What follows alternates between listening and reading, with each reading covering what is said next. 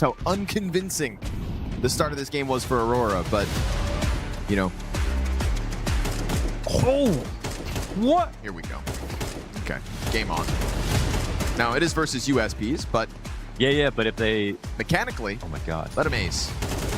It's right there for the take. He's Santares, yes sir. Wow, he's back.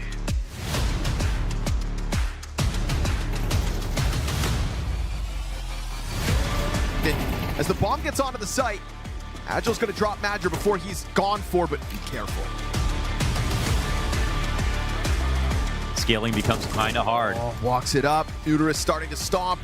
Santares knows what you're up to, and he's just trying to stay in cover long enough to take the fight. He sees the trajectory. He knows Muterus is stuck in this corner. He doesn't keep him locked in on A. Wait, if he goes to plant, Madger's got to be careful. Oh, he stops the bomb. Woxic got to figure out what he wants to do. Stomping around. This is well heard. It's a Glock in head, and they have done it. Wow. This is where things tended to fall apart, though. Oh, just like this. There's the proactive peek in towards ramp. JKS to come out on top of it. Regali shutting them down as they come out through connector. Low HP, 25 to his name.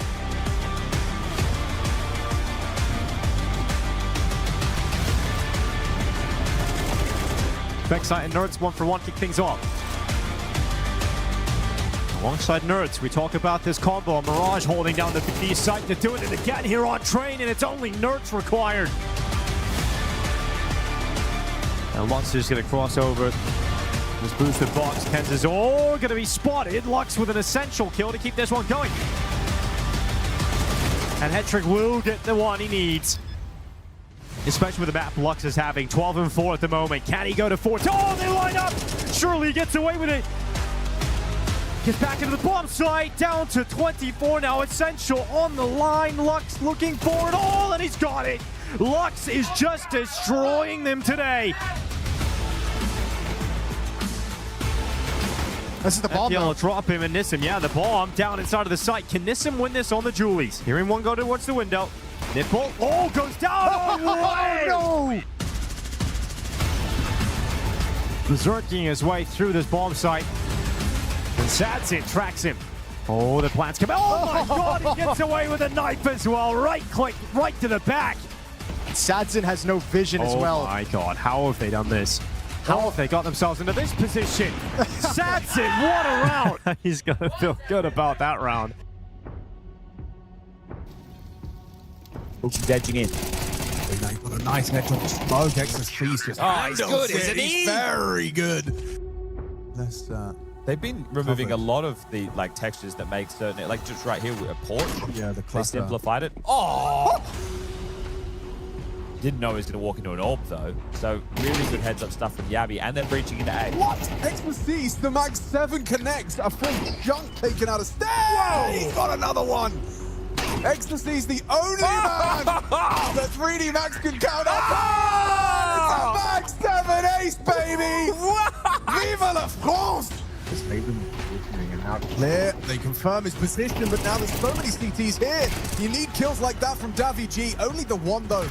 BetBoom, solid hold. Hold up. Just playing with him now. That's naughty. That is naughty.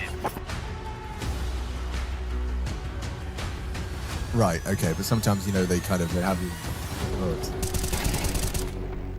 Okay. That's 2 going up heaven. Okay. They have to boost on up. Artfrost. They can kill Artfrost. They can kill him. Martinez, what have you got? A Glock out. That's what he's got. Artfrost closes it down.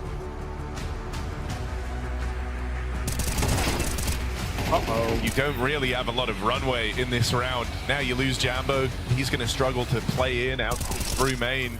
And they're getting picked apart over here. Ivy side, Fear, dead. And 5 players survive. Got the AWP, hits the shop. And I think they continue with their push. They're going to go through the fire and flames. Crim's just mowing them down. It's an absolute disaster. You start too strong there, comfortable in the knowledge that if it isn't the B rush, you can rotate around, you can play retake on A. You've got good faith in your A players and their crossfires. Go down 1 step. As mentioned, money pretty tight. Gonna ignore that smoke. In we go, but they can't ignore the incendiary. Towson, though, beautiful shot on that Desert Eagle. Got an AK for PR and a 5-on-4 situation as well. PR will be positioned towards short. Towson, my God! That's a crazy shot to find on Jacasmo. Play back, missed info, and they just started rotating away. Torsten with a 3rd. There's a backstab up through connector, and with him not planting, a round is done. Torsten, 4 kills deep, 1 shy of the ace. Good morning and welcome to PGL Masters Bucharest 2025. My name is Sam. I'm going to be your host. And as we get into this, I'm just going to let the little troll inside me out. I love watching highlights from the day before. So, for example, and Striker Dust, I'll bring you into this conversation. We watched the Aurora Saw game, and it's a Xantara's highlight package. And then the troll in me starts giggling hysterically because I'm like, they didn't even qualify. They're still playing today. That's funny. We see Crims pop off, and I'm like, Fnatic's going home. It's mean. But that is kind of what I was thinking as I was watching that. It was yesterday, like this juxtaposition of incredible players, and that just wasn't enough for some of these teams. They've gone home or they're fighting for a shot in playoffs today. Yeah, a couple of surprises, to say the least. I mean, Aurora would be the big one, I think, of the day. It's also the way that they lost towards the end on that train, or on the Inferno, right, where they just give up the diffuse and all that stuff. So, yeah, I mean, it was pretty shocking, yeah. Yeah, I mean, if you're playing today, things obviously haven't gone according to plan, right? If we're honest, like normally, it depends on who you are. Depends on the plan. So let's be fair, Dust. Like the plan is to make playoffs. So if you're playing today, there's still a chance the plan is successful. I was building up to that moment. I was getting really excited. Yeah, things haven't gone according to plan yet, but you're still in the fight, unlike some others who we lost yesterday. So that's kind of what I was getting at. You know, you don't ever want to be in a situation where you're on the wire like this, but you know, again, at least there's still hope for you. So Aurora, a little bit of a shocking upset losing to Sword. You know what else I thought was, I wouldn't use the term shocking, but a little bit concerning? 3D Max. Coming into this, a lot of the analysts were saying, okay, this is a team you need to keep an eye on. They've had a really good run. It hasn't looked very good here at PGL Masters. Yeah, I wonder if it is the schedule catching up to them a little bit.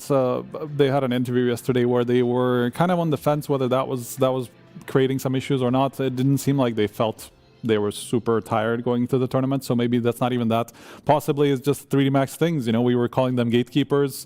Richard was saying how, yeah, but the gate is kind of open, and that turned out to be the truth. I think they're like a kid that kind of swings on the gate, so every so often it's swinging closed, but 9 times out of 10 it's kind of open. Right. Yeah, I mean, this is kind of the problem that 3D Max has had for a while. Is like they're kind of like always on the bubble, like that 9th to 12th place team. Every now and then they'll get a top 8 finish.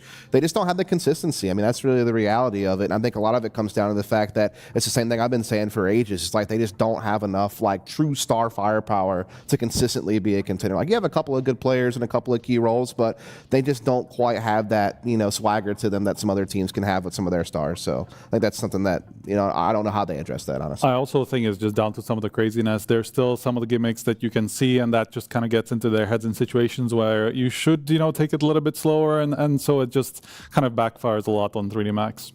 Do you rate them for the major?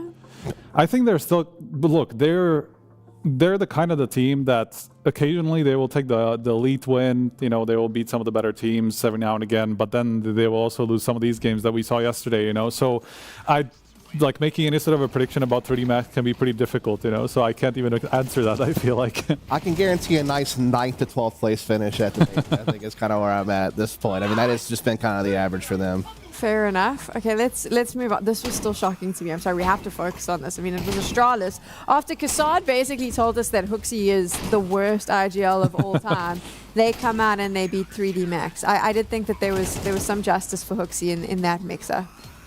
Yeah, it's just kind of the pendulum swinging it again for Astralis, where it's like, a lot of hope in them after the, HooXi debut at Astana that led to a finals appearance, and they followed that up with another good run at Fissure, and, you were kind of having your hopes that this team was on the way up, but we've seen them also take some big hits along the way as well, so I don't really know where they're at, if I'm being 100% honest, and there's also the whole, is this the actual roster they intend on keeping long-term past the major? May just seem like maybe just a temporary stopgap, so it's hard to really put your thumb on what exactly Astralis is at this point. It's hard to play with only 2 players that can put up the numbers, right? Obviously, that's nothing to say against Magisk, but it's just Stone did have better output. I know that he was getting criticized a lot that he wasn't having enough of an impact, or he was disappearing in key games and some of these things, but still his average output was way above that of Magisk, even if Magisk has been doing all right on this team for the position that he's playing. But it's just there's nobody else to take up the mantle effectively. Do we know when he comes back? If he comes back? No, they haven't even said that.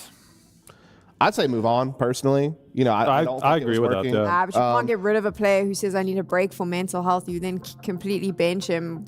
Astralis is in enough trouble with their PR already. I meant more of I'm talking about it from the performance aspect. I don't think he was working on the team, with all that situation aside, in my opinion. But I also do think you have a situation right now where, B Mages are basically the same player.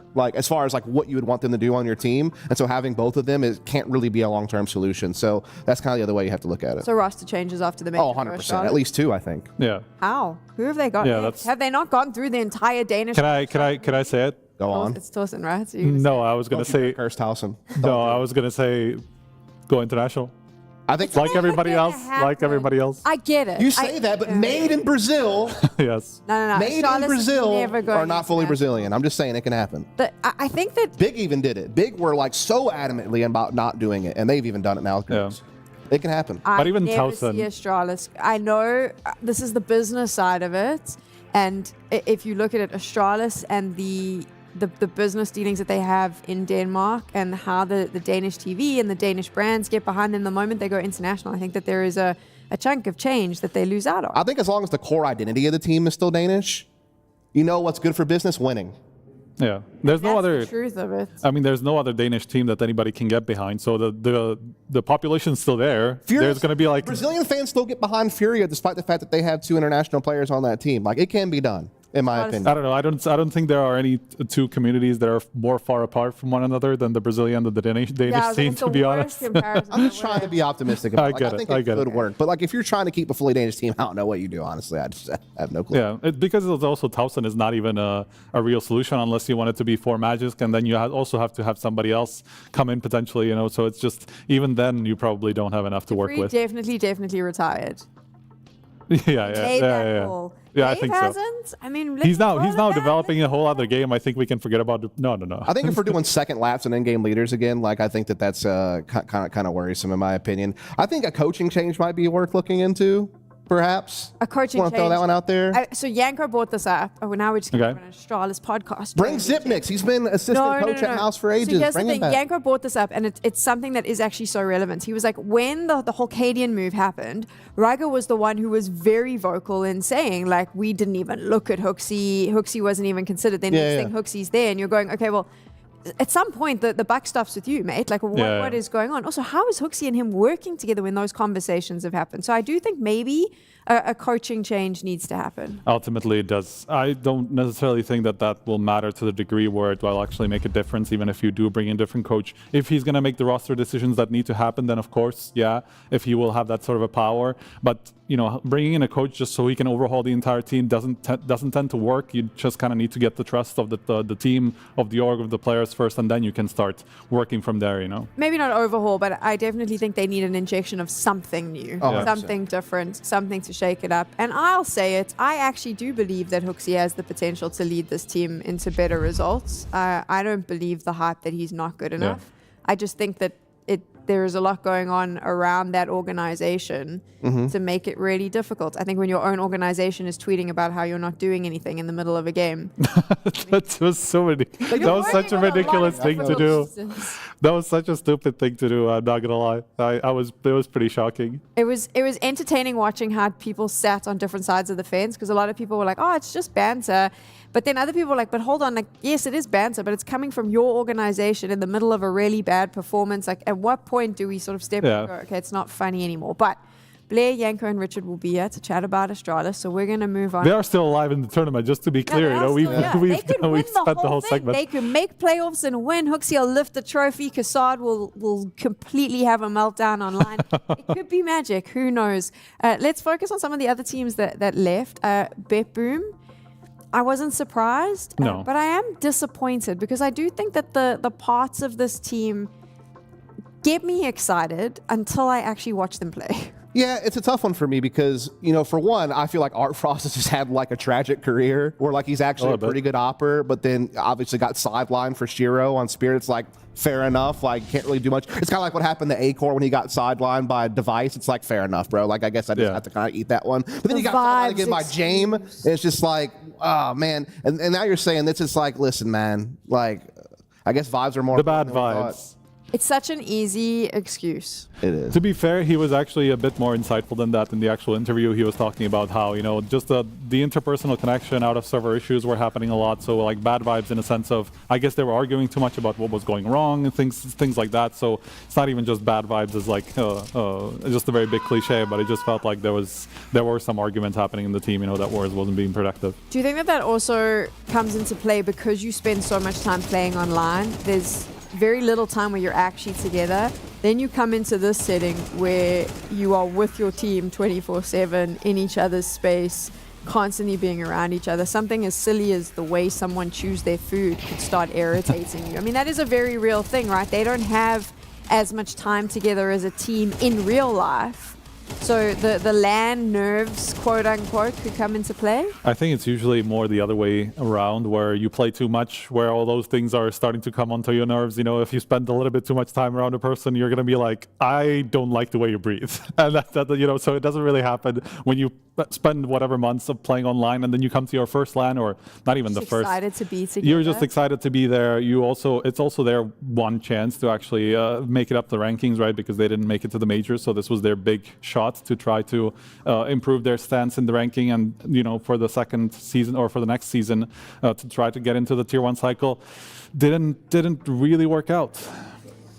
It's tough. I mean, this is a team that, not for a lack of trying, has not been to very many LANs. I mean, they didn't qualify for like 7 different LANs they played in qualifiers for. This is one of the few they were able to get to besides the Lando LAN. And unfortunately for them, in some cases I can understand like online form not transferring to LAN just yet. For someone like Diladez, for example, who hasn't really played a whole lot of LANs, right? He hasn't really been around for a long time. I could maybe still see him develop into something. I think Art Frost still brings value as an operator to the team. I think Boomich clearly, still brings value as an in-game leader who can do some fragging in his own right, but the Magna Jazz hype has got to stop at this point. Like, I'm pretty much over it at this point. Okay. Like, he had so much hype coming from Spirit Academy and, his online form from BetBoom, and I've never seen him bring it to LAN other than like a map here or there. Like, and for the role that he plays on the team, it's just, you got to have something that has more impact there. So based on their performance for most of the year, it is easy to sometimes forget about Fnatic, but I don't want to do that today. So very quickly, another team that's going home. Bring back Cypher, question mark? Yeah, the haters are eating well, I think. It's also just very unfortunate that Dracosmo had to finish on such a big low on that Mirage yesterday. So it's it's not going to help with his confidence, self-confidence. That especially with the sort of pressure that's coming from the community. Everybody's just kind of like, you made such a lateral move. Why would you just put the guy out of the major that you just helped the team qualify for? And so that's always going to be playing up to your mind, I think, if you have some performances like this. I mean, I just don't really have too much to add to the whole Fnatic story. I mean, they have been kind of a mess really all year, if we're being 100% honest, and they obviously lost talent when Manus obviously went sideways to G2. That was a big hit. They've retained Blame F, but outside of that, there's really no other consistent talent they put around him other than Jumbo. Jumbo I thought was a pretty good move, but even he had a pretty poor tournament compared to what we normally expect to see out of him. And so I don't know what the vision is long-term going forward, because obviously you've had the whole like shake-up of the whole Jacasmo versus Cypher situation, but it's also like, how much longer is Krim's going to, ride out on this team? Yeah. Before eventually it's like you're going to have to kind of move on from that at some point as well. So it's a tough one for me. Like, I don't really know where to put them at, in my opinion. Well, we don't really have to talk about them anymore because they're not in the tournament. Awesome. You can worry about them when we hit the major. Let's see the teams that we will be worrying about today. We got 3 matches. This is your schedule and what you can expect. 3 teams going home. 3 other teams making it through to our playoffs. Obviously, we focused quite heavily on Astralis. You can watch them a little later against Aurora, FlyQuest versus Legacy as well. But the game that we're going to be talking about right now, Gentlemates up against GamerLegion. We saw GamerLegion knock Fnatic out. I mean, this is the matchup that we're going to be watching. I'm just going to say it because I like to be honest. I've said it behind the scenes. I haven't paid a lot of attention to Gentlemates. I think the first time I kind of started giving them a little bit of focus was Star Series, and even then it wasn't a lot.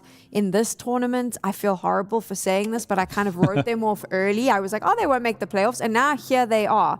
I know I'm not the only one that's done this. I'm sure there's fans at home that was feeling the same way. So, I mean, let's get into this now. Why should we change our attitude about this team? It's tough because, like, the only thing that they really had to show for themselves coming into this event was the fact that they had, like, an interesting run at EPL, where they actually played really well in the first stage of the event. They beat some teams you probably didn't expect them to beat, like G2, like Heroic. Then they actually... Vitality. They beat Vitality. They beat Vitality in the opening game of Stage 2, and that was a very shocking win. And it's like, okay, I'm paying attention, and then they went 0-6 after that and got knocked out. Then other than that, they haven't really been to many other offline events, right? Other than like some smaller like lands in, I guess, the Iberian region where they're playing against like, Portuguese teams and stuff like that. So there's really not much to go on. And then they went 0-2 to open this tournament. So kind of going along with what you were saying, Sam, it's like, yeah, I didn't expect to see them hanging around for too long, but they've grinded their way back into this tournament and still have a chance at playoffs now because of it. You like them, Striker. I honestly do. It's not necessarily that I think they're going to be amazing and they have what it takes to be a top 10 team or whatever, but it's more the style that I'm talking about. They play fast. They like to make their opening moves very quickly. They have Martinez, who I think is one of the most exciting uppers on the tier 1, tier 2 scene, where he just is capable of making a lot of crazy moves. He's super dedicated. He will have the op whenever he can effectively and just make some crazy moves with it. He likes to do some combat opping, So as much as it is very unpredictable Counter-Strike, it is very exciting Counter-Strike to watch. So I actually kind of like this team despite of some of their ups and downs. What's cool about unpredictability is that can throw some of these other teams for a little bit of a 6, which is why we could potentially see them be able to knock out what is a hobbling GamerLegion. It's possible. I mean, GamerLegion has certainly looked vulnerable this season. They have not looked like the same team that, we were praising, in the early portion of 2025 when they were getting some big finishes. And, even throughout this season, they've had a couple of kind of cool series wins, but no real big results to call for. And so I think this is important for them. Like, going into the major, if you're GamerLegion, you need to like put something out there that gives you a little bit of optimism and hope about the future of this team. And look, they have some really talented players, like PR, I think it's been kind of one of the rookie candidates of the year that's been very strong. Rez gets a second win to his career on this team. He's played very well. And then Towson, someone that we've been talking about a lot, Striker, where it's like when you compare Towson from, day one on GamerLegion to Towson today, drastically different player, has evolved a lot. He's been great this season in particular. I mean, of course, this tournament, I think he's a top 5 player or top 3 player even of the tournament. Third, I think. Third, yeah. And just generally the way that he's not even being put in a lot of the active positions. He's kind of a hard anchor. Sometimes he can be some of the more active lurker. In a couple of spots, he is a bit more aggressive, but generally more a supportive element. But he's actually the one putting up the most numbers or the biggest numbers. So that's impressive to me. And actually, I was looking through some of the stats. He's one of the best clutchers of the season. He's had something like 35 clutches won this season alone. So there's a lot to be excited about when it comes to the rifling trio of GamerLegion. The issue for them has been more the opping side, where they went from Slen, then they went into the Kersey experiment. Rest in peace. Hypex still, I'm not sure whether he's going to be any better than that, to be honest, at the moment. He's had a pretty rough tournament, so it's more, there's still on the search for finding the right opera, effectively. Let's focus in on the tournaments itself, because I know we've taken a look at results and what these teams look like coming into it, but I actually want to talk about what we've seen over the last few days. So for the likes of GamerLegion, they lost to 2 teams that have already qualified for the playoffs, and then were able to find themselves still here, still have a shot. I mean, is it fair to say that maybe the opposition was a little bit tough? They're still not looking very shaky. Is that a fair statement? Or is there still concerns? Do you think they didn't play up to their level? I mean, overall, what is your eye test telling you with their results? I mean, the games were close against Pain and Saul. There were all 3 mappers. There were multiple overtimes involved in some of those games. I mean, the third map against Pain. That was tough, you know, getting 0 T rounds on Dust 2 and only getting 1 T round on Overpass in that series. So yeah, it's like there's just been some one round. It some offensive issues there for sure. But clean win against Fnatic yesterday to give you a little bit more hope that they're maybe getting onto the right track as we get into the pick ban. I mean, kind of permabans coming out at this point. I would expect GamerLegion to go maybe Train or Overpass here, probably. I mean, how much of a role is this veto going to play? Do you think? Is it going to be a massive sort of condition for one of these? I mean, I think Train's a huge edge for GamerLegion if you're just looking at resumes. Like, so they should be able to get value out of that pick, in my opinion. Inferno, that has been a weak point for GamerLegion very recently. They've had a lot of struggles on Inferno, so I actually think that's a pretty smart pickup there from Gentlemates. I'm somewhat surprised we didn't see the Overpass pick from GamerLegion because they've been picking it quite a bit, and Gentlemates have not played it even at this tournament yet, and I think they've played it on like twice this entire season. So a little bit surprised there, but I think the Nuke Decider is not too big of a surprise. I think that's a big middle ground for both of these teams effectively, you know. So I think, yeah, just a bit surprised about the Train pick myself, to be honest. So I do think that GamerLegion beat Pain and Saw on Nuke. So that in this tournament, so that'll be sitting well with them, and they've had a win on Train. And when you look at this, I mean, does it lean in the favor of GamerLegion? It looks like it's more playing into their wheelhouse than Gentlemates. I mean, I certainly think that the Inferno one's going to be a tough test for GamerLegion because I feel like if you look at that map, they were very strong on it early in the year when they were having like some of those 5th, 6th place finishes. Like they were 9-1 in their first 10 Inferno games this year, but have really struggled. Like I think they're 4-8 in their last 12, and their T sides have really been kind of a worry. So I think that is a trouble point, but I think you're right on as far as like just the overall maps that we're going to see here of the 3. They should feel pretty confident in the other 2. But to be honest, we've watched this now for the last few days. It doesn't really matter because many of the time it's gone to 3 maps. We've seen teams lose their map picks. So it is kind of going to come down to what Gentlemates throws on the table. Let's zoom into Train now. How does Gentlemates play this? What is their game plan? Speed. I mean, that's what that's 100% the case. I mean, obviously here, I think Mopaz has actually been one of the better players for them this tournament. He's probably been their best player consistently throughout the course of this tournament. So playing a very important role, anchoring the inner bomb site. I think he's going to be one to watch out for. And then I think the Martinez versus Hypex op argument is going to be kind of a big one throughout this entire series because Martinez represents an opper who has been able to show that he's had a lot of value. Like on his 9Z days, he was very much a prospect, and even when he played in Spain before that, whereas Hypex has, honestly, let's face it, he struggled. So this is going to be huge in the matchup as well. Yeah, and he also doesn't have that much experience on this map either, so I think that's also going to be a difference. And yeah, so far this tournament, I mean, this is not this tournament stats, but still, so far this tournament, I think he's been struggling a bit. To be honest, Martinez also took a long time to come alive in this tournament. The first couple of series that they lost pretty handily was kind of because he was just not really showing up, not really doing too much. Last couple of series, he stepped it up, so I'm thinking he will probably continue it here. Do you think GamerLegion has the synergy to be able to control the pace on Train and shut Gentlemates' speed down? I mean, look at just this rifling talent that they have spread out across the map. When you got Tossin helping you work the inner halls and pop, you got Rez being able to be the tip of the spear for any entry that you want, as well as controlling team main. And you got PR, who is a luxury extremity playmaker. I mean, it allows you to have so many different options all across the map and defaults to be able to create openings and opportunities for you in the mid round. And then when you do just want to death ball up for a fast outer split or an inner set piece, they just have so much rifling talent to go into, you know, these sites. And, you know, I hate to just like play the rating game, but dude, everybody on everybody on Gentlemates is ranked below a 1 rating for this tournament. Yeah, they're all like 0.9 something. Meanwhile, you have guys on GamerLegion who actually produce, and I think that's going to be a big factor no matter what map gets played.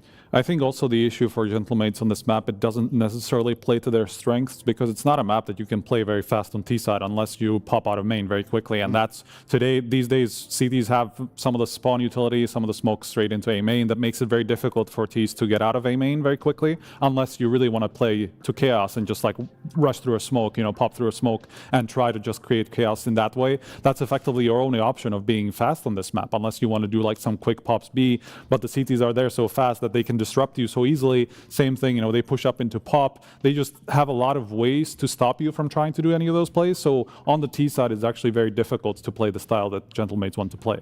Scorny and Launders are getting ready to take us into Hello. the game. Hello, gents. How are you feeling this morning about this particular matchup? We've heard lots from Striker and Dust. I'd love to hear from both of you. I'm hopeful that GamerLegion are finally going to kind of turn around the bit of this season, because I love that, you know, Ash and his band of merry men are looking to power up for the major, and GamerLegion's a team that I want to see successful. So that's where I lie today. Yeah, as a YouTuber, I want all YouTubers to be respected, and I hope that Ash doesn't go out as the coach that has won as many tournaments as I have. So it would be great for him to sort of match up his reputation to his accolades with an event like this. You know, as soon as you brought it up, I'll just bring it up. Actually, I won't, because I've just heard that the game is live. So I had a YouTube question. I'll just never ask it. Let's go watch. Whoa, what a cliffhanger, Sam. Damn, I really want to know. God, how are we supposed to hang out all day? First wondering time someone's taken an interest in my field of work. What could be? What could be? We all ask ourselves that as we jump into this one. Gentlemates and GamerLegion, and a train play to kick it all off. So let's see whether the young guns can follow through, because you've already got Hypex with the headshot. Rez adds one to the... Ooh. Yo, he wasn't even done peeking yet. That is Rez and Towson right thereafter. So very fast time to kill for the GamerLegion pack that go flying down that ramp. And Saucel has his flank going to at least find one of the two flank anchors, but where there's one, there seems to be more with GamerLegion. And they'll go back and get the bomb. They wreaked so much havoc. Bomb hasn't even been planted. They have the whole site. Now they're just looking for the Alex lurk. Let's not count him out. He's in a spot where maybe he gets one kill, and then it's a raw 1v2. Thing is about a kit, I don't know. No kit on the round. Can't be found, but could get by. Nice tap. Oh, real chance at a second. Towson's dead. Rez still sits above, but no kit on the buy for Gentlemates this round. And so Rez just has to burn a little more time off that clock. Rez loves calling out the fake diffuses. You'll see that there's nobody there. Surely Rez just got vision of the bomb, but he tries to walk outwards, keeps his head tucked, forces Alex to back up. And Rez definitely put himself out there to die. Again, time is of the essence, but there was a world where that 1v3 comes together. However, it's Rez instead with the 3K multi-frag to kick off the day. The way Rez played it was very nice. I think at least he walked the entire way. So he called out one fake, or at least that there was no kit. Then he made sure that he never took a fast step on the peak, which if sometimes you walk out, maybe you get headshotted for that. A couple of very small risks, but I think well calculated here.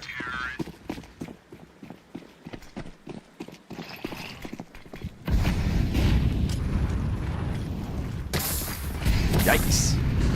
Hot for David G. Good scout shot onto Rez, trying to slow him down from the pistol win. And PR's there to work, but these players are right on that train. Easy lineup for the FAMAS. Saucel, 2 kills, even 3v3. Dangerous MP9s, not too far off from where GamerLegion did exit to start this round. But they slow it down. Temporarily, anyways. And we're going to get this big flank from Mopaz. Does he come back? No, he's going to just wrap this around the world. You are effectively boxing GamerLegion in, but until he's in position, they could do things like this, try to fight their way forward. Oh, he will drop one at least, keeping the numbers even. They're going to come check it. Yeah, there's a timing here. Hypex, let's see how aware he is. Oh, very good on him. Mopaz not considering that close corner, so Alex going to have to do something wonderful here with the Deagle. Missed shots, missed opportunity. GamerLegion convert it, but only with 2 survivors. Considering the flank and the timing and the fact that their A attack didn't go as well as they thought, they might be relieved and happy. It really sometimes comes down to those last set of circumstances that dictates how you feel.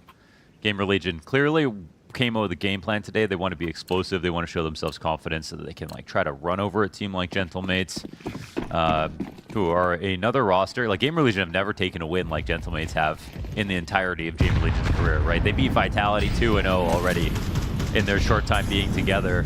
But GamerLegion have a much higher floor. They're much more consistent versus the lower ranked teams. Trying to get through unscathed. Singular 5-7 death. A lot of damage though. Definitely something still to be proud of in all 3 of these rounds. If you're Gentlemates, you held them back and made them think. When you forced back versus T-Con, you nearly pulled off the 1v3 clutch if you're Alex. And this time, again, one of those moments of what could be with just a bit more damage. So let's get this game going. Gentlemates rifles inbound. And if you need any recent reminders, it would have been our game yesterday where Aurora fell victim to the likes of Saw. The T sides on both of those halves absolutely flat. Yeah. So let's see whether that CT dominance comes through early days. Look at some sour performances for GamerLegion so far at this event. I know they're coming in fired up. All right, so are Gentlemates. Look at Nice, the tempo Alex. this time. Alex gets aggressive. Oh, he didn't see that. PR comes through with the double kill back, and they deal with Alex on the smoke. Dude, I was thinking Gentlemates signing up ferociously for a fight like that was going to take control of the round. Little did I know, PR could fight even faster. Flies out through Pop Dog on the recovery mission. Man disadvantage means nothing, and GamerLegion keep the success rolling quick. Yeah, between Towson and PR, the two standout players. Didn't see about Towson's last match because he had like the best day and a half that we've seen. No, it was good again yesterday. Okay, so basically he's had one bad map then.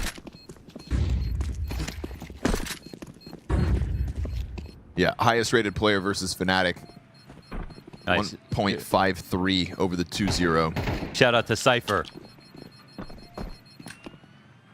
And just because we were casting a lot of the earlier GamerLegion games, but then we didn't catch yesterday's. Yeah. Shout out Hypex as well. On Train specifically, first map versus Fnatic, he goes 21 and 15. Has a standout, you know, because we were kind of waiting for it, hoping for it. And on the CT side specifically of Train yesterday, 17 and 4. Nice. So let's see, you know, when the swapping of the sides inevitably comes, whether there's a lot he'll have to do. Because right now, it's the rest of the pack carrying him forth. Hypex is someone that could benefit a ton from playing.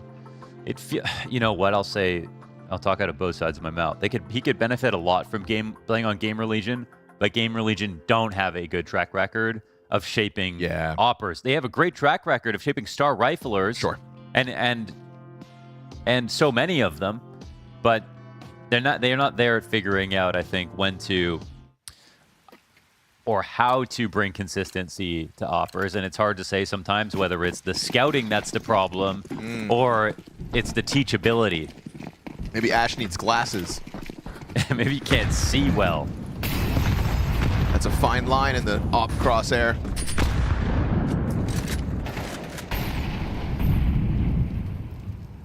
Silver lining, Gentlemates still on the bye. Martinez, speaking of ops, going to be looking to dominate today. But he sits on that outer yard while we get this quick pack of GamerLegion players poising for the B hit. This is a forward setup from Mopaz and Davy just on the rotation. This is one of those spots that can get zoned, though, by the utility. So we'll see if Mopaz's defense kind of gets unraveled before the peak even comes. Yeah, look at that double Molotov on top of him. He's got to go into the back of Train instead. Davy G dies over towards Oil, and all Mopaz can do is tuck his head. They're going to come wide swinging and clear this. Very nice execute out from GamerLegion. They materialize a struggle for the defense's setup and then make the most of it while that CT setup is in transition. Can't lie, this is very clear from their intentions every single round so far, how they've been attacking, what they're trying to do today, and now it's actually coming together. They're not even losing players on these hits. This is a full buy hit to B site. They lose 2 guys. Gentlemates lose 2 guys. GamerLegion come away unscathed, and there's a chance they punish exit. ZTR still entrying. At this point, I think you gotta let it go, though.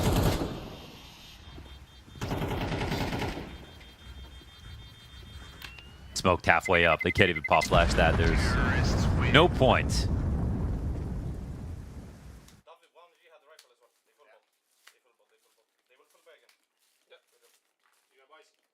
I think they run through them today, man. Run through them. Yeah. Yeah, you think GamerLegion are powering up as this event's gone on? Yeah, I think they're kind of the combination of like angry and have shown too much to have a bad event so far.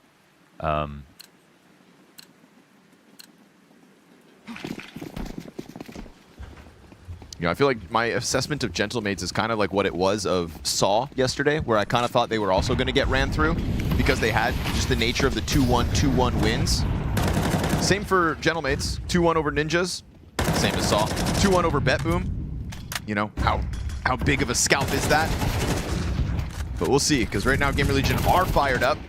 And Alex still trying his damnedest to hold them back on T-Con. Tons of damage here. So much. What what could have been again. But we can only ask ourselves that so many times, as this 6-0 start on a T side of train is very clearly coming together for GamerLegion. You've got PR off to the races. Rez has found his moments of impact. Towson's showing promise out of the gate. Hypex isn't dying. This is, you know, more and more so convincing. You're selling it to me, Mohan. Yeah, I mean, we see that there's actually so much potential on the individuals on GamerLegion, even compared to a lot of tier 1 players that we can think of. Like, we know how good Rez can be. Right. We've already talked about, people have already earnestly discussed the idea of someone like PR to go into, like, even a quality team like FaZe, like getting a jump up. And then Towson's improvement while on this roster has also been noted in the stats on the first day of this event. He's jumped up a lot, and if you ask me, he plays a ton like PR.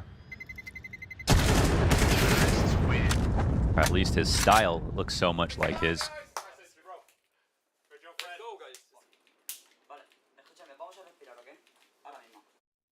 Never gassed up GamerLegion so much in my life.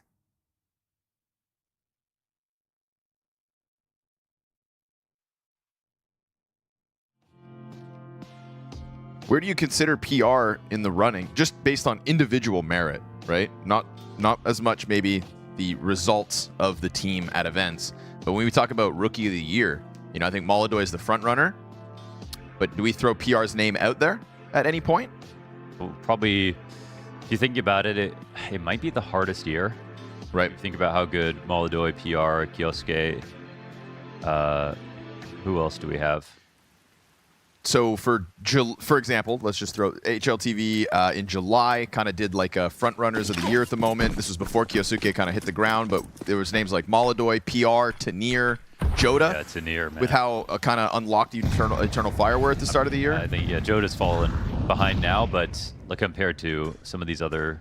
For the record, just to kind of date this, Icy was also in contention at that time, so... Icy was never in contention, I'm going to tell you that right now. He's never in contention of Rookie of the Year. They needed to throw a 5th name out. That was not even a... They just didn't have a 5. Oh, man, poor guy. Martinez missed the timing, and that's going to... Oh. Maybe. He's out of contention now. He's out of contention, yeah. He's just dropped the ranks behind Icy. Oh, PR going to beat himself up, but luckily the talent is across the board today. You know, you're not banking on what has been at times the PR Rez show. We go 2 versus 2 off of a good shot from Davy G, caught by that pressure through Pop Dog, still gunning for a single round, and maybe a 2v2 is how it comes together. But yeah, PR, it's always harder when they're looking the other way. It always stands out when they're so good, right? They have one bad spray, and it looks like the worst round in the world. That's PR. He almost never misses a bullet, and this is crazy because now it's crazy because Davi's not just falling back, he's worried about Z. This opens up another timing where Davi could turn around as they're coming out. He keeps turning, but just at the wrong time. He just doesn't believe it, and oh, well, I think he's actually got to a good spot here, though. He may have gotten back around it because he hears that util, but they don't plant on this side. Inside train. Wow, Davy G's going to try to stop this, but he won't, not in time. They were worried about up top, so still considering the brown halls at that time, Rez has pushed beyond. You think Davy G should be able to figure that out with the bomb plant positioning? Obviously, utilities telling him but something's up by this smoke. If Mopaz dies first, it's going to be very hard for Davy to win this. It's not a stick. Oh, Mopaz finds him as the smoke fades. Yeah, they had an inkling as to what was going on. For all of that time, it felt like Davy G was going to be flanked and that he was going to miss the timing, but good on him to wrap back around the bomb site and make the most of that. Yeah, I think his final choice to get there, just in case he was wrong, was such a good place to be. You're never going to clear the outside of the train there, especially because someone could be coming in from heaven, and that's a risk. But he was very good. Very good moves. So there we have it, 7 rounds in. We've got Gentlemates on the scoreboard. One miss spray from PR. That's impact.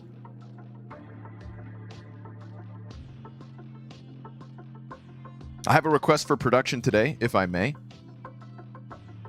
As far as our timeout music goes, I want to hear the most upbeat, sunshiny type songs that we've got in the collection. I want something so positive that Dust will be dancing in the green room. You guys got that? Let's see what you can do. Gotta have like a pensive atmosphere. Something, though, right? you know, a little cowbell or... Cowbell. Okay. I don't know. I've woken up That's what I like to think in a too. great mood, so I really want it embodied in the broadcast today.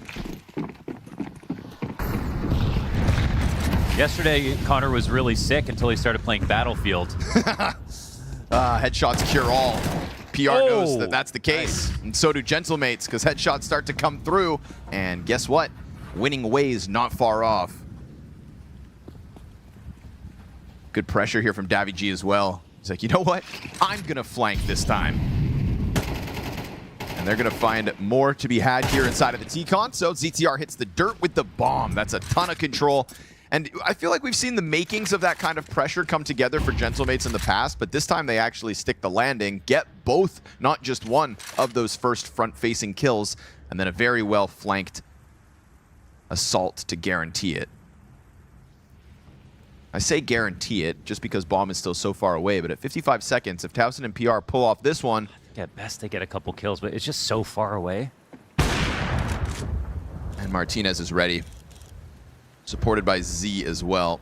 Towson's got him pinned in, but nice shots from Martinez. Op is coming together, and Gentlemate's going to make sure to make the most of the first round win by getting them consecutively on that board. Yeah, really nice. I mean...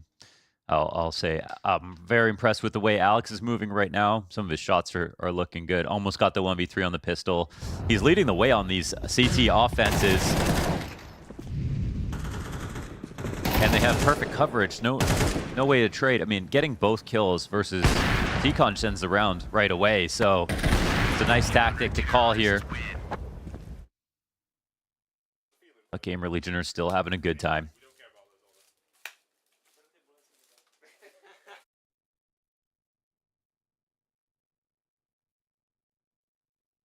Laughing in the face of adversity.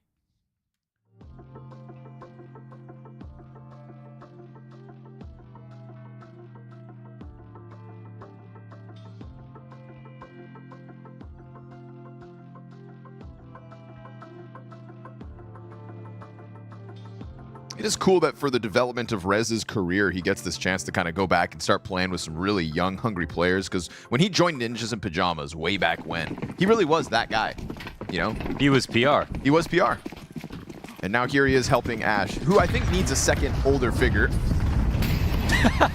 You know? So funny to think about Rez that way, but yeah. Yeah, but he's got more experience than Ash. Yeah, you need somebody to confirm what Ash has to say, and I think the two of them really work as the, you know, the shaping machine of GamerLegion. But we go 5v4 again. Martinez very much on the ball at the moment.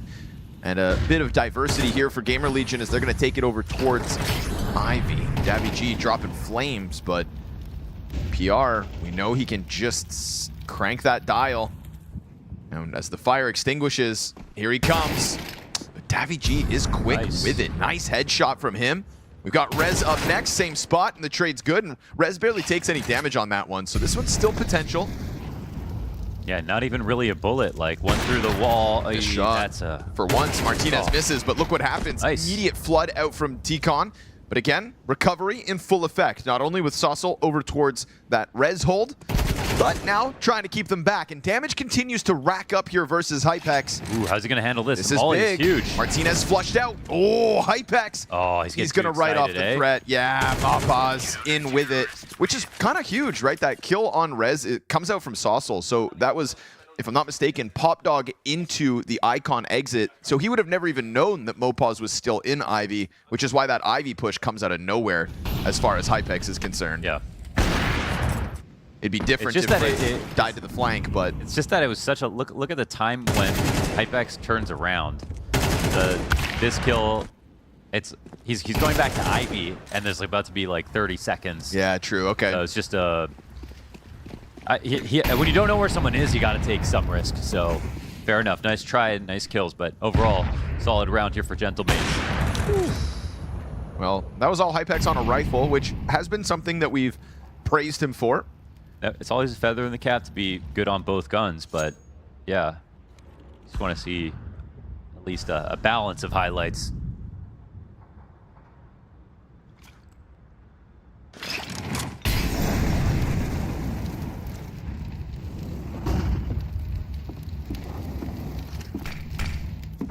Saucel's not going anywhere. He's going to have to fight to the death, and that's fine by him. Another man advantage pieced together here by Gentlemates. And they love this Ivy push, and it looks like it's around the same timing. They're going to be watching it, but it just depends how long. Second player in the B site, though, Rez. They're watching it. Kind of losing track of that one. Yeah. Good call this time. Hypex's not going to fall. Oh, Rez is doing it alone. What in the world? They took both sites. Damn, Rez. They just kind of throw him at the B site, say, get what you can, and he gets everything he has to. This is funny. Martinez. How did he not see him? He was scoped in the whole time, and Rez was looking elsewhere, but he had that inclination, so he doubles back. That's what, you know, the beauty of Rez. He'll just turn around and win a round every once in a while, and that's what we get in this one. GamerLegion's like big strength is they have 3 Rezes, right? They have Towson, they have PR, and Rez. Yeah, they've cloned Rez. 3 different countries, 3 Rezes, but they've basically got 3 riflers who have a lot of multi-kill potential. They move at a medium pace, right? They're explosive, but they're not too aggressive. And their sprays are absolutely fantastic. Yeah, so for sure. They want to abuse that. You know, trying to find an op for this formula is really the next step for GamerLegion. Ooh, Rez, you don't see him, huh? Didn't hear him either, I guess. Got them old man eyes. CTR on the recovery, and a pop dog push is going to come through as well, but Saucel's been able to get that second gun. There was only the Martinez op to start this, but it's the pistols that have got it going. Good trade back from Martinez. Man advantage established here by Gentlemates. ZTR seems to have lost track of Davy G, but it's a P250, could betray him. What? No, he gets it to the back of the head, and Hypex into a 1v3 clutch instead. Got the util to flush Davy out. Missed shot, not ideal. Luckily, it's an easy pickup. Nice read there for Hypex, and it's another Ivy push. They just love this 1-minute Ivy flank, and Hypex watches it 10 times out of 10. So again, it just comes down to how long he wants to hold it. They're obviously a little bit nervous to go for that push, but as long as they wait there, there's a moment where he can't go Ivy anymore, so they can just freely turn the corner and work on this flank, and it's coming up in a few seconds. Right in front of him on E-Box. Oh, the shots missed. Gonna keep that pressure up. Flank is still inbound. Doesn't big know risk though. going up the ladder. Yeah, Martinez. Oh, Hypex. That's Is he gonna great. think about it again? He was already considering the flank once upon a time. Is he gonna go in or? Doesn't want to confirm his position just in case. Is he gonna get lost? He's making the go move. in. You gotta run now. And he does, right when you say it. Saucel still has to flank this silently. 5 seconds as he gets onto that bomb site, just with a second to spare. Hypex wasn't able to win that first clutch, but 1 shot on Saucel and he's done it. Oh, but he turns and misses that timing. Frustration at the end of this. Another close call, but another Gentlemates round win instead. Yeah. He kind of just misses his timing to get into Z, bump it into the wall. Maybe would have bought him a couple extra seconds to get comfortable in that spot he wanted to play in, which was still a risky position, but maybe it wouldn't have been cleared because it was kind of scary to play there. Love the attempt. Good try, a little bit even better than last time. He was right. It was the Ivy flank coming in again like it was last time, but still, this was the highlight.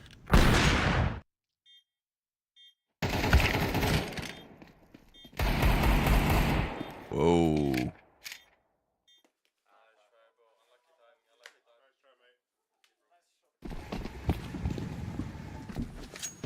Good self-control, though.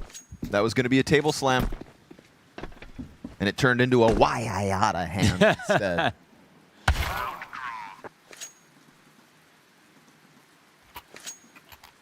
Never happened.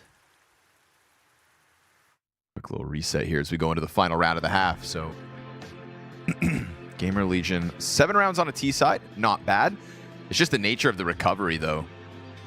Gentlemates pushing him into a weird place. Luckily, GamerLegion going to be a few limitations here. Poor PR's only got $2,000 to buy. But that's really all the issue they have. And there's a CT side that awaits them.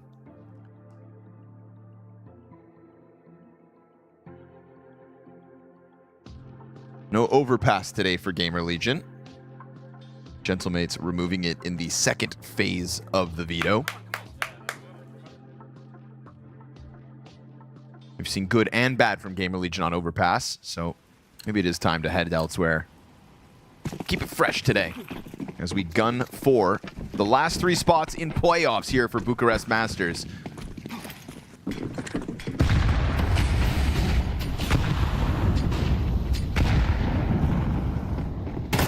Quick challenge, and Mopaz not going to be able to handle it. Smoke in front of daviG as well. They're going to have to consider that somebody's up in there. Shadow advantage for PR makes this job way too easy, and he keeps it ready for a second. daviG forced to reveal himself, but then he gets exposed to that whole pack of players out on the site. Martinez clipping one in the open as Hypex will plant safely, and Martinez almost getting a chance to take down the player top shelf. But unfortunately here, no teammates, tons of utility still to keep him at bay. A damn nigh impossible clutch, but PR maybe oversteps. That was a needless death in terms of this one, and he has to dive the plant. He has the nades to do it, but there's no way he's going to get the kill, so it's time to go, Martinez. Smoke and incendiary. That bomb is at 15 seconds right now. There's no saving now, so get out there. Bomb is now at 10 seconds, and all he has to do is put that smoke on top of it. Try. Bomb is at 6 seconds. Never going to win it.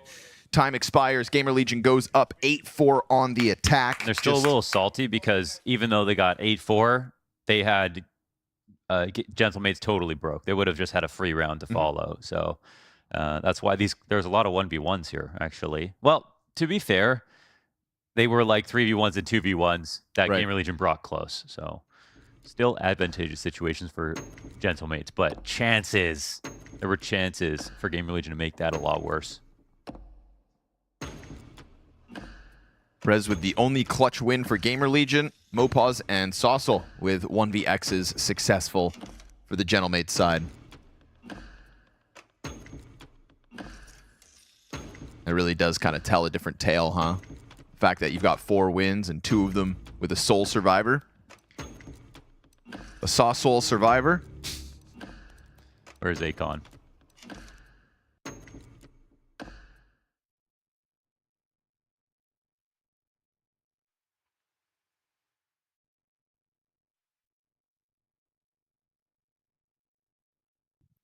They are not ready for what's about to hit them, yeah? Let's go, guys. Wanna wait for it if you sit? Yeah. Ooh, they're not ready. They're not ready for what's about to hit them.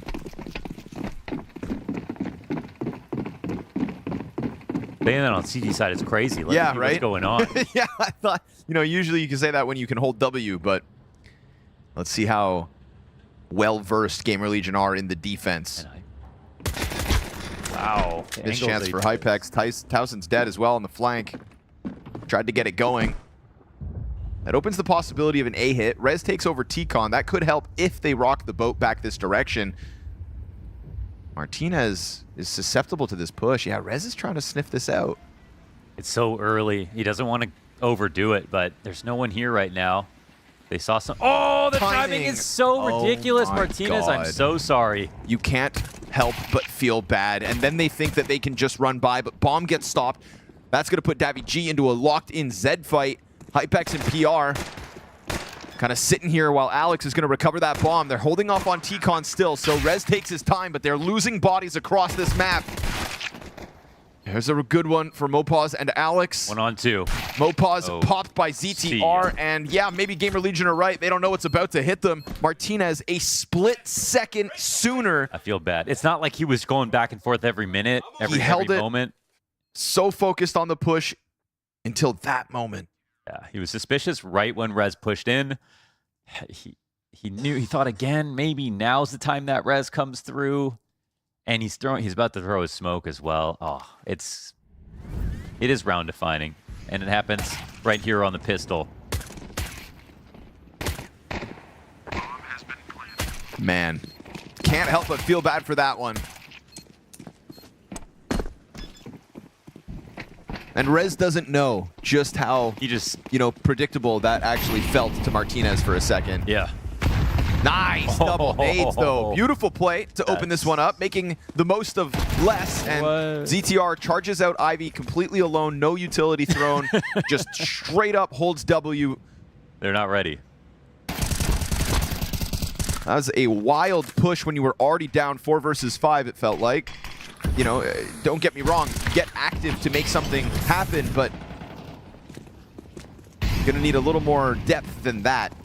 And so Gentlemates seizing this opportunity, huge double nade to stop the Pop Dog aggression. Is Rez gonna be the savior here with the M4? No, they see that one coming over the smoke. Nice. And this is an excellent force buy win for Gentlemates now. I love that it starts off with that double HE. It was sweet to watch.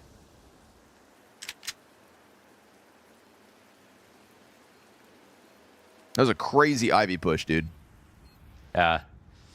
Thought he had like the perfect read. Maybe he thought it was an interplay, and he had, you know, these two guys who were throwing nades were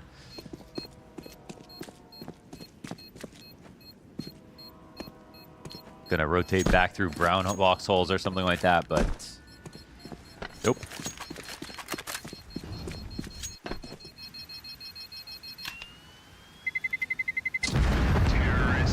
Can't help but respect confidence, though, and I'll tell you, ZTR was confident that he had more space to work with. Well, he just had this fantastic T half. That's what he was basically struggling to put together. I think it was 1 out of 23 rounds or something. Yeah, 0 on T day rounds 2. was very much a thing here at Bucharest at the start of the event.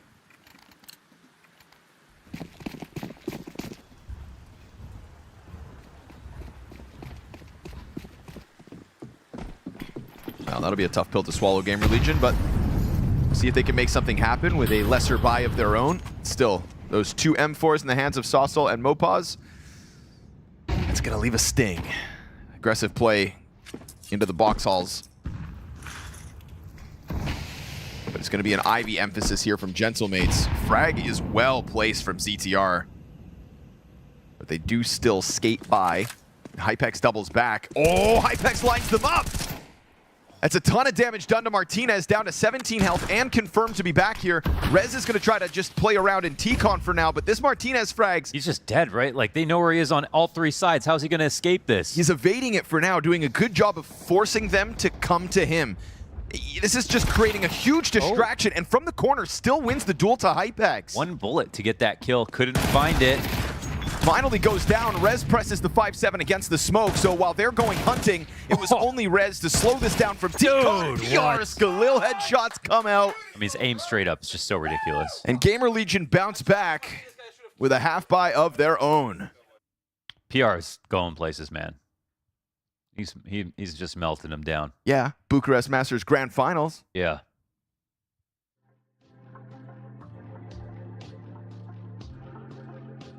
But I don't want to see him go places, Launders. I want to see GamerLegion become. Maybe they're going together. Oh, okay. Okay, I thought you were implying. I mean, they're not, because GamerLegion sell all their good players. No! So did Mouse until they didn't. Yeah, maybe, you know, true. Maybe that'll be the evolution of this org. Do they have that lineup yet? I feel like it looks close. Like, you do see so much untapped potential, but it feels like Hypex is still a little bit too raw. Like, he's good, but... Sure. Is he like a Torji yet? I don't know. Actually, I'll just say no. Okay. Not yet. Stand on it. Saucel. Headshot over towards B. That's Towson feeling a little frisky. And Towson, who is certainly dropping back down the ranks, at least on this map today. Whew. ZTR going to make up for it. Oh, it's a big find. What do you make of that walkout on the B site? Yeah. Sometimes the round's not done with a 5v4. That's fair enough, but trying to make things better, they made things worse. It's a long-range headshot. That was from T-Con into Icon. The claw back, though.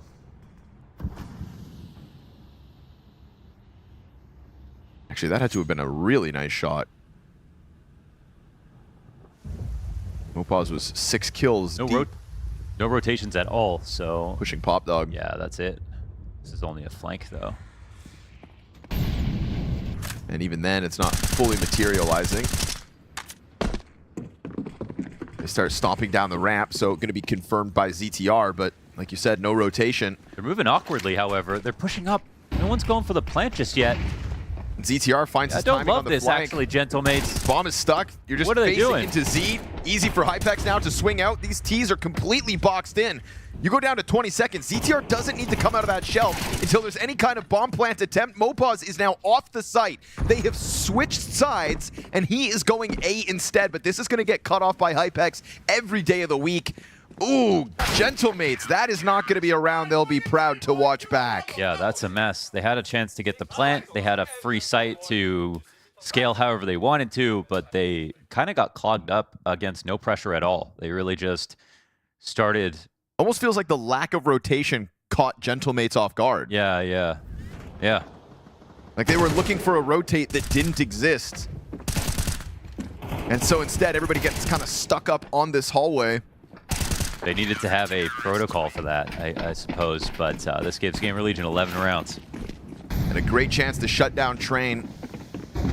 Mac 10's Tech 9's here in the 17th.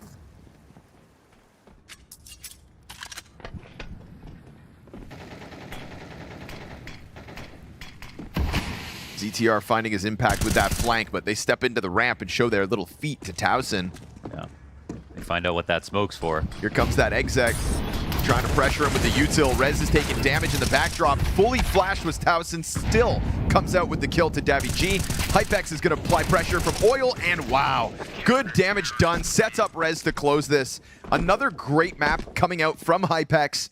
On Train specifically, back-to-back days, and his name up in the lights alongside PR.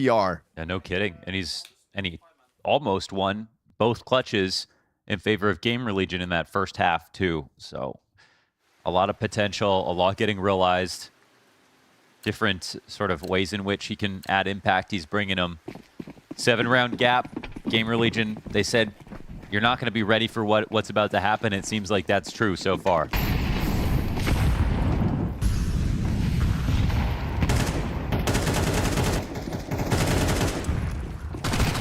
Mac 10's charged down through Ivy. Towson hides at the back of site. Rez is on cleanup duty. You can push through, but it's not looking like they're going to get onto the site. They needed a better gun, and Mopaz nabs it. It's a 1v3, 1 kill deep. He's lost track of Rez, and he doesn't have the bomb. And the utility is going to force the duel on Towson's terms. This is where it ends, and they are correct. Unprepared for such a strong CT side, ZTR calls a good game to kick off this best of 3. We spoke a lot about speed, controlling the pace of the game, and then GamerLegion came in and they just sprinted away with this one right at the start there, Striker. Pretty much. I actually expected it to be kind of the opposite way. I was talking about how Gentlemates are the aggressive ones. To be fair, it was kind of like that towards the beginning. They were trying to kind of disrupt the defaults from GamerLegion, but 2 of those attempts didn't work. They just got caught off in A main, in pop, and then GamerLegion just runs away from it with it. Yeah, just superior quality play, you know, when it comes to just how Train played out. I mean, getting off the 6-0 start in the first half certainly did them wonders. They were able to eke out a couple more rounds before the half was done. I do like that Gentlemates didn't give up on trying to be disruptive and forward-leaning, you know, and they ultimately were able to get some CT rounds on the board because they stuck with that game plan. They did eventually find ways to slow GamerLegion down, get opening picks. You know, they put Hypex in a couple of really tough clutch situations, which if they would have gone his way, this game would have been even more dominant. Yeah. But luckily for them, they were able to capitalize on these clutch situations to kind of keep themselves in the game. But then when you flip sides, again, GamerLegion wins pistol, again, gets off to a hot start because of it, and just never really able to recover at that point. Yeah, Martinez had a couple of moments where it looked like they could make the first half a little bit more competitive, but ultimately it was a little bit too late. They just got caught off in one of the rounds, and it just spiraled out of control so fast for Gentlemates on the T side. It was on the CT side, rather. Was there anything Gentlemates could have changed in terms of how they were playing that CT side, which would have been able to stop GamerLegion, in your opinion? I think the opening aggressive moves actually made a lot of sense. It was more that, like, one bad pop flash was just in their face, and the duel in A main went the other way. PR gets the chance to walk out of pop, you know, basically is not being seen because of so much chaos happening on the other side of the map. So I think just some of those minutiae that just sometimes go the other way, and then you don't really get started into the half. I mean, sometimes it just does go that way. You lose the pistol, you lose the force buy, and then your the first gun round goes slightly wrong. You're down 0-6, and basically the half is already over because it's T-side Train. I tend to agree with him. I mean, I think on the macro level, I didn't mind what GamerLegion are trying to do defensively in the first half. It's just at the end of the day, there is sometimes just a firepower difference. And I mean, when you look at a guy like PR, who is just such a luxury extremity playmaker, he just finds these timings, you know, as you know, Striker was alluding to, being able to come out, pop, to slide out there, get a kill. The dude's just so skilled. Like, if you want to be won this guy in a rifle battle, I mean, he's just winning all of them, it felt like. I mean, at that point, like, yes, we can talk about the X's and the O's and how you lay your chess pieces across the board, but you do just have to bang heads sometimes in Counter-Strike, and PR's doing a lot of that. And that worked out in his favor. What did we think of the calling coming from GamerLegion? Loved it. Confident. You know, we were talking about Aurora last night and how we were not very impressed with that T-side on Train, for example. This is exactly what I'm looking for when teams start playing Train. For example, GamerLegion towards the beginning, they were ready for that aggressive fight early on out of A main, but effectively, you know, Gentlemates being so forward helped them a little bit with getting that started. And then that puts Gentlemates in a position where it conditions them to use a lot more utility. They have to be a lot more careful about how they approach the A main situation. They just have to use a lot more smokes, a lot more pop flashes, and then, you know, from there, then you can start slowing down and try to abuse the fact that they don't have utility late into the round, right? Either, you know, force a rotation and then just come into a main after that, or just pop out of it, you know, once the utility is down. So it's just, I really like when teams approach it a little bit uncommonly towards the beginning, just to condition the other team a little bit more, and then from there it can work. When you take a look at Gentlemates, obviously not a great start for them. I mean, if you were coaching them or advising them and you take a sort of zoom out of the overall performance we saw on Train, what would be the conversation you'd be having now between these two maps with them? I think it's just about kind of letting that one go. I mean, that was GamerLegion's pick. That's where they were, you know, heavily favored. You're going into Inferno, a map that GamerLegion has had their struggles on, have shown some weaknesses on, and it's a map that Gentlemates have been able to put to decent use throughout the course of this year. And it's just about focusing on what's ahead of you. Like, hey, you know, like that one didn't quite go our way. We had our chances. We weren't able to get established in halves. I think maybe, like, if you're going to take one thing, it's just about trying to get out there a little bit quicker, right? You can not losing both pistols, being able to fit something in the early round. So that's going to be kind of one of the key ones for me as we get into this. Striker, you have anything to add there? I mean, would there be anything you would be saying to the team now? Nothing but cliches. It's kind of like that sort of a thing. When you get this slammed, on a map, you just kind of have to say, let's forget that. Let's focus on our own map. I mean, Inferno is obviously one that they are very comfortable on in terms of how much playtime they have on it. It's by far their most played map. They have something like 20 maps played on it this season. They play it loads online against a lot of different opposition, so they have a lot of playtime against different sort of styles. So I think it's more about, let's get into our comfort and let's try to bring it back. I do want to point out one thing really quick on this before it goes away. We actually did have a defensive change for, you know, GamerLegion very recently on Inferno because they've had some issues on the map. Again, we were kind of talking about how they had a strong start to the year on the map, but they've now, you know, lost 8 of their last 12 games. And so they actually decided to put PR, who used to be their A anchor, in Banana, and they've actually brought Tossin over to the A side of the map. And I think it's just because they trust PR a little bit more to kind of maybe in some of the individual decision-making situations you have to kind of make over on that B-bomb site. But so far, it's been kind of mixed results. And I feel like Mopaz has been right now the most consistent player throughout this tournament for Gentlemates, and he's a very comfortable B player on both sides of the map. So that'll be an interesting matchup because I definitely have seen sometimes, like with them making this change defensively, where they haven't always necessarily been exactly on the same page on how they want to play B defensively over at GamerLegion. So it could be interesting. I think Gentlemates have had a lot of struggles on T sides in this, or in CT sides rather, in this map, because they had a 9-3 lead in one of the Inferno games that they ended up giving up, and then the same thing, they started out 10-2 on the T side, and it ended up being a really close game towards the end. So that's probably where they would be looking to improve at this tournament. I do think that it's ultimately going to come down to the Banana fight. I mean, that's actually one of the places where Towson has a more aggressive role than he usually does on T sides. He's actually the Banana guy, even though usually, you know, you would expect him to be perhaps either Apps or maybe the secondary Boiler guy who's a bit more active lurky. But this is actually the one place where he gets a bit more aggressive, and he's been doing well on Inferno at this tournament on the T side. So I'll be looking to him. Yeah, there's definitely been a marked improvement in Towson's development, being able to take opening duels and actually be successful in them, right? Even though it's not like his main shtick, you know, on the T side, as you said, he's kind of more like in the middle of the things. But I actually have seen him like be willing to be a little bit more assertive, be willing to go for the entry duels a little bit more, and actually convert way more than he was earlier in the year. And that's just, you know, going in line with the overall performance increase that we've seen him have. So that's gonna be something they're gonna need in this game again. Like, they need to figure out a way to turn Inferno around.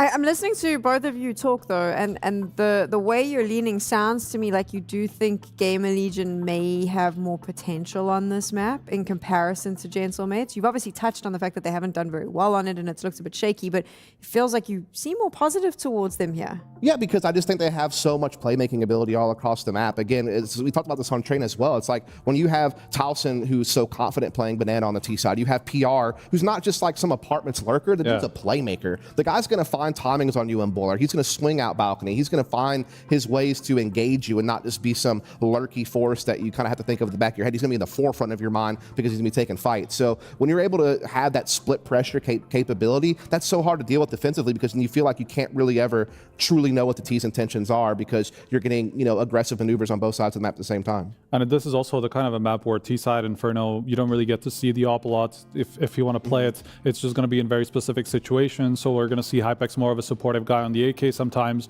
and the Rifler Core trio that we were talking about is so strong, they can just work all sides of the map however they want. So I think it just really fits, even if they haven't really necessarily shown it, I do think that it fits GamerLegion as a map. So I still think them having the experience, obviously, you know, maybe they haven't done so well with it recently against the tier 1 teams, but playing against some of these lower tier teams that don't necessarily play some of these events a lot, I think that's going to prevail eventually. When it comes to firepower and the sort of ceiling of the team, not even the ceiling, maybe even the floor, it looks like this is leaning in the favor of a 2-0 for GamerLegion. They could be securing themselves a spot in the playoffs, sending Gentlemates home. Of course, many a time we've said this and we've got it completely wrong on the analyst desk. And that's why we love Counter-Strike, because you never know which way it's going to swing. We'll find out how that pendulum moves after this. She said she loves you, but she can't love me. But I love you. Yeah. Look, I know my man's going crazy. I gotta break on myself, I amaze me. Like I'm back in the 80s. I won't play window anymore. What's going on? Play your role. 1xBet. The human body was built to move. Not trapped at a desk in one singular posture for 12 hours a day. It's time your chair evolved. This is Secret Lab Titan Evo. Ergonomically engineered for you, gamers, hybrid workers, artists, backing your every move.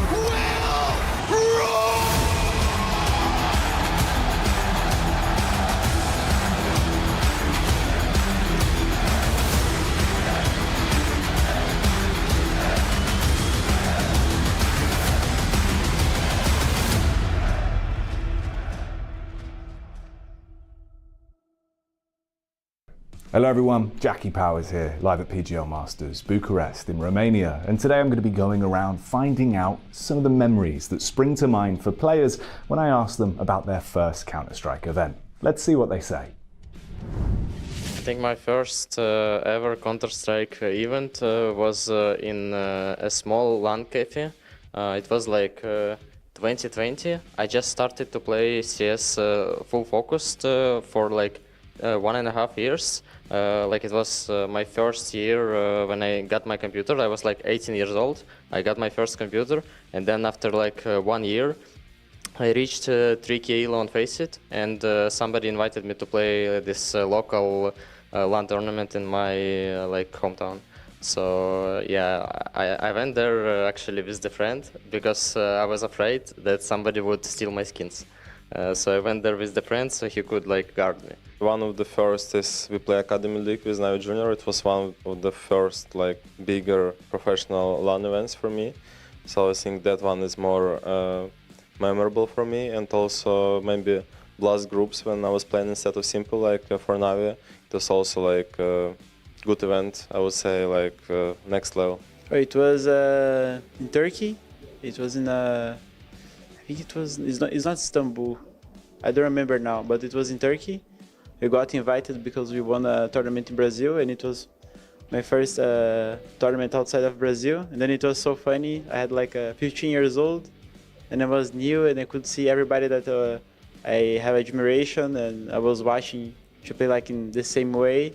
And then it was very nice and very fun. So that I play was Starletta on China, and was amazing because my first experience on LAN, it was like an international LAN, and was amazing because I was in China, and all the things that I experienced there was amazing because I don't know, China is another world, and everything there is different, is amazing. And I don't know, it was amazing, everything. And I remember to see the practice rooms, and was one beside another one, and have like some glass. And if you touch some button there, the glass, I don't know what happened, but yeah, it was so crazy, and was the whole shit.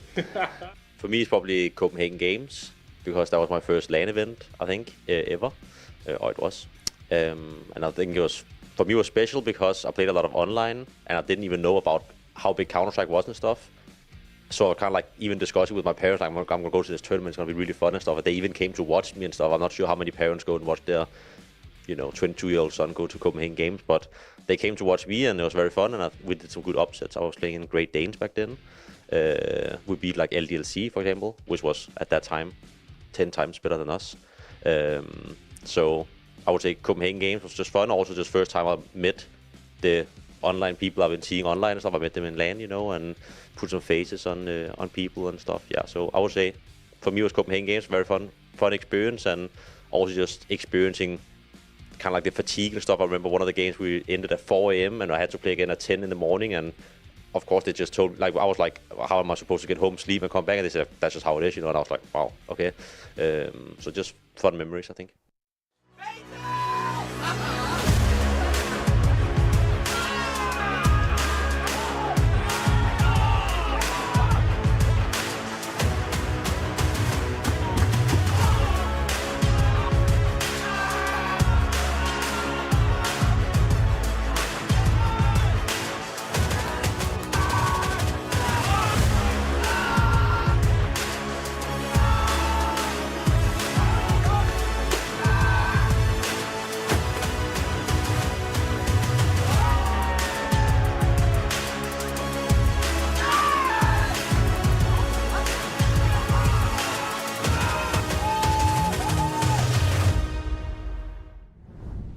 GamerLegion riding high coming into the second map of this series. A stellar performance out of PR, which is usually when we get the best of GamerLegion. 2.0 rating, Mohan, by the end of that train game.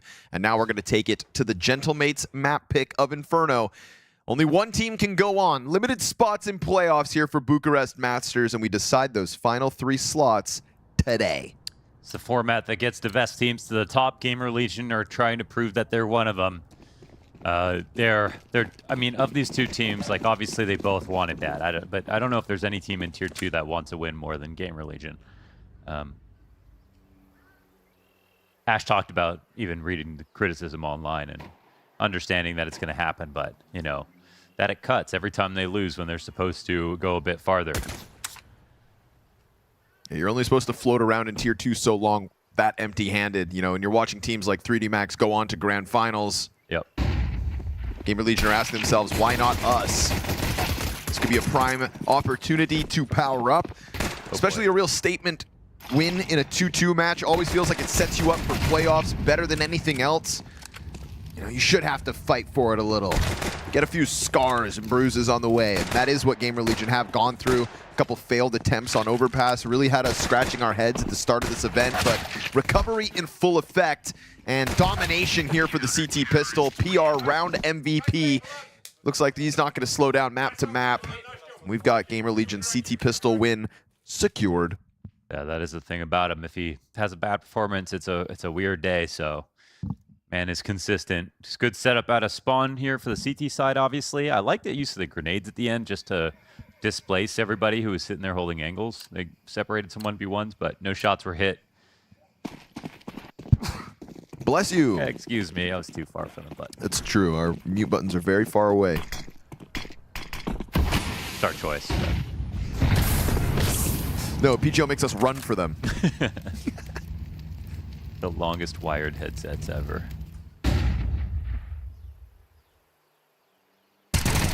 PR finds timing to fight on the edges of the smoke, but it's not going to come down for free. And ZTR knows they're going to probably disrespect that. They are on the chase. Woo. Oh, he got scared. BG puts that M4 to work. We saw this back on Train, in fact. GamerLegion winning CT pistol, only to then lose the follow-up. Spoiler, that ended up being the only terrorist round win Gentlemates put on the board. We're actually not even going to try it, eh? Wow. Yikes. Oops. Zestify. What? It's a Boaster reference. Fnatic Boaster, Valorante. Oh, okay.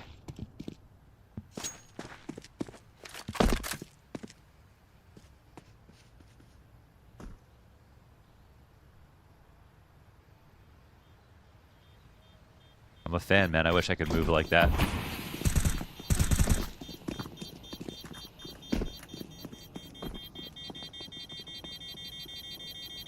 Can't wait to watch Zywoo moonwalk on the next stage entrance. Surely that's I could only the future. picture that in AI. Yeah? Well, just you wait. We've been working on his moves. Donk's going to do a front flip. My brain is fried. I can only picture it in AI. Unk's cooked. I didn't like saying that. I take that back. I'm trying to relate to GamerLegion today. You know, trying to really embody the moment. But hey, instead, maybe I should be focused on Gentlemates because another just absolute rush down the banana push. You're as old as Rez. I think I'm actually older. How old is Rez, actually? Yeah. No, he's like 28, right? 27. 27, okay. Yeah. The one that always gets everybody is when I tell everyone that I'm older than Rain. That just doesn't feel right. Genetics are real. Yep. Can't all be Norwegian Viking gods, I guess.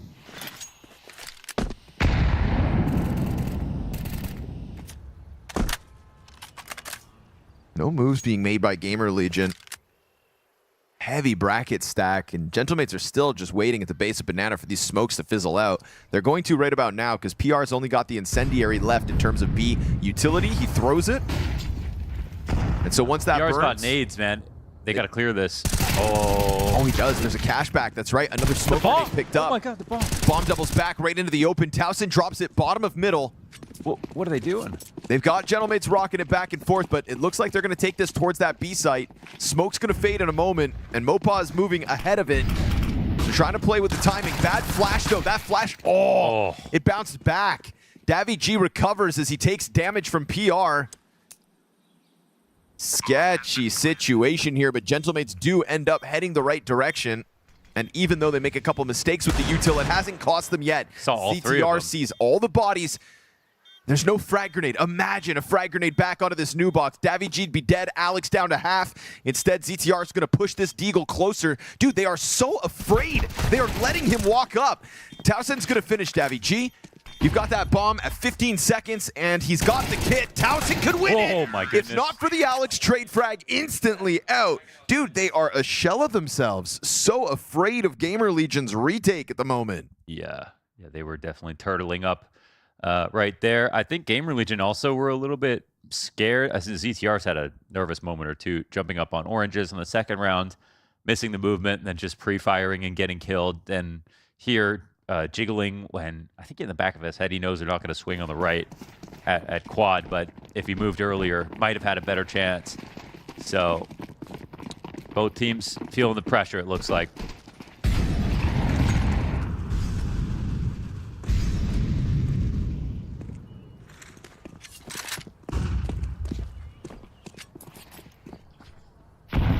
But Gentleman's having a hard time reading the map, that's for sure. Yep. They're getting caught off guard. It was PR with a molly and a smoke. What scares me about Gentlemate and what you just said about kind of having a hard time reading the map is that feels like it hasn't been map specific either. That's just been in the series. Go back to that B execute on train that just kind of fizzled out in the open.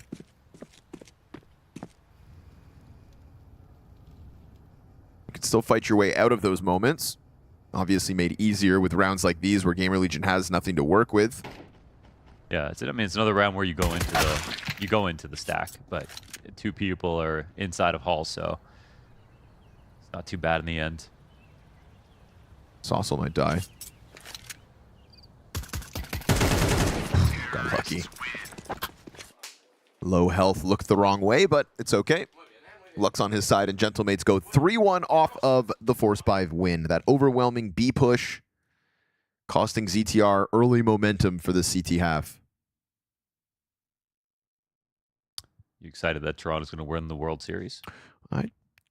I'm excited for you. What if I said you excited that Canada's going to win? I'm happy that you're excited about baseball. I couldn't personally care too much.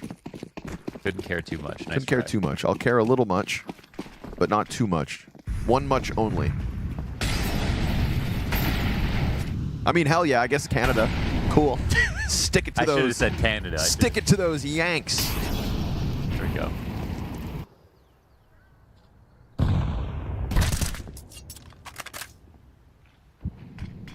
3B lean on this. PR's got vision. Gentlemates, I just think the key for them here on Inferno is just make sure they do the right scouting before they commit.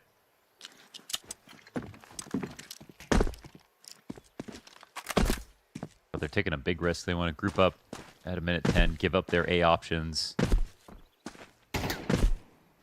Oh, that's going to be amazing. Oh. PR doesn't realize it, but it's time to move, actually. Yeah, well, he sees that as move Teammate forward. flash. Move forward or back, asks PR, because it looks like he's holding on to the ground. A good double kill, supported by the utility here of ZTR, but we've seen PR get a kill and still this B site crumble. Rez is over on the assist. ZTR tucked to orange now. Rez coming through, and ZTR is going to have to come up with the trade frag. All's good, but they do push into the CT spawn. Bomb possession here inside the B site. Saucel's going to catch it on the CT smoke, and now he can go ahead and plant Why this. push a smoke in that situation if you're ZTR? Especially with bomb down, right? You could have just locked in new box. Yeah, just go new box. Instead, you open the possibility of Saucel finishing off this 1v3. Oh, but they'll pop open the smoke, catch him in the middle. Yeah, ZTR could have offered Gentlemates a way back in. He'll laugh it off, but that was sketchy, brother. Yeah, that was just trying to go for an early close, essentially, but he was the only guy guarding that site. So another great round from PR, and ZTR's flash helps him get a multi. At least Cake takes their guard down on the trade to make sure he can get 2 for sure.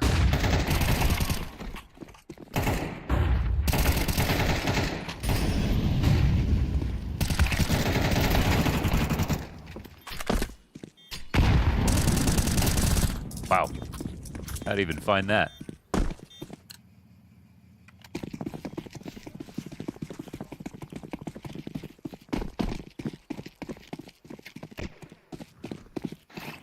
So we got M8 and M80. Yard. M8 and M80.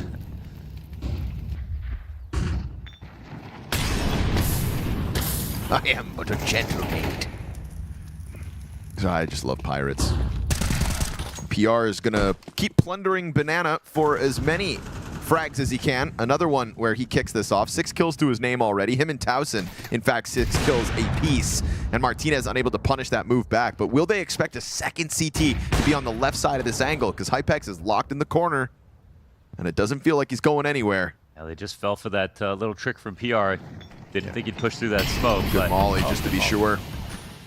Now you know Hypex was in here. Did he stick around is the question. Gets ahead of Alex, but Alex gets to both. He got both. Frag to the arch side. Frag on the close smoke. What? Opens up the threat of CT spawn, and that is going to send PR spiraling back into the church. I'm sorry, were they just perfectly lined up, or did no great snapshot? Felt like a 20-degree snap over. Alex looking for more here, loses his head.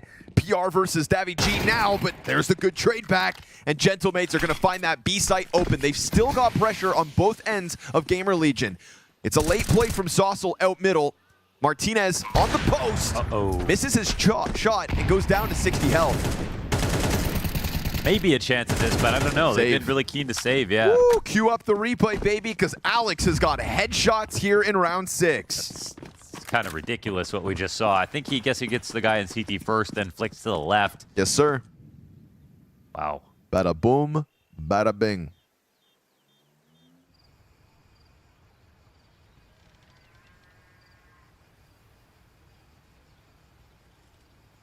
Love that for you, Alex. Love it. Yeah, they do. They are pushing through stuff that it's like GamerLegion are expecting them to push. They keep pushing through B smokes, B nades. They push through this arch smoke. Like, it's not like top shelf stuff right now, but as long as they are just early enough to get the kill, or they're mess up their movement a little bit and they miss a timing, then they can find openings this way.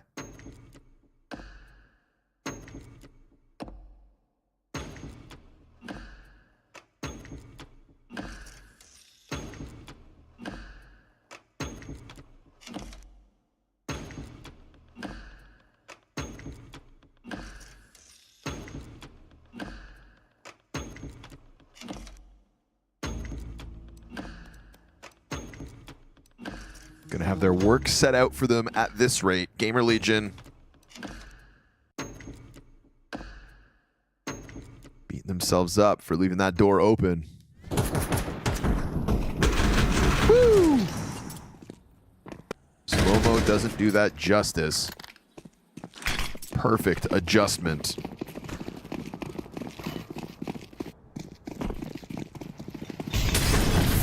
Hypex scout damage good. Oh, and the push from the M4. Rez taking this round into his own hands. PR goes even further. Triple with the MP9. He's out. How'd he get out? This round at a minute 35, 10 seconds in, and you have a triple kill down T ramp and Rez successful over on alt mid. Oh, goodness. Wow. GamerLegion, 10 out of 10 aggression here in the 7th round. Oh, that push into alt. A robbery of a result in the 7th. They even had that called as well. Rez knew he just had to outgun this guy. He wasn't about to outsmart him, and that's what he's good at. That is the embodiment of PR. If ever you need to know, somebody asks, how does PR play Counter-Strike? Show them this round. Yeah. Even with his jumping MP9 spray, every bullet hits. It's just got such a great spray. Ugh, what a frustrating round to have to deal with if you're Gentlemates. Yeah. I think they've given a couple, so living there is crazy.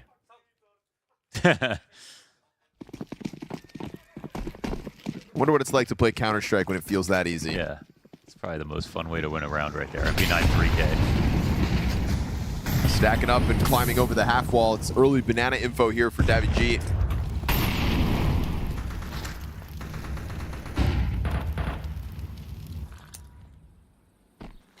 But we've seen Gentlemates take this B site by surprise a couple times. Yeah. And the fact that they're still perched up on top of the half wall, they're not going to respect this CT smoke all too much. I think ZTR has made a few mistakes, and they want to keep trying to punish that. I like the idea from Gentlemates, especially around like this. Watch Rez go, though. Look at this. This is the confidence of GamerLegion, trying to take more control in these games, in these rounds.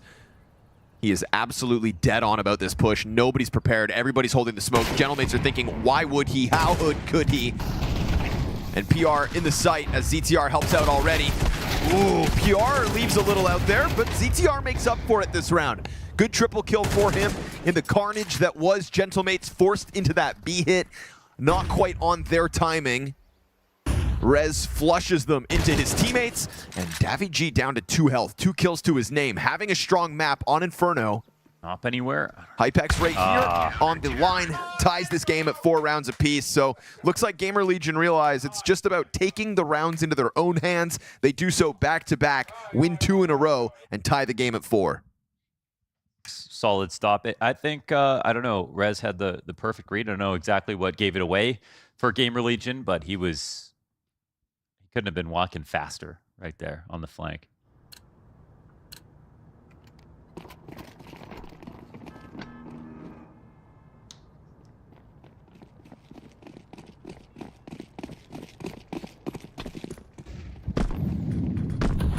Oh man, the timing. A little too soon.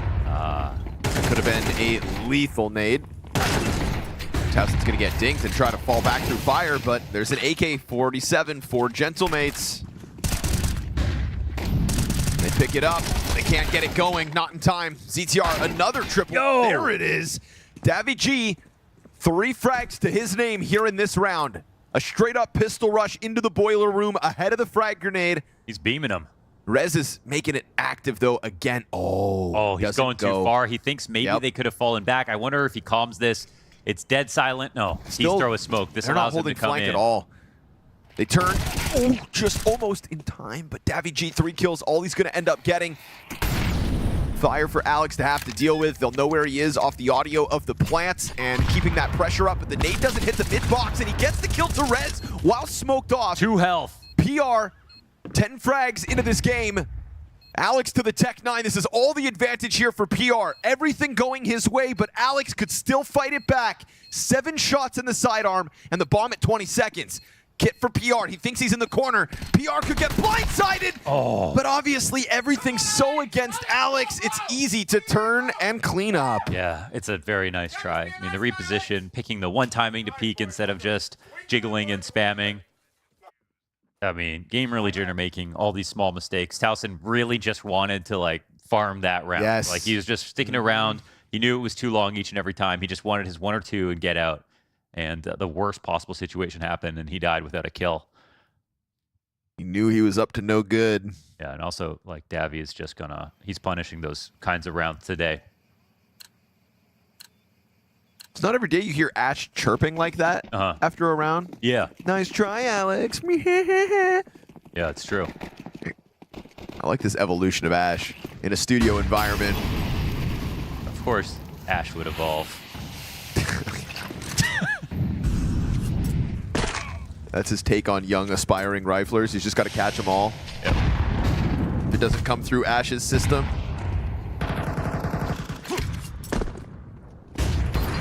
Okay. Just never turning. Towson not too concerned about the flash, but Sasso will walk forward. Another man advantage for Gentlemates. They've watched their lead go. An edge here in round 10. And Rez, again, just kind of pouncing on them when they're throwing these utilities. Feels like almost every duel Rez has gotten this map has been against somebody trying to throw a nade. The sign of genius, actually. Yeah, good timings. Yeah. Ooh, air molly. But still, vacant B bomb site. Okay. Crazy to empty your mag like that. That was so egregious, to be honest. I mean, what in the world? That's crazy. What was the upside, really? 1 Full kill running, max? 0 in, like, no accuracy. You didn't even stop to, like, try to line it up. Yeah, he wasn't even aiming at anything in particular. Empties the entire magazine. Has to run back against the wall. Yeah.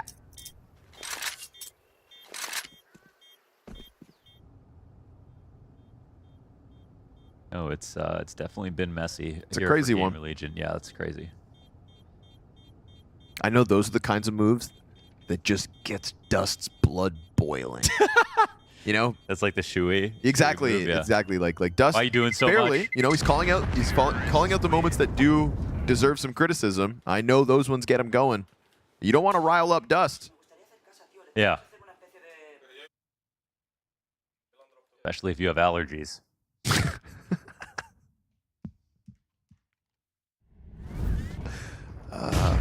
Dust jokes. How fun.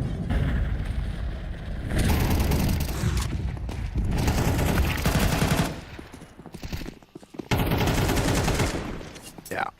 Make that way too easy. Like, you could see Gentlemen were not afraid of that spam at all. Yeah. Both players just right there firing back on him. Punish ZTR for his shenanigans.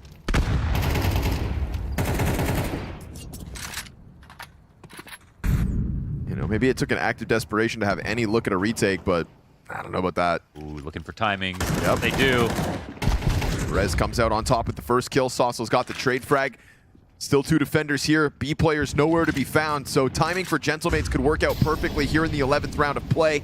We get that push from Martinez into the site, but both, oh, they hold. Towson from inside of pit, a double. It felt like Gentlemates were making the right move, but stellar hold coming out from GamerLegion, at the very least, a 6-round CT side. Their game plan just is, it's being tricky and being fast. And right now it's only working half the time. Solid positions here on the A site setup for GamerLegion. There were moments where they're switching utility, thinking about, you know, if they should go for bracket controller or whatever. So there's definitely windows. They were just kind of small here for Gentlemates. But GamerLegion were being pretty careful.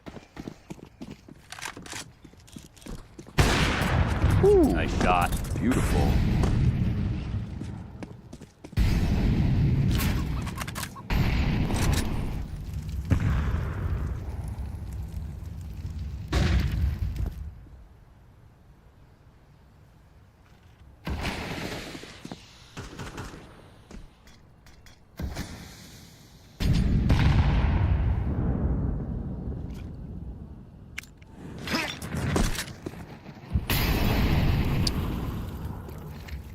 All good. Can't clear that opera out, no problem.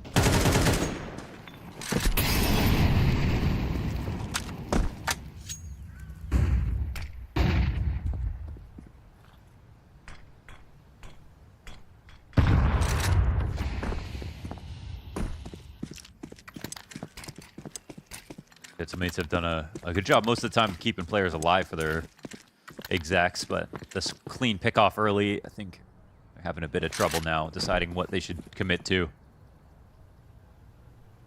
And they don't have the mollies. They have to pop through. Hypex might get pushed into this wall, rely on Rez to get the spray down. Dodges the flash with ease. There's the wide swing from Davy G right into Rez, so perfectly tethered, but the second shot missing opened the door of possibility for a moment. However, bomb possession right in front of Rez, so he's got to make this move. He's only got 15 seconds to scoop that up, somehow clear out the player in the very back corner of the A site. You've got 5 seconds to sprint it in, and everybody just kind of drawn into somebody else's angle, whether that's Hypex giving it over to Rez or this closing frag as well. So GamerLegion, I would say, I'd call that one a recovery. Yeah. It's a recovery from themselves. Yeah, yeah. That's more so They it. made honestly so many unforced errors. It's just not the kind of clean CS you want to see from a team that dominated on train, that are looking to go deep at this event. It kind of shakes confidence a bit that they can be, you know, really, really solid when push comes to shove. Honestly, I gotta be honest, I wasn't that impressed by Gentlemates T side. I think they especially for it being their map pick, that was a pretty shallow T side in terms of they pushed through a lot of utility. They tried to manufacture timings where they just had an instinct, but it didn't feel like there was some grand overarching strategy that was tricking GamerLegion, or that they had really good pieces of nades. So we might see that happen now when they switch over to CT. But for the most part, it was Davy1G getting really great kills. Got double entry round out of Alex. Like, these are the big plays, I think, that made Gentlemates look good. I think it's always scary for Gentlemates as well, or any team where the, you know, really risky opening gambits that GamerLegion threw worked out more often than not. You know, you kind of like getting caught on your approach out of spawn. That worked well against Gentlemates. It's kind of what got GamerLegion back in to secure this 2-round lead.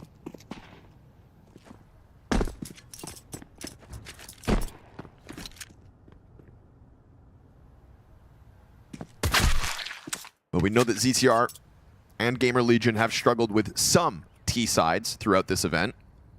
That was not the case just earlier on train. We'll see if Inferno can be the repeat positive performance.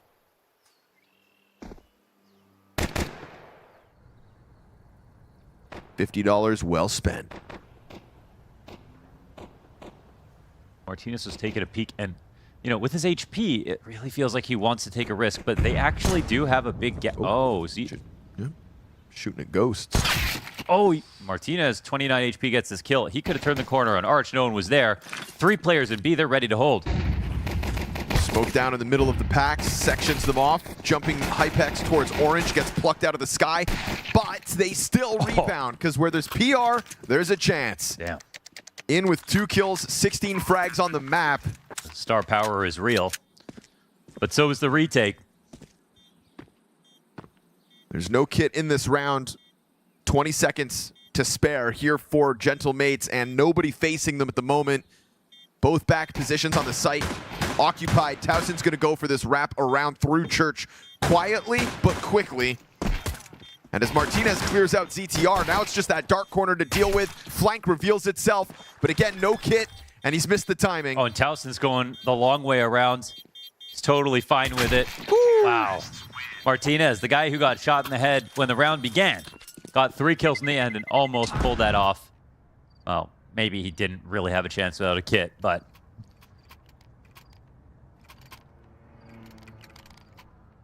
Boys,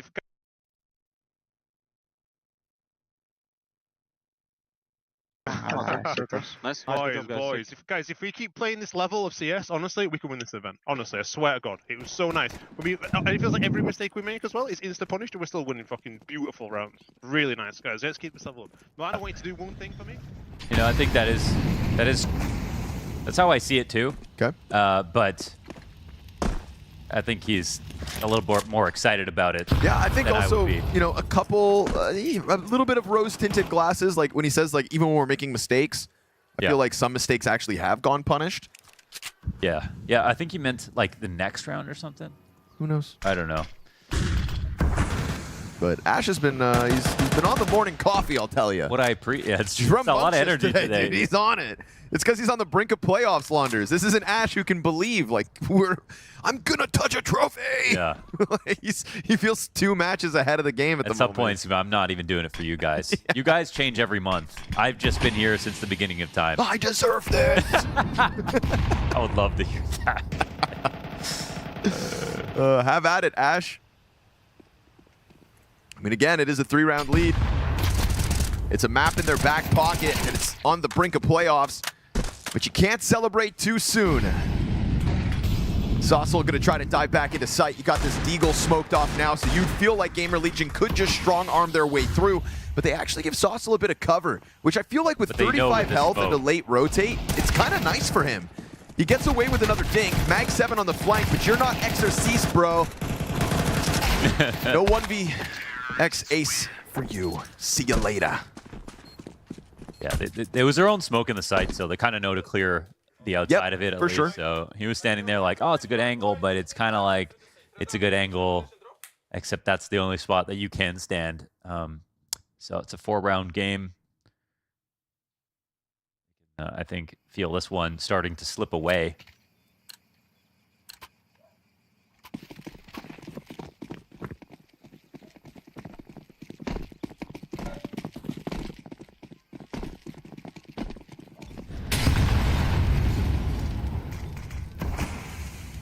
Of course, it takes a Mag 7 ace, and now everybody's on it.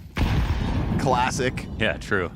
You know, it's like when somebody gets a P2000 ace, or just big play with that last bullet. You see like the effects of it for a week.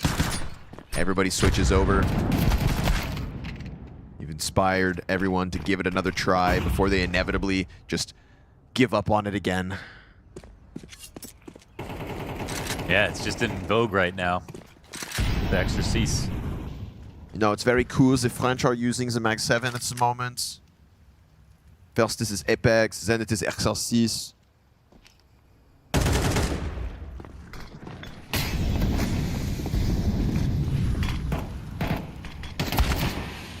Five-7. Into the smoke goes Alex. Oh, I'd love a knife kill right now. He's gotten off site. I mean, listen. But they haven't seen him, and there's no one else to take attention away. They kind of know, though. It's Yeah. a couple shots through the smoke. They blow their own. Yeah, they know what you're up to, Alex. It's a good effort, bro. What are you going to do? He just really took try to blow the air out right there. Think skinny behind that pillar. Suck it in. Try. But not going to stop GamerLegion from tearing through to 10. So great for the economy that they're able to do so. 5 players up, keeping all those rifles. PR's having an absolute field day on this second map. So he's a weapon, man. Yes, sir. A weapon X. An X-man. a mutant.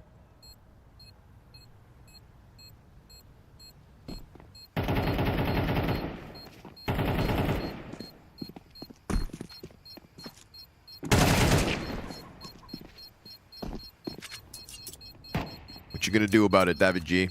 Saving pit with the boys, huh? Take Just a shot. One of the boys, huh? Unlucky.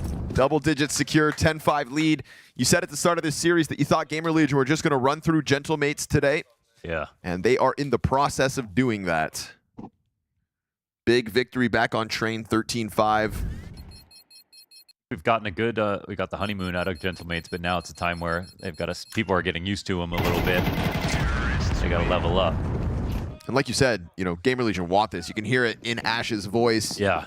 Of all the teams still floating around Tier 2 that want to, at the very least, get into a grand finals, you know.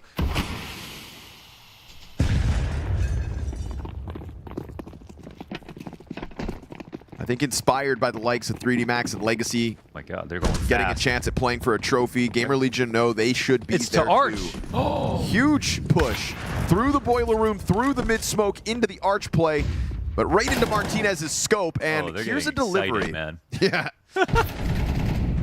Ash is like, even when we're making mistakes. Runs into spawn like madmen on their own.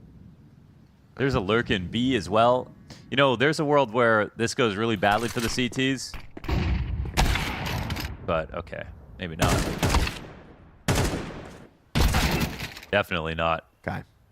There were like all these lurks in place, but that's all they got out of it. No kills until now. I respect the excitement, but it's just that one late res frag. GamerLegion flopping in the 16th round.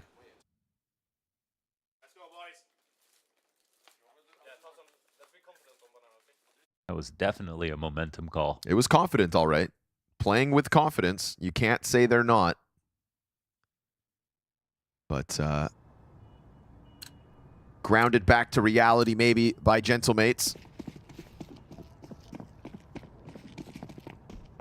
Luckily for them, still plenty of cash. So we get another buy here for GamerLegion. And I think we're going to see them take this one a little more methodically. Utility exchange to get towards Banana. Going to climb over the car and find that B is one step closer for the taking. Retake util comes through, and Mopaz, it's not a bluff.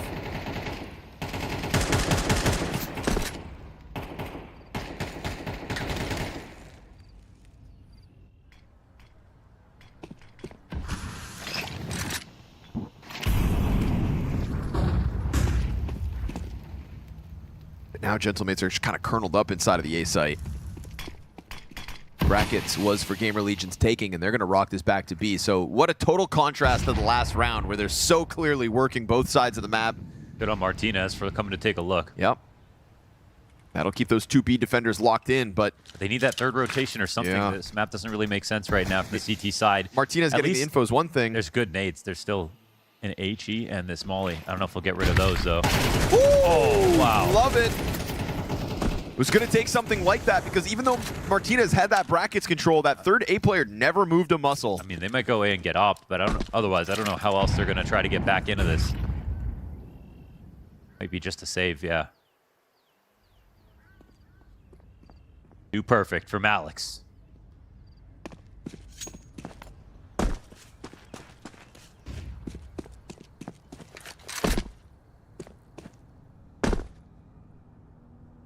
There. Knock him down a peg. Make him work for it. Way too easy, Alex, that lineup. And honestly, it felt like they needed some kind of X factor like that because it was very odd. Martinez gets bracket control and zero movement inside A. Yeah, that's why sometimes you come in on both sides of the smoke when you're entering if you're going to have to push through it. But they want to be able to trade either emo or first oranges or whatever. Also going before the smoke pops. So all the easier for Alex to just hold that edge.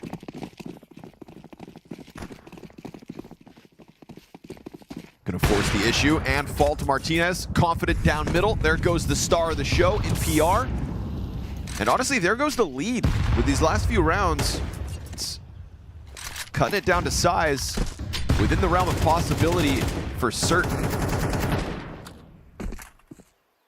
But because there was only 2 Tech 9s, at least one gets upgraded to that third AK-47, and there's enough utility still for GamerLegion to try to group up and make a play happen.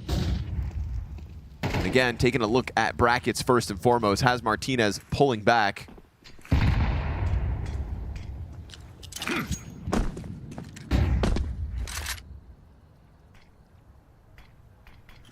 Feels like a game where the op can have big impact. Already has so far on CT side.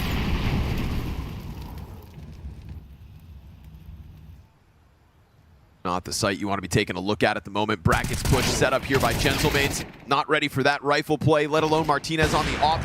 Good short pressure for Martinez. Starting to definitely have himself a CT half. 3 kills this round.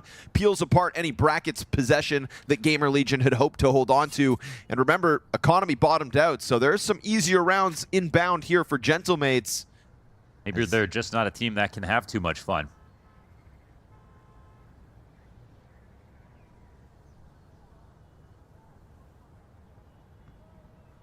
As it's going to get serious in a second.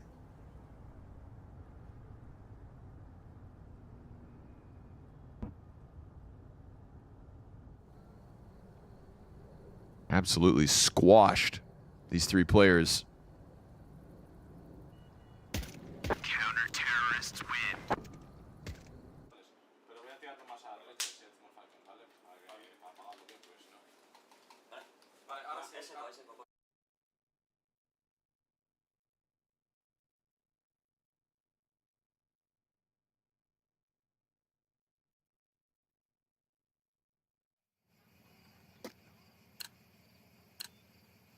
Willingness to give over brackets. Gentlemates making the most of that. Just keep kind of poking GamerLegion in the side.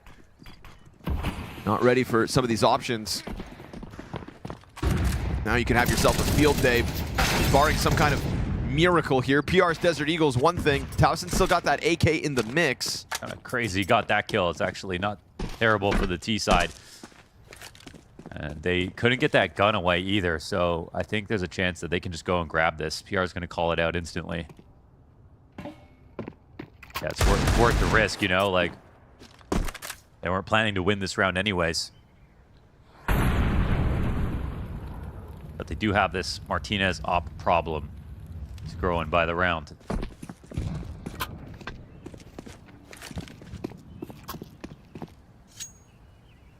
Oof. 1 on B with the smoke up, but smoke when you're ecoing, you're blocking players who are desperate and will do anything for space. I'm not sure if this is a foolproof plan. Mopaz might need to get the spray out. He's got no one in CT to even throw a flash for him. He's not going to do anything here. And Molotov as well, in behind it. Oh, they just lost the round now. Uh-oh. Towson boosted over, gets the kill. PR takes that as an invite to push into tree.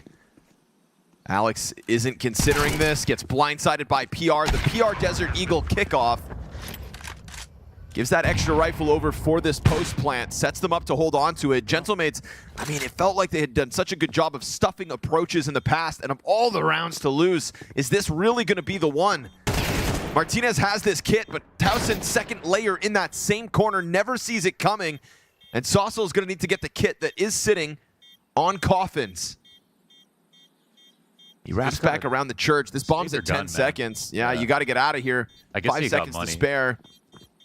Going to try to knock down the economy of GamerLegion, keep them on that close edge. But man, this is a tough pill to swallow if you're Gentlemates. You were just getting back into the game, and you let that 3-round lead get reestablished off a deagle from PR in alt mid. Yeah, and they win that. Did they spend all their money that round?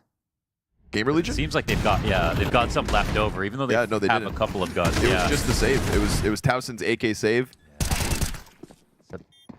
Pretty big issue. I mean, that's the way that they played B in that spot without the extra rotation. It's like you take that risk versus rifles, but Mopaz just kind of gave him a way in. Like, imagine if he didn't smoke it. Oh, then they couldn't have gotten that boost up in the corner so close to the exact. Yep.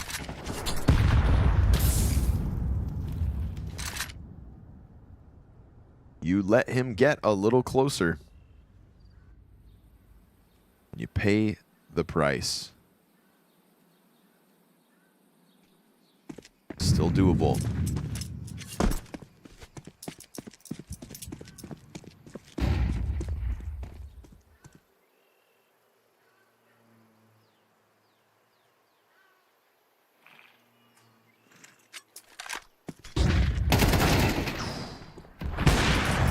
Okay. Yeah, it's a good trade at least, but now they know there's 2 more, so they're going to start to speed up through A. Yeah, Salsal's here alone.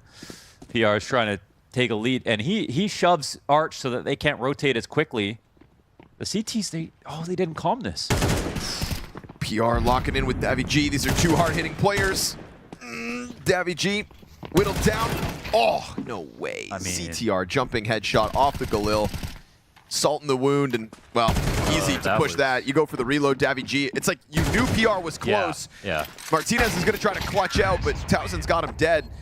That's a weird one to try to... That's so weird. You're in library, you empty your whole magazine. I think, first of all, Salsal, let's start from the beginning of that. Salsal needs to calm that. PR is going Arch.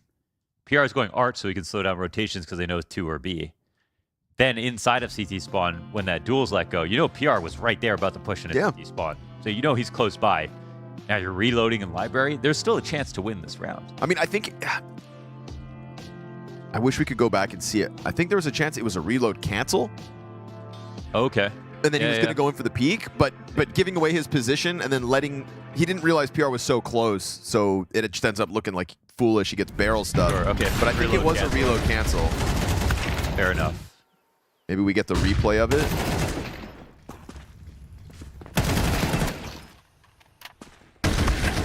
Yeah, he quick switched back. He saw the barrel coming off the back. But you could quick switch at the end of a reload anyways. True.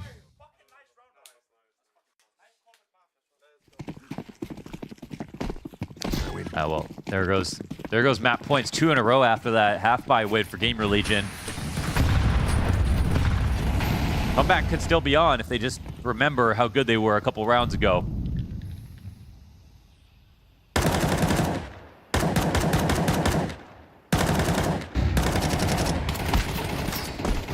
Welcoming the spam back the other way. You know, GamerLegion, there was a period of this T side where they just kind of got overzealous. Real excited about the thought of going on to top 8 here. Playoffs on the other side of this round, potentially. Sent back to the drawing board by a little streak from Gentlemates. But really outside of that, that 3-round rebuttal, this is very much GamerLegion's day.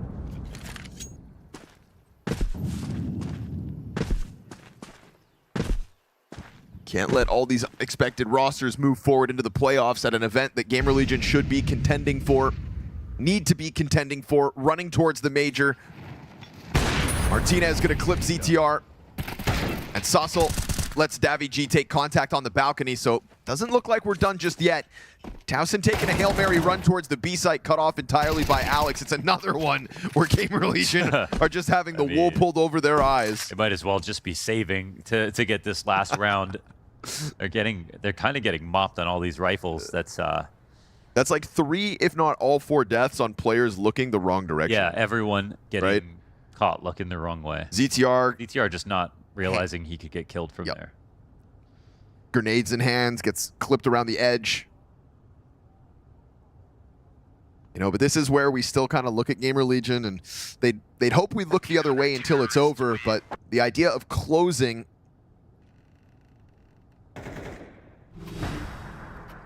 even when it's not on the big stage, it just feels like by the nature of PR's dominance right now, 23 kills, 12 deaths, eventually he's going to find another one of those 1-digs, kick open the game. 3 rounds here in regulation to secure that top 8 at least.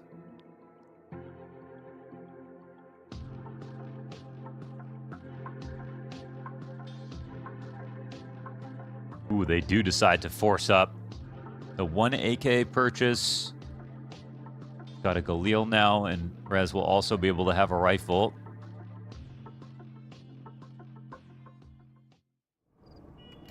Let's see what they've organized on this tack.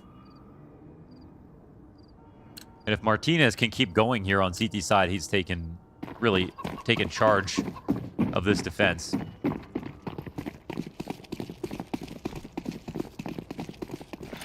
I think Davi had 12 kills in the first half. Sauce dropping fire. That's dangerous. Luckily he gets the damage in, so at but least there's only one on A, man. They started at 3B. It's all down to Martinez. Oh, wait, they're going back. They're waiting. They wanted a rotation to get pulled through. It didn't.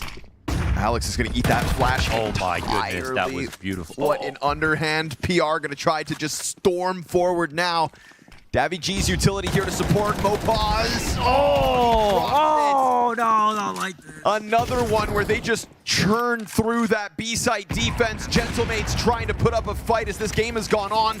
But it's just some wild results on a round-to-round basis from GamerLegion. They showed an inability to close immediately with some of these more aggressive plays, but with lesser guns, they make it happen, and they will move forward to, at the very least, a top 8 finish here in Bucharest. There is no denying that as this event has gone on, GamerLegion have powered up. GamerLegion has powered up all the way into the playoffs, and, you know, I'm supposed to focus in on this right now, the positivity, the 2-0, but it's not your what I want to say, I mean, yeah, Lady Thorin, that's what someone called me the other day. So let's lean into the negative stuff. Do it. That was, what a way in the final round to, as Striker said, that's the end of your season, gentlemates. If you look back to the final round of your season, that's the one. That's going to haunt you the whole way through Halloween, Christmas, New Year. That's going to be sitting with you. I mean, there was just so many times this game where GamerLegion did some type of weird brute force play where it was just like, you could tell in their heads, they're just like, we're better than you. Like, we just know we're better. Like, so many times where PR would just do like these aggressive things on Banana by himself on the CT side, or that round where you want like a flying MP9 at T-stairs, and then that final round, it's just like, yeah, we're just going to pop flash through your bottom Banana smoke, and we're just better. Even Martinez in that one clutch, he's like, yeah, fair enough. Like, you just had like the God setup. Like, there's something I can do about that. This was kind of risky, though. It could have backfired. Yeah. It was towards the end. I'm not going to lie. GamerLegion has no words. No, I'm just going to say towards the end. Not going to lie. GamerLegion got away with some lucky breaks, especially that forced by, I think it was like 3 rounds before the end of the game, where Gentlemates just for some reason decide to 1-3, and there's only one smoke on B that Mo5 can play with. They just boost over the smoke, get the pick there, and like eventually round over in a round where you play the 2v2, 2-2, and then you can work from there a little bit better. Obviously, they just risked a crazy round against Force by to go the other way, so that was one of those. And then this last round obviously was the second one, so it was a bit. Yeah, I honestly thought with how much money Gentlemates had, it was going to be a tough one, and they might actually pull it through to overtime, and this happened. It was a big risk for me, though, with Inferno, because there was a point, like you said, where Gentlemates had the money, GamerLegion was on the back foot, Gentlemates were starting to get rounds on the board, and I was like, it was an interesting strategy to play. What a gamble you're taking.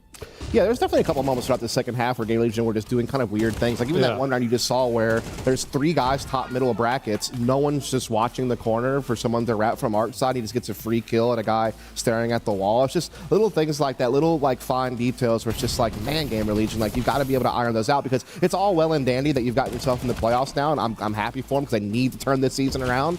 But you're going to get exposed against better teams when you do things like that. Yeah, GamerLegion sometimes can be a really weird team in that they can just turn on a dime, and they will just really do some of these really fast plays and then suddenly just pull back instantly, and then they will just really keep you on your toes. But sometimes that can backfire. They had some of these rounds towards the early second half where they wanted to do like a quick wrap on A side through long. They get picked off by Martinez on the corner, and then Hypex with the bomb pushes Arch while Rez is sitting behind trying to catch Martinez re-peeking or anything like that. And they're just doing everything kind of all across the map. You don't really understand what the point of it is.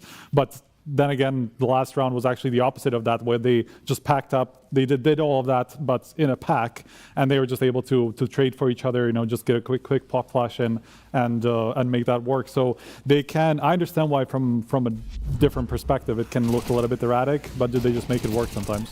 They make it work. It works. They're in the playoffs, and they did it 2-0. So shout out to them. Also shout out to PR, because what a map he had. Yeah.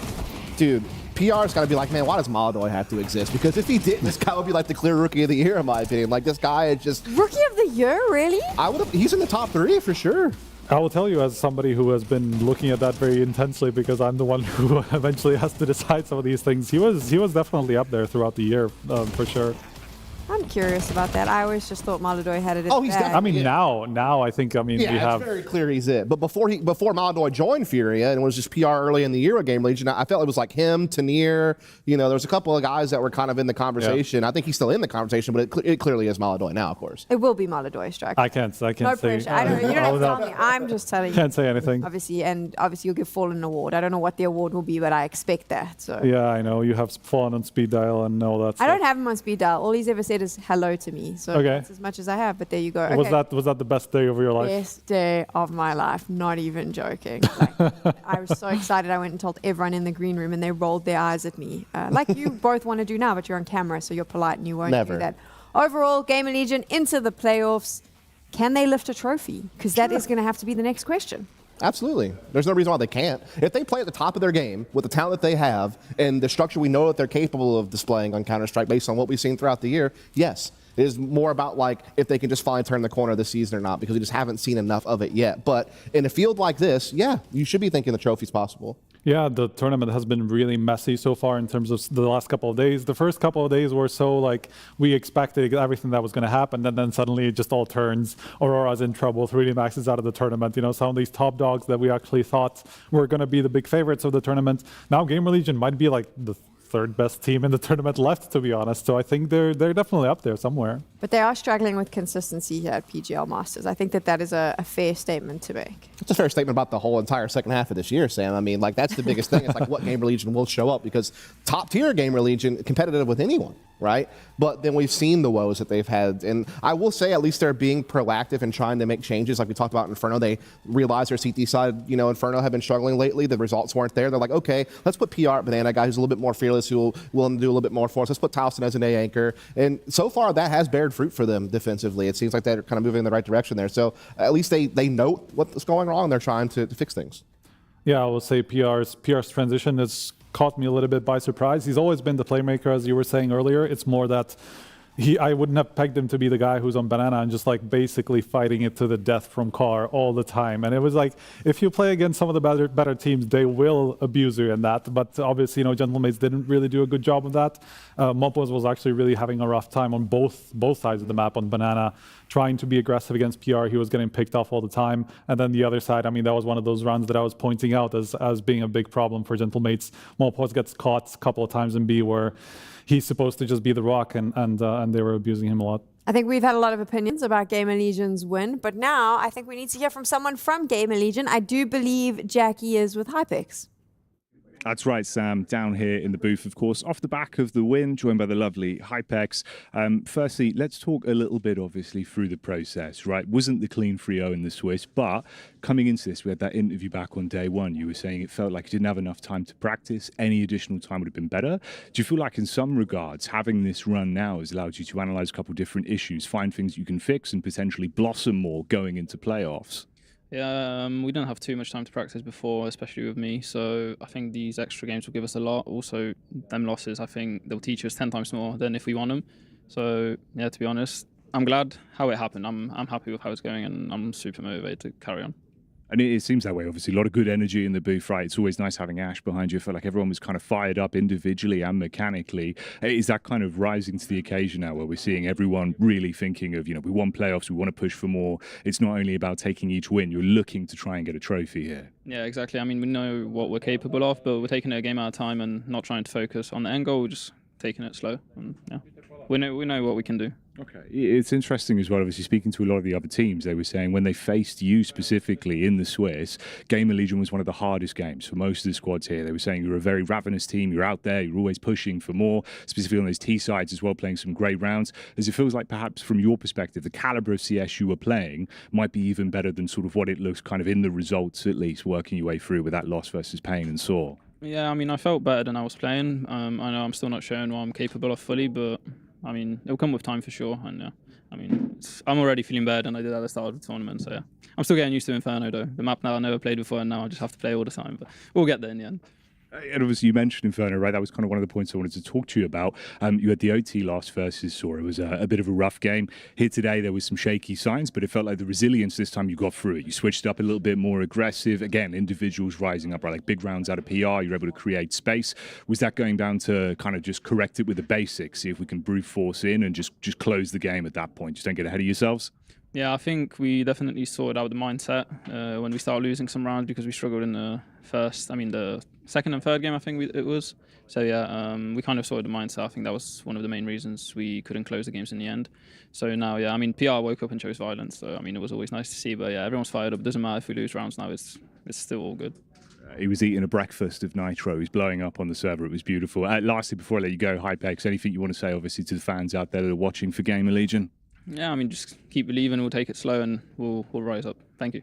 There you go. The beautiful Hypex and, of course, GamerLegion taking their win there, Sam. Let's get back to the panel. What a great interview. So insightful. Thank you so much, Jackie. And I do want to take something Jackie mentioned there, where he said, speaking to the other teams during the course of the competition, they've all mentioned that GamerLegion is the toughest team to go up against. Why do you think that is, boys? Because when they're on form, they're good.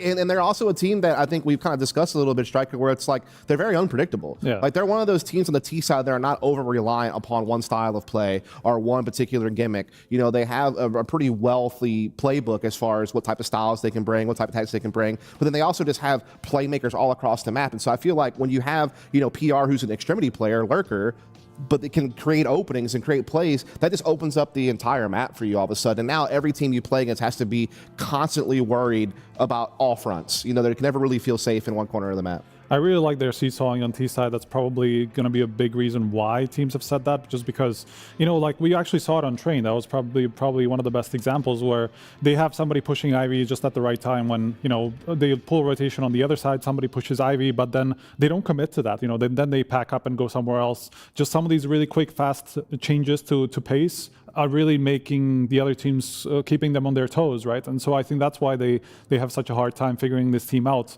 especially when you're reliant on your three riflers, rather than the op. Obviously, teams don't really rely on the op T sides these days too much, but certain teams still do. And so probably that's why, they have such a hard time figuring them out.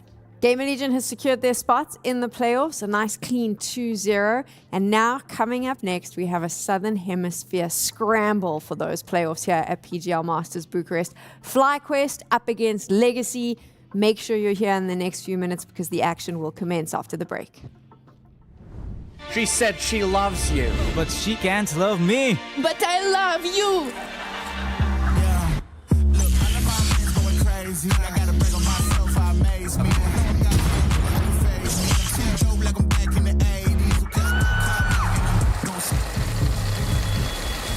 I won't play window anymore.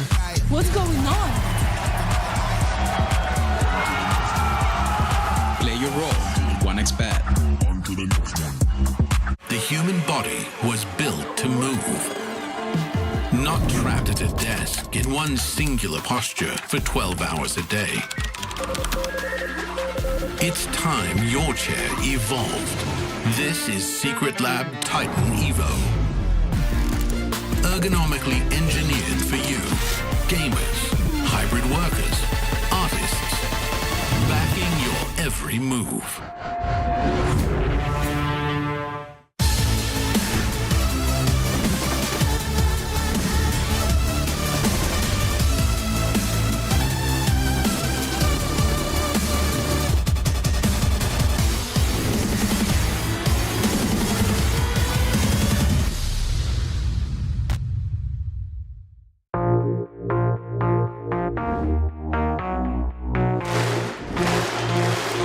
Astana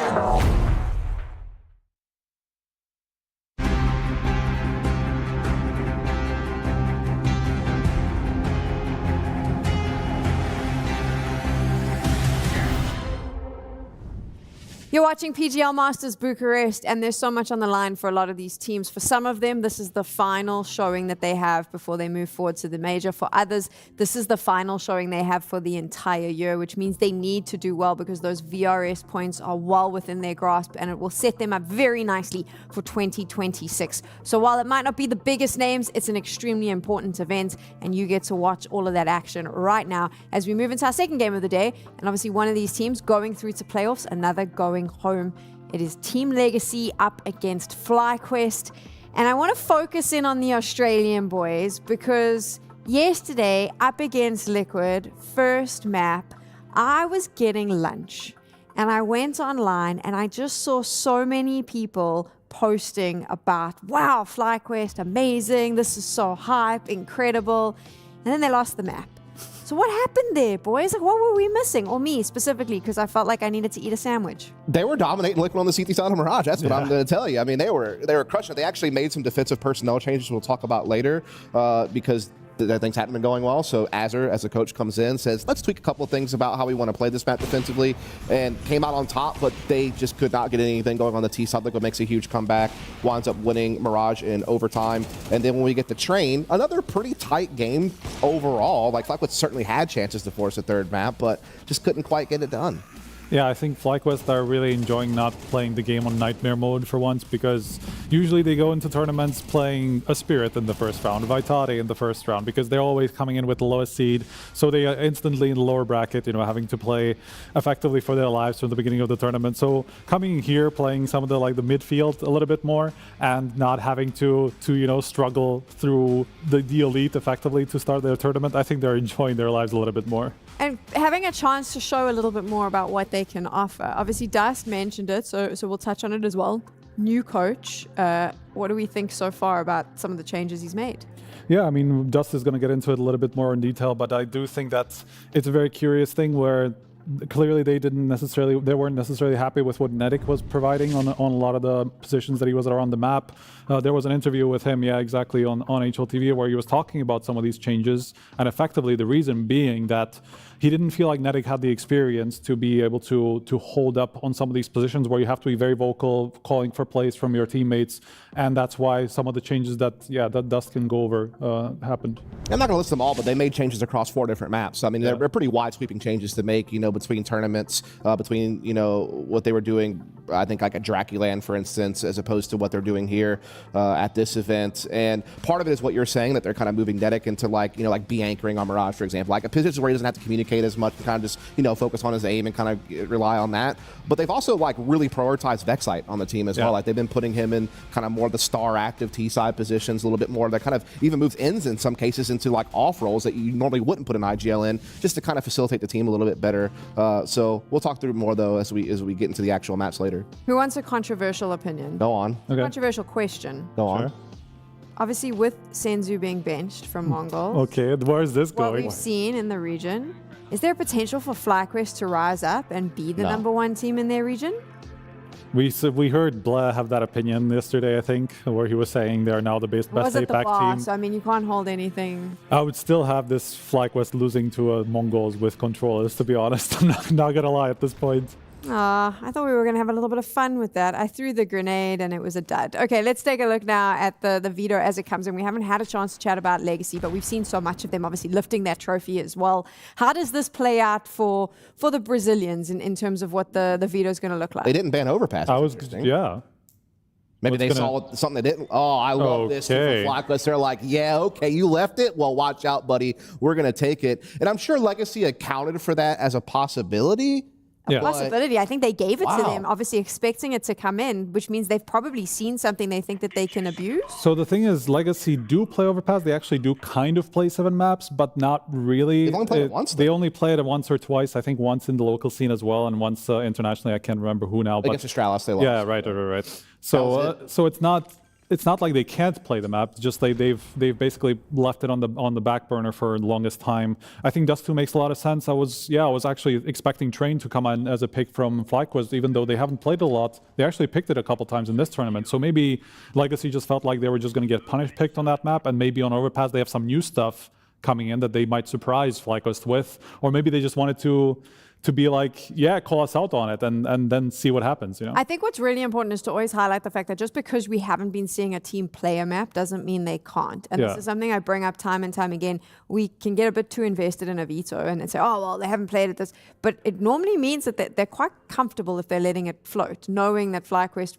would lean into it, right? So we could see something exciting coming from Legacy. It could also be strategizing, right? Just because we saw it in the last game. I can't remember now. I have a really bad memory for this sort of stuff. But GamerLegion went for a map that the other team played a lot more. And usually when that happens, it could also be because they don't have a lot of data to go off of, you know? Like, they can't really prepare for a map that the other team doesn't play a lot. So this could be one of those situations where Legacy is thinking, okay, you guys have no idea what we're going to bring here. We could have worked on this. You'll bring to the table. Yeah, exactly. We've seen where some of the holes in your game plan are. Well, FlyQuest also did make a lot of defensive changes on Overpass, by the way, that you're going to see in this game. They actually moved JKS, who's been a B player like his entire career, as the main A rifler defensively, which will be very interesting. They moved Ince into the rotator position. They moved Netic and Vexite to B. So they literally changed every position they could besides the op role defensively on Overpass. So that's going to be interesting to see how that plays out against a team, like you said, that they have no info on.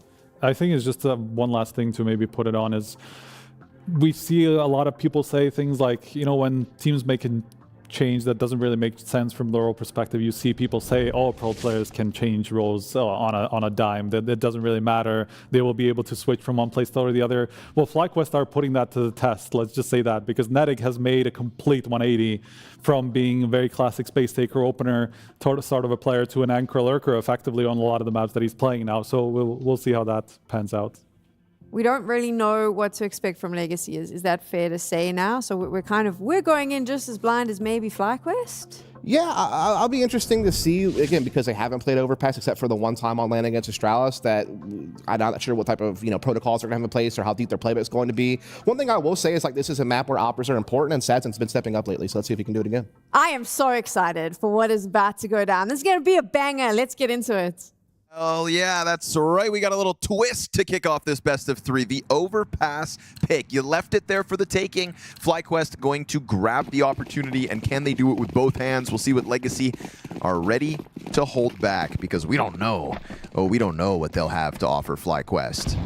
So let's get into it. Yeah, this should be pretty damn fun. And, the Liquid match showed us a lot of things that were positive about both FlyQuest and them. We've seen how many changes Azure has made with the lineup for FlyQuest. All of that, might not matter in two matches that are just really hard to win. Legacy are still, I think, expected to be able to take this. They don't really need to make changes. They're a team that just seem to be getting better, maturing, and growing as time goes on. And here's another test. Nissim fading into the B site's got Lux to work with, but the flashbangs are really good for FlyQuest. Just got them a lot of space into this B site. There's the rebuttal. Nissim and Lux, a kill a pop after Regali gets the 5v4. They're, able to punish that connector flank. But no entries means they're not able to get the move forward. So Netic just kind of pausing here for a second. Ince doubling back. And then Regali gets another headshot. So he's tapped 2 out of the round to reopen the possibility. There comes that next volley. Lux never looked away from that flash in anticipation of the player committing before it popped. Maybe he makes that regret. Lotto comes through to stop the bomb and slow down the round at 25 seconds. Very awkward spot for that bomb. Netic, he might need to hit this. Goes back. Been hitting shots. Hits the gush. 95 damage, both players up in heaven low. Now Netic also right there with him, 6 points of HP. Sadzin back to the Berettas, bomb crossing over. Regali gets hit by the 1-2 from the Berettas. And we've got a 1 bullet either direction, 1v1, and he's gonna find the back turn, but he missed the first burst. Thank God he gets that headshot. He would have been beating himself up. The hearts of Legacy in their throats as he misses those first few shots, but it is still FlyQuest unable to win pistol. It is plays like that that give Legacy those chances. They make decisions very quickly and they commit to them hard. I think that's the best part about this lineup, but my goodness, what a try from FlyQuest, and a really good start here for Netic, who I think he headshotted both of the last 2 players. It's kind of an amazing clutch. 1 HP, he crouches into a headshot angle, gets his headshot back from heaven, and it's such an action-packed round. Sadzin had to do a lot of work to steal the show, but he did it. Just a classic situation. FlyQuest having to deal with a 1 HP clutch in the first round of the series. They're going to go ahead and just storm this B site, though, not wasting a moment. They already have footing in through short and a JKS entry frag. This is a B site that's getting tested by sheer tempo, but the MP9 and Faunus pick it back up. You've got Lotto here to the kill on JKS, so another moment where FlyQuest feel like, with false confidence, that they've got something going for themselves. Thing is, Legacy love to get rambunctious themselves, so if you want to fight fire with fire, they are more than happy to do so. Yeah, definitely. They love it when these execs come in quickly. Like, this is where they learned how to play, you know. In the servers in Brazil, like, it's all about the fast-moving style. They know how to slow down these situations. I like the exec from FlyQuest. It looks overwhelming. There are moments where people can get caught off guard, but they just didn't find him right there.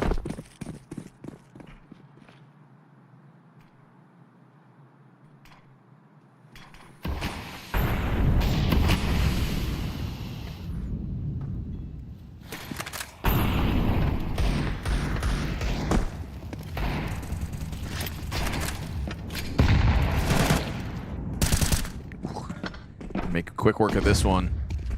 Yeah, you think you can rush Brazilians, but unless you know what it's like to play in Brazil, yeah, you know, you better know. You better really know how to rush down 5 Brazilians. And you know, something we talked about at the start of the event, right? Legacy's still kind of picking up that title of like the all-Brazilian team. I mean, it was Astralis slowing things down that kind of took that away from the early days, really strong Brazilian teams. Going for more of a neutral play style, focused on punishing mistakes and just being really careful. After that, things only got slower and slower, right? You had the CIS lineups, you had the Gambit youngsters, the Virtus pros, and it only started to speed up again once Heroic started to get into the mix. But yeah, reintroduced it like for a while. They made a tempered way. Yeah, they kind of made it seem like there was. There's EasyAsk actually had a thing about this until there's a new offensive revolution in the meta. It's going to just continuously get more and more defensive the game, and that's sort of what happened for years.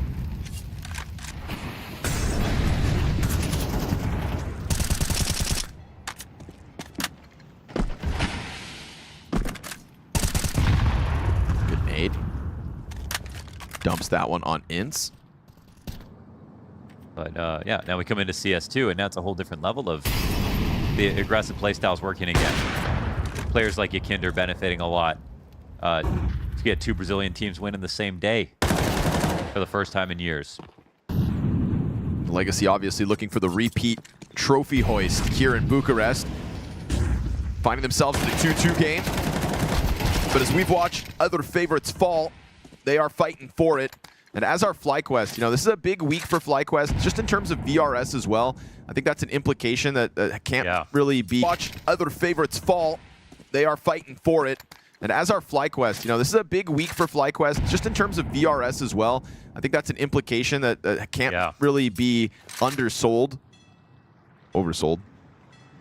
Underrated, overrated. FlyQuest need wins. And defeating 3D Max really kind of raised everybody's brow. A shortcoming from the French at the hands of the Aussies. But in classic FlyQuest fashion, of course, they get the draw that puts them up against a recent tournament winner and a team that has just been flying through the rankings, toppling top dogs. Very hungry squad in Legacy. And one that's just going to lean back down on Nissim as he just goes for that monster push to secure B control. JKS, these are the spots you want him in to try to close out, but Sadson, very fast to the play, comes through for the 4-0 Legacy start. They're so hard to beat. And, you know, we watched this last GamerLegion match, and we're trying to envision them getting to the finals and playing really well. Well, here's one of their main threats in Legacy, and I'm going to tell you right now, they're not going to make the same level of mistakes that we saw GamerLegion make in that last game. The Legacy they're just strong, period. Like, they don't really have too many massive flaws. But T-side overpass is hard for anyone.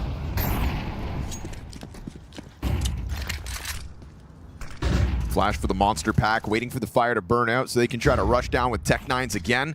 FlyQuest still content to try to play with some tenacity, and it's working. Okay. Yes, it is. Vexite, double Tech-9 kill. Takes over the B site by storm, but again, the rotate coming fast. Triple so far for Vexite. His first 3 kills of the map in rapid sequence. Not gonna lie, he barely had vision of anything right there. That headshot barrel barely even looked up before he got that first kill. So good. All right, nice to see FlyQuest not shy away from something that they clearly wanted to weaponize today. They're definitely coming in prepped here, man. Yes, We're sir. seeing super strong execs on the B side. Now, last round again. Prepped and aggressive. Some of it is like a bit of luck. You do the full exec, people are blind for certain amounts of time, but you push through a smoke at the wrong moment, or you just take an angle after someone peeks and you don't win because you have Tech-9s. Here's the other side of that. Everything goes perfectly. Lots to thank here for Vexite, though. Aim was amazing. That's the question, though. You know, you come into the round, you come in with this mentality, this preparation, and, you know, the willingness to be aggressive and run those risks, to maybe sometimes lose to a bit of luck. Obviously, the self-belief doesn't get too dented with the Legacy B holds we saw. Good on them to remain adamant about it. When will they sprinkle it back in? Because that earns them guns. Oh, Doom out tons of damage. That doesn't feel worth it, and he still goes for the hyper-aggressive swing into the short pipe. That's nothing but a freebie for JKS. Sadzin locked in with the op up towards Fountain. Chance to depart now, as we've got FlyQuest with the 5 versus 4, going for more wallbang damage, looking to just whittle away Lux's HP. Keeping this defense split 2-2 for the time being, and they're going to go for the boost. Legacy know they've got to get something going. It's already a preemptive rotate down as well. Oh, they didn't see this. Lotto decides to position himself in heaven as we get FlyQuest slowly but surely getting back to what has worked so far. Look at the B lean, though. They've got so many people here. It's not going to feel like they're down a player. Such a good setup here for FlyQuest, but it's still looking like it's going to be the hard. And they still keep pushing. Yeah, man. That's the thing. Nissim and Lux not satisfied with just Barrel's control. FlyQuest pumped the brakes slightly to let Fnatic maybe make contact on A, looking to go see whether perhaps this B site is stacked. He can't be going first, surely. He's taking a look. Yeah, he is. But this is going to maybe bring him back, right? It is. Yeah. Which is the right situation. But if Fnatic dies on alert in this spot, him and Sadzin they're going to get stuck. This one op shot out of Sadzin could be everything.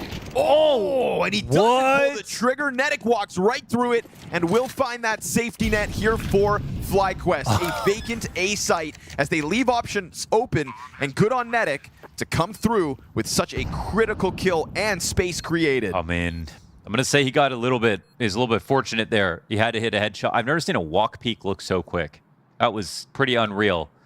But hit the headshot. It was kind of a weird spot for the Opera to be in that late into the round, so I'm not surprised he wasn't totally prepared for it. But not seeing someone jump back dice, not seeing someone Optimus, I think he just thought, I need to get this space now because, well, if there is somebody here I don't know about, my teammates won't have time to clear it out when they bring the bomb over. So I think he felt that situation was risky, not seeing anybody, but it ends up being the right play. And again, I've never seen a walk peak look that quick. Yeah, just the right amount of walk, just the right amount of peak. Yeah. But respect that FlyQuest, they have a good setup on B. They get a kill, they work B a lot. They don't know that there's an over-rotation out of Legacy there, but they sense it. They make sure to scout first.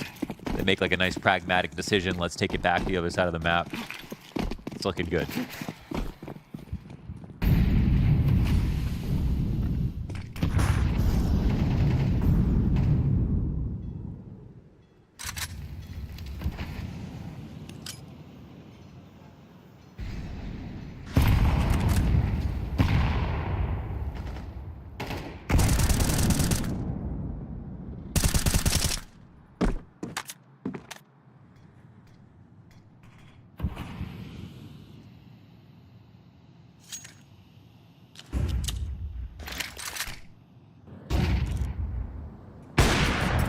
Last chance for Sadzin.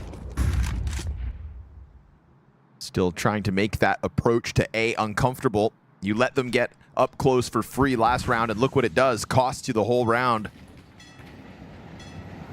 Nissim kind of puffing his chest a little bit, spamming away on the monster smoke, and they're trying to find timing with this pop-up out of Lux. And you can do it on an interval. FlyQuest happy to let that clock burn down. We approach 40 seconds. It was in good hands last round. Dumau's got another smoke still towards this B site. There it goes. It's going to give Nissim cover for the rest of the round.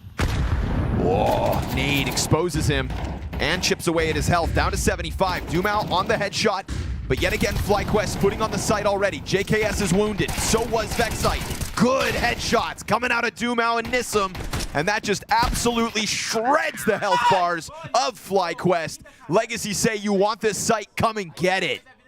They had 2 players there, lots of utility left, a rotation with enough space to come in.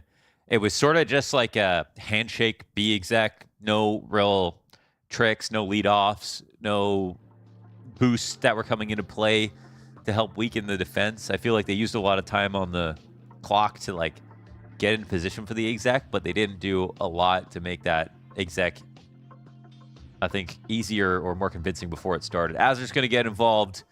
Maybe they just needed a bit more spice at the beginning of the round to try to get some damage or a pick off. But on a map like Overpass, all things equal, full HP bars late into the round, 5 CTs with just a couple of good pieces of utility have a big advantage. You got to work really hard to make the chances go in your favor.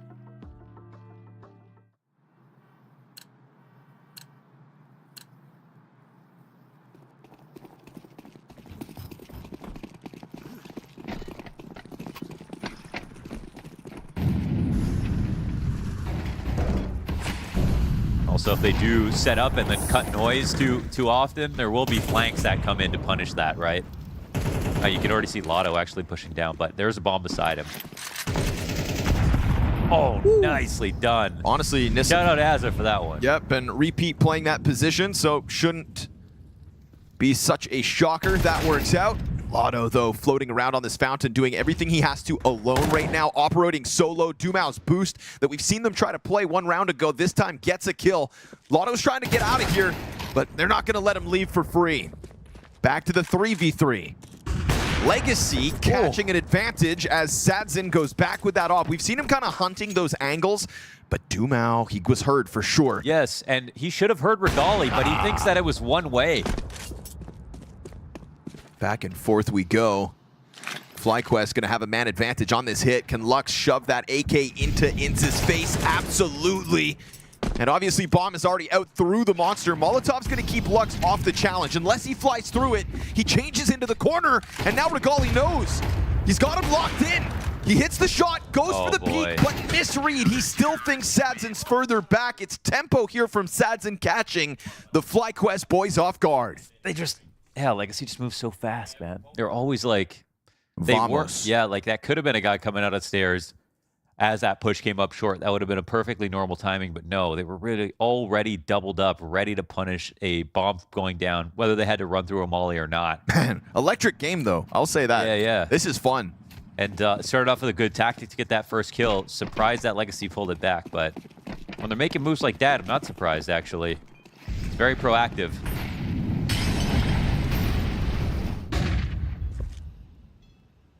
And I also think it makes sense for them to keep testing this, especially if, you know, those B execs are going to come in late. FlyQuest have found a timing. I think Lotto peeled back after getting the report that there wasn't much presence over on the B side of the map.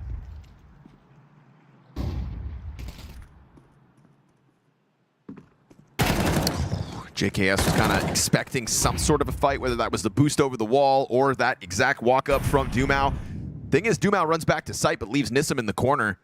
And with FlyQuest still so close, they may not write off. Oh, yeah, they're going to write this off. Or maybe not. Vexite ready for the small peek, and with a headshot back the other direction, he at least evens out the numbers. Flashes come over top. Lux Regains vision, teammate pushing down through Monster. He's gonna lock this in alone. Oh, one man needed. Damn. Good damage done from Dumao elsewhere and an assist on Luck's third frag, but this B defense is standing the test of time. They just had their hands on everyone's shoulders, walking that line all the way through A, down con, not flanking anybody, getting picked off as they were going. JKS first inside of water, and I mean, Lux's spot there outside of Monster with a teammate watching on the pipe with Monster smoke is such a powerful CT angle to use. It's no surprise he gets 2. Getting 3 though, well, that's just, we'll call that deluxe.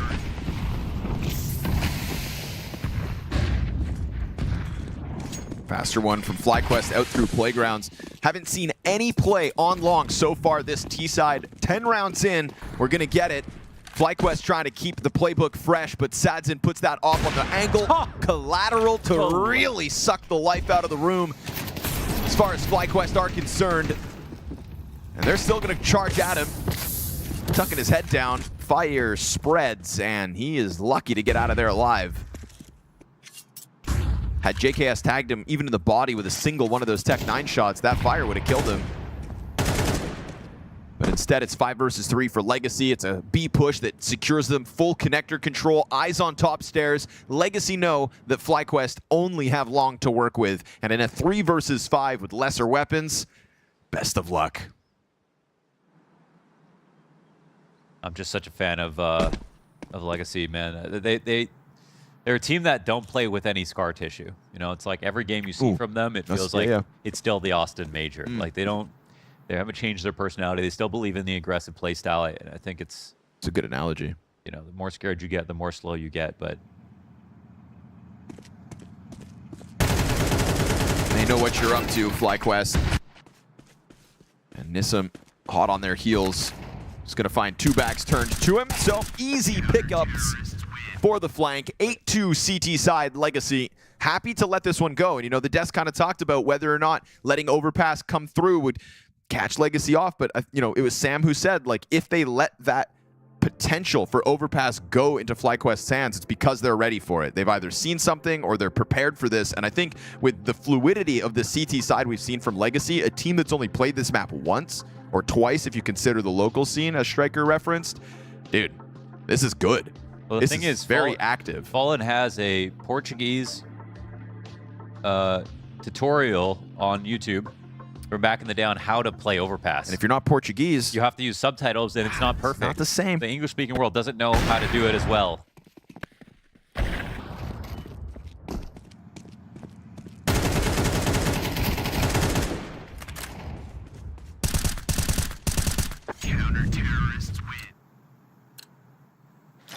Stellar stuff offered up by Legacy.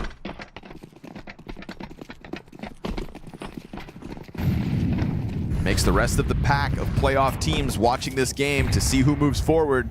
You consider the depths of Legacy moving out. By God, they can also play Overpass. We're doomed. That's a brutal angle. Just covering his head, but still open for that shot. Smoke down Monster. 3-player B stack.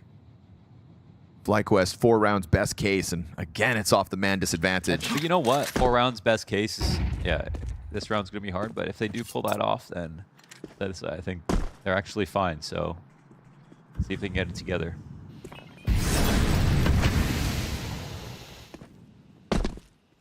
We've certainly seen bigger Overpass comebacks. It feels like if you're getting comfortable with picking Overpass, you always have to remember that. Yeah. That the T-sides may be grueling, and if it's your pick, you start here each and every time. Sometimes you only get bread and water on T-side, but you know that your opponents are going to be in the exact same spot. Yes, sir. So. Starve them out. Fnatic waiting for Lotto to make this move, but he just gives up the angle. Now he's stuck in the corner. Lotto's going to come clear this. Yeah, Fnatic could have held it. He just put himself into a worse angle. Yep. Yep. Yeah.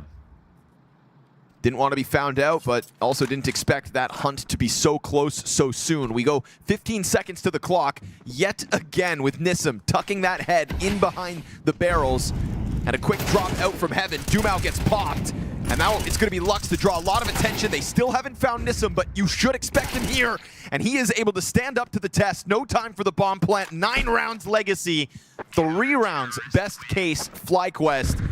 And the money is not in the best place. Everybody else sub $4,000, and Regali only saving that op could give them the saving grace they'll need. It's possible, but man, T-side overpass op is just like, you know, it's like a really, it's a nice status symbol, I guess. But at the end of the day, the impact is just not going to be that high. You lose mobility. You're really good in post plants. Yeah.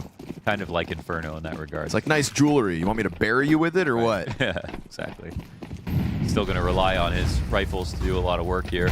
Those rifles are 2 Galils, 1 AK, Mac-10 Vexite. Low util for FlyQuest as well, so Legacy stepping up to the test to start this best of 3 in a critical 2-2 game. Doomau goes charging out towards Monster. He gets there. Doomau finding the kill to Regali means the op never even fires, and Fnatic 1v4, I wish you the best of luck. Instead of the noise that was in my head. He got there. We'll give him that. Took him a while to arrive, but he got there. Woo. Sadzin ready for it. So double-digit CT side for Legacy. Well-earned smiles and smirks, knowing that they've stood up to the test FlyQuest sent them at the start of the best of 3. They beasted this game. I have noticed also almost all of Legacy have gotten slightly more buff together over time. Like you can tell they're all going to the gym. Ah, you've got that same. They're all locked in, huh? Yeah. Like IRL stat padding. Yeah.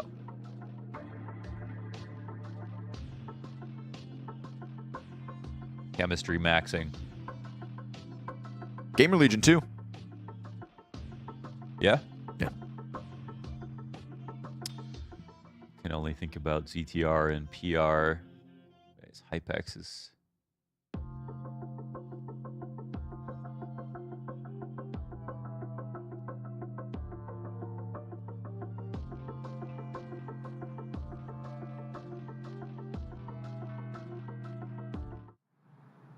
Yeah, Rez getting tankier. Yeah, Rez is a tank. PR's a tank. Towson's a tank. PR's a tank? Bro, PR's arms are almost as big as Rez. Legit?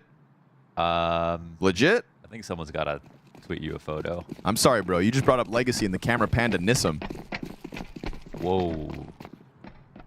I think we let them duke it out. Fisticuffs to decide. PR's a tank. PR's a tank, dude.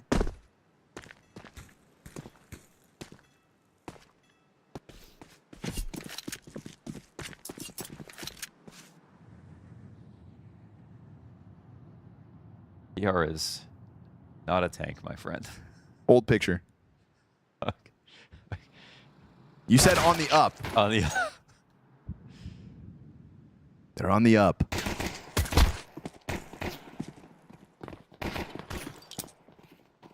Flooding through the bathrooms. Vexite peels off the first. Come on, FlyQuest. Again, right? Here we go. This is it. You play a tough T-side overpass. You put so much pressure on these pistols. You get the 5v3. This is what you're looking for. Don't let it go back the other way.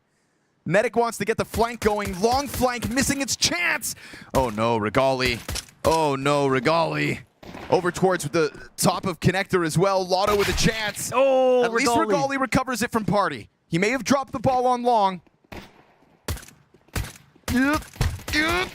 Regali! Ah! He at least helped out with Connector, and he's at least done a lot of damage. No bullets at all? Doomau has run out of bullets. He has no bullets at all. He's like Hector Salamanca right now. Gotta find another gun. Luckily, they're here on your dead friend's body.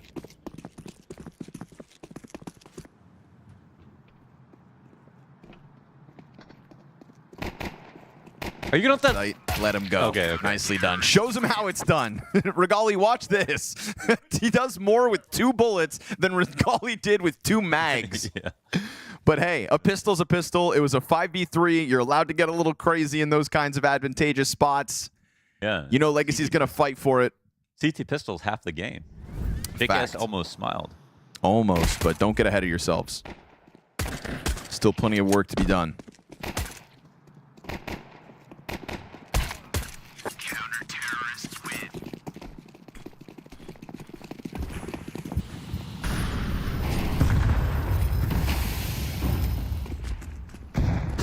Here comes the full force. Tech9 shredding through B, but uphold for Fnatic looking good. And yes, stellar stuff. Fnatic, Vexite, and Ints on the scene to support it. FlyQuest convert. Your Tech9s find nothing for their efforts. It's a long road to victory lane, but FlyQuest are walking it step by step. Loving the Azure presence.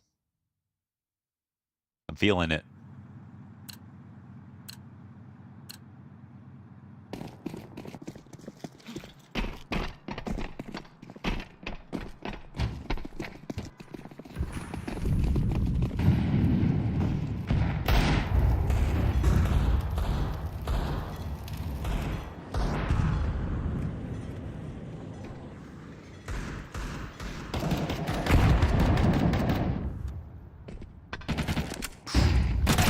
Owned. Oh. Don't let JKS warm up.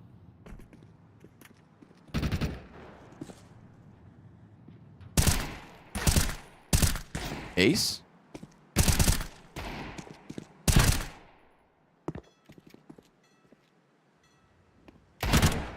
Don't let bomb get planted. We're all falling for the frags here. They're watching it. He's on for the ace, but only one player's holding it. Ah, there we go. One player's all they need. Ints won't drop it. It's Glocks, man. Yep. But no one's ever won a round like that, ever. Never, right?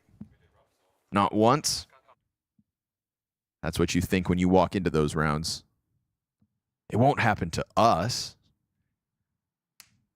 Legacy go down at the start of the second half. FlyQuest still 5 rounds the lead.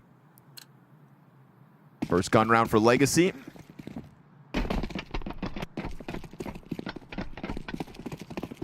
This is the test.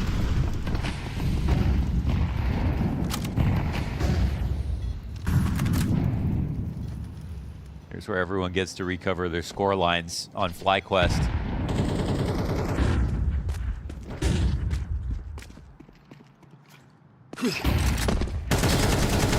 Good flash, dude. Oh, they're going to start banking on JKS playing connector like this. Such a reliable piece. Nissim gets damage in, but he gets pinched from both ends, and that's an escape route for JKS, a weapon upgrade, and a 5v3 FlyQuest. This is a CT side that's starting strong. Definitely, and even though they had a FAMAS, they have so much money, they could have upgraded if they wanted to. 5 alive last rounds. UMP on Fnatic is whatever. He's going to get an upgrade when this one's done.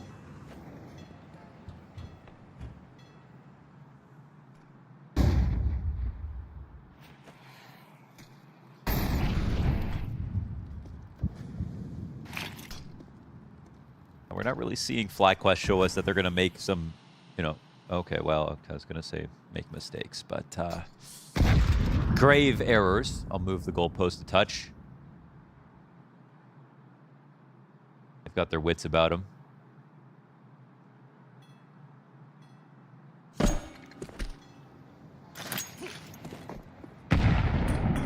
No leads. It's time for a Legacy to go.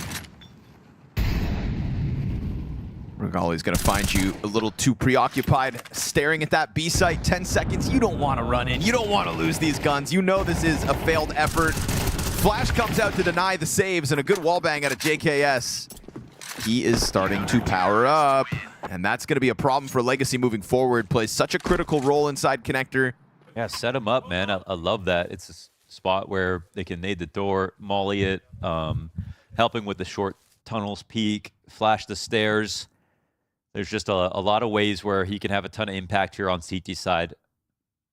He's the finisher of the CT side inside of blue.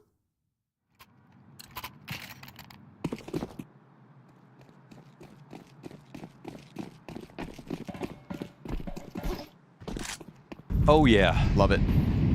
Just missed it though. Yep. He assembled it quickly. But this is the kind of prep that they came in with.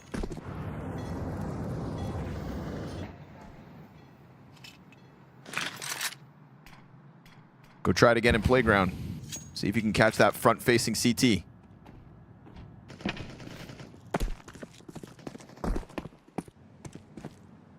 JKS playing it cautiously. Good on him. Throw the op into the action. The moment JKS sees any kind of movement, he is gone. Up inside that A site, they'll try to hold it back.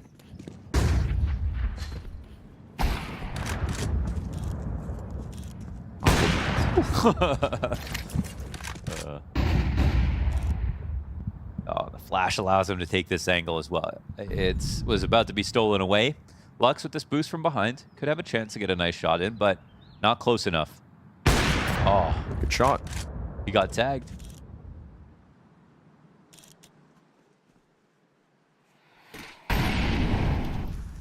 Legacy were willing to let this map come through, but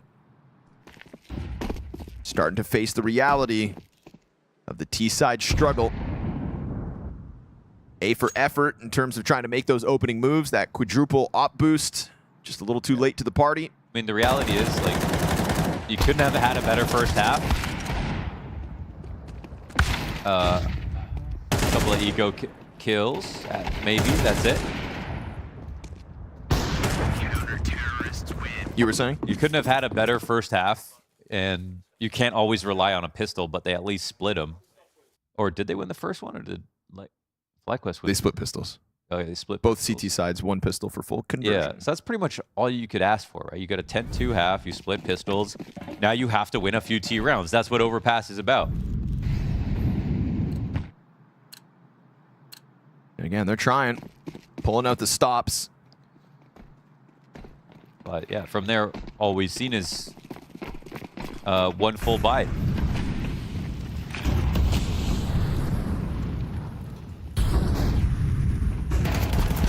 JKS has been found out. Oh, the fast swing out through playground. Regali, good recovery quick, but another fast boost up, and Fnatic gets caught by it. They saw JKS outside of connector. Maybe they don't expect another to be here. Ince is getting a teammate to come help, but both get stuffed. Caught that, and the B site's open. They don't even have to fight Regali. They can just let him sit here. Just a couple rounds. All they need. Great wallbang on top of it to really take Regali's chances out of this. They'll go for the boost to hunt him down. Crazy. Fast-moving Legacy. And that was with the party player helping out that first JKS death, but a fast transition into B pressure. You can even see FlyQuest trying to answer by getting off site, moving forward, but with how fast Legacy set that boost up outside sight, blindsided. It looks a touch unlucky for Ince because I think that railing and the wood post absorb a few bullets. But man, what a reaction at Alado. That's so good from him. He even saves his teammate with that flip around. Crazy speed with it.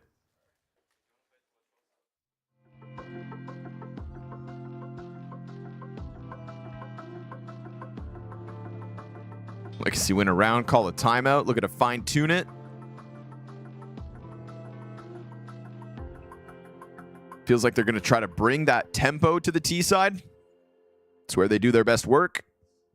An industrious T side. They do a 5-man, 4-man boost with the op. They have a lot of boost, to be honest, over on short. They're with their defaults. They're putting pressure in multiple parts of the map. They are trying things. Well, finally, it pays off.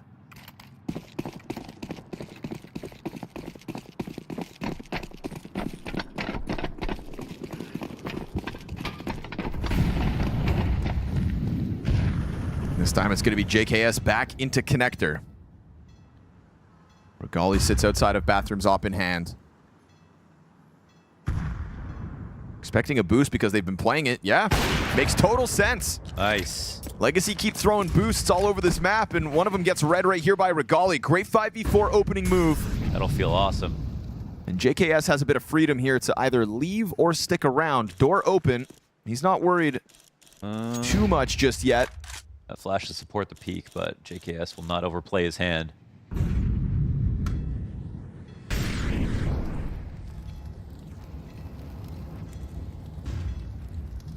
They're trying to draw his attention both ways. This one will be his next target and probably the decider of this round. It'll open up that mid-rotation if he finds it. JKS, no plans to leave just yet. Let's see if he picks the right avenue.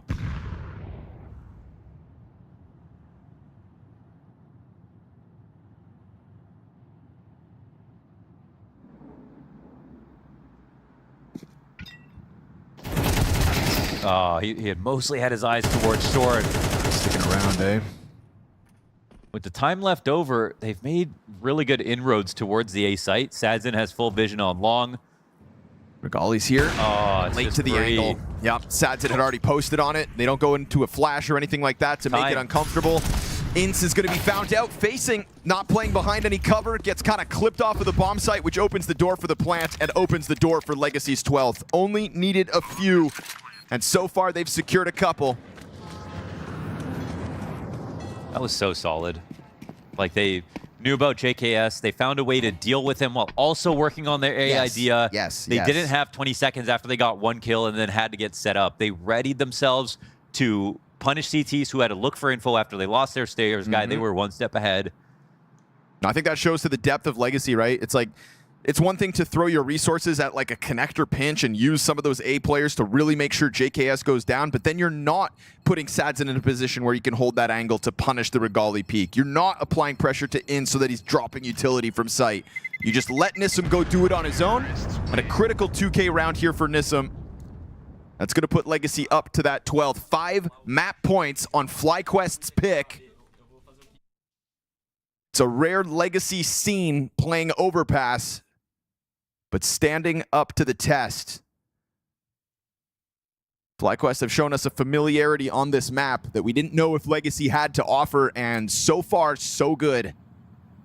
I swear, every time you look at their kills, they're always just within like 3 kills of each other. That's the floor of Legacy has risen lately alongside their stock since Austin. Oh, blinded. Medic runs into that one, and Lux, even after eating that frag grenade, hits the instant headshot. They're still going to try to keep water control going. Great flashes coming through. So many of these CTs blind and primed for the taking. It's going to be this heroic moment needed out of Vexite.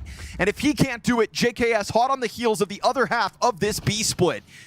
You've still got 2 players out through that monster. You've got this angle being held by Sadzin. Clipped.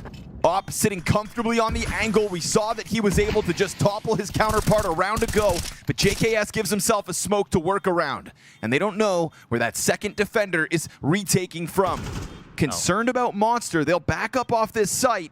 You've got a smoke here for JKS and Ince. You'd think surely these are destined for that bomb, and this is going to cause panic for Legacy. They missed their smoke. No way. No way that smoke comes up short and falls down into the water. They tap the bomb to try to frazzle. This is going to draw them outwards, but Sadzin's hitting shots. And Legacy hit the ground running here in this 2-2 best of 3. They stand up to the FlyQuest Overpass Challenge. Okay, so just to refresh your memory so you know where we're at, when the map veto came up, there was some surprise. Yes, you were right. No, you were right, Sam. I was trying to set this up all pretty. I was never ever going to rub it in your face. Let's restart. Okay, I'll start again. So just to refresh, when the map veto came up, obviously Overpass, we saw that this wasn't banned by Legacy, and there was a big surprise that they let FlyQuest pick it. And now when we take a look at how strong their Overpass is, it's not so much of a surprise anymore. They clearly found gaps in the FlyQuest armor that they could abuse. Yeah, I mean, they clearly just had a really strong defense to kick things off. I mean, 10 rounds, that's pretty much all you can really ask for on Overpass, especially, winning the pistol as well. They just, really thrived defensively. I mean, even Sadzin having some good moments with the AWP. I kind of wanted to bring him up a little bit more, if you don't mind, Striker, because I feel like, he was kind of the other young opera in Brazil after NQZ that people were kind of, eyes on, see if he could kind of develop into something. And at times he can be pretty solid for them. He had like one of the stages at the Blast House and Major he actually played pretty well at that people kind of took note of him, I think. But at CAC, he did struggle, all the way kind of through that, but they won, so fair enough. Yeah. He's turned it on this event. Like, he has been really solid. Yeah, I like him a lot at this event, at least. He's usually more on the supportive side. Actually, he's like one of the stats I had was he's actually one of the best flashers in the world at the moment. He's up there with the type of Apex, like with a guy like Apex, who's pretty much the go-to guy who you want to look at if you want to be better at flashing and all these things. Obviously, very different positions, but that's usually what I saw Sadzin as. But it feels like he's having a little bit more impact, going for a little bit more of the plays, aggressive moves, and things like that, and it's working out for him. I think the other interesting thing was, this is actually an interview on your website, Striker, where he was talking about how, you know, as an opper, he's willing to sacrifice buying the op to make sure that, you know, he can drop a rifle to Dumao or drop a rifle to, you know, Lotto, or, you know, this is a team that's really driven by aggressive riflers, if we're being 100% honest. And so sometimes you have to take a little bit of a back foot. So to see him willing to take that sacrifice, willing to be a supportive element, as you've been describing, but still when he needs to opt, he's been able to do it this event very well. Striker stole my thunder. Sorry. It's okay. What I wanted to say was, also told you so. So let's There you go. There we go. We got it. We got it. Double down. Let's go. Legacies. So much for being nice about it, Sam. Yeah, I was nice about it. I set you up really nicely. You got to talk about your things. And then I just needed to remind you that we called this. We said that Legacy was going to do this. The CT side so strong. Why was this? Why could FlyQuest not figure that out? I have to say that I wasn't particularly impressed with FlyQuest. You can tell that they don't play this map too often, and there was more of a punish pick, or that was the idea behind the pick from FlyQuest. They got tricked. Yeah, I just wasn't super happy with how they were approaching A. I mean, more like how they weren't approaching A. It was just a lot of opening moves towards Con, and when that didn't work, when they got picked off, it was just like straight into a B execute. And like the only two rounds that they were exploring A or trying to push back a little bit on the A approaches from Lado, who was, you know, working up around Fountain. He was trying to work up around Con.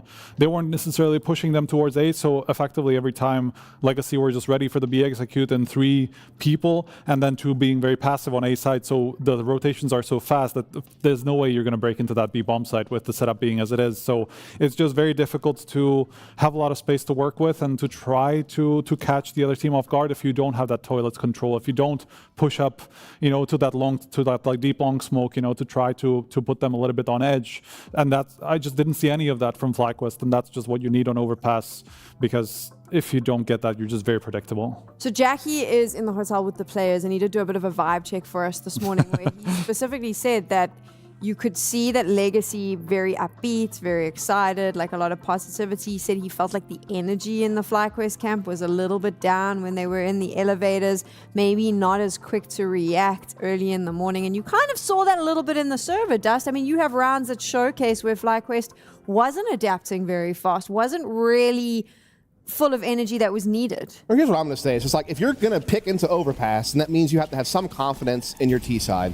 And so in a round like this one, where you need to be able to scale A appropriately, they get some initial space, but then they just start feeding players one by one. A 1v1 duel there inside bathrooms, no trade capability, another 1v1 there. They're just giving Lotto free pickings. And so it's like, look, if you're going to decide, hey, we're going to try to punish pick Overpass because Legacy decided to leave it on the table, you have to have some sort of game planning on how you want to scale A, because Striker hit the nail on the head. On this map, to be successful on the T side, it's that constant being able to push CTs back to that next line. Like, you want to at first push them off a fountain, then you want to push them off a party, then you want to push them into the site. And then that way you can then execute A, or now you have connector control, you can bounce back and forth. If you're unable to establish basic map control, you're going to have a hard time at the office, and that's really what happened the entire half. At that point, you're just pigeonholed into quick B executes. Yeah, you have to be very very structured about the way that you approach Overpass. I mean, it is always going to be an uphill battle on the T side. It's obviously one of the most CT-sided maps historically, but especially lately. Now that we've had the CT-side economy fixed, it's just so much easier for the CTs to have enough to work with in terms of utility and all that stuff to stop you from trying to get that control. So ultimately, this is just sometimes what does happen on Overpass, but I do think that you could tell that FlyQuest were just not necessarily too ready to play that map. Are they ready for Dust 2, though? Because this is Legacy's pick now, and I'm concerned for them. I think the Brazilians might just roll this right through into the playoffs. It's very possible. I mean, Legacy have won their last 7 out of 10 games on this map, and they have always been a team that really kind of thrives playing that controlled, chaotic style. But whereas they're very aggressive, but I wouldn't call them too loose or scrappy. Like, there's always a method behind the madness. They have good utility usage and spacing. They trade very well, and they're very decisive. You know, like, once they commit to something, they go. They're not going to give you the one-by-one pick, so to speak. And again, they just have a lot of good rifle talent across the board. Obviously, Lux and Dumao are the tip of the spear, but I think Lotto is a guy who has grown in his ability to be more of a trade fragger and sometimes go for openings in his own right. So they're just a team that's going to give you a lot of different looks. They're very diverse, and it's going to be hard to manage. Yeah, I think actually one team that I would possibly, you know, think they're very similar to on the T side of Dust 2 is 3D Max, actually, and more of the older 3D Max that were very, you know, they could just turn on a dime, they could just turn up the pace very quickly, you know, just have Dumao be that entry fragger, very akin to Gravity on this map, I feel like. And so that's the sort of an idea that you can get when you're watching them play. Then the one concern I have, by the way, whenever we're talking about FlyQuest is, look, they actually have been pretty good on Dust 2 overall this year. It's actually probably been one of their best maps, if not their best. And they have actually at times beat some quality teams. They beat 3D Max at this event, for example, and they had a close, overtime loss to GamerLegion. So they're capable of playing it. My only concern with FlyQuest, and it's been my concern for a time, is like, who is going to provide you consistent openings? Like me and Striker here have just kind of described, where Legacy can find openings, where they can create space. They don't have a consistent space creator on FlyQuest, in my opinion. Like Fnatic was kind of meant to be it. He's not really been. He's not even set up for it now. And then Vexite was then the next guy to be that. And he's been better this event, but on average, not quite as much. And so like that's my biggest concern is like you need to be able to create some type of space, and they just haven't been able to do that consistently. I think Vexite, and that just counts for every map, not just us too. He's more of the kind of like very high impact, but very up and down in terms of, because he's doing a lot of entering. He's doing it in terms like kind of to the death almost, not being very, very careful about the way that he takes his openings. It's more like there's Fnatic right behind him, or there's Ints right behind him who's ready to trade him. And so Vexite's just being used as more of an entry rather than an opener on the T side on a lot of the maps effectively, So there's going to take Vexite a little bit more time, a little bit more experience to grow into that role where he can be a little bit more measured with the way that he does go for these openings. I'm worried about FlyQuest. I feel like there's been moments here at PGL Masters where they've shown us what they're capable of. There's an excitement if you're an Australian fan about and the regions fan, what's going to happen at the major. But I do feel like the energy drop-off has been pretty severe. If I think about, even though they lost to Liquid yesterday, what they were bringing to the table, that same energy is lacking here. And is this maybe a bigger issue for this team in terms of finding out how to bounce back after losses and how to get back on the server and kind of reset? Do you think that's something they need to work on? I think it's tough when you're a team like FlyQuest and you just don't really have a whole lot of success to hold on to give you that confidence, and sometimes confidence is just going to be results based, right? And outside of that, like Blast Rising event where they were beating like some of the teams from Asia, like Huns and stuff like that, they haven't really tasted success. They know what that really feels like, especially against, higher level opposition. And they've tried to make changes. They've obviously brought in Azza as a coach. They've obviously brought JKS back home, so to speak. They're trying to switch positions on certain maps. And it's like, when you feel like you keep trying new stuff to address issues and they're still not resolving, it's just like, at that point, frustration probably does build up. And it's just like, what do we do now? Yeah, I think in general, they were just lacking a little bit more of an emotional leader on this team for the longest time. It's obviously not going to come from JKS. He had to be the guy who kind of had to grow into that role just because he's got the experience. He's got all the pedigree, but he's never been a hype man. Let's just say that. I think Azza is where they can get some help with that, because he's always been very upbeat in terms of when he was like leading the 100 Thieves and Renegades and these teams. And so hopefully, he can bring the mood up, the energy up a little bit, and between the maps, he's going to be the one who's going to be hyping them up and get them up a little bit more, We'll have to see. This is going to be rough for them. They could be out of the competition. They need to win Dust 2, but it's Legacy's map pick. CAC winners looking for a place in the playoffs. We'll find out exactly how this all pans out, but first we're going to go to a quick break. She said she loves you, but she can't love me. But I love you. Yeah. Look, I know my man's going crazy. I gotta break on myself, I amaze me.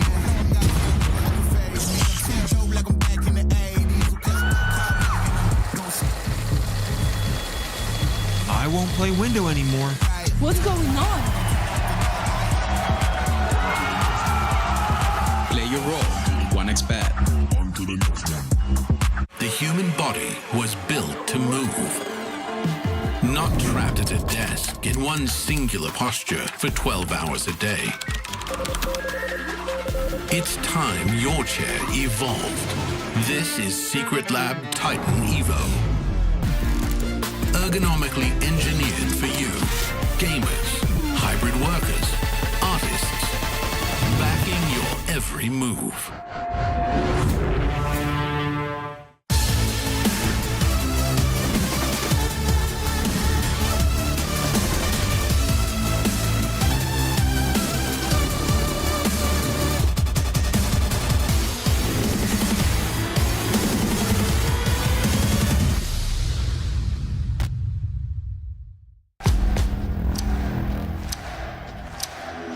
We will shake these walls! We will raise them!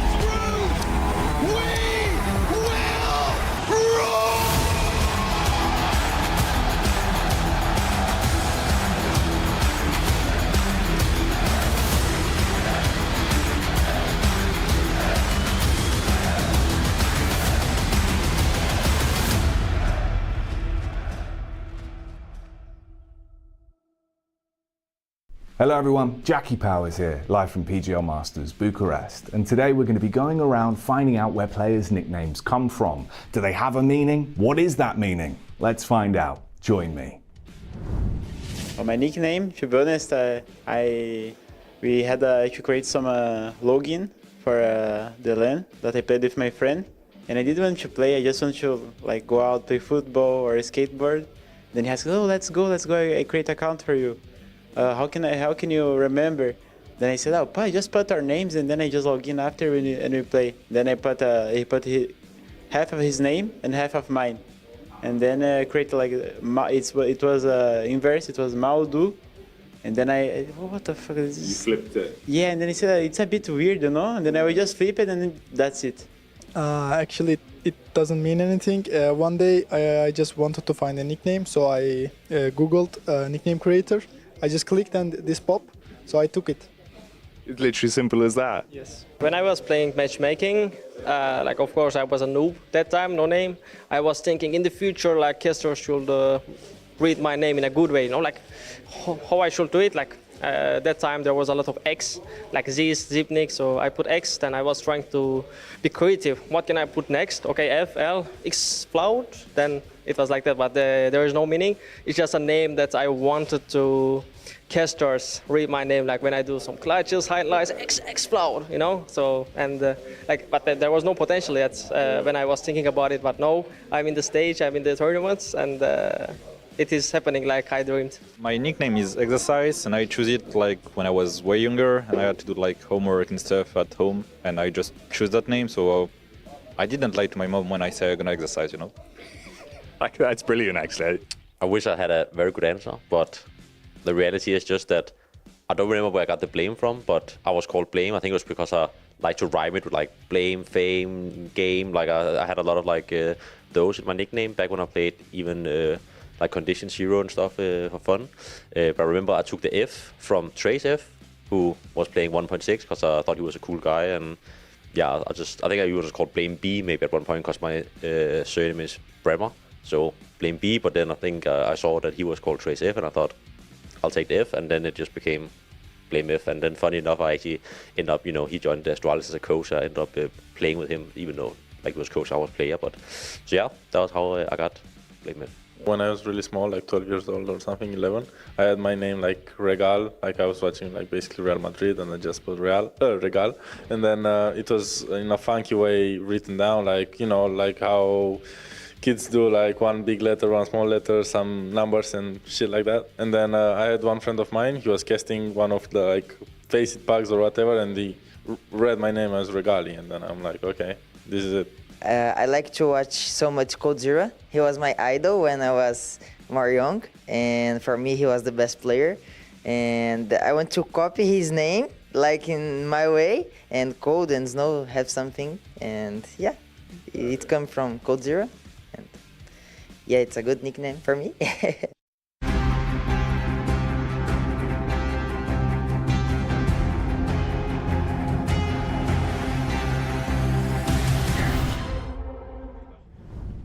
For a mere moment, it felt like Legacy were going to have their hands full with that T-side on Overpass. They break through. They stood up to the test that FlyQuest threw their way, and now FlyQuest to do the same. Can they rob away their opponent's map pick to extend their play here in Bucharest? It was a big week for FlyQuest in terms of needing wins, the VRS points, and I would say just a bit of confidence moving forward into the upcoming Budapest Major.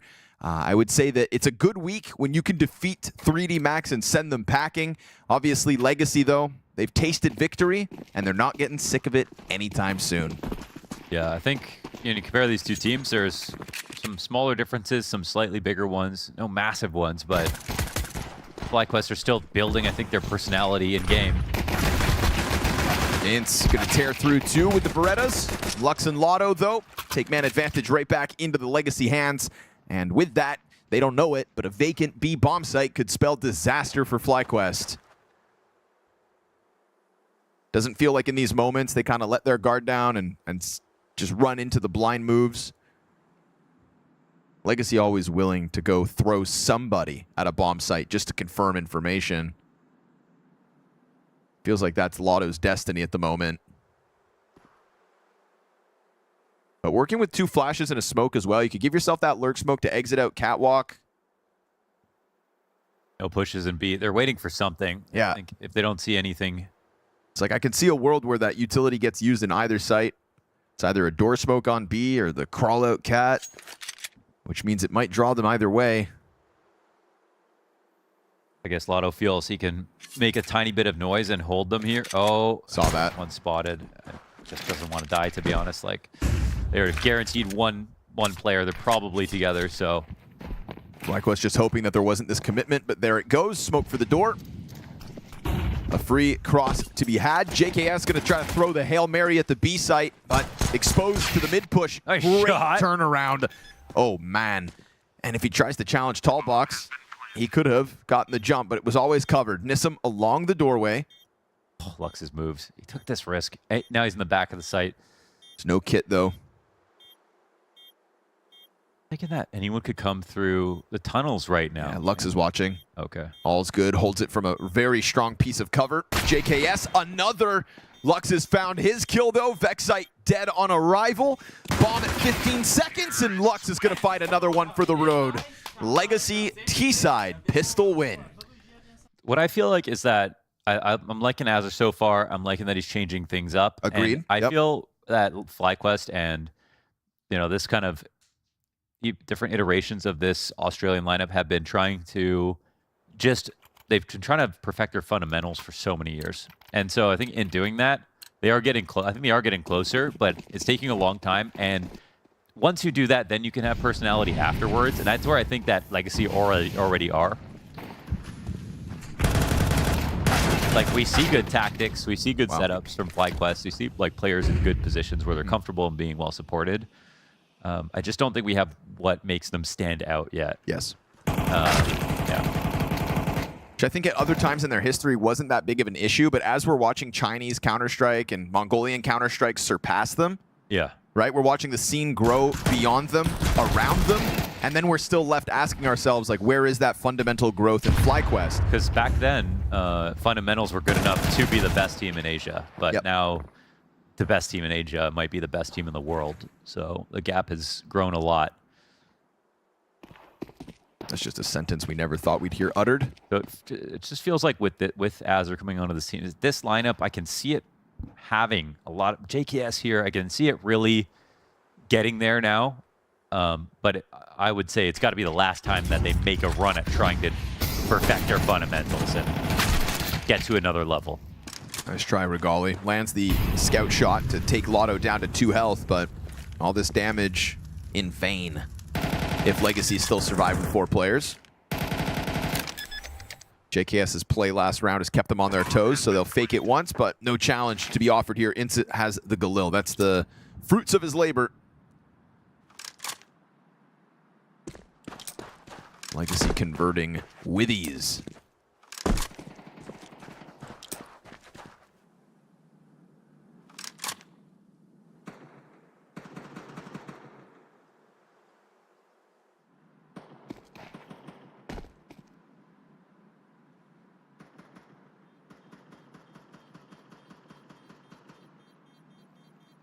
And it might be that Inz is doing a decent job calling, but maybe it could be a caller that could really accelerate their progress in a way that maybe he hasn't. But I see them moving in the right direction. Always have, just not fast enough. That's all.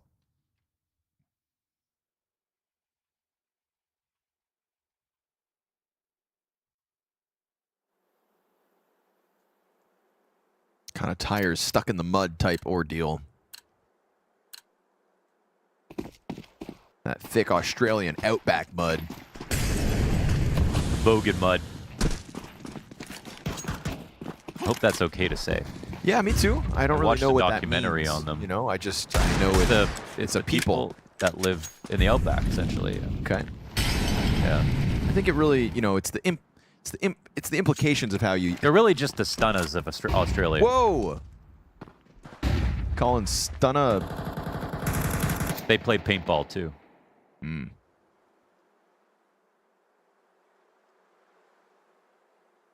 Don't forget, Dust also lives in Alabama. Sorry, Dust, just doxed you. Yeah.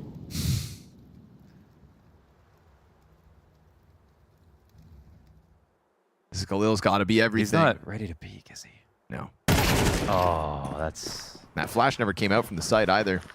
Felt like Regali's whole Just purpose never was to was gonna set up that play. It was all about setting up that one Galil swing, and they never even got a chance to utilize it all. So one idea, but an idea that never comes to fruition. Oh, what could have been. Instead, we go 3-0 on the start for Legacy's T side, and obviously we're now in their playground. Dust 2, where they do good work. A little bit of damage for the road, but that's all Vexite's going to get. It's a majority alive yet again as they continue to convert and continue to keep FlyQuest beyond arm's reach.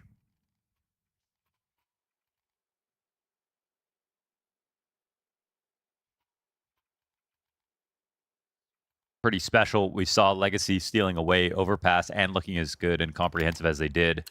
Like in a game where you split both pistols, you barely let a lead come back. You look great in both halves on all the rifle rounds. It's hard to really see that. They let this one go after doing so well on the harder map.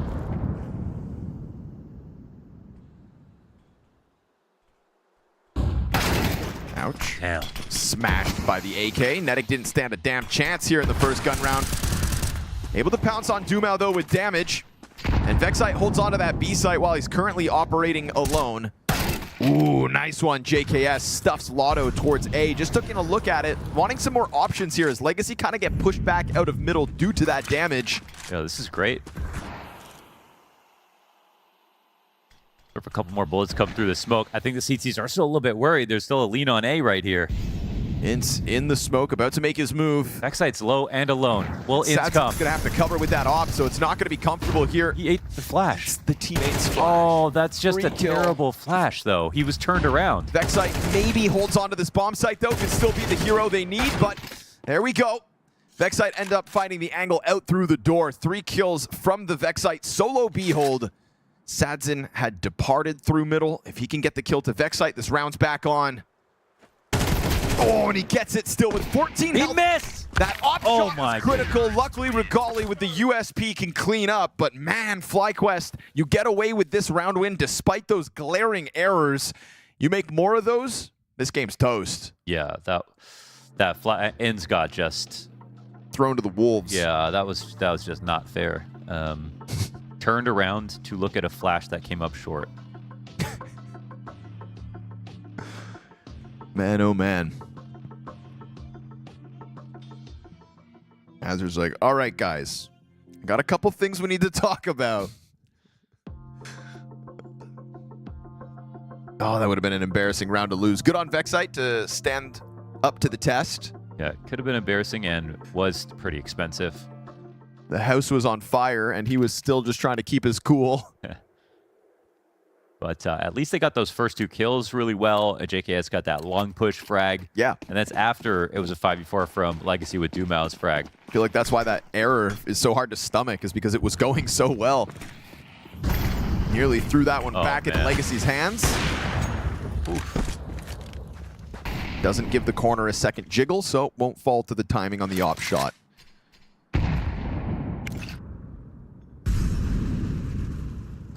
Confident FlyQuest down here in lower tunnels. I love it. They're not readying a B push. We've got Vexite supporting in through middle. Let's see if there's an escape route for... Oh, he had a moment, but... Gets out. Just behind the barrels. I think it's cool leaving an MP9 down here. It's one of the most, best used of this gun. Lux finds the first. MP9 reveals itself, but no way for Fnatic to really get out of here. Oh, nice headshot unless he does it all. That would be the one road out. JKS wins the head-to-head again versus Lotto. Regali's recovery's good. And FlyQuest just get a little active there. Falling back is Fnatic, and that just kind of felt like it opened the can of worms. Yeah, they had to approach him with a deagle, and he was way too sharp. That's beautiful work by him. Someone at top mid right now, but doesn't see Lux at the moment. JKS up here. Oh my goodness, what is happening? All right. Goodbye. There we go, FlyQuest. That's Yes. solid. It's just nice to see them winning the 50-50s because Yes. that's actually half the problem with beating Legacy is they are so even strength on all their players. Their aim is all so good that in those moments, they just seem to win 80% of their 50-50s or 3 straight in a round and just leave no chance to get back into it. But JKS is, I think, 2 for 2 on these long pushes solo.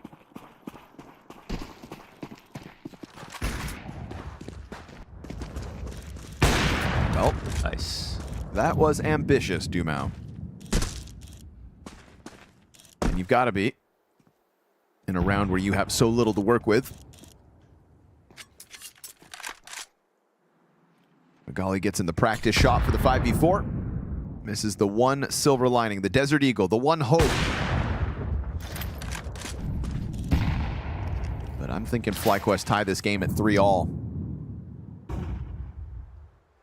It's nice to see that we've already had a moment here from Vexite inside B-site that he should be proud of. We've got JKS, like you said, 2 for 2 in those long pushes. So both extremities of the map have something to be proud of for FlyQuest.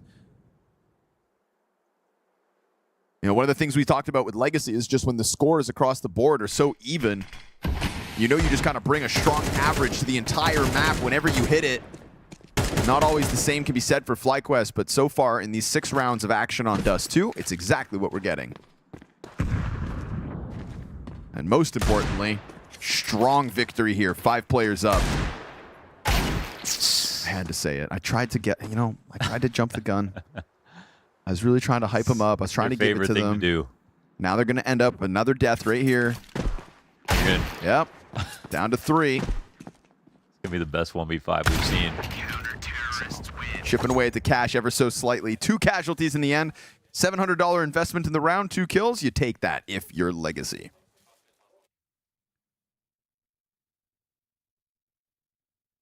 I'm saying Lux is going beast mode this event. He is 11-3 at the moment. Holy moly. What's his rating coming into this game?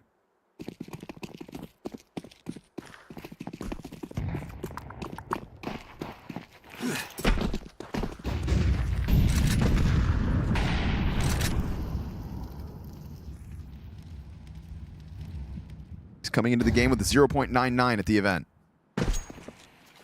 This map will help.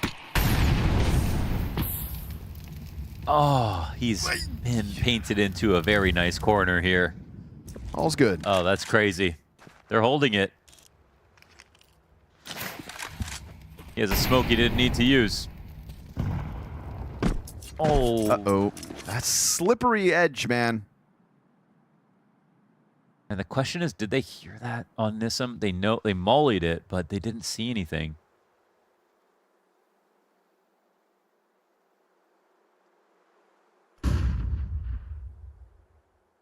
Looks like they're going to let Legacy make the plays. Really, they're threatening to be exact. They want to break apart this A play, maybe get a push to punish a rotation, but are they not going to? No, they're not going to try to go B here.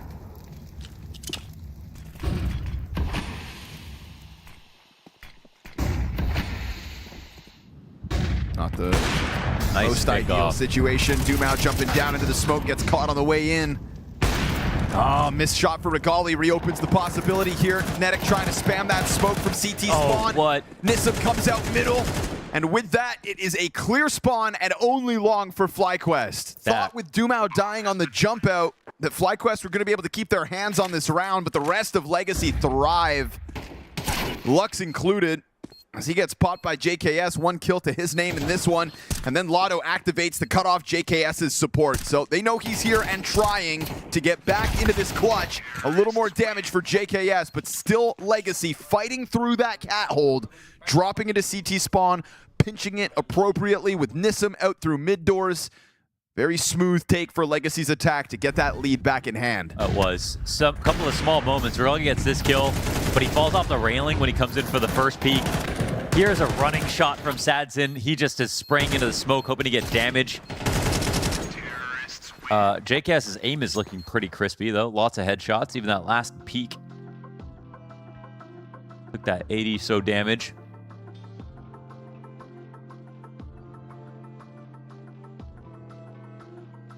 That was a round. That was a little unfortunate for FlyQuest and also good for Legacy.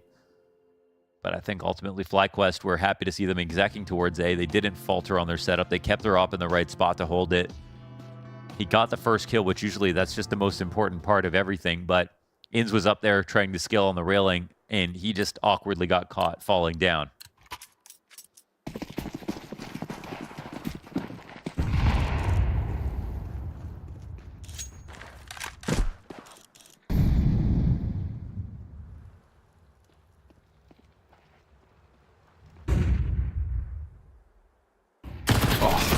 Oh, no way. Oh, no.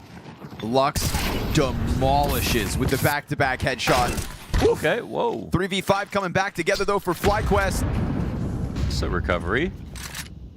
And we're just against the ropes for a moment. They're pulling out a B because they're actually worried about A, but... Oh, the B push. It gets shut down. Vexite can't fall back. Fnatic finds both. No way they have actually pieced this together. With the way that Lux got those 2 kills on Cat, it felt like the round was over in the opening attack. Should have been, totally. But then they get the wrong sight read. Excellent kills here from both sides on FlyQuest. This 1-on-2 is possible. He's got a full kit, lots of time. And if he runs this rotation, it'll be heard.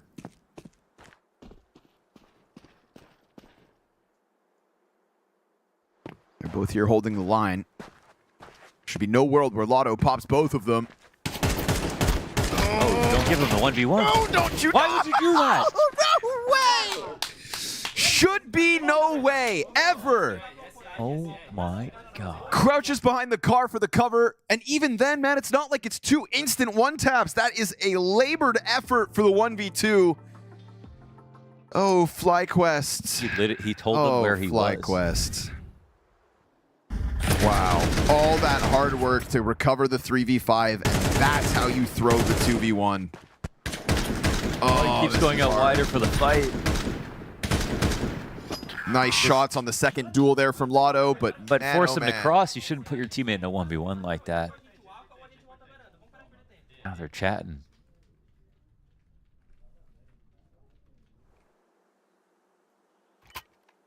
More concerned with how they almost threw a 5v3 than celebrating the 1 versus 2 clutch. Nissim lets a little steam off. Look at Lux go. 162 ADR, 14 frags to his name. I mean, top performer. We saw the power in it with that 2K up catwalk last round. Oh, God. And not only that, but then the 2v1 lost, throws them into USPs here. Ah, FlyQuest. Some things never change. 2 opening duels for Regali. Can hear the boys. The collective sigh felt from the other side of the world.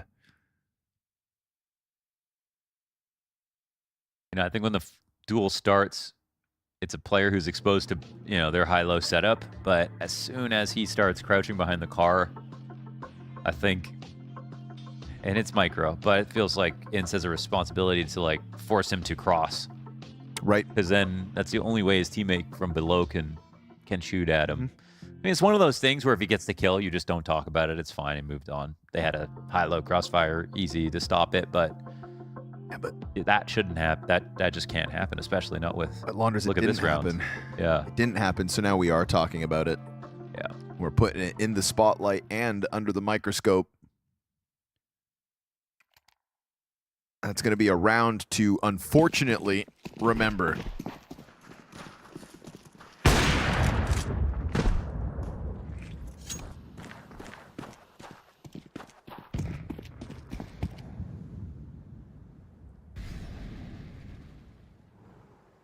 Because it's not just a 1v2 in that round, but it comes with a freebie versus USPs. It's a 1v2, 4-2. And Lotto, 4 kills into the anti-eco ace. Let him off the leash. There's a prize for Inz's efforts.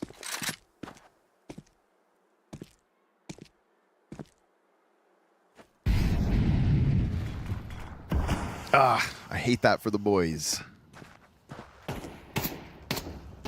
Yeah, it does really spoil things. Mm-hmm. Because like they were stepping, it's like we had At least seen just other to make mistakes. it competitive, yeah. You know, like that team flash that costs ins when he was trying to get through the smoke and stuff. Like we had kind of forgotten about those earlier errors when you get those solid Vexite 3Ks. You know, you could feel the recovery coming together for FlyQuest, but that's the kind of round that just shatters you. Yeah. And it's not even a round that shatters you because you were on the recovery from a 3v5 to a 2 versus 1. It felt like you were right there, a moment to be proud again, but it slips through your hands by your own making. Then you got to deal with the USP round. So this has got to be a FlyQuest. Someone's got to save the day.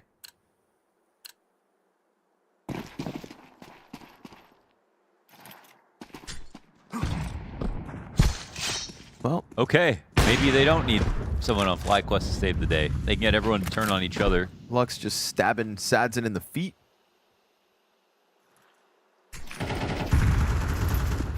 Feels like everybody's losing. But Legacy are indeed winning. And Ince doesn't spray the whole magazine, but yeah, down but he's going to have to go back. Yep, now he's on the reload, luckily supported by Regali. Okay. That makes much more sense. I didn't see him there, yeah. Up on that cat box. Nade's almost exposing Ince as he's stuck around. Oh my goodness. They know he's still here. Nissim hears that damage being dealt. They will remain constant in trying to take this cap position.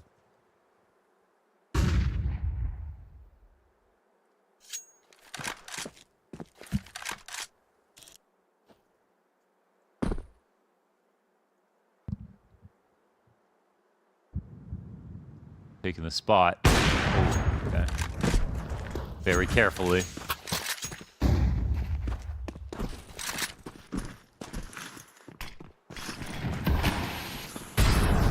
They left this open, really open. We've seen B-Sites hold well. Vexite on a window challenge, covered. Still gets his, and Netic turns around to help out. The damage done by JKS not in vain. What a quality hold that was. Again, this B-Site, when under pressure, has stood up to the tests. Yeah. Excellent half from that perspective for Vexite. Now Netic as well. Good. Good. FlyQuest needed a nice strong round like this. A palate cleanser, so to say. Some pickled ginger. Ginger. Ginger, baby. Jackie Powers.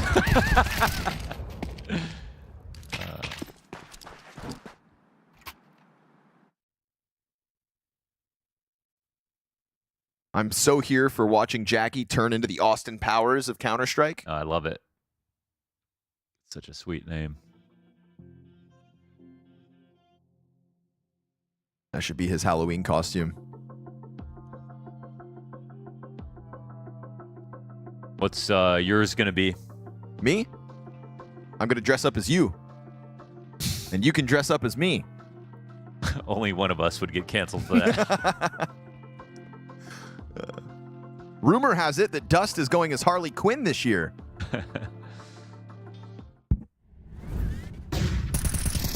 And Richard's the baseball bat.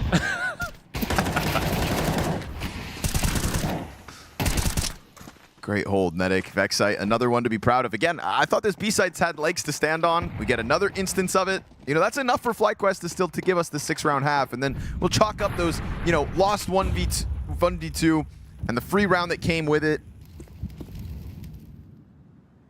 In spirit, it's an 8-4 half for FlyQuest if they can end this one strong. But only in spirit.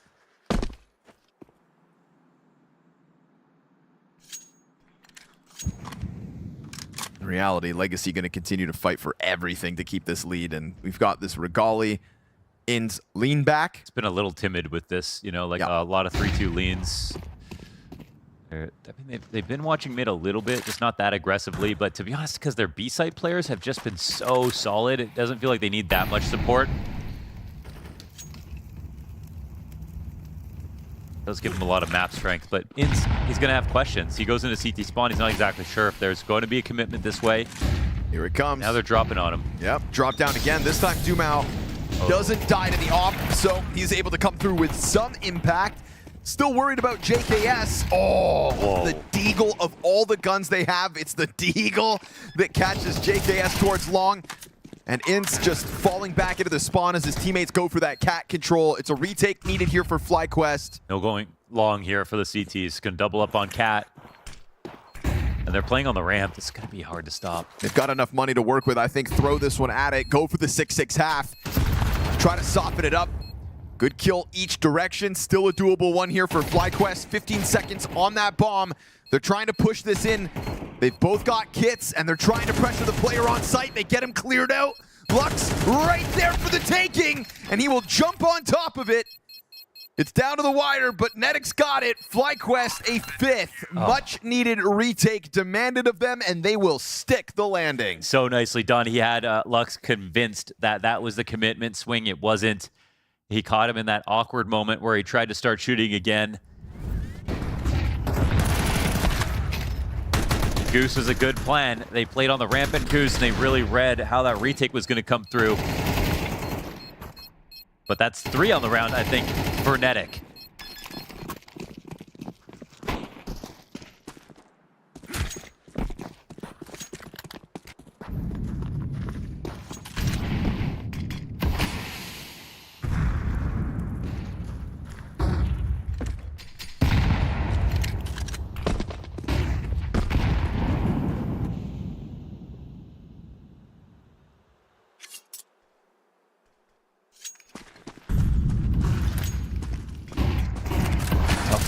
Here with less guns again, but Legacy trying to get that mid-challenge going. Usually the B site holds. Usually. Vexite, he's burning out, wrapping around the Tech 9 falls to Nissim. The one time Vexite doesn't have any kind of a hold in him. And it's for the 7-5 lead. They double back, grab bomb. Lotto's gonna activate out through middle. Damage done with the Deagle, but doesn't get the kill. Still something to stand on here, FlyQuest. More damage. Volley? Fire spreading. But they are just tucked in back sight, and they know that they've got the tunnels player cut off. Oh. Huge shot from Regali under pressure. And they haven't planted still. Sadson goes back at it. Lotto through the fire. That is crazy. That's so crazy. And yet, that is Legacy. It's Legacy, but it's also FlyQuest. They made that crazy. That was a nice shot from Regali. Another nice attempt at the retake. I love that they kept just trying as the bomb was getting planted. Here's our best chance to win. They're using utility well. They're taking some risks. They got that wall bang on double. They got the kill on default. They worked. They worked, and they tried to put that one together. Could have been another retake. It's the one time I think we saw the B site totally fail. That just basically never happened. That just goes to show how good of a job they were doing overall. But leave it to Legacy to find a way to win a round like that. Couple of rounds that they really shouldn't have any business winning added to their scoreboard. Some of the heavy lifting done as Lotto's closed that gap to Lux, who still remains at the top. Just feels like Legacy are on a little bit of they're on edge today. Yeah. Maybe it's the playoffs. A lot of gesticulation. You know, maybe it's the playoffs. Maybe it's thinking that they should be dominating this game, kind of like they did back on Overpass. I say dominate. I guess they did have the CT advantage, but still, it was like, you know, a nice convincing start. This isn't the kind of series that Legacy wanted to go to a third map off the back of a couple lost spots. You know, Legacy they have higher and higher expectations for themselves as they continue to win throughout 2025. This is now an event-winning roster.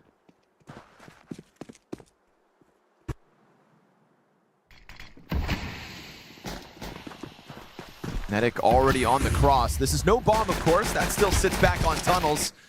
But Fnatic catching a kill, and Nissim sees the bomb. We get a flurry of 3 kills out of Legacy and a fast scramble from Lotto back into B. Does Inns think it's clear? Because he gets popped. One shot out from that USP. Regali's Berettas go down, and catching wind of that sneaky QB sneak, trying to get that bomb into B side, I don't think so. Yeah, they're pushing everything. I don't even know how those 3 kills came about so easily out of Legacy, but that's a gap now here. It's not FlyQuest winning a pistol in the second half and setting themselves up for a good chance to retake. It's no bomb going down for the money.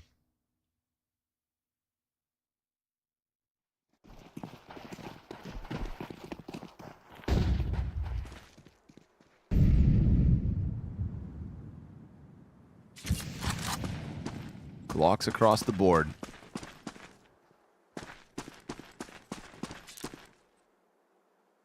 You notice that Dumau's really kind of given up on that whole yelling every single round thing? Yeah, thank goodness. Thank goodness, right? You know, it felt like they were alienating themselves from making more fans. They've realized that if they're going to be around to stay, you know, or maybe it's the result of getting used to winning. You just bring it out for majors? Okay. Okay, yeah, sure. Yeah, I like that. Also, when it was working in Austin, I completely understand continuing to do it. Yeah. Like, it was a part. I think you start doing, you don't even realize what you sound like, I guess. Right. Like when you're doing it, you're just in the moment. Yeah. And that was, it was working for them. So why would you want to change anything? It's almost like a good luck charm. Yeah. Yeah, I think Legacy have sort of become more appreciable in every way since Major, you know, in surprising ways. Like, it totally seemed like the type of story to fall off after a Cinderella run like that. Yeah. They're clearly in it with all these guys, none of which, besides Dumau, we've really talked about as joining the best Brazilian lineup. Yep. And they're doing it together. It's beautiful. It's Moneyball. You know, and you're slowly watching them become more and more comfortable with playing on LAN, becoming more and more accustomed to what it feels like to win. And maybe, just maybe, if they win this event, Dumau will keep his shoes on. Yeah, we don't need feet on stage. Or maybe at least some socks.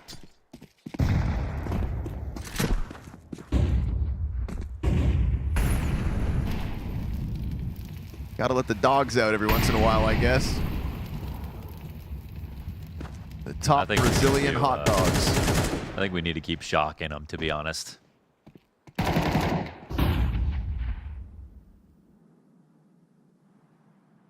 It's just not things you think about when, again, you're fighting for the trophies. Who's got time to put shoes back on? I get to go lift that thing?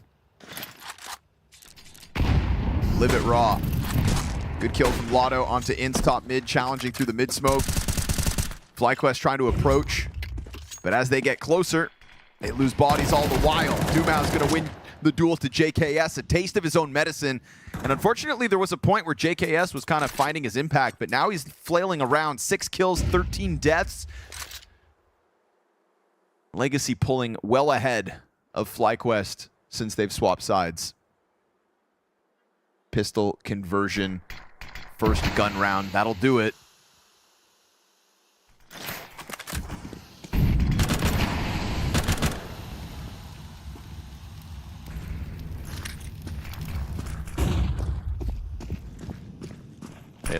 This is the flash that they wanted to do. There we go. This is a real one. Vexite's trying to get out through tunnels silently, and the mid success is going to draw a lot of the tension from the players. 3v5. Oh, okay. They queue this up. They get that walkout through middle just close enough to the bomb site. Wow. Flash fails, and FlyQuest have more fight left in them. Dare I say that was extraordinary. Tactics all along the way from Legacy to try to stop them. They don't fall to the flash play out of CT spawn. Legacy were allowed to do that. They had an extra player up to go for it. That doesn't work. The molly onto K-Sharp, the entries, exactly where they came in from. That was the most stressed you could have made that B site. A perfect round between these three players to make this happen. That'll give Legacy something to think about. That's awesome. Good on Netic. Stepping up when need be.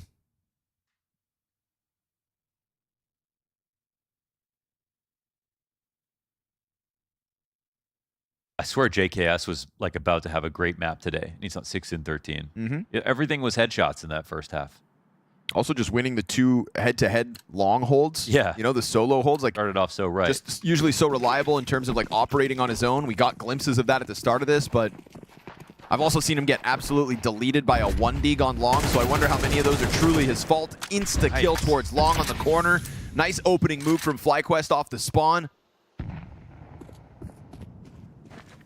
Back-to-back rounds right now, bottoming out the money of Legacy. This could crack the game back open.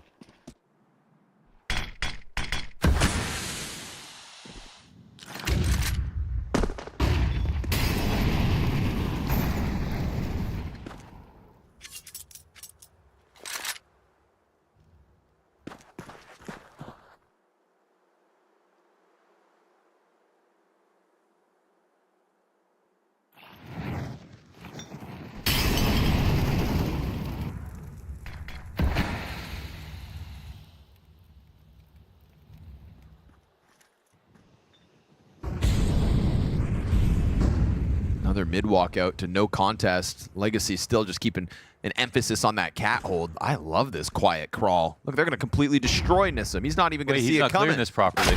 Oh, no way. Now the mid players are going to get active. If Nissim was able to hold down that tunnels for a second, it's a small chance at Legacy's recovery, but it's also such a queued up save. But Bomb is stuck behind the door. Yeah, it is. Oh, they naded out. Now they set it ablaze. He didn't go. He was trying to wait for the cover of the smoke, waiting for a teammate to give him that chance to leave. Instead, that gets recovered from Fnatic. Man, FlyQuest feel like they're giving chances for Legacy back into this round, but at least they're not even going for it. Again, let it go. It's too costly of a retake attempt. FlyQuest have taken that 7th, but again, it feels like some of these rounds, brother, are just on a knife's edge. Yeah, mistakes like that. It's like, how does the bomb get caught in that position? Either could have gone in the door earlier or never left. Not sure what the pathing was there, but I think Legacy, as much as they get that kill and there's a chance they can go for the retake, they're probably just doing the smart thing and keeping the money high here on CT side so that they can just bank on trying to get opening kills and win the easy way. But I love that, like FlyQuest are showing their teeth. They just won a round with 3 players alive. They aren't getting scared in these moments.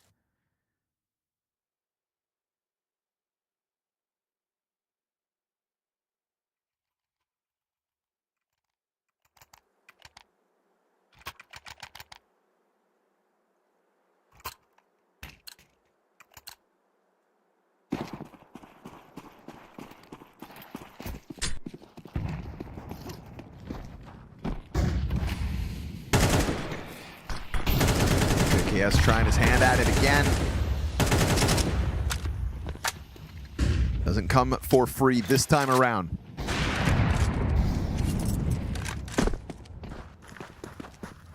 I hear the op over towards A, and Vexite gonna close that gap down middle pretty quickly. Feels like you can slide by knowing that that smoke won't get popped to an ops. Potential pick denied.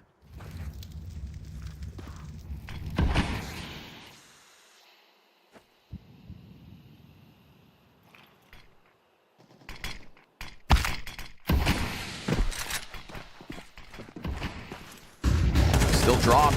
He knows what's up though. Yeah, Lotto and Lux ready for that one. Mid doors with 3.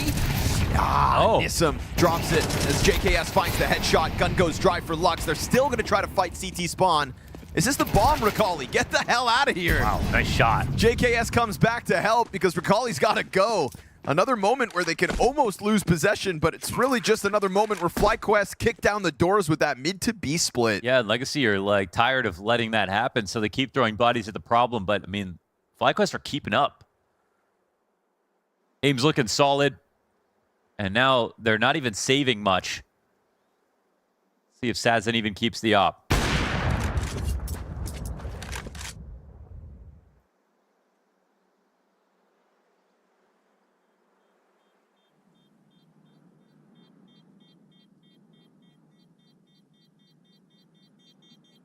Saw that split coming. They saw the catwalk pressure. Read it like a book when he dropped down into the spawn. Spammed through well enough, but still 3 players strong through that doorway.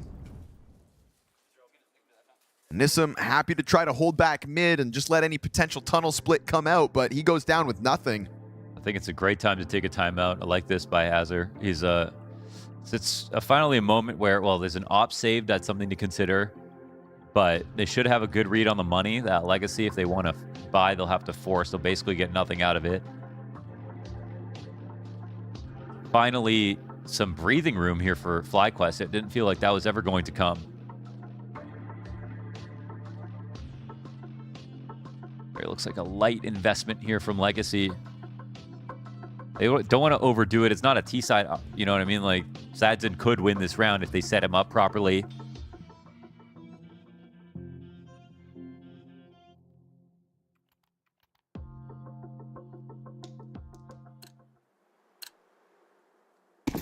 I wonder if FlyQuest want to make it a B play again in the end.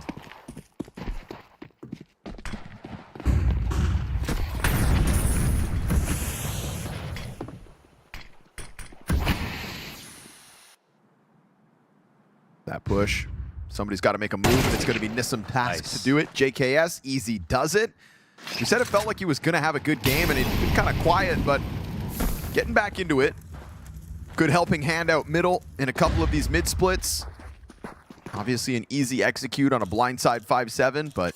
And I was thinking, like, you know, long on the anti-force up makes sense, but because of the op presence, I wonder if they were going to be worried about it. True.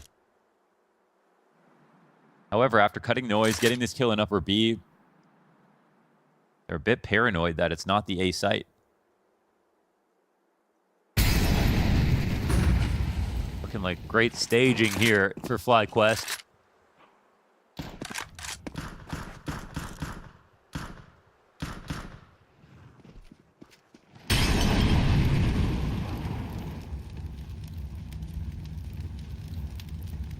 ET's still not convinced, not coming over.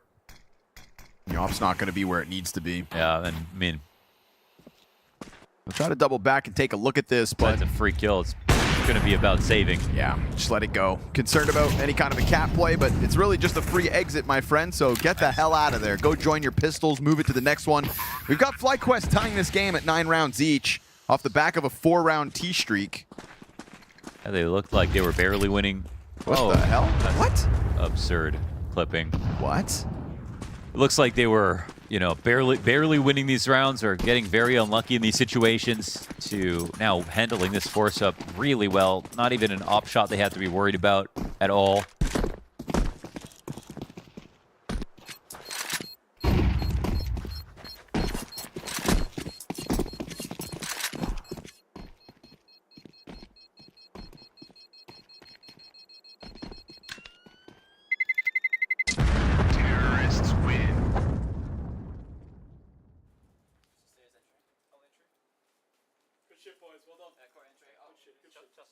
It's honest work, but it's round by round. Putting us into a world where FlyQuest could touch those double digits first. I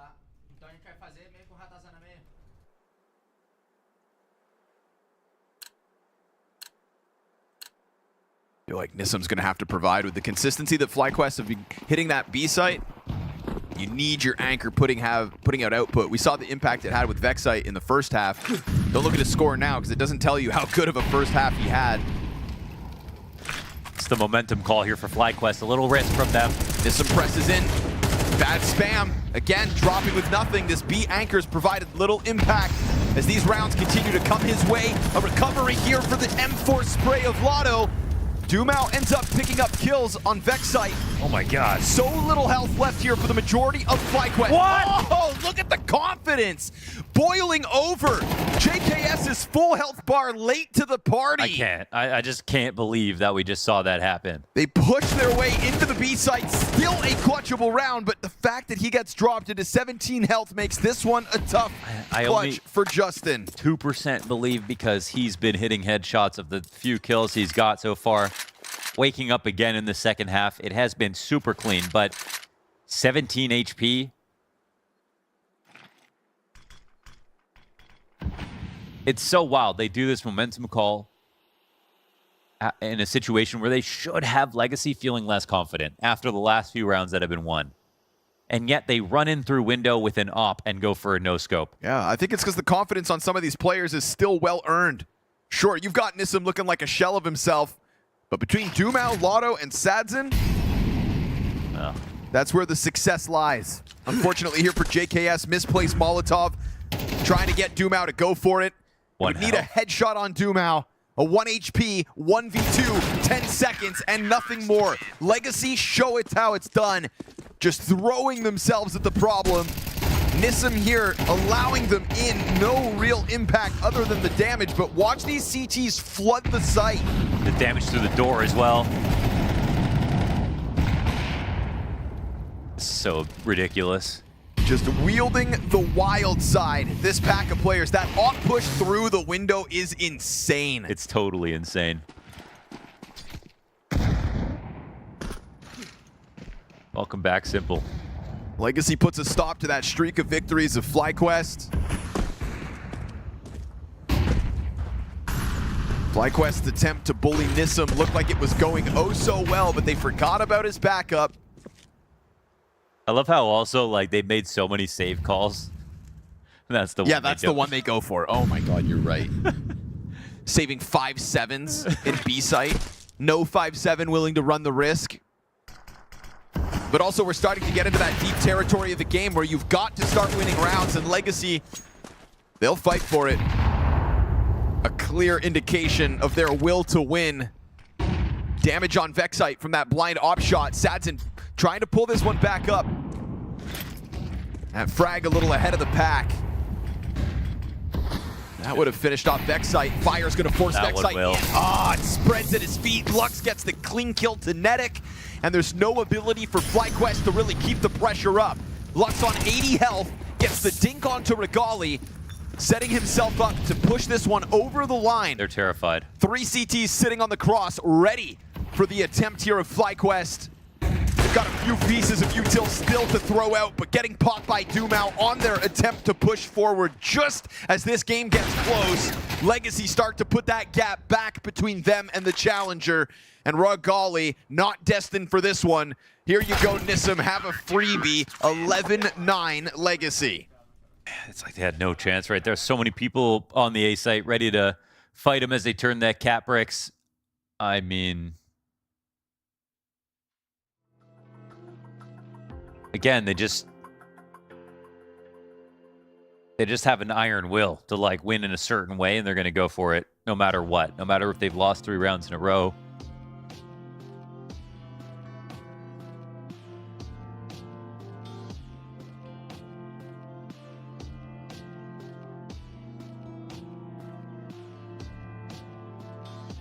I wonder what the answer is now for FlyQuest after a few mid-Bs. Whole series is on the line.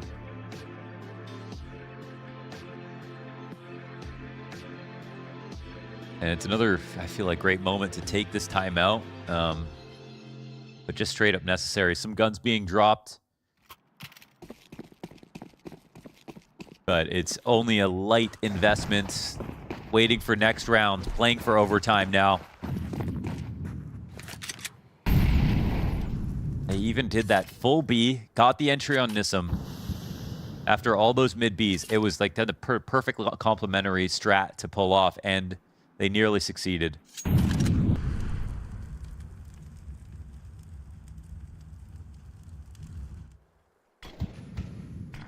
Sadzen won't be deterred by the smoke, sticks around. Ah, timing to perfection.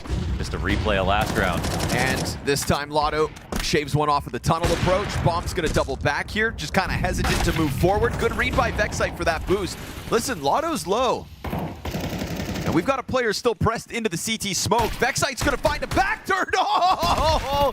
The Tech-9 comes through and reopens the possibility of this. Oh, now they're in business. Presses that pistol into the side of the CT's head. Sadzen trying to find a path through it. He backs up, Vexite, 4 kills, and the window player finds damage on Regali. FlyQuest needed X Factor, Vexite delivers. And with Regali down beneath that window, Dumao's gonna come back at it from a different angle. Still a robbery potentially to be had. Dumao's gone unnoticed. Vexite on the platform, tucked in behind box, drops the flash to work with, and he's got it! All 5 kills for Vexite. Wow, Vexite. X-Factor on a silver platter as he presses the Tech-9 through smoke. That's Vex Factor, baby. My goodness. 10 rounds for FlyQuest. An impossible situation to come back from. A perfect hold. A player in mid, a player in B go down. Vexite picks us off. It looks cosmetic. Ace. Gets into the site, splits up a crossfire.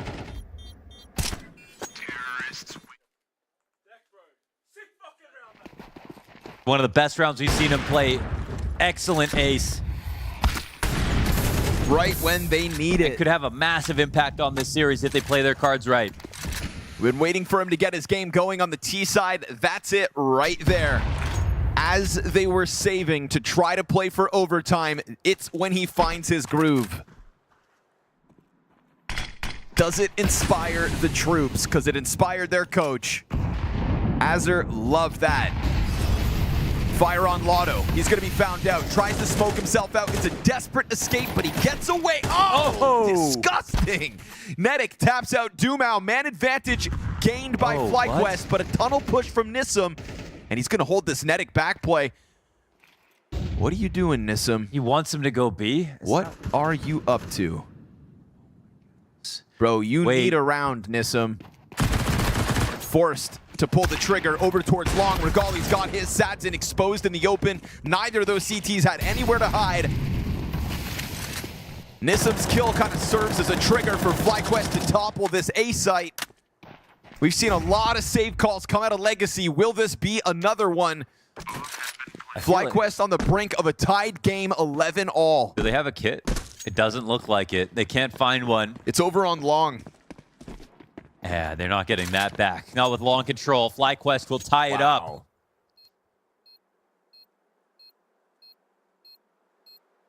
A Vexite ace to extend play and potentially this series. That's sweet. That's massive impact. I mean, and it's FlyQuest with a 3v5 in this game, in this half as well. This whole thing just seemed so unlikely after Inferno, and they definitely did it the hard way. They didn't even have the second pistol to help them out. Terrorists win. It's great to see from a team like FlyQuest. Well done. Let's go.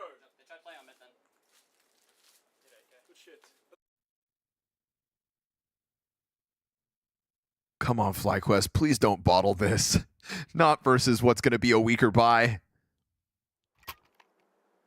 Sure, it's what FlyQuest got going with that Vexite ace. Yeah, Legacy coming in very light. Gonna try to use these two rifles, but Regali, deep suicide angle for the opener. That's one of the two rifles down. M4 coupled back again by the pickup here for Lux. Players down in lower tunnels. They're going to be found. Oh, Lux again. Come on. Top bragging performance from Lux. Just when you think FlyQuest have a freebie to be had, the bomb gets left in lower tunnels at the hands of a back-to-back headshot. What an absolutely filthy moment for Lux. Unreal. Individual moments coming through from Legacy and FlyQuest in this second map. Back to the top of the leaderboard. Bomb gets dropped in lower. FlyQuest got to be shaking their head. Fnatic, he was thinking, this is just another moment for me. I had such a great round last round, picking off a cat player. Now they're worried about getting this bomb. It's going to burn a lot of this time off the clock. What have I done? But no contest on the recovery. I mean, honestly, Legacy are pretty split up considering their weapons, but they do have a rifle on each site. Yes, sir. At least one player with a tool to work with. They seem more convinced it's going to be A because Lux has not pushed long. And there's been so many mid-splits when they come to this B site, but this time it's all in tunnels. Lotto's going to be made uncomfortable. Oh, but he finds just enough. And a dink! And he does it! He gets 2 kills, the 5-7 swings, and Legacy rob it right back! How did he find a spot to stand in and get that perfect spray? The one gun on B. The fact that Lux picks that AK-47 up off of the dead body and then escorts the M4 back, getting the 2 kills so they can split those rifles. He had no armor? I think maybe body armor at best, no helmet for sure. Man. Slides back with the AK. It was all about trying to get a rifle back to the site. And instead they put one on each bomb site. And we go round 24 with FlyQuest having a deagle for Regali. Yeah, Legacy could give them money and still have a full buy. They didn't even go all in on that last one. They were ready to concede overtime. Australian Counter-Strike refuses to stop believing, but it's gut-wrenching round losses in a week where they needed wins. A big upset over 3D Max is something to be proud of.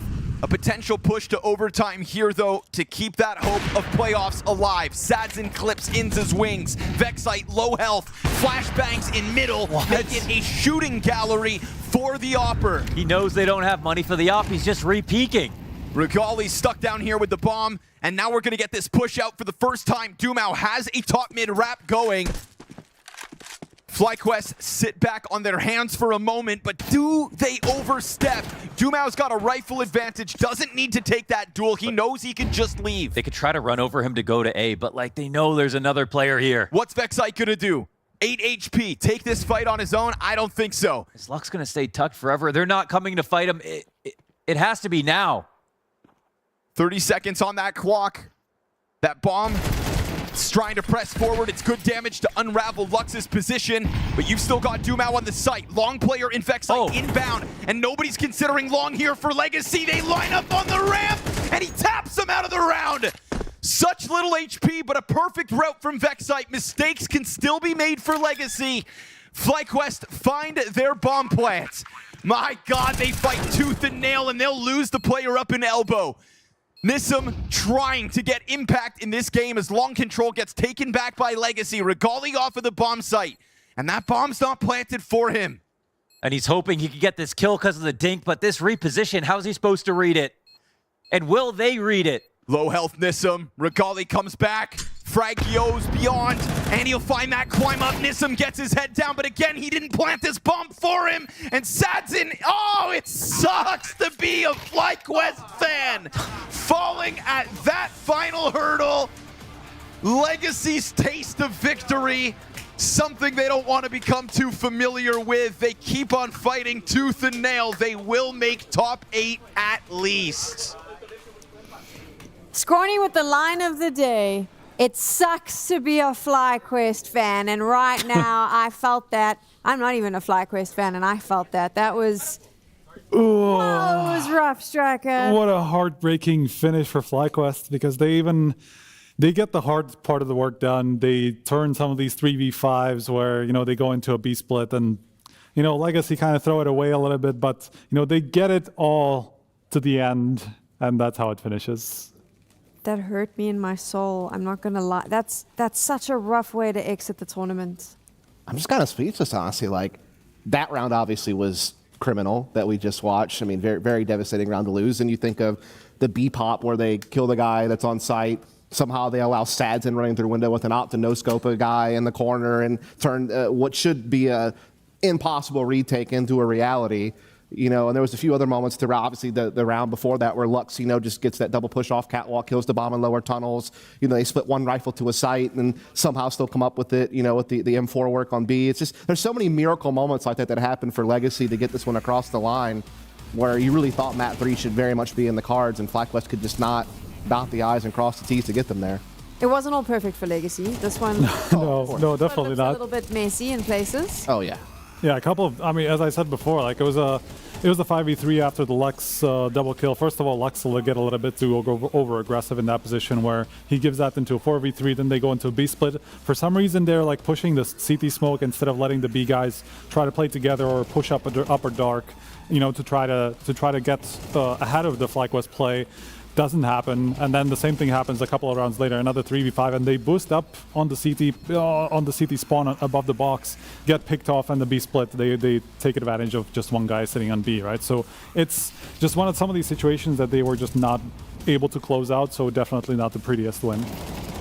A win is a win, though. It is. I mean, obviously, I thought they played a great first map on Overpass, but they're not known for it, that they were pretty much banning every single time, yet they pull out the win there. And I thought that they played well in the first half of Dust, too. I think all in all, yeah, you can nitpick a little bit, but I thought their T-side was pretty good, pretty much what we expected. This round's the backbreaker. This is the beginning of the end, it felt like, for FlyQuest, where you have it tied 9-9, you have sight, you got a clean take, and then somehow, through all the spam at the smoke at doors, then watch what Sadzin does. This is the most ridiculous thing I've ever seen. On fire, runs through window with an op and just kills Ends. Ends has got to be hating it after that. Like this is what I was talking about, the 11-9 round. This is 5v3, and for some reason they're boosting up on CT to give FlyQuest the only way back into that round. It just didn't really make too much sense. Yeah. It was a bit messy. A little bit of luck for the Brazilians, I would say. But I do wonder what's worse is for this to have gone to a third map and for FlyQuest to lose, or to lose in the fashion that they just did, because it really did look like they could bring it back. There was a moment that it felt like maybe they had been able to optimize Legacy's mistakes. But I also think they probably think they got lucky a little bit to get into that position where they could win in the first place, so maybe it's not going to hurt that badly. But yeah, for sure. I mean, any loss like this where it ends up in a 13-11 where you have the last round come down to a 1v1, it's always going to hurt. It's just painful to watch again. Ouch. Okay, let's talk about Legacy though. CAC winners came in here with a bit of a trophy hangover. Looked a little bit rough, but they are now able to say we are in the playoffs. They are back. They can try and see if there is an opportunity to get back-to-back trophies. You know what Lato's last name is? What is Lato? It's Rebelato. And I just don't understand why he picked the wrong end of his last name for his nickname. He's a rebel. It was kind of cringy and a bit of a dad joke, but we'll let Thank it, you. we'll let Thank it you. slide. We'll let it slide. Yeah, I mean, this is the MVP of CAC, obviously, and he's been kind of the revelation of Legacy as the star rifler who kind of slots somewhere in the middle, right? I mean, you know, obviously Dumao and Lux are known for their aggression. Lotto, kind of more of a trade fragger, you know, plays a mix of different types of CT roles as well. Certainly did his job throughout the course of this map as well, had a lot of individual moments, and I feel like he's been kind of the ticket for them, right? I think the combination of Lotto arriving as a star rifler and Lux reinventing himself as an IGL is what has propelled this Legacy forward into now being a team that's very interesting to watch. They play, you know, that game in particular, maybe not the best Counter-Strike all the time, but they play a fun style of Counter-Strike that's very effective. I tell you what, let's hear from them now. Obviously, Legacy into the playoffs. Dumao is with Jackie. Thank you very much, Sam. Down here with Dumao, of course, off the back of the win. You've made it through, mate. Playoff bound, it's all done. Talk to me a little bit about this run. Obviously, we started a couple of days ago, back versus Liquid. It was the rematch. How has it been sort of navigating through the Swiss, taking it game by game, Dumao? Yeah, being 3-2, it was a lot of games for us. First game was, like, as you said, a rematch. It was very intense and nice. But they won at the end of the day, and the next match, like Gentlemates and Astralis, we could keep more constant and playing our games, being the same page. So I think we took the fruits from that, you know. And then we got 2-1, and then we played against the bait matchup. Yeah, bait, and it was so intense too. Like the train was the 13-11, the third map. And just a lot of details and stuff, so we got a bit frustrated, but we knew that if we could do our game and believe in each other, we could win. And then today we came more, we didn't playing overpass and then Dust 2. So overpass we just fixed and believe in ourselves to play it. And Dust 2 we just prepared our game, we were aware of some things, and then we're just playing our game in situations. Yeah. And obviously, you talk a little bit about the mentality there as well. It feels like something that's always so key to Legacy style of Counter-Strike is that there's so much selfless belief in one another. You build each other back up. If it's a rough game, if it feels like it's starting to go wrong, you're always bigging each other back up. Sadzin's bringing the energy. It feels like you can rely on each other a lot. Is that something core to how you're able to play your best CS? Yeah, I think so. It's a good part of that. We try to play as unity and help each other in difficult moments, and then we can win playing this way. And whenever we disconnect or something, we try to reconnect as fast as possible to play our game and don't let rounds go away. Yeah. And then I've got to ask as well, obviously going into playoffs now, then you've got it through. You know, you get a little bit of time to rest now. It seemed like the energy was good here. What are the takeaways? Anything you notice that you're going to try and fix, obviously, before we get into playoffs? Or is it more just feeling like it's a nice 2-0? Dust 2 might have had some shaky moments, but the fact that you won it, you're still feeling very happy. Yeah, I think the happiness and sadness are things that come with the game. But I think believing, just making our structure better, and understanding what to do in some moments, what's the tells and things, that's what we should study. And yeah, it's good, it's very nice to be in the playoffs. And we had this as a goal for us, but I think we just keep working, and then we have a time to relax now, finally. But it's good, you know, it's good to be here. It's a very sick playoff, and that's it. We just want to play more, you know. Just bring your best, yes. I also want to touch on a little bit as well in terms of Lux, the way that he's approaching it. It felt like individually he was very on form today, but the calls were looking good as well. Did he kind of pivot a little bit later into Dust too? Was it a little bit of a change of pace from him? Yeah, I mean, we have a goal when we leave the spawn, and then whenever it changes, we just start talking to each other and fixing things, and then we just find a way out, you know. Just always find a solution. Lastly, then, before I let you go, Dumao, I just wanted to say, is there anything you want to say to the fans watching at home? Obviously, going to be very happy to see Legacy making it through to playoffs. Yeah. Can I say in Portuguese? Of course. Yeah. Obrigado a todo mundo que tá assistindo. A gente agradece. Valeu pela torcida de todo mundo, acordando cedo e colando para assistir nós. Obrigado por tudo que vocês estão fazendo. E é isso, tamo junto, continua assistindo. E playoffs agora, bora pra cima. É nóis. There he is, the beautiful man, Dumao, of course, Legacy making it through. Back over to the panel. I'm going to do my Hikaru impression because I think I can actually translate that. He started by saying thank you. And that's as far as I got. Yeah, obrigado is about as much as I got. It was a strong start, I thought. Yeah, absolutely. Failed miserably after that, but there you go. Overall, excited to see Legacy in the playoffs, boys? Yeah, of course. I mean, it's their second consecutive, of course, after CAC, and there they were able to clinch the win. This is honestly another event where they could potentially aim for the same, right? I mean, especially with some of the surprises we've had in the group stage. You know, we might not even see Aurora in the playoffs. We don't see 3D Max in the playoffs. Now, I think I was just looking at Legacy is the 11th ranked team in the world. Who would have seen that coming about a month ago? You know, it's kind of crazy to me. Yeah, I mean, I think like for a lot of people, Legacy kind of only had to their name for a while there, that they had like some crazy upsets at the major and had like kind of an interesting run, even though they weren't supposed to be there initially, right? Yet, you know, they have now. Don't say that to the Argentinians. You know? Yeah. We'll walk away from that one. We'll walk away from that one. But no, seriously, like to see what they did at CAC and now to see them make another playoff, it's cool to see them finally like realize their potential and actually become like a serious contender. You know, someone that we actually get to consistently see on stages, bringing us a fun, solid CS. And look, while I know some of the legendary names in Brazil, like Fawns, will still be kind of the face of Brazilian CS, this is now Brazil's team because everyone on this team represents this country, as others have moved international. It's been kind of cool to see that they've found a way to make it work. Yeah, for sure. Happy for them. I was going to say something about Fallen, but I don't want to take away from Legacy's victory. So there you go. Legacy's making the playoffs. And here, I can't believe I'm going to say this, there is a chance that Aurora might not make the playoffs. They could be beaten by Astralis. That is the universe we are living in right now. It is so crazy that it makes complete sense that Richard Lewis has to be in the seat when that game takes place, which is going to happen right after this. One HP, I think. Bro, how is he alive? So good. What? It's all good, guys. It's all good. She said she loves you, but she can't love me. But I love you. Yeah. Look, all of my friends going crazy. I gotta break on myself, I amaze me. Like I'm back in the 80s. I won't play window anymore. What's going on? Play your role. 1xBet. On to the next one. The human body was built to move. Not trapped at a desk in one singular posture for 12 hours a day. It's time your chair evolved. This is Secret Lab Titan Evo. Ergonomically engineered for you. Gamers, hybrid workers, artists. Backing your every move.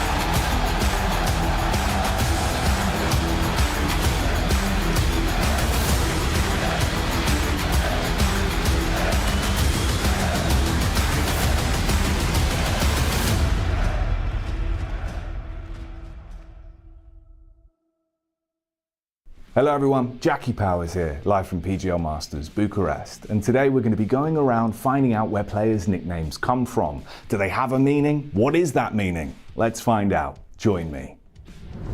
My nickname came up, like my name is Artem, so I took first 3 letters, which is art. It's obviously like a cool word. And I started to add things like some other thing, art and something. Most of the time I had like art style nickname, but then somebody told me that this is a Dota player, and if I use this nickname, like everyone would think that it's like a plagiat or something like this. So I had to change it. So I was just changing it again. And one day my friend told me like, maybe you should try Art Frost. I tried it and I just liked the way like it looked, the way I typed it, and I just stick with it. So this is basically the story of the nickname. My nickname comes from like when I was like a child in my neighborhood. There was like just old guys, and I was like the small guy. So I was 8 that time, and they used to call me Bigorrilho, and I don't know exactly what it means, but I think something like a small guy. And when I start to play Counter-Strike, I'm not sure, but I think the zero comes from Code Zero. I'm not sure about it, but maybe it was the same time that I start to play and Code Zero, and I think that's it. I mean, back then I just heard a word hat-trick, like from football, 3 goals. So I didn't know what does it mean and how to spell it correctly. So I just put it kind of on my feelings. So back then, yeah, I didn't understand, but now it spells like this, you know. So yeah. There is not like a big story behind it. I was searching some servers in 1.6 to play some pugs, and I saw a team that was named Exit, and I liked the names. I was like a kid. And I put it, and everyone started calling me Exit, my friends, my internet friends, so it was like not a big story, like just like that. It just stuck with you the whole time? Yeah. I stuck with it. What I remember is that I think it was music from Rammstein, that it was Mutter, I think it's mother in German. So I kind of adapted to Mut only. And after some time, there is a singer in Portugal, hip-hop singer, and he was called Vampiris, and I adapted the Mutiris. So yeah, it's basically it. Okay, that's a cool story. It's a little bit weird because I was very fan of Fallen. So when I saw his video saying about his nickname, he said like, oh, it was about a card, Angel Fallen. So I was thinking, oh, Fallen, like, it's a little bit sad, you know? So I was thinking, oh, okay, let's put sad and zing. So yeah, it's very bad, the history, but this is it.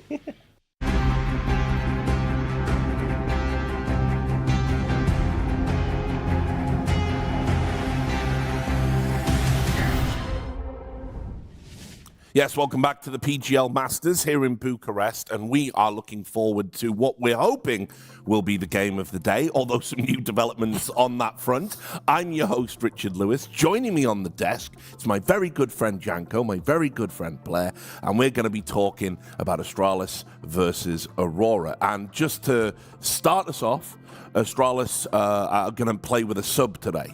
It's going to be Rugger instead of Device, I believe. We don't know the reason yet. We're going to see what comes out on social media. We've just got word of it here in the studio. So suddenly, what should have been a close game kind of does feel heavily favored towards Aurora, right? I mean, honestly, it's just going from bad to worse for Astralis, right? They've been in a bad spot for a while now. You know, had to deal with Stone going on medical leave. You bring in Magus, who isn't a one-for-one replacement in terms of roles and positions. Struggle to find results. Now you're in the 2-2 game here to make the playoffs in Bucharest. Now you don't have Device. Rugger's going to have to stand in, and you're going up against an Aurora team that, you know, people have pegged as the championship favorites, right? Who have struggles of their own, granted, but you feel like with this added asterisk to the matchup, I mean, how are Astralis supposed to compete? Even if they had Device playing here today, right, I feel Aurora should still be the favorites, right? You know, they've had their ups and downs against Saw, especially, and kind of struggling on a couple of maps over there. But yeah, Aurora should have been a favorites here. But now, with the unfortunate development we're having over here, the entire lay of the land when it comes to this matchup has completely changed. I honestly thought the curse was broken, right? The curse never breaks, Rich. Astralis had a great time in Astana. You know, they went out there, they got to the final, they did really well. Hooksy got his contract, right? Proved that he could work with Danish players again. Then Astralis, they actually changed ownership as well during that period. Very, well-respected Danish veteran, and it was the chap from NIP. everyone's favorite genealogist. He came in, and now they've got these endemic esports people that understand the lay of the land, and you think to yourself, it's gonna be, we're back, we're so back, and then they just haven't been able to buy a result lately, and they really are missing Stan. It's almost like, just looking at the faces right now, they're still laughing about it, but what else can you do, right? It's one of the more enigmatic things that have happened lately when it comes to teams, because I'm with you, Richard, like they've had that early success. Fisher, they were second, lost to Tyloo 2 times, which was surprising, and I don't know if that was the breaking point, or that people, maybe some players were unhappy with how Hooksy was leading the team. Like, I'm not sure, but it just doesn't seem like everyone wants to be there. It's one of the things that you hope you're going to get some answers probably after the fact, and when this team looks a lot different. Yeah, I mean, it's just a crazy roller coaster being an Astralis fan. But then again, talking about roller coasters, let's talk about emotional roller coasters. If you're Aurora, I mean, we've seen the good, we've seen the bad. Tournament favourites. We made the point several times on broadcast that with some of the bigger teams being absent from this event, Aurora should be favourites to win this, and I kind of feel they have to win this, or it's just, you're never going to get a tournament. It's never going to happen. If they lose, I don't think they'll be able to recover from it, honestly, right? Especially with this entire standing situation. Aurora, just this big question mark, right? Obviously it's very easy to pin it on the mentality and whatnot, but I feel there's a deeper underlying issue over here, right? You look at the first season, you had a frustrations making it to all the playoffs, but not making those deep runs, so to speak. And then we saw at EWC, a breakthrough against the Mongols, a couple of very close maps as well. But ever since then, it's been more down than the ups. 3-0'd. Yeah, but there are a couple of close maps. I'll give it to that. You were grasping for. I'm trying to grasp something for at this point, right? I mean, they got 3-0'd, and that's just the reality of it. And other tournaments haven't been nearly as good in that department for them. I mean, as we see the Veto, it's been a lot of similarities. They played recently 2 times, right? It's been the nuke pick both times for the side of Astralis, Aurora. Train 1 time, Overpass the other, or actually Overpass as the decider. Train and Dust 2 were the 2 picks. We'll see what they decide to go for. Astralis sticks with that new pick. We were making some fun of their nuke for a while, but I actually beat Aurora both times, right? So in this particular series, the nuke pick worked, and we see Aurora roll out that train. Yeah, not too surprising there. I think they're just going to kind of shake hands and allow Inferno through. Overpass shouldn't be allowed. That's a ban coming out from. Aurora banning on Inferno is actually okay. I think Inferno should. Actually, no. Overpass could be the pick coming from Astralis. Not that I don't think it's really going to matter at the end of the day here. Oh, okay. They're going to try Inferno. Aurora pretty happy with this map pool. Trained, they've looked pretty solid. Also, by the way, Nuke, the last time Astralis played it, they got completely, absolutely battered on the T side. Sorry, and just like it happened to me like 3 times. You missed every single second phase, right? Because it's like hard to, it's Mirage as the decider. Oh, actually, never mind. Yeah, I'm blind. It's just Astralis a little bit, with Raga. Maybe it changes some things, and they're just like, listen, Nuke, it's our best map. And then Mirage is simpler to play, I guess, with a stand. Here's the thing about that statement, though, Yanko. Like, their nuke T side is not good. Yeah, they had a couple of stinkers, 0 tier rounds, 2 games in a row, and it's been pretty streaky at times. But yeah, I mean, this whole stand-in situation, I mean, it's dropped last minute on everyone. I think also for Aurora, you have to manage your expectations now in the sense of when a team plays with a stand-in, especially last minute, and a coach for your opera, it just throws everything out the window. In terms of preparation, what you can count on though is individuals will take more risk, and that should be your game plan. You just need to be ready for, high risk plays, pushing through smokes, all that sort of stuff, and not to be surprised by it, and also not to get frustrated when it works. It will work a little bit at some point for Astralis, just the nature of the game, and you just have to push through it if you're Aurora. It's also like for the woes we've been talking about for Aurora, the nuke T side might be a bit of a struggle, but the CT side's pretty solid, Like, I don't think they've ever struggled. They're going to be starting the CT side over here. Xantares, despite the ups and downs the team has had so far in the event, he's been on great form alongside Wycadia as well, right? So this is not going to be an easy ask at all for Astralis, even if they had Device playing in a set. No idea what they're supposed to do either in terms of, right, like, does Raga just gonna play his spots and try to pick up the op, or does he play the quote-unquote bad spots, goes and plays upper bomb side to nuke, and then Hooksy plays rotation and picks up the op, tries something to do, you know, in that sense. Like, it's very difficult situation for that's the thing. It's like you're not just losing a first team player, you're losing essentially the talisman of the team. You know, so integral to what Astralis do, the tenured veteran, and obviously to have your coach stand in. I mean, you know, Rugger was no slouch back in the day, but that was a long time ago. Back in a year, that rather. was like my day. Yeah. So, No, it's all tough one. It's a real tough situation. It's a tough one. On the bright side, you know, you could probably have someone else just run in first, and Hooksy can try and frag out a bit, I guess. Yeah, you know? he played with Device early on in CSGO, Yeah, right? Like for a little while, was it Copenhagen Wolves or something? Yeah, I think Rugger was the IGL of that team. Yeah, that's 12 years ago. Yeah, that was a long time. Rolling back the years. But I mean, obviously as well, you know, I think Device is irreplaceable for this team. That's the problem. I mean, it's so hard to imagine a win condition for them now going in against Aurora. I think Aurora would have to have a complete meltdown here, which we know they're capable of that. 100%. No, but even this would be too much from Aurora, honestly. If they lose this game, in all honesty, even if they lose the first map, I think it's going to be complete capitulation of gargantuan proportions. It's a shame because it would have been fun to watch them play each other at full strength, because for Aurora, it feels like it's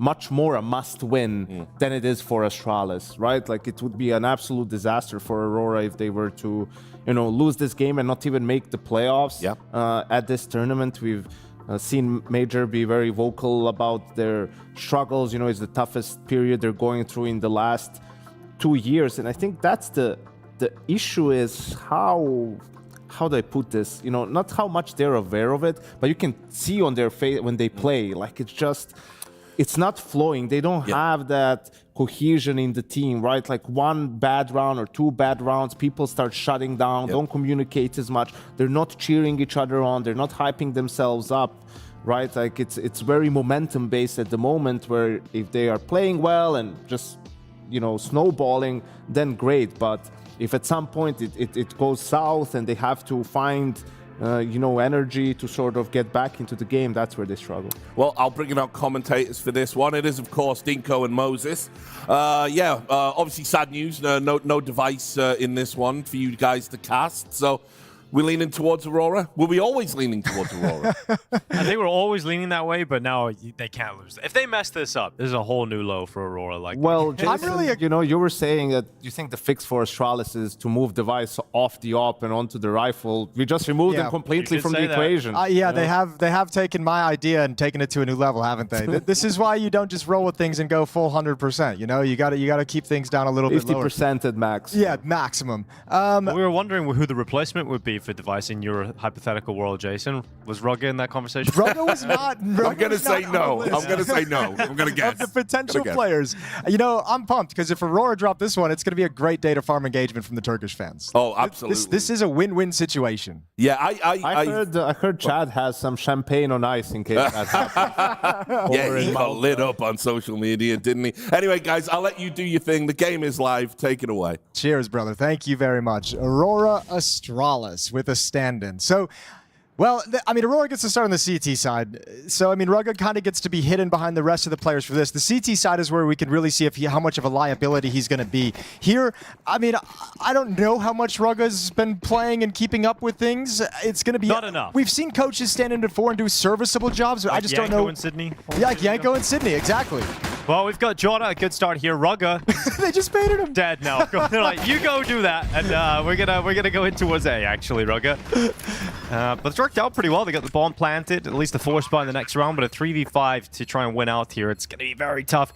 They've got Madrid up to 2 HPs, Antares down to 1, and there's a couple of kills. Hooksy and Jabby coming through with 2. And actually, this could be a Astralis pistol. In fact, they're not going to get 0 T rounds today. Oh my lord, okay. They've turned it around. Zantares can't get involved in the action with 1 health. You need walks to hit some bangers. He's already gushed. Nice headshot, but now he's down to 5 HP. Yeah, pistol round for Astralis. No kit even if he gets the kills. Hooksy, this shouldn't be an issue whatsoever, and that's a pistol for Astralis. Yeah, Hooksy is going to hide back. Hits the headshot as fire. well, yeah.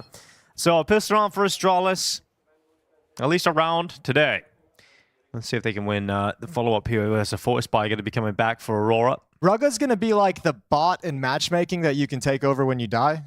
Yeah, you know, but like, unfortunately can't take over. yeah, you just can't take him over in this situation. Hey, who knows? Let's see what Rugger can do. But if you're going to keep sending him out into the world like you did on this pistol round to sell some things, I don't know. That's like a decoy. Yeah, it's a funny little pistol round. It looked a little goofy, but it's there. It's a victory for Astralis. 1-0 on the board. Yeah, always a danger of the force buy paying off here.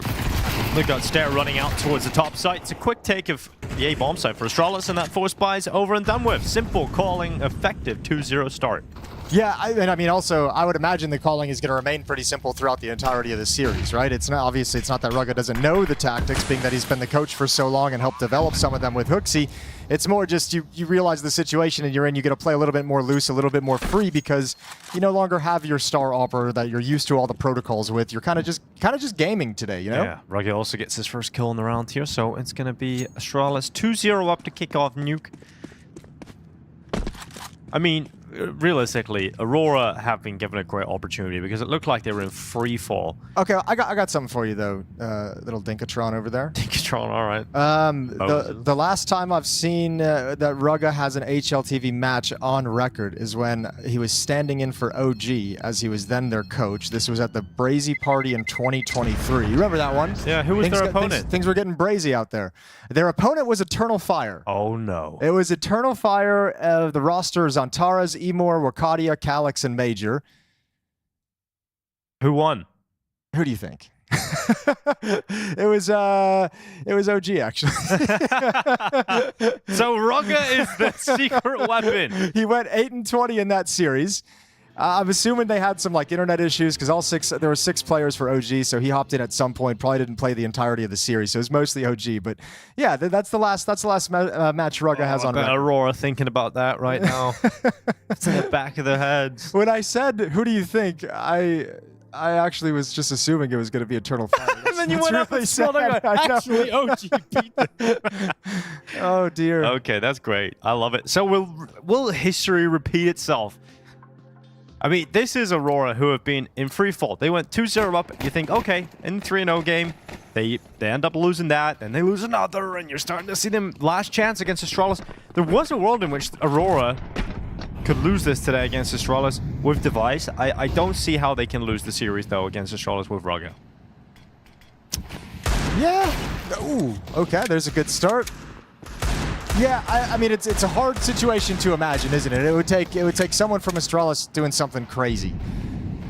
And remember, there's already a pretty decent amount of moving pieces. Like Magisk is no longer new into this Astralis lineup, but new-ish, you know, and he's also coming off a long extended time on the bench as well. So there's a lot of stuff going on for Astralis, and they've somehow dodged every single bullet on this wall. Yeah, unfortunately for Star, not dodging Zantares, but the rest of the team getting down secret without further damage being inflicted. 2 players down here already, though, so Aurora kind of know what's going on. They're shifting back into ramp room right now, so you're going to have 2 players with a quick rotation. That'll be Zantares and Woxic with his scout. So as long as Jota and Major can slow them down and just be a nuisance. Yeah, this should be a huge victory for Aurora as well, having not invested everything. Just the pistols and the scout.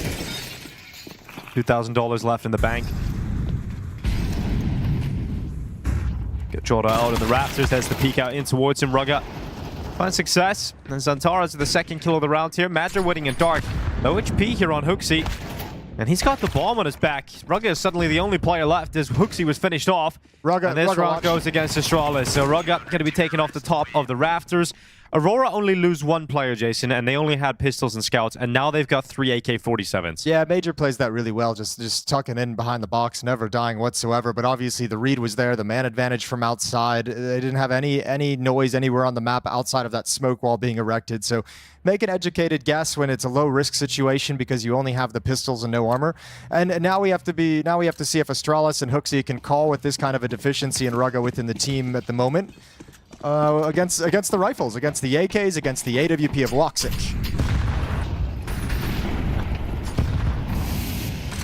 Running in towards Jota. Looking to keep his AK out. He'll drop down into the ramp, and they flood over the top. It's going to be Stat running over him. And an advantage picked up for Astralis with some speed. You can see Aurora racing down on the rotation. It's going to be Wakadia, at least getting 1 here. Oh, flicks back to the double doors, and the bomb is down, and he goes again. Wakadia shredding Astralis' dreams in this round. Yabi will reawaken them. But it's a 2v2. Yabi and Hooksy up against Woxic and Major. Ooh, a tough round though for Aurora with Major, which kind of tucking himself in behind the box. He's really parked here. He's gonna have to move eventually for information when he feels the silence, but he's really dedicated to that lower bomb site. So it's Woxic with the AWP, that unwieldy weapon who kind of is in charge of moving around the map and getting information, but they're in the wrong place at the wrong time. To the upper bomb site we go. Major, here's the ladder. Can't go up the vents any longer, so the upper bomb site is gonna have to be retaken. I don't know even if they want to mess with it. We're coming up, giving it a bit of a look, but by the time they get up to a position where they can even think about a retake, the time is going to be low. There's 2 kits. A lot of utility. And low HP on Hooksy. It's just, how do you get up this ladder? You just go up the ladder and shoot Hooksy. Oh, they actually do get shot off on him. He's down to 11 HP, but the grenade goes up, finishes him off, and Yabi's actually on the lurk. Look at this. He's gone on the big old flank. Oh, this is sick. Oh my god, he's here at hell. They get on the defuse. Oh, he has to go loud up the ladder. The defuse stuck inside of the smoke, and he's got it. No, the defuse picked up, and that's going to be Aurora 2-2, all tied up with the defuse held. Oh, Yabi's so close, but just runs out of time. Such a cool play from Yabi to make that long flank. And even though Hooksy goes down, he's in a great position. A desperate defuse inside the smoke, but it's all teed up by Wakati. A triple kill. I'll tell you what, too, Aurora, they're going to have to get their minds straight, right? Because this isn't going to be your typical game of professional Counter-Strike. We've seen how Astralis has opened this up. Very fast-paced, very simple. This is just a ramp rush. Aurora need to be really careful. There's not going to be the typical kind of timings, the typical kind of move around the map. Astralis is just going to bring it, considering the fact they're playing with a stand-in. Yeah, tactical timeout here for Aurora. Perhaps trying to have that exact conversation you just brought up, and also figuring out what Astralis might have available in terms of a purchase here. It's going to be 2 Tech-9s, a Galil, and 2 AK-47s. For them as well, with everyone going down, it's also about managing the money, right? Trying to have a conversation about where you're going to put things. Everyone needs to buy back up in. How are you going to play? You're looking to have a really strong round, knowing that they're force buying back into things. 2-2. Astralis keeping things close early without Device in the roster. Utility outside. Wall of smokes being set up by Astralis.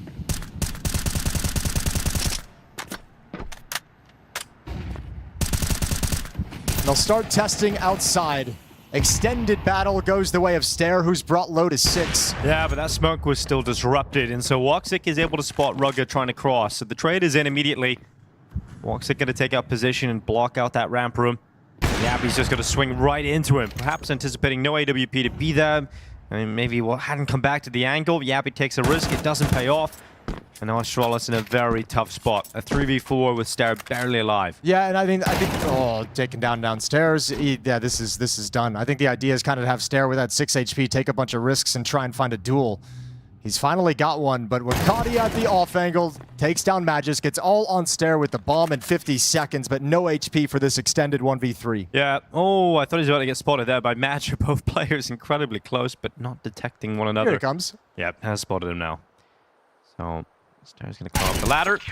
Hello. Mazur executes him. It's now 3-2. Aurora in the lead of the game, and money finally gone here for Astralis. No bomb plant. Should be a nice and easy 4th round for Aurora. Astralis maybe have at best some deagles here. I wonder what Rugga's first thought was when he found out he was going to be playing today. Oh, shit. Yeah, probably something along those lines, I'd imagine. Or maybe he's a nice guy and was concerned about Device and why he wasn't able to play, Jason. Sure, that too. Or maybe he's like, I can finally test my theory of it's better for Astralis not to have Device in the off. Well, Zantaras, it's a good start here. Hooksy's going to be taken down and really shouldn't be much of an issue for Aurora. No, not at all. Yeah, and they should be able to kind of steamroll this entire map, if I'm honest with you. Kind of a scary angle to take there is like the idea of what if they lose? Like, what does that change our thoughts about Aurora? But I don't think we have to worry about that. We don't have to be concerned. It's just, you know, I like playing that kind of a game. You know, the hype. Oh yeah, yeah. You know, alternate realities. What happens here? The multiverse. Well, they're just going to take their time and milk this round for all the utility they possibly can out of the Aurora defense, but doesn't matter. Zantaras goes down outside to Yabi. He will fall eventually. Aurora is up by 2. Money's back for Astralis. Now, the problem becomes, as you mentioned at the start of this map, you're going to be having to call a very simple style of CS. So when does your sort of strat book run thin, Jason, when you don't have an AWPer? The nice thing about simple Counter-Strike, Dinko, is your strat book doesn't run out ever. You know, you can always call a B rush. You can always call an upper bust, an upper pop. You can always call whether or not it'll work is a whole different. Yeah, that is the other conversation.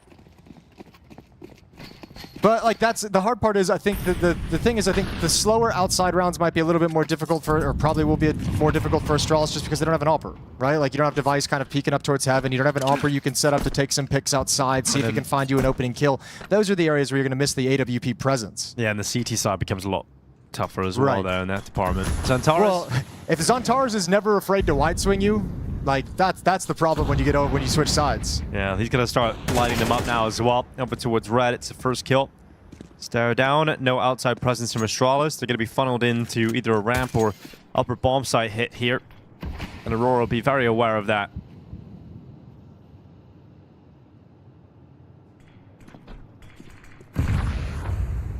But Aurora were very happy to hear about the news today.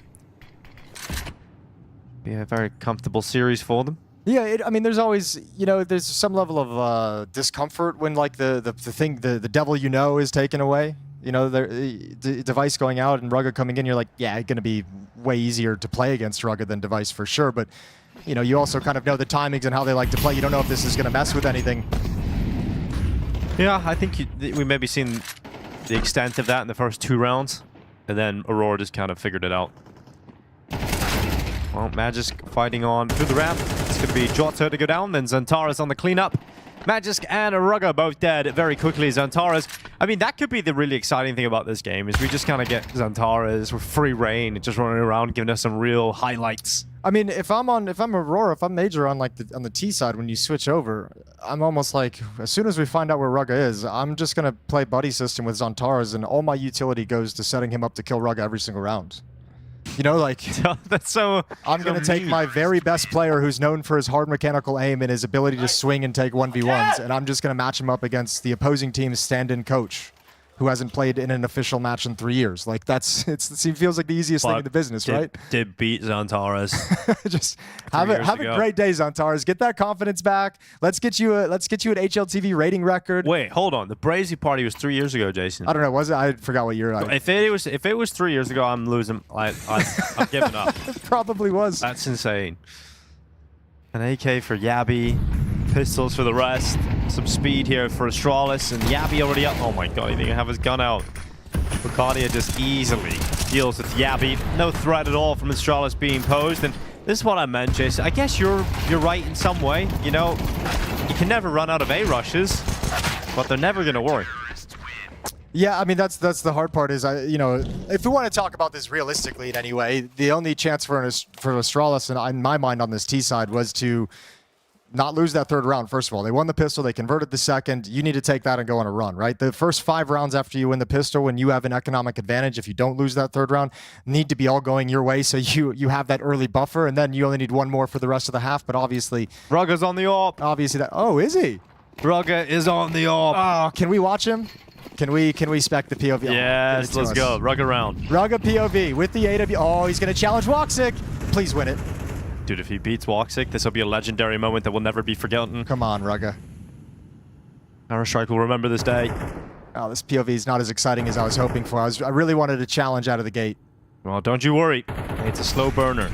Rugged will get going eventually.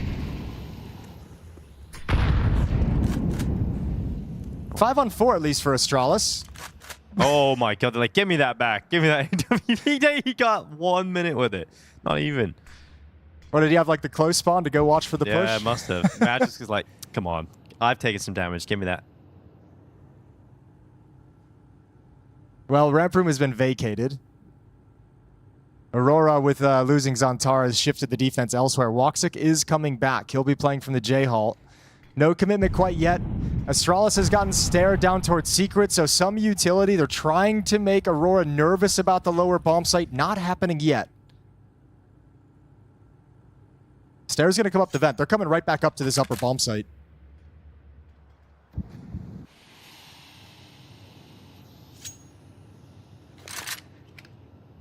Timing ruined. Well, smoke down to main. They come flying up. Arcadia waiting. That's the bomb. And that's Rugga. Good trade here from Yabi to keep things moving for Astralis, but Jota still at the back of the bomb site. Actually gets overwhelmed by Hooksy. Astralis do break through. Yeah, that's the player coming up then just completely circumvents the door defender, and he's the one that ruins the day. So, I mean, there's a nice little round from Astralis. Good job from Hooksy. Things slowed down, opportunities denied, and they still able to win it out at the end of the day. So a third round, Yabi gets a triple kill.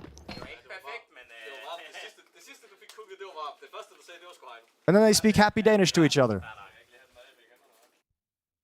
Lots of smiles in the Astralis camp. That's at least fun to see. Here's the opening kill at Xantares over towards Mini. Wakadia gets one. Here's the footsteps of the Vent player. Thinks maybe the one is just a lurk, trying to protect his teammates.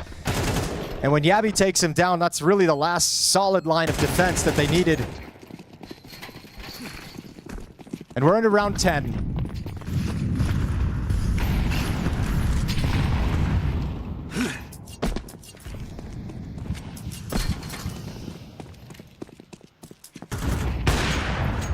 Moxic not able to spot too much out. A lot of bullets flying towards him. The smoke breaks in, and no one from Astralis put in harm's way. There's a chance. Woxic doesn't take it. They've got one player down secret already here, Astralis. That's Hooksy making the charge down there.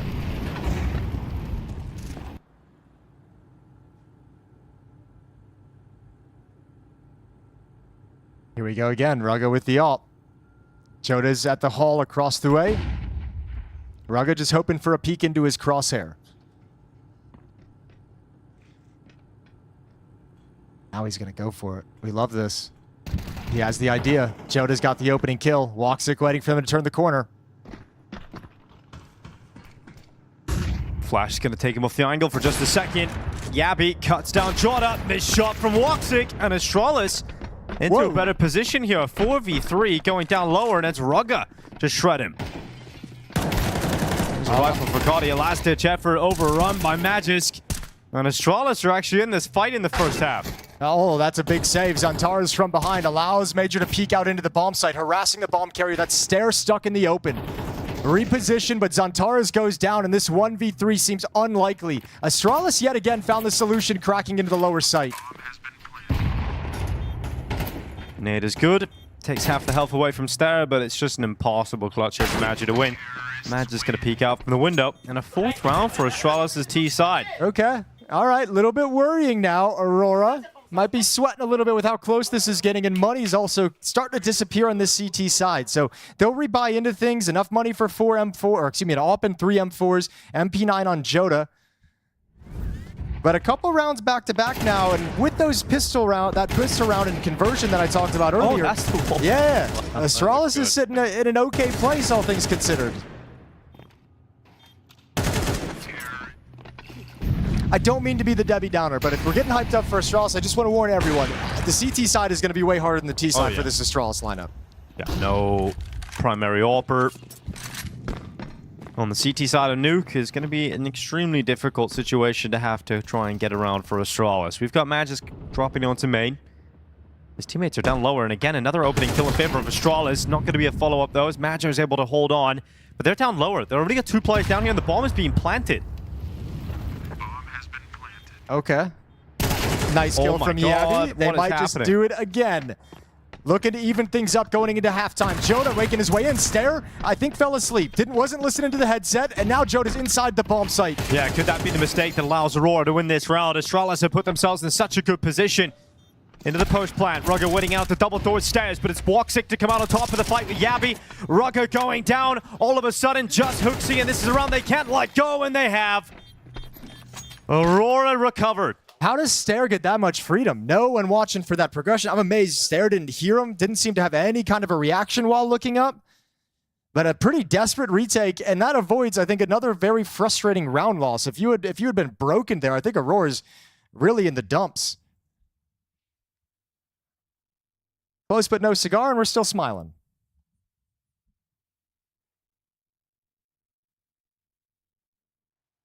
Well, another good buy, at least, here for Astralis. You got Rugga on the AWP. 4 AK-47s out for Astralis. And a chance for 5 rounds on the T side of Nuke. getting themselves in some decent positions early in these rounds. Opening kills, the last couple at least, have been favoring Astralis. Well, We'll go on the search outside. There's Yabby actually got two from that upper bomb side push. We're really trying to find these Rugga op shots. He's not giving us anything when we switch to the POV. Smoke wall is up. There it is. Oh, close. Not bad. Aim punch throws it off. We're getting that one. That was that. Well, all those early kills from Yabby have been traded out by Aurora. It's a 3v3, and here comes Hooksy. Down the vent he goes again. As Antares throws an awkward smoke. So yeah, bomb to the lower site. Rugga's going to be here with the AWP to help provide protection. He's brought very low. Stare lurking over towards the door, and if Antares can find him, a big strength that'll provide Aurora in the retake.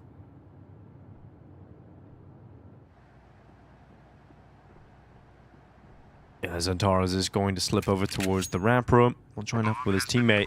All three coming from ramp room.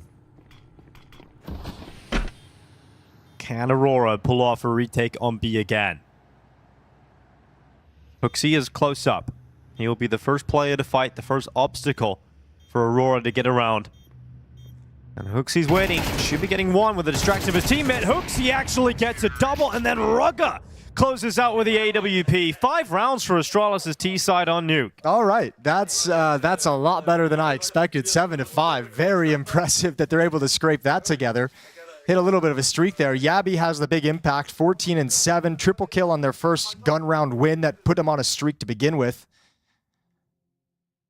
And yeah, if you're Aurora, you're like, okay, well, you know, that's a bit of slap in the face. That's a bucket of cold water in the morning, wake you up a little bit, and now you got to go into this T side, even though that half is close, and you have to kind of have that air of confidence of like, guys, we can't play scared. They have a stand-in. It's a coach playing for them. Let's not be afraid of anything. Continue to play the game. But it's kind of interesting when you think Astralis has actually managed to scrape enough rounds together to keep this close and keep them within striking distance. And then you also take in the factor, at least in my mind, that Aurora is one of the most brittle teams prone to those mental collapses in games. Like, you kind of do look at this and say, the situation is primed. Like, the opportunity, you know, as crazy as it seems. Win the first map and you have a crisis of confidence. Who knows, Aurora potentially might be eliminated by Astralis with a coach stand-in. Well, well, well. I mean, Train's up next, so that's the recovery. Even if Aurora somehow do lose Nuke, it's so hard to see it happening. But Hooksy gets started the pistol round here. Jota has gone down. It's an opening kill for Astralis. I mean, winning both pistols is the win condition for Astralis. You need good starts in both halves here. And they're up a player. Gonna hear the steps in the ramp room. Stare gonna be backing away. But not fully. Yeah, he's screwed now. Just gotta fight. Or is he? Go back and try and get a flank going on here. Yeah, they didn't push down on him whatsoever. Oh, but he does get spotted. Zantara's aware of that possibility. We'll deal with Stat. That's an awkward kill or death to take, though, if you're the Astralis defense, considering he had dropped down, because none of your players are in a position to cover the lower bomb sites. So now you know they have ramp room. They could have dropped down, and you don't really have information of where this is going to end up. Flank is coming in from Yabby, and that's going to combine with a pinch from Hut.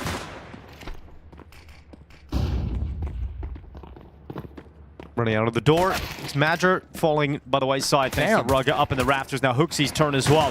And there we go. Nice and clean from Astralis. They lose a single player in this pistol round. Madger's hyping his coach up. I like that. Well, it goes wild, goes hog wild for the one shot from Rugga up in the rafters. That's a beauty. So trying to keep the positivity going on the Astralis side of things. And there's a lot of reasons to get excited if you're one of the Astralis players. 7-6 coming into this. Okay, CT side. Get off to that good start. Money's going to grow, and we'll see what Aurora does. It's going to be 7-7 because there's nothing worthwhile here for Aurora. Nothing. This should be nice and easy. Astralis are going to tie the game up. How are we here?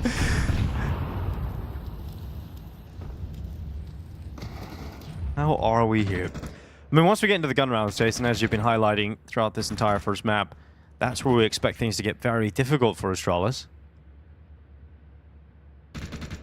They've put him in the upper bomb site as well, which I mean, if you don't know the sequence of utility coming in, don't know like what the timing of different nades are, don't know when to look away, where the flashes pop, like you can be in some trouble.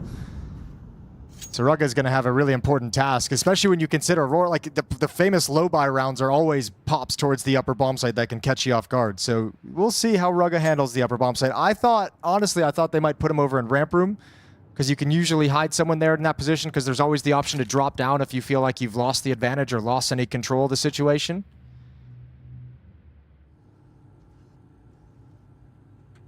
Centaurus creeping on out with the Deagle. Magisk keeps his head down, allowing Stair to be first contact, and Magisk will appear as a surprise. And there's Stair's first contact. Magisk then peeking up, and it's the combo to shut down everybody from Aurora. And we have got a 7-7 game all of a sudden. And Rugga, he's having a good time. And look, Astralis, there's no pressure whatsoever right now. They can just have a great time. They almost probably can't believe they're in this position. I know, it's like there is like a very air of just like who the hell cares on the Astralis side of things. Yeah. It's like we're just in this weird situation and we're just going to play with it. A lot of pressure on the Aurora side of things, especially if Astralis take the lead, extend the lead, build upon the lead. If you're looking down 3 rounds, Astralis up towards 10 or something like that, you're going to feel that pressure a ton if you're Aurora. It is an elimination game. Loser goes home, winner to the playoffs. A lot on the lines to have a stand-in situation crop up at the last minute, but Astralis is taking it in stride.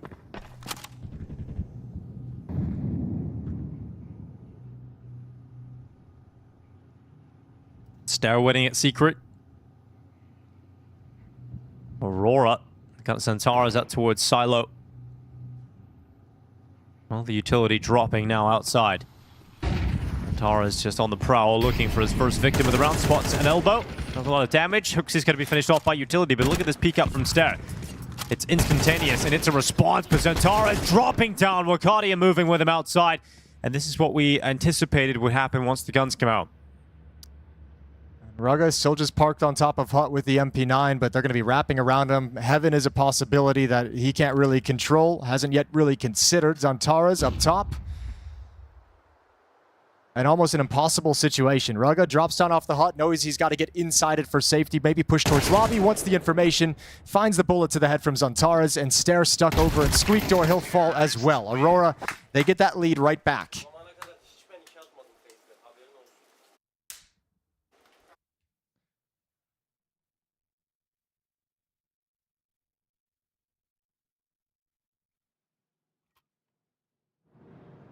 Well, Rugga had a scout. No longer does he have that. That's going to be a FAMAS coming back out for him. All right, well, Aurora could break the money from Astralis, set them back quite substantially. Magisk actually going to be AWPing on the CT side here. He's going to go outside. Flash is up, and Magisk, good start. Wakadia down.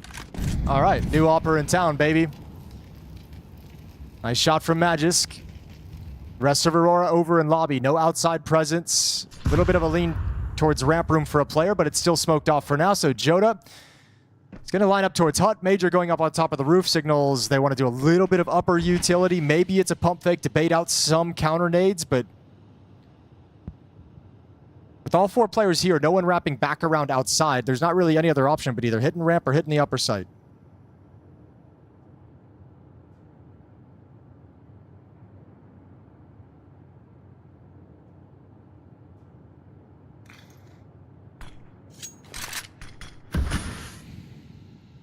That is the final smoke for the Astralis defense. So Aurora likely going to find their timing as it starts to fade.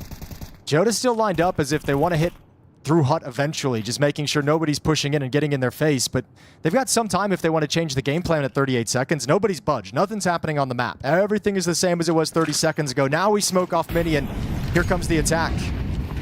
Yeah, Flash is running out, trying to burst through the doorway here. Aurora, 28 seconds left. Not a huge amount of time, and there's still a lot of presence here. Rugga getting involved. He's going to have an upgrade available. Woxic finally landing a headshot here on Hooksy, but it's Woxic that has to recover everything. It'll be a 1v4, and look at Magisk. He's rotated down. He's not going to miss that shot. It's 2 AWP kills from Magisk, the opener and the closer. Dude, they're just having a party. And they're absolutely loving it right now on the server for Astralis. Smiles on their faces, all the pressure's off, and a 2-2 game. It's like 6 Danish friends got together and decided just to have a LAN party here in Bucharest. All the fun laughs. Rugga does secure Hut and make sure that rush goes nowhere. And Aurora, there's some of that frustration starting to rear its ugly head. Second tactical pause for Aurora as they talk things over. I'd be pretty frustrated too. Why is it not working for them? They're getting beat. Oh, this is wild. That was a chance to drain the money of Astralis, send them down to a low buy, but Astralis now have the better purchase than Aurora. A second timeout. Oh, it's getting to that crazy territory, isn't it, where we are starting to think about Astralis actually winning this map. When these things always happen and like we step into like cast a match and we just hear about like a roster swap like this or a stand-in situation, it's always like there's always like a moment of like, I don't know, like, is this game gonna be like a little bit of a joke? Is this game like because we have a coach stand-in who can handle it? This is feeling serious all of a sudden. It's feeling very serious that Aurora could be in trouble here. 8-8. And it's not looking good. No money after this buy is so very necessary for Aurora to have some kind of success, some kind of impact. 3 AKs, a Galil on Joda, Deagle on Major. Huge gap, a huge missed smoke in that wall.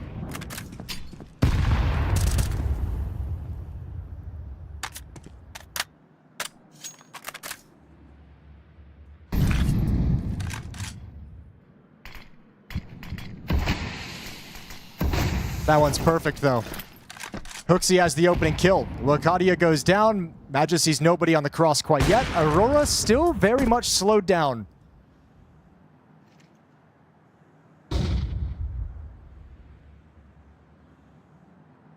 Centaurus could be walking down with Jota, Woxic, and Magic. So they've got the space they need towards Secret. What can they do with it? You got Stare downstairs. You have Magisk with the AWP over in ramp room. He can be a quick reaction.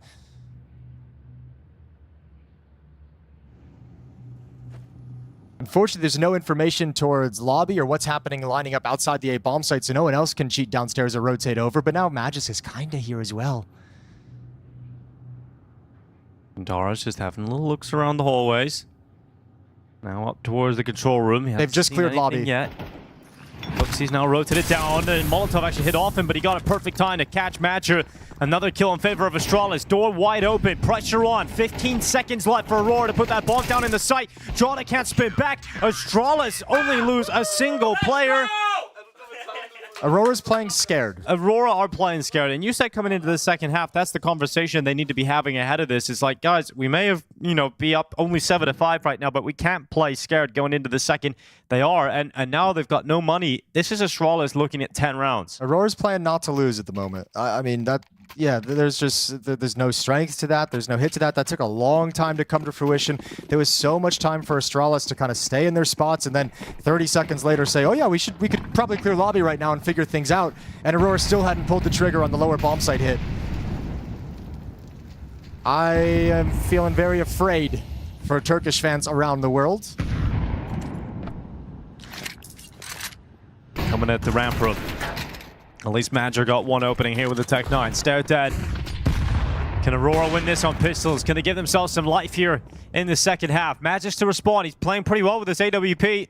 Yeah, one drop down as well. That's Yabby. He's been playing over control windows. Zantares breaks it, wants to challenge, wants to take this space. Big shot here from Yabby. It's only one kill though. Zantares gets his hands on an AK, but look at Hooksy. Racing down on the rotation. It's a double kill. Woxic and Zantares. Hooksy cleans up. And this just keeps getting worse for Aurora. One thing I've touched on with Aurora throughout this event when we watched them playing, I've mentioned they also seem to have simplified the playbook a little bit where there's a lot more grouped up tactics than I'm normally used to. I think at the moment, Astralis, I don't know if that's like research or if it's maybe a game plan they came up with. It might not even be a thought in their head, but that's at least a disadvantage in the sense that Astralis is so... They're throwing caution to the wind. Everyone's rotating very, very quickly to the attack. They're not so concerned about finding lurkers and going slow. They're more concerned about getting to the bomb site to prevent the bomb being planted, whereas other teams that play default would have lurker in various positions. But Aurora's not bringing that style out right now.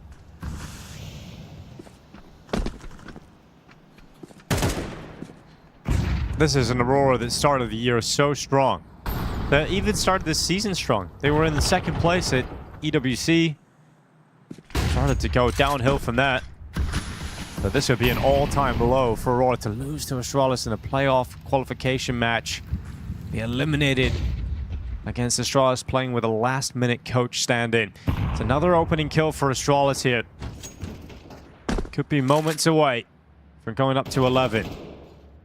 Cardia getting spotted on top of main. He's lost a lot of his health. He at least sends some equal damage back here on Hooksy. But Magisk is just looking good on the AWP. And Astralis are destroying Aurora. This was a buy round. And it goes nowhere. It goes absolutely nowhere. They get destroyed. 11 rounds to 8. Money is not good again for Aurora. It is going to be map point for Astralis. And this isn't even close. Where's the attitude from Aurora? Where's the feeling that when you watch them play that they want to win the game? Look, Astralis always just can't actually believe this is happening. They are laughing because they can't believe this is happening. Aurora's not really even getting like step 1 done in some of these rounds, right? Like you send that many people outside, but you're not even getting trade kills. You're not even like taking over secret, not even getting into garage. You're getting so wrecked. I'm gonna start running out of things to say about this, but Hooksy finally gone down first. That Xantara's with an opening with the MAC-10, and they're gonna pick up the pace, heading down secret. Major leading the way, taking as much room as he can. Going to be followed up by the bomb on Woxic and Xantara's with low HP, but again, Stair's already got this early rotate down here. And Astralis has been very good at stopping Aurora from taking over this bomb site. Well, out to the site, Stair got a double. And that will put Astralis back in contention here. Wakade couldn't take his opportunity on that lurk on the upper bomb site. Magisk has been looking good on the AWP. Close to a shot on Jordan. Moving forward, the Tech 9. Gaining ground, getting ever closer. Another kill, this time from Rugga. Xantara's low HP. Jordan's going to win the fight. And now it's Rugga for the clutch. Will it be Rugga to grab map point for Astralis? The last seconds stand-in coach has got it down to a 1v1. Jordan out in hell, and he will save them from the embarrassment of that at least.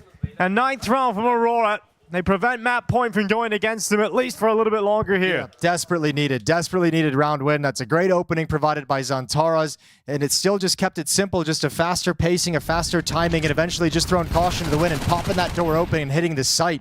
Stair gets 2, lovely job, and this time, because of the opening kill from Xantara's, there's not that extra player to actually fight down at the lower bomb site with Stair. No one arrives in time to help out and alleviate some of that pressure. So Aurora get up to 9. Second round they've won in this half.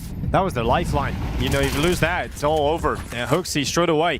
Doesn't care. You lose a round, right back to it. Opening kill on Xantara's. Literally the same exact play from Hooksy as he did in the previous round that got him killed. I don't know if Xantara's just didn't expect it. The lovely shot. Hooksy wanted that one back against the MAC-10. Smoke wall fading, and they don't have any more smokes. So you're just going to have to let Woxic take his time outside with the AWP and see what cover he can create for you.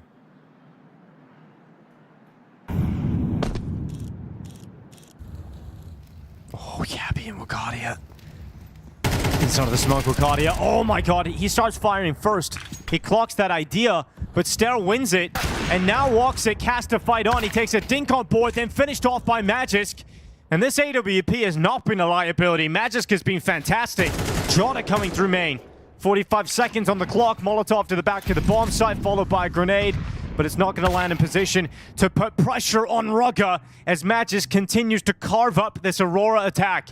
A mature 1v4 required, and it does not look even slightly possible. Astralis will be at map point on Nuke. Yeah, I mean, a lot of attention obviously going to be in the Rugga situation, but Magisk is putting together quite a nice half with the AWP, looking very sharp. Major stuck behind the site, won't even be able to get the first step out. And a big smile on Magisk's face. Astralis gets up to 12, and they have got 3 chances to shock Aurora with an upset victory on Nuke to start this series.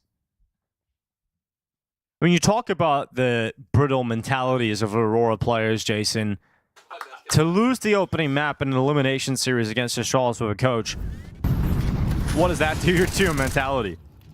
Honestly, I think it's a bigger talking point for us outside the game than it will be for them between the maps, right? Like, that's a conversation that they're not even going to bring up the fact that it's a stand-in, that it's Rugga. Sure, but it's going to be in the back of your head. Yeah, probably to a certain extent. But remember, they lost the opening map against Liquid in that series they played against them a few days back. Train was the second map in that series as well. They went on to stomp Liquid on Train and built up so much momentum from that win that it woke them up from a sleepy first map, which is what we're seeing again here today. Yabi opens up. Astralis 4 kills away from collecting map 1 of this series.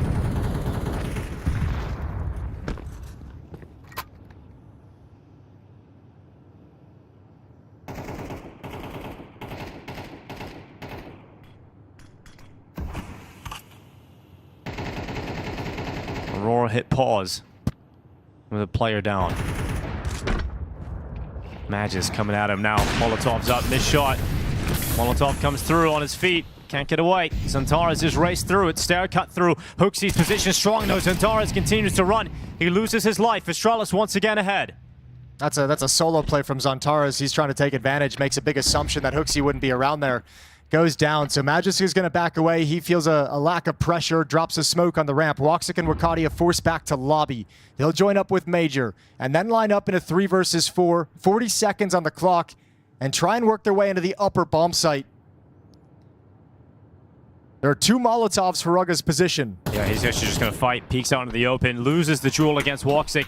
More pressure on Hooksy, and he wasn't in the right spot. Magic comes through with an important frag to keep them alive inside of the site.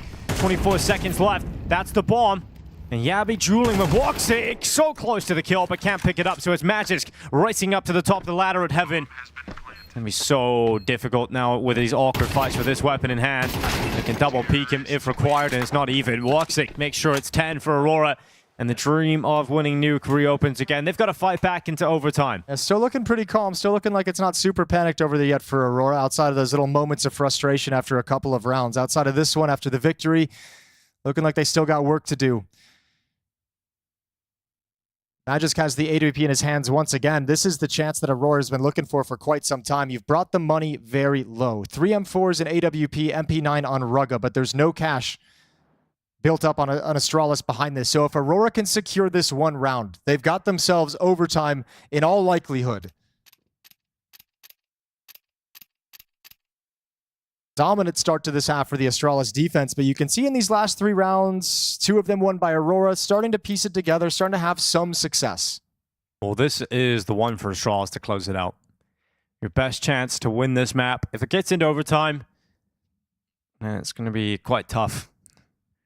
Aurora should have enough in them to then get it over the line. I would favor them if we go to OT. The Astralis have got to get this opportunity. The money will not look pretty if they concede this one. The last round of regulation. Match is confident, pushing up, looking for the opening here is Zantares, but Zantares has fallen foul to Hooksy a couple of times out here. Needs to be careful, and the shot is sent off. Magis gets away. And a risky game. He goes back for a second pot. Gonna actually have Stair going towards Secret. It's been pretty solid here, Jason, throughout this half. Here he goes again. Oh, flashbang is perfect. Right when Rakadia's looking for the fight. Deep nade as well. Does great damage on a Joda. Lovely sequence from Stair. He backs away, and Astralis have an advantage. And just slowing down now. Aurora once again at 4v5. They've shown that they can pull these back, though. Doesn't always lead to an Astralis round victory.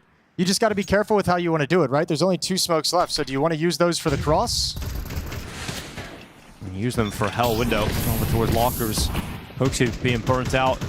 Garage smoke in as well. And John is going to start moving out towards Secret. Stair's already down here. He knows about Stair. He is the player to remove Wakadia at the start of the round. How far has he fallen back? And yeah, it is an off angle. One that's going to be tough to be ready for Jota.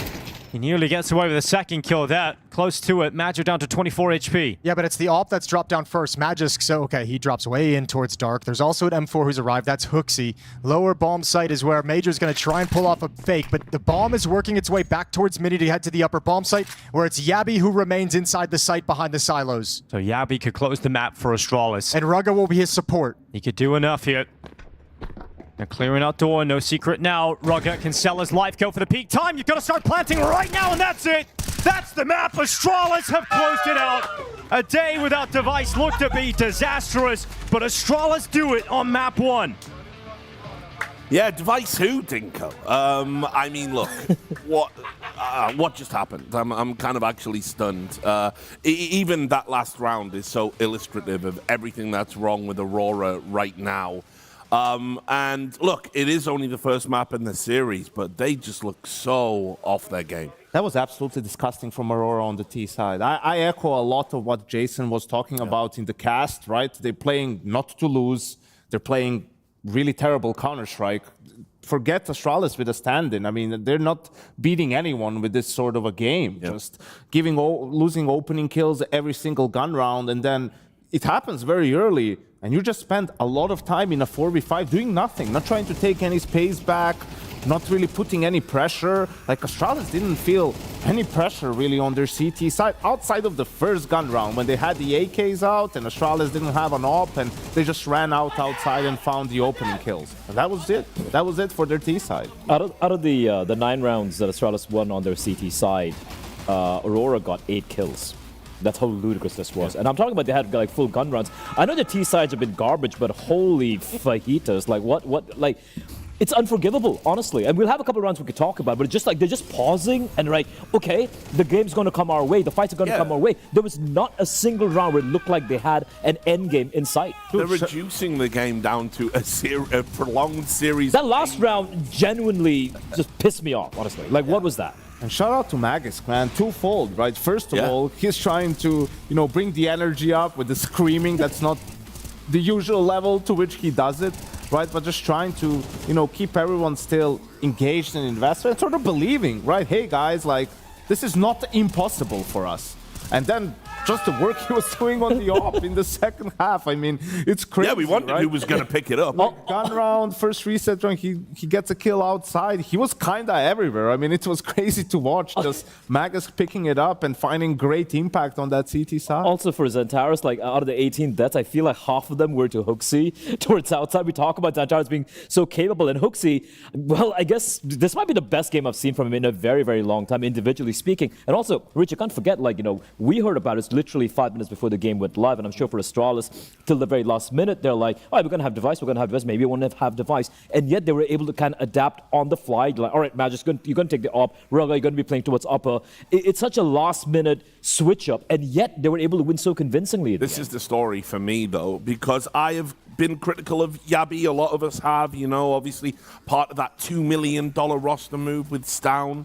And he's looked anything but a star player for the longest period of time. I think he needs to really get going if this roster is to have a future. So very promising to see him able to put a sequence like this together. Yeah, definitely. Struggled to find the consistency, right? But he definitely had it on this map. You saw it in the kill feed, right? Just like one kill rounds, a couple of multi-kills. Obviously, the final round of the game, just staying in that A bomb site, sort of knowing that there's a possibility for Aurora to try and go back to the upper bomb site. And just, I mean, look at this. They barely had time to put, like, he did it. I don't think they did have time. I think he clicked too late. Like, even if Yabi doesn't get the kills, they would have ran out of time. Absolutely atrocious from Aurora. Yeah, I mean, can we figure out what is going on? I mean, like, I've got to ask you guys, because it's like Aurora come in, they're favorites. Day one, they were a bit sluggish, but they got it done.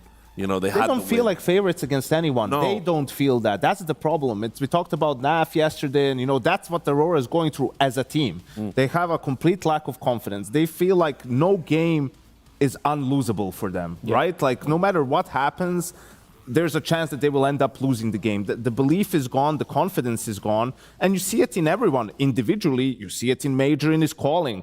All of T-side just not wanting to take any sort of a risk whatsoever. Just play the most basic stuff. It's like, there's still good players on that other team and veteran players where it's like, unless you pressure them somehow or use your utility or try to move them around the map, I mean, they will know what's coming. Oh, for They'll sure. kill you. It's like, it's basically, it felt like a 6 versus 5 where, there's the 6 player in Astralis was basically the mentality of Aurora. I think we can probably roll around, which highlights how absolutely terrible this T side was. And you can just take a look at it, right? I think it was round 16, it's kind of scores getting tied up. You can see Astralis kind of dragging back into the game, right? And it's going to be Magic's going to open things up. Again, this guy was just a demon with the op. They get the first kill, 143, right? Till 30 seconds, all they did was just sit inside a lobby. They didn't push towards ramp. They didn't try to go for any fakes outside. By the way, each and every one of the players had a full belt of utility. They had 3 Molotovs, they had 4 smokes. A lot of flashes.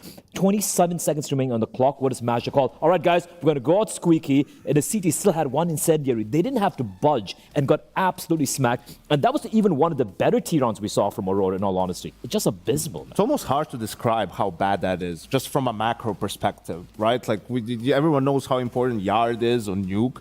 The op got the kill, so he has full information and full vision. They're not thinking anyone could have gotten to secret or anything, right? So what you do is nothing else. So you're gonna have you're probably gonna have 3 players on the A-bomb site, and you just want to execute into the A-bomb site. I mean, and that's the reset round. Like, that's the one of the more important early rounds. Yes, Aurora lost both pistols and whatnot, but they were terrible in gun rounds too, you know. Just the op from Magus maybe surprised them. They were counting on being able to run outside still, but... Well, I can show you some highlights of this AWPing masterclass from Magisk, rolling back the years and doing something he doesn't usually do. It's also really cool, you know, just keeping an eye on this Astralis T side. They didn't complicate matters quite a bit. They were working as a group, just trading out pretty well, right? And yeah, Magisk, man, just like... The call came, all right, Magisk, well, you know, we need a little bit of help. He's like, screw it, give me the op. Bro, he was offing better than Device this tournament. I know. These are all done wrong. It's crazy. Aurora must be absolutely furious. I'm furious. Look, you get the news, no Device. Oh, good, we won't have to worry about an AWPer, and then Magic does. It's just like in the body language in the server. You could see Hooksy, man. Hooksy just had, I was wondering how he's running around yard with balls that big, just getting kills at will time and time again towards outside, re-peeking, just abusing them. And for the side of Aurora, sure, you want to play a little bit safe, but there was no defaulting at all. I mean, Aurora wins a half buy, right, in that second half, and it's Hooksy playing close and close the smoke on T-Red and gets punished by the Mac-10 from Xantares. They buy back Astralis in the next round. He does the same thing and kills him. Like, that's super frustrating for Xantares too. It's like, I just killed him doing this, and he's back doing it again. It's like, it doesn't make sense much. But listen, for Aurora, no matter how grim this was a nuke, I hate saying it, but they're still the favorite to win this series from this point on, right? Because, first of all, we're going into Train, where playing with a stand-in is even more difficult and not having your main AWPer, albeit Magus probably could do it again. But just the fact that Astralis having to, it's almost a win, it's pretty much a win condition for them to win both pistols all the time, right? And get these resets and everything. I think Astralis having to play from behind, right, is where, you know, trying to come back into the game. I don't think they're able to do it with the stand-ins. I agree. I think that's the big problem, just a stand-in situation, right? Because I think for Train as well, for Aurora, we have praised how good their T-sides are. But yesterday when they lost on Train, they just got completely shut down on the T-side. And again, it's just that's such a big question for me, because I watch the T-sets and how good it can look, the protocols, they can speed things up, and then the next day, it's like they're playing the map for the very first time. Everyone just kind of stationary, not really doing anything, like we saw Nuke over here. So if there was ever a time to call the therapist, Rich, it's right now for Aurora. Yeah, well, we got a little bit of time before break, so I'll ask you, Yanko. I mean, you know, you've already talked about Astralis' win conditions, right, which is a lot. Yeah. Mages has to AWP well again, both pistol rounds. What about Aurora? What's their key to victory here? I mean, Major needs to snap out of it and start calling a normal is that really game. where you laid the blame?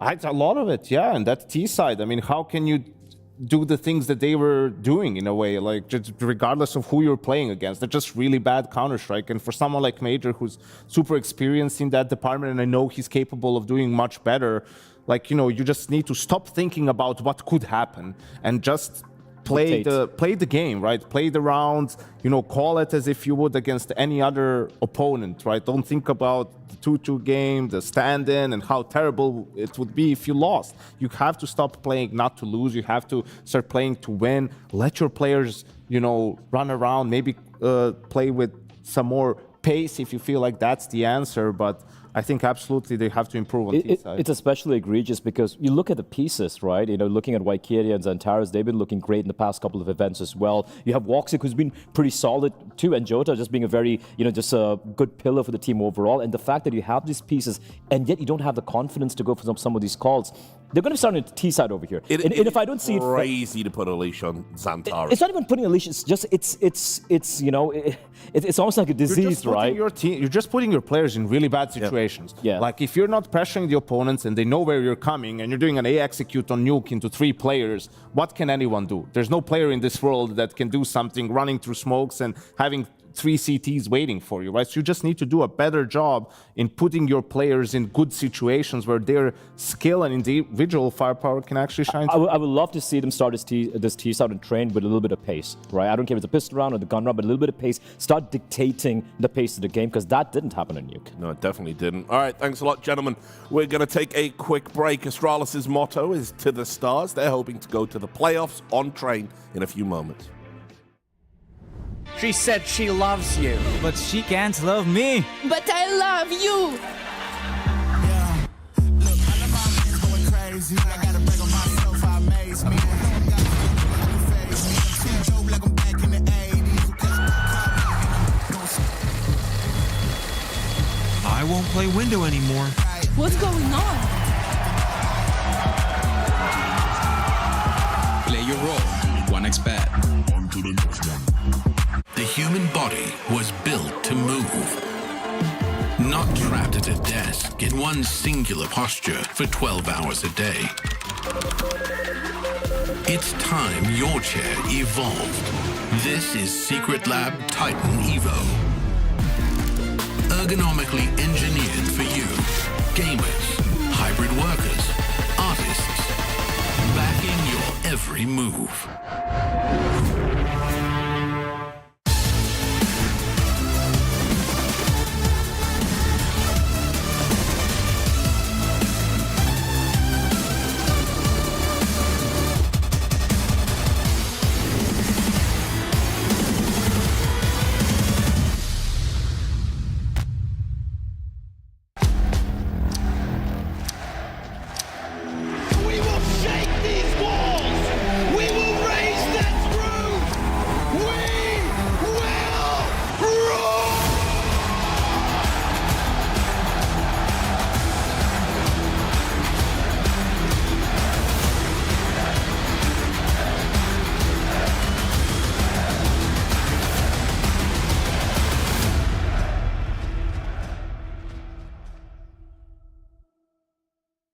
Hello everyone, Jackie Powers here, back live, joined by the legend himself, Nerds from Team Liquid, Muziris from Saw, Alex from Gentlemates, LNZ from Heroic, Naf, of course, from Team Liquid.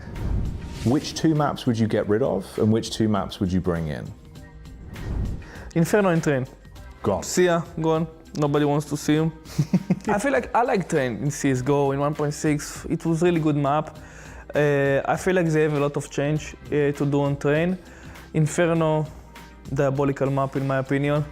But if I ban both of these maps, I would go with, I will add Cache. Okay. Goated map, like Mirage and Dust 2. And I really want to see a map, I really like it in 1.6, it was a Tuscan. Ah, yes, okay. I liked it a lot, so both of them I will bring to the map pool, it will look really good. Anubis is the one I want back, it was my favorite before. So I'd probably want like minus Inferno plus Anubis. But I did really like the old Inferno, like from Go, so if that would be a thing, then I would want that still. But I would remove Inferno and pick like Anubis. And then I would probably, right now, minus Train. Okay. And maybe add Cache or something. Yeah. Like, there's no other map that I feel like I really want this one, you know? Others I have like Cobble and Cache, but I don't really feel those maps the same way. Yeah. Ooh, all right. I'm taking out Train for sure. I think Train sucks. I think CSGO was pretty good, but this one's kind of boring. I'm playing like the Ivy player on T side. I'm like, I don't know how to take this. Like, it just seems impossible. It's super hard with the angles when you get all the way up into like the area there. So I don't know. So I'll get rid of Train. Maybe just like a personal map that I probably always hated. I'll probably get rid of Dust 2. Never really liked Dust 2, even though it's a CS classic. I'd probably get rid of both of those, and then I'd bring back Cache, and I'd bring back Cobble. It's like a no-brainer. Okay. Back in the day, I loved playing those maps. Those were like NA home ground maps. You'd play in like every pug. You know, Mirage is like the face-it map, but like for NA, that Cache was like that map as well for us, you know, so. And also back in the day, Liquid was also really good on those maps, so they brought them back. Maybe we can get a little bit of that fire back that we once had before. So, but yeah, no, I love Cobble, I love Cash. All right. The maps that I think that they need something to change, I think it's Inferno. And Ancient, it's kinda, I don't know if they don't gonna change something there. So I would say Inferno and Ancient. And coming in, maybe Cash. Okay. That's good. I mean, Anubis with some changes, it can be a good map, I think.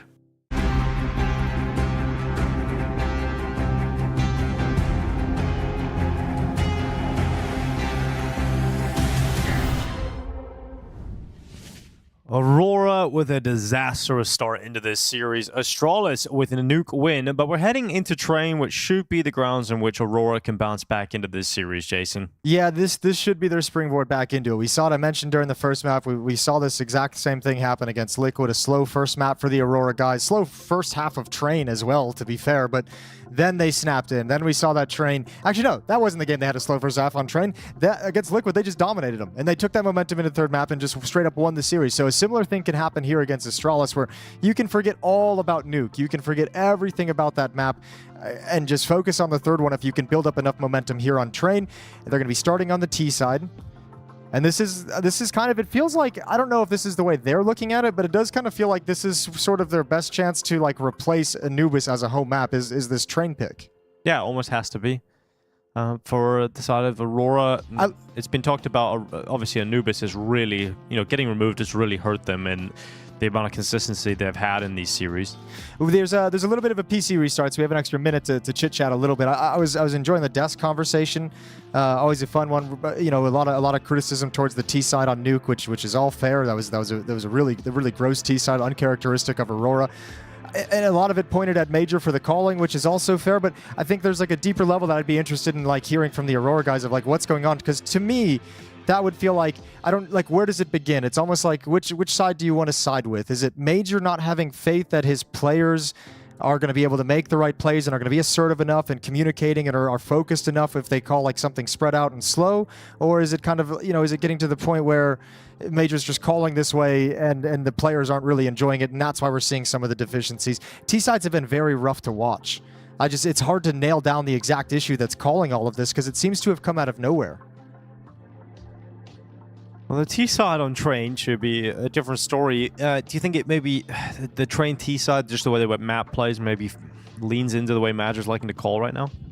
No, I think Train, I think more than anything, I think the CT side, I think this is a map that you have a lot of open space for duels, so guys like Xantares are going to like it, same with Akadia and Joda.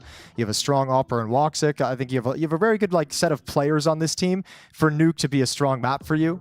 Especially with the way we've watched them kind of like, push inside. Remember, when they take that inner bomb site on this T side, they're going to be pushing up sidewalk, pushing towards the choke points. I think it's a map where they just have these protocols down, and the protocols and the meta and the way that different, places on the map play out kind of lend themselves to the strength of the Aurora players. That's where I think their Train strength comes from. There's that answer.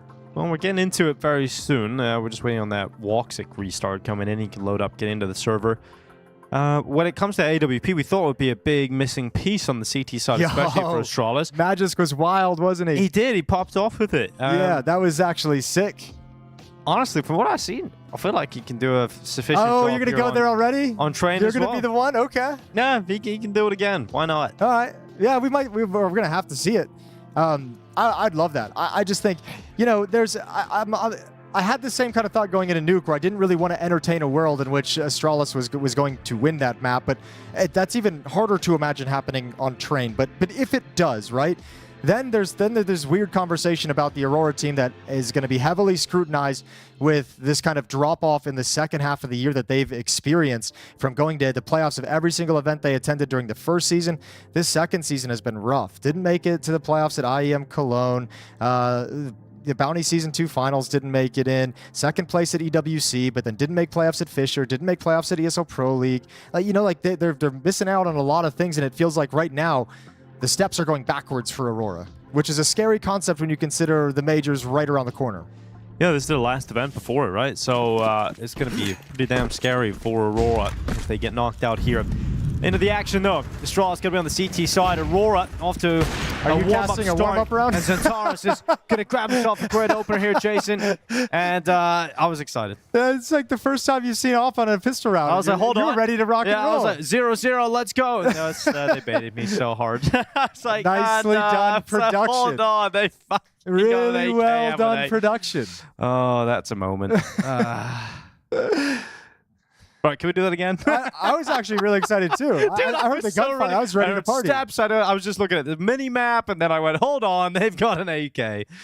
Well, at least you know, it won't be the biggest embarrassment. No, not at all. For Aurora to lose this. Third map is Mirage. If we make it there, which we've casted a lot of Aurora on. So I mean, if we just kind of want to, you know, preface and touch on that a little bit, even though it's quite a distance away, if Aurora can take us there, we've seen them have some tough games, some good games. It's another one where sometimes the T side has felt a little flat at this event. Some very close losses. They lost that double overtime to Team Liquid, but I guess on the positive side of things, you've played this map so much at this event that should be very familiar if you make it to Mirage.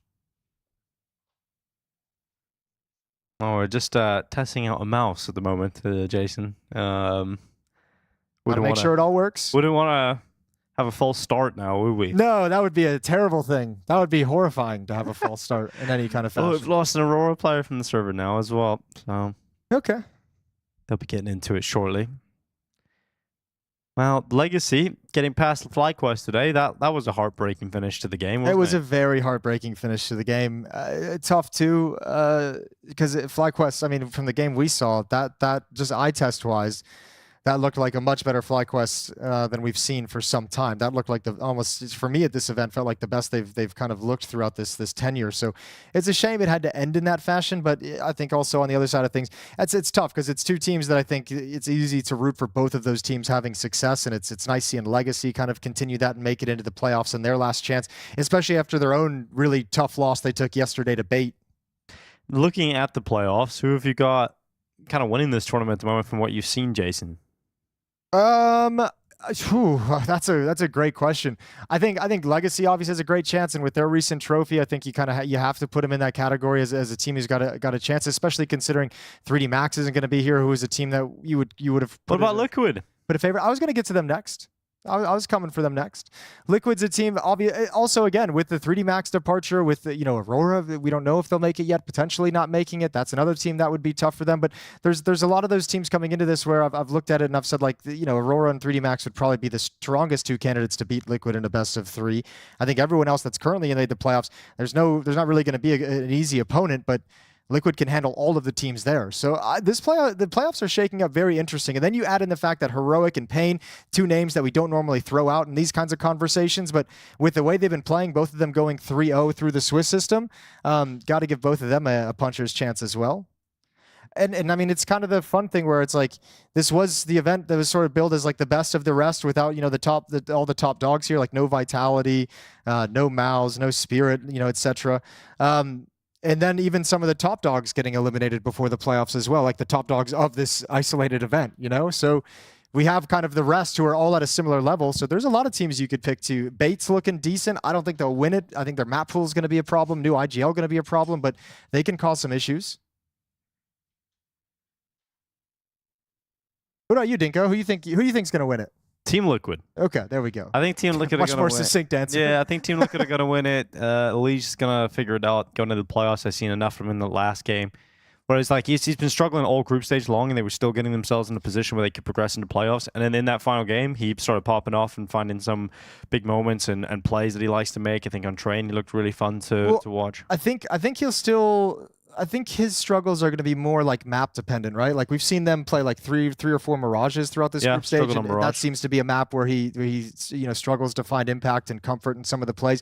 Train obviously felt like geared up for him, like that was just kind of tailor made to what he wanted to do out T mid.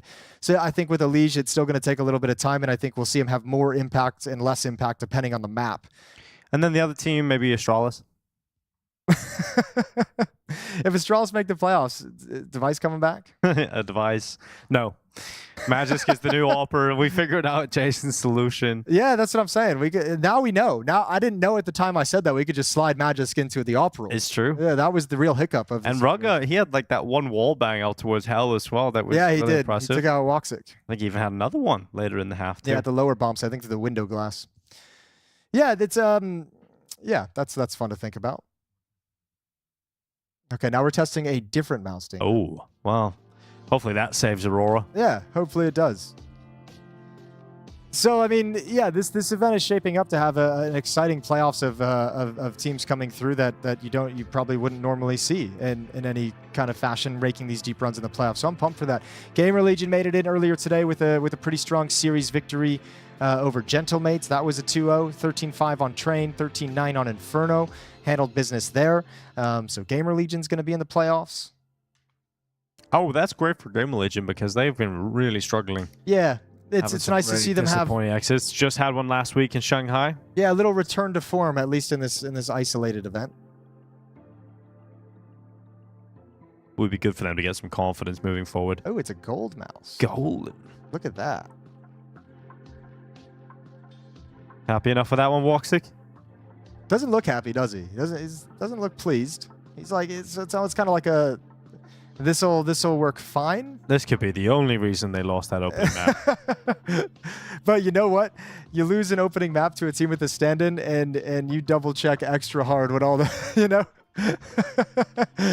Okay, that looks like he's bringing out a third mouse to check now. So Woxic going to be making sure he's got his gear all in top shape. I hope we go long enough that everyone forgets I casted that warm-up round, Jason. You know, if we go on long enough, we might all forget that. Well, if you bring it up again in 10 minutes, I think they'll probably forget by then. Yeah. Yeah. I'm down to cast some warm-up now. Like at this point. At this point, yeah, give this warm-up our cast. What should we got, Woxic? We going with the gold? Please select this one. Give us a thumbs up. Please select this one. Oh, it's coming back in. All right, we're going to try it again. Nah, not so much.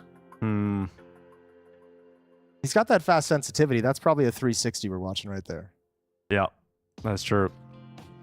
Left-handed gamer. He's very scientific at how he checks his mouse. You can tell. This is wild. Which one you gonna pick? Eeny, meeny, miny, mo. I know, right? He's not pleased with either of them.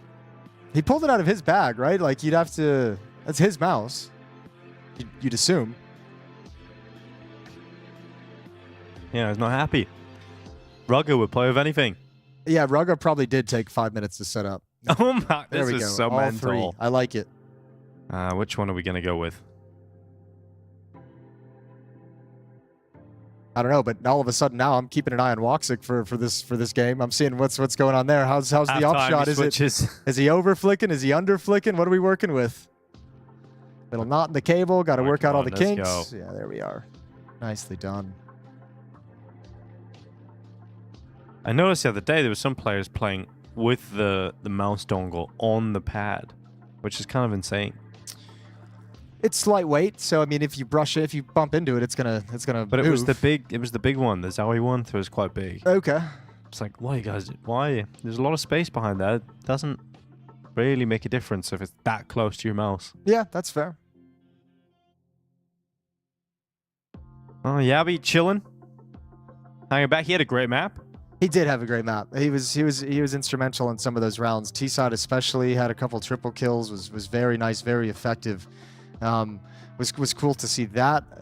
Especially, I mean, you know, he went through a phase where it felt like he was one of the stronger players in this Astralis roster when it first kind of came together. And after all the shuffling of players and moving around and the changes that they've had, it was good to see him kind of have a pop-off game again. Yabby pop-off games are always quite fun for me. He's one of those players I just enjoy when they're having like an awesome game. I think he makes really cool moves and plays really cool positions. Yeah, I get less and less of those at the moment. Yeah. But I mean, you trade it off, right? Because Stera's having more pop-off games. He's obviously kind of come into this team, and after sort of, I don't know, I guess the trial period when they were picking between him and a couple other guys back and forth.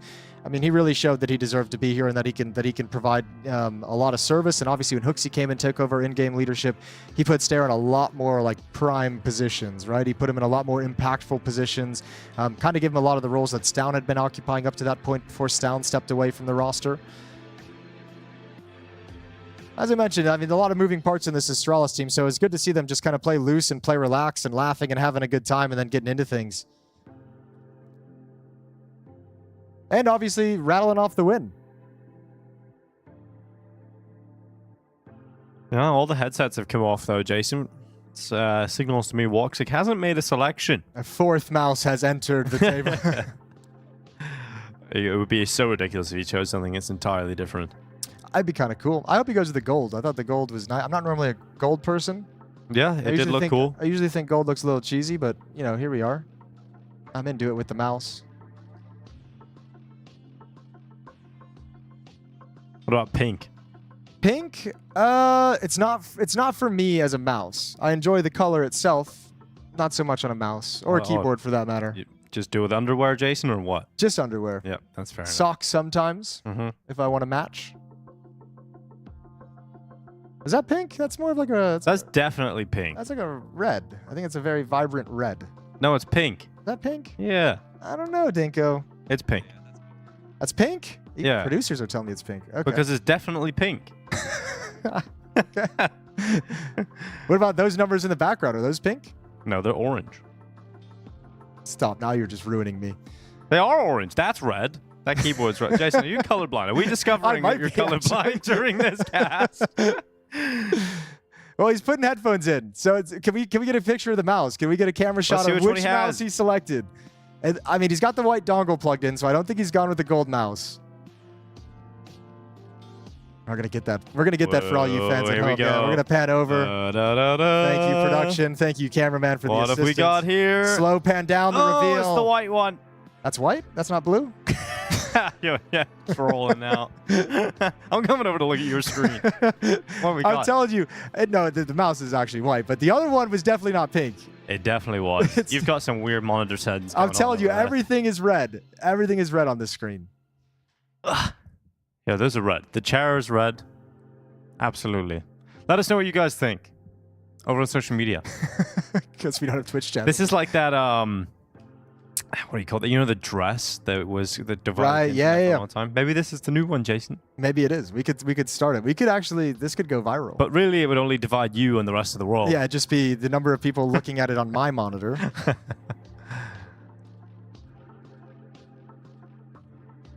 Those are good. Yeah, we're gonna scan through all the mice. Yavi's eating that banana like a champion. Yeah, you enjoyed that banana. Yeah. Huh? What are you saying to me about my banana? He looks concerned. What are you saying to me about my banana? Yeah. Astralis really did popularize banana eating at Counter-Strike events, didn't they, Jason? They did. Just the same way Pasha really revolutionized, hard-boiled egg eating at the FACEIT major. How many eggs was he allowed again? I think it was 1 or 2, and we all know Pasha. He needs like 8 or 9. 1 or 2 eggs. I think it was that. That is crazy. There's a hard limit on the hard-boiled eggs. Got some live text coming in from Vendetta. Okay. He's saying the mouse is magenta. There we see. Jason is all over the place. What do you mean? I mean, all right, Halver. You're like, see, my boy's coming in. He wrecks you. Well, he says it's not pink. Is magenta? Is it a type of pink? I wasn't planning into getting to this level of details with colors today, Dinko. I'm here at an event. I left my 3-year-old child at home to avoid these kinds of conversations. Well, you chose the wrong casting partner, didn't you, Jason? So, to me, magenta is a bright pink, says a random Reddit commenter. Okay, magenta is a bright pink. It is considered a type of dark or purplish pink. Look, I'm happy to take the L if I have to on this one. You can have the no, win I'm in just the saying color. it was important that Halvor had his say. All right, he's taking his headphones out, so I'm wondering now if he's second-guessed the mice. Okay. So it's going to be a PC restart, then testing the mouse again, and then he's going to switch to the gold one, and then back to the other one. Restarting the PC fixes everything. It does, turning it on and off again. Yep. It works every single time. It's an old classic of the internet, school of the internet. What are some other lessons you've learned from the school of thought, right, Jason? Let's not go down that road at all. I'm not even getting started down that path. Absolutely not. Well, at this point, at least you're kind of forgetting about the frustrations of Nuke, because Woxic, if you're his teammate, you're like, come on, bro, just pick a mouse. Just pick one. You've got 3 of them. Surely one of them. No, one of the identical that's what Astralis is thinking. His teammates are like, we'll wait for you, as long as it pisses off the other team. Yeah, true. As long as it makes everyone else angry. Now that's red.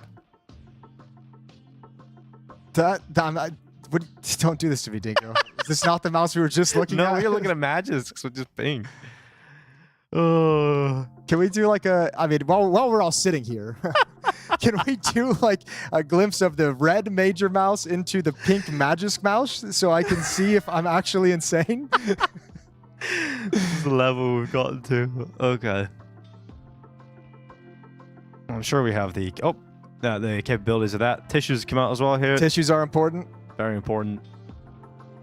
Another lesson learned from the internet. Yes, Jesus. We need to start this game immediately. Oh. Hey. Yavi's zoned in after that banana. Potassium hitting hard at the moment. It's peaking. A little bit of a joker. Well, just a reminder, if you are just tuning in, if you're a gamer and have woken up in the mid-afternoon after some late-night fragging, fair play to you. Yeah, fair play to you. Hope your games went well. Well, we will give you a little bit of a reminder of how the action has gone down today. GamerLegion, we're playing the Gentlemates. It was a 2-2 game. GamerLegion 1-2-0 with a 13-5 win on Train and then a 13-9 win on Inferno. So GamerLegion into the playoffs over the Spanish players. Legacy coming out on top. Oh, thank you. Here we go. Here's the Swiss bracket. See how this goes down. Legacy defeated FlyQuest. And as Connor put it, it sucks to be a FlyQuest fan. They lost 2-0. He did nail that one, didn't he? And it may be worse to be an Aurora fan, though. Yeah, it might. Today, it might turn out to be worse to be an Aurora fan. Eliminated in the 2-3 mark. Yeah, both those losses today, losing teams going home. If you're just coming in recently as well, as Dinko mentioned, we're going into map 2, which is Train of this Astralis Aurora series.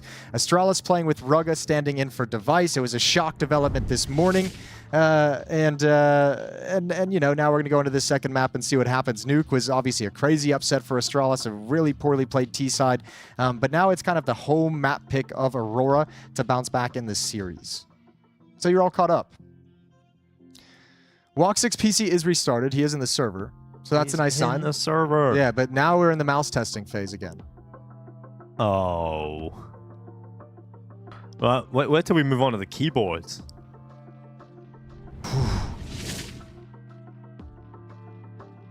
All right, we're gonna bring this graphic in for you. This is the old positioning graphic that our friend Dust likes to throw together before these events and help out with. This is obviously with Device in the roster because we just decided we didn't really feel like it was necessary to make one with Rugga. It's kind of weird that Dust had all that time to prepare. And he, I know. And Dust didn't prepare a graphic, you know, for Rugga. I know. We need to have a talk with Dust. I think really in the future he should prepare a graphic for every eventuality. Yeah, he really should. Yeah. Well, he's learned now. He's kind of slacked off this event when you think about it. Yeah, he has. Well, he's back at the hotel, working on it now. But we have information that we should be ready to go in less than a minute. As long as everything goes swimmingly. That means Woxic has selected a mouse. He's stuck with the mouse that he selected previously. Yeah. Yeah. It's like, come on, man. Which is a nice sign. Means that PC restart went really well for him. All right then. Well, getting into Train, Yanko put it on the desk. You know, even after Astralis won that first map, Aurora's still favorites to win the series. Would have to agree with him, obviously. You know, Train will be a nice little bounce back for them. It feels like yesterday we played Nuke. Yeah, it's. I mean, this absolutely should be, but I mean, you know, even on Nuke going into that, it was like, well, this should be an Aurora victory in this kind of a scenario. I just want to see them not play scared. I think one thing too is like on Nuke, I mentioned I thought like Rugga might get parked over in ramp room because you can like drop down into safety. You know, if it's ever needed. They obviously didn't do that. We're getting some high fives around. This is perfect. We're gonna be going live, as you guys can all tell. Woxic's ready to party. A map like Nuke though, like with how closed off and restrictive the bomb sites are with some of the choke points. It can be hard. I mean, it was obviously not the easiest thing in the world for them to exploit Rugga, but where do you put him on this map? You know, to be like, there's nowhere on this map you can play and not be a liability on the CT side, you know? Yeah, well, we're about to find out, aren't we? Aurora on the T side, Astralis on the CT side, ready to get going into this game. We've got Xantaras already out and dead at the hand of Huxi. Huxi just hit like 4 shots through that smoke as well, all accurate. Magisk has gone down, but Aurora not committed. Looks like they're going to wheel themselves back towards the inner bomb site. That B bomb site, it's Rugga way far back. Wakadia hopping out. Oh, just about avoids the brunt of the damage there as that plant comes in down on default. Yappy going to make his rotation in with Rugga just beside him. And Jota comes out on top of that fight. Now got Yabby up at the elevated area, but it doesn't matter. Aster just comes racing back into this retake. It's 2 kills for him, Yabby with a kill, and now Madra having to deny the defuse. Huxi's trying to stop it from becoming a reality, and he will. Don't tell me this is how things are going to go today, Dinko. Oh don't tell me God. This is the kind of... I know it's just a pissed around. I'm trying not to get ahead of myself.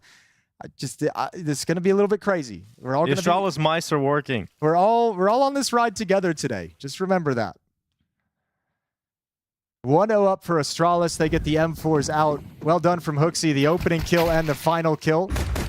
Drills Xantaras over the top of the smoke. And this stair flank hits such a nice timing. And again, this is always happening on Nuke. Astralis more than happy to push the extremities of the map on the CT side. Aurora haven't quite caught on to it yet. Nades are out. No one's coming out T-mid quick, so no damage done to the Turkish players.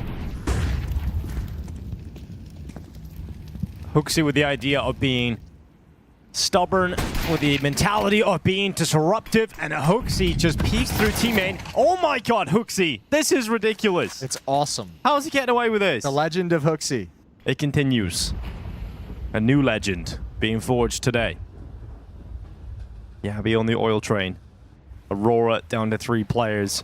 Magisk pushing out of Ivy. Bomb is on the ground. Magisk dropping into 4 HP over on Wakadia. Yeah, and Magisk doesn't have to fight here any longer. You can just back away and play it safe, but he feels like he's got a great advantage. Yabby has no clue. Jota's kind of lurked out above him. Now he spots him, but both players down, and Jota can't complete the kills. And okay, well, Aurora doesn't even get to do anything in this round off the back of Huxi's push and double kill, and now the follow-up Magisk push. There's just nothing going on in this round, so an easy 2-0 should be closed out, and will be. Oh my, they don't even lose a player here for Astralis. Not and at the laughs all. continue. All right, sign me up. I'm on board.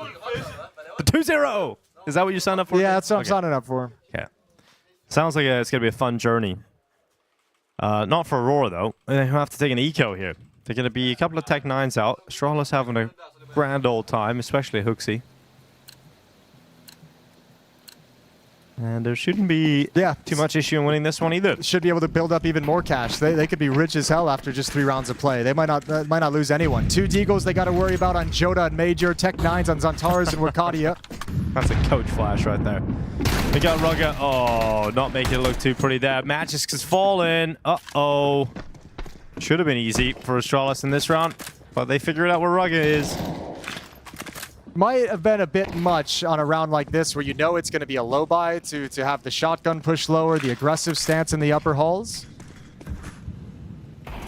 Still should have a great chance to recover with the advantage of weapons. No utility really, just a Molotov picked up for Xantaras. Stair cannot die. He just, it's like the only rule that he's got in his round right now is that you're not allowed to die at this moment.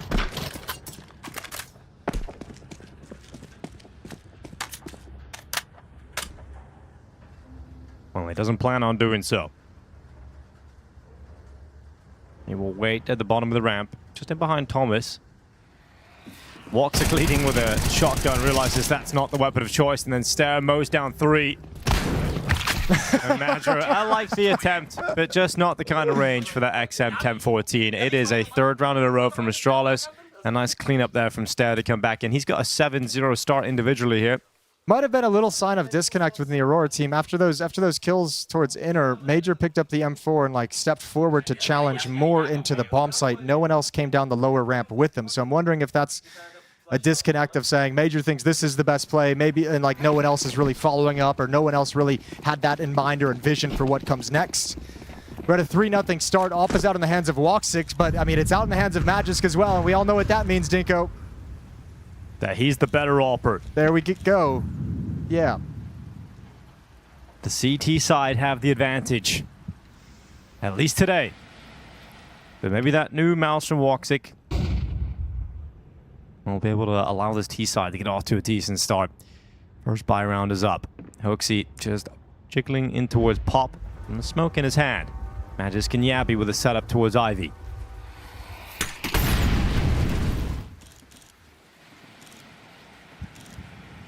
Oh, Yabby, do you want to go all the way? He does, and Woxic actually gets tagged. Plug the gold mouse in right now.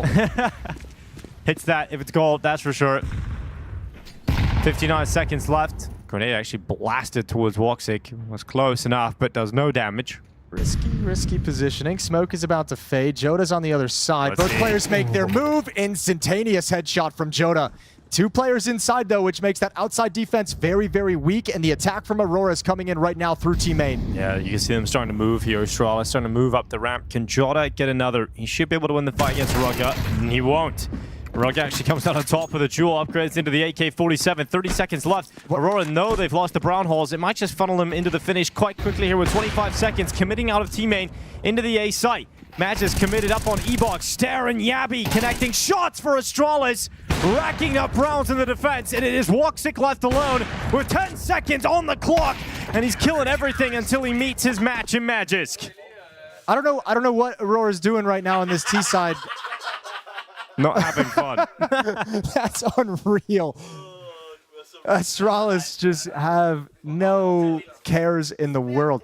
I don't know what Aurora's doing. Like the passiveness sitting behind in Team Main when you've thrown your execute utility. I know you were counter smoke, but it's like they waited out the counter smoke in Team Main, and then they threw their own like lurk smoke in front of Team Main that they had to run through regardless. So it's like, why are we waiting this whole time? Astralis is getting a ton of extra seconds to like piece together what's coming and time to make their rotations. Well, they're bringing Magisk back over here to help out Rugga. Or Yabby, rather. Yabby's going to be the B player in this round. Perhaps anticipating Aurora going down to half buy. The B bomb site can often be the target in these kind of rounds. They've got the numbers. In fact, not only do they have 2 here, they've now got Stair rotating over as well. This is going to be a very strong defense for Astralis. We're going to put a stop to the B rush. It's Yabby, Magisk chime in as well. And there's just nothing really for Aurora on this T side. Absolutely nothing. It's kind of fun to watch in some sense for me, because I know like I mentioned it before the game, like way long ago before that big delay. When we saw Aurora play Liquid on this map, when they attacked that inner bomb site, they were pushing down sidewalk, getting access to the bomb train and pushing all the way through that inner yard. But Astralis is playing with the man behind that first train, the Thomas train, every single round to watch that smoke, to watch for that. So they don't have the same access to push forward as they did against Liquid. They're just kind of getting slaughtered at the start instead of having all that open runway. And for Liquid's defense, it was very clear they were inexperienced on the map. Nerds and Naf couldn't find comfort in that B bomb site. But Astralis, for whatever reason, they got it in spades right now. Yeah, Coach Faber extremely vocal in this time. I was looking down on Madger, that communicating heavily with him, drilling out some orders, and to be honest with the body language of Madger, he just sits back there, you know, it's like a sigh of disappointment. I mean, they're in the hole again. I mean, Aurora are going to have to climb their way out of a 5-0 deficit straight away here. I think this is a lot of frustration across the year, compounding and piling up, and it's rearing its ugly head. It's not necessarily something purely at this event. That might be the straw that broke the camel's back, but it's all about this whole year just have been stressful and frustrated for this Aurora squad, able to get so close but never able to lift the trophy. And now you're taking steps backwards. Rugga as the bomb site anchor. He's going to be playing at retake, falling all the way back. There's no noise outside. Astralis haven't yet pieced together what's coming.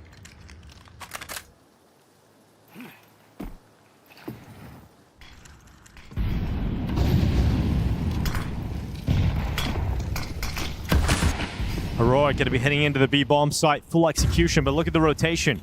Astralis are arriving. Aurora making the move. They've got out of the ramp. They catch Rugga completely unaware. That's a clean entry, followed up by Madger. That should be the round. I mean, I just outlined that exact scenario, that exact situation. This time, it's just Rugga playing passively far back for the retake. No one's watching that flood out the lower ramp, and look how much more impactful and aggressive it is when you get that real estate to work with. So if you're Astralis, that has to be a conversation. Can't defend the inner bomb site if we're not having someone stopping that push up the sidewalk. 5 to run, Aurora finally on the board. Yeah, there's still a really good buy available for Astralis, obviously. They got so much money built up over these first few rounds, but that's got to feel like some relief, at least for Aurora, to have something work so well. Cardia moving up, catching Rugga. Winning his duel against Stair, and Yabi toppling to Wakadia's hand. Yeah, just a... It's got to be the turning point. Okay, that's actually the loudest and the most cheering I've seen Aurora do all week.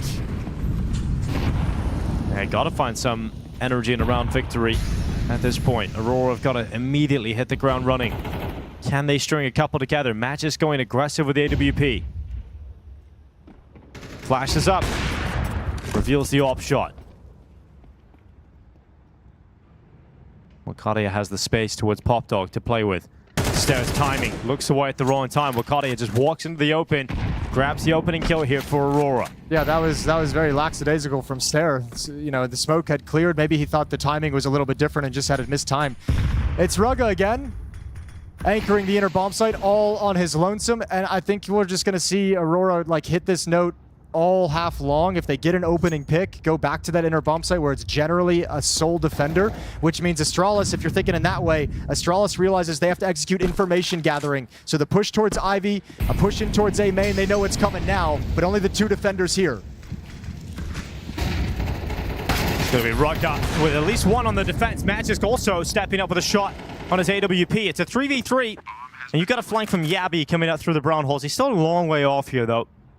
Actually, Hooksy's straight up bailed out. Repositioning, it looks like. Going through camera all the way back around to CT spawn. He knows he's got the time for this route with Yabi coming in on the flank, but he's going to have to drop down and make a noise cue if they're going to go for this. Yeah, you got to do it quick, and there he goes. Madger now on his toes. And he's forced into the open. Magisk is going to take that kill. Woxic down on default, needs to nail this shot, and he will. He'll pick it up. Zantara's also assisting, and they know exactly where he is. Magisk looking for him, and he can't actually pull it off. So Zantara's an important multi-kill, and there had to have been a conversation in that timeout about bringing more energy to every moment here for Aurora. Yeah, I imagine rather stern words during that timeout about everyone needing to start getting their energy pushed into the game to get everyone else waking up on this team. They looked done and lifeless on Nuke. For the first 5 rounds of this map, they looked dead and lifeless as well. So it's good to see them perking back up after a couple of good wins, and now they've got Astralis' defense on the breaking point.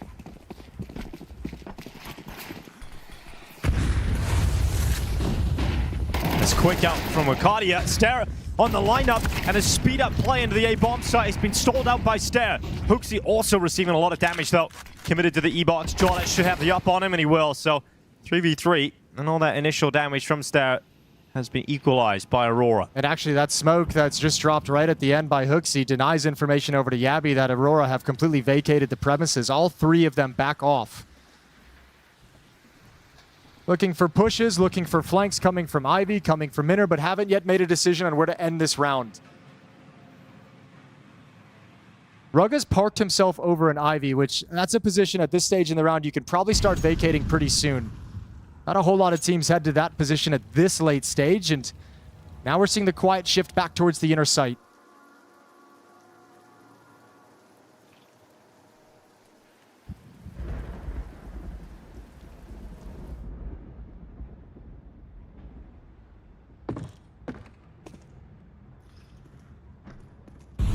Oh, Yabi's going to hear all the steps. It's actually going to be mollied, so he can't actually push up.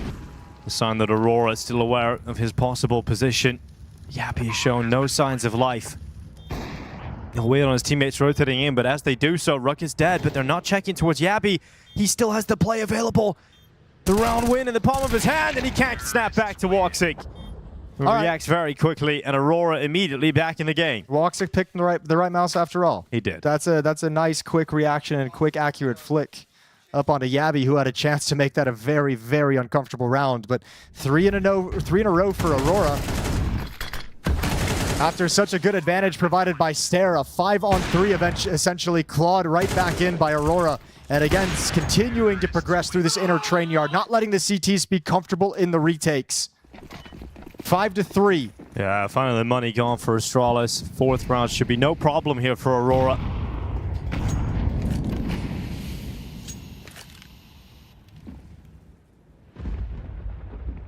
$5-0 down. And rapidly coming back into the game now, Aurora. That timeout. Certainly the turning point. Timing on the flash peak. Information for Major. It's going to call out 3 players in Ivy, 1 to activate the 2 who we saw. And Xantars starts getting friendly to the idea of a peek.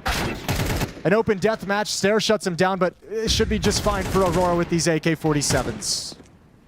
And that's a 4th round for the Turkish side as they creep ever closer.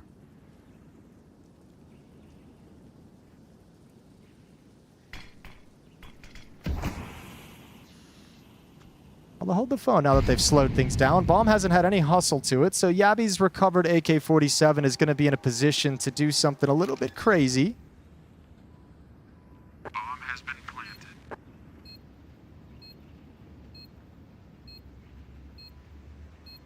Stair out into the fight and immediately taken down by Major. Good shot from Yabi. You know where he is now, though. Just spotted the next victim. He's pulled into the fight against Woxic, who easily peels him away with that AWP. Yeah, really nice support from Woxic at a distance, covering that eventuality for his teammate. 4 in a row. Can Astralis regain a little bit of momentum? Can they provide a stop strong enough to let them build back and start putting some more rounds between them and Aurora? Hooksy still doesn't seem too stressed, barking out some orders, but a little ghost of a smile on his face. Yeah, I mean, it's just a reminder, you know, Astralis are coming into this game with no expectations of themselves, right? I mean, the fact that they won the first map is shocking. To have been 5-0 up on train. Starting to get really worrying now for Aurora. Magisk, they catch out Jota. Good start here for the Dane. I think Wakadia might be feeling motivated to challenge Upper on a timing at some point, even with the man-down situation. Aurora being patient, waiting out this first salvo of utility from the Astralis defense.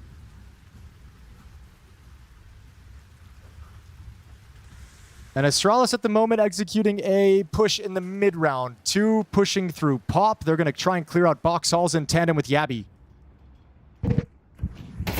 Oh, Wakadia. Oh, he does well to at least get 1 kill there. Looked like he was going to get nothing, but it shouldn't really be an Aurora round from this point.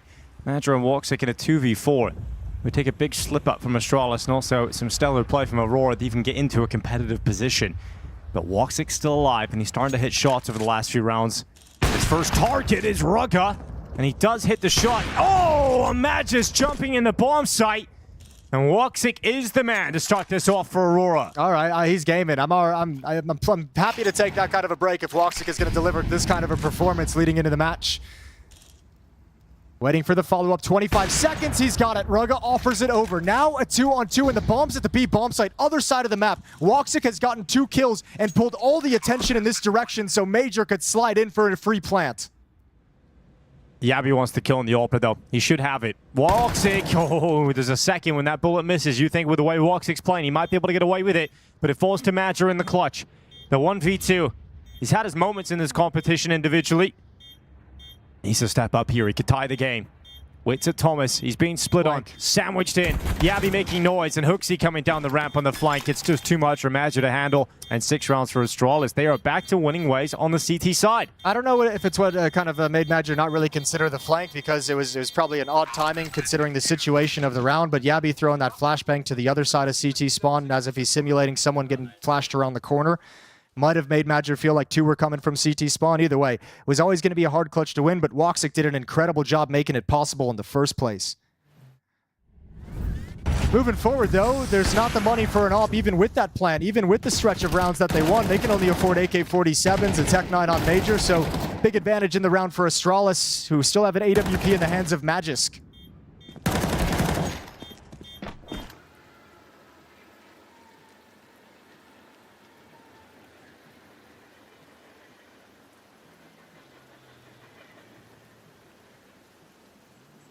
Another timeout.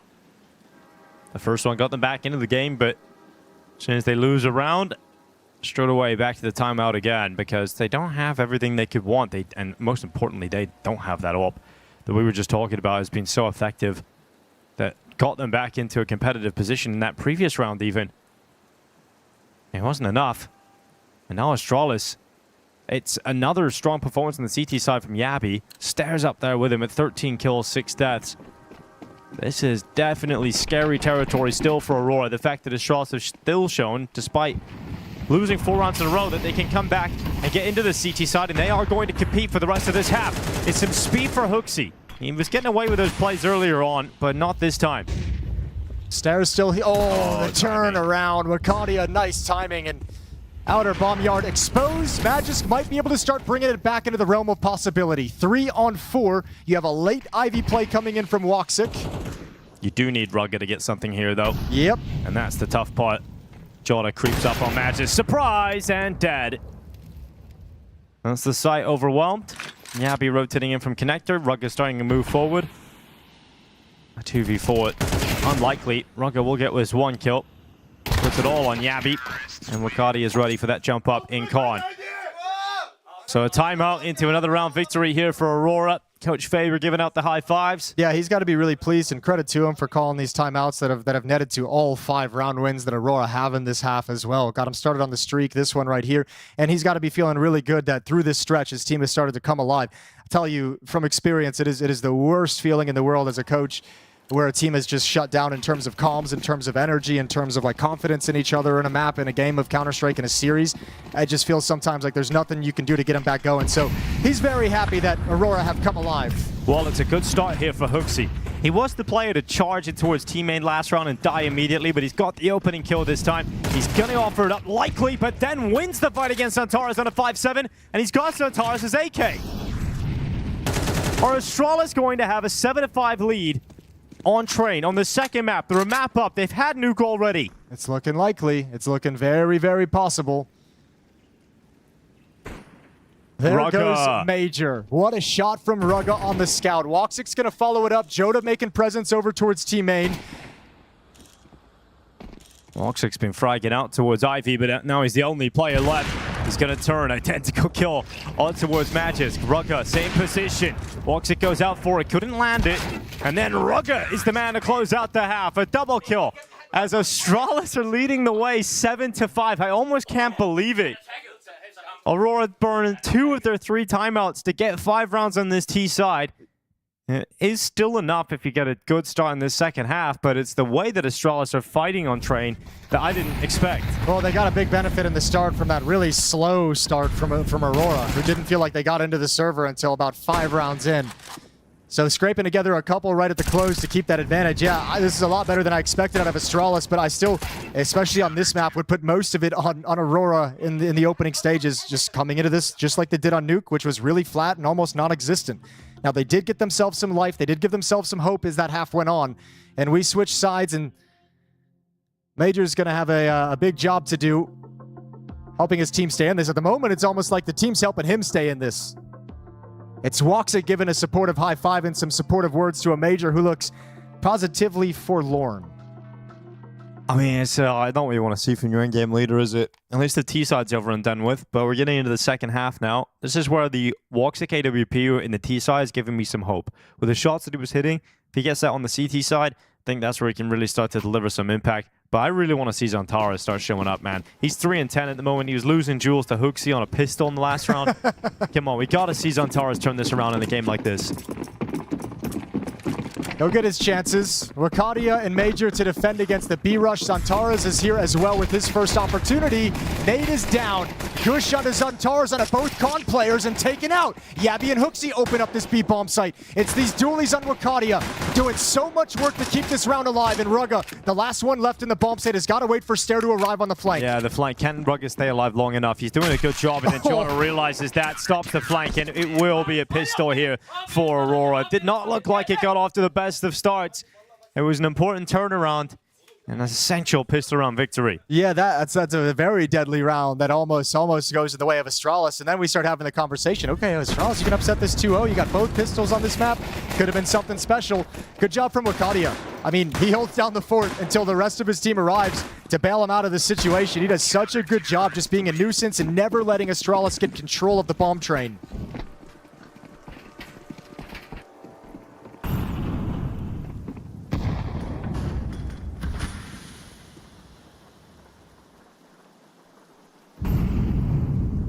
Astralis don't have that good force buy here in the second round, so will be Aurora tying the game up. Astralis are hoping that they can overwhelm the B-bomb site, maybe get away with the plant. I also have a hard time. I mean, it's fun to entertain the idea, and obviously they've given us something to get positive about Astralis, but I have a hard time thinking they're gonna win this map on T-side train, winning all gun rounds. I really think they needed that pistol. Yeah, especially with what Aurora have shown us on the CT side of train before, and you can imagine things getting off to a good start in the second half. We'll start clearing some of those woes.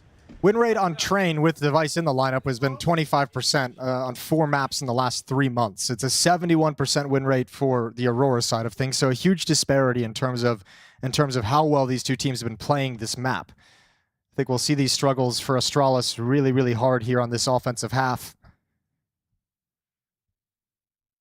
Especially considering Woxic was hitting some nice shots with the AWP. Wakadia's got 17 kills. And if Zantares does show up as you want to see the turnaround in this half, you just pretty much seal it from there. Yeah, I mean, Aurora definitely favored to win the map.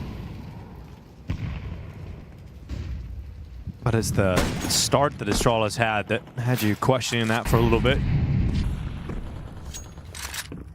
Not a lot of utility for Astralis in this round. Their first gun round. 3 smokes remaining. 2 smokes remaining. And Yabi's going to use this lower one to try and force the upper bomb site, find a duel, but mollied off for the moment, so Wakadia nails that timing. Major's getting pulled back with an MP9.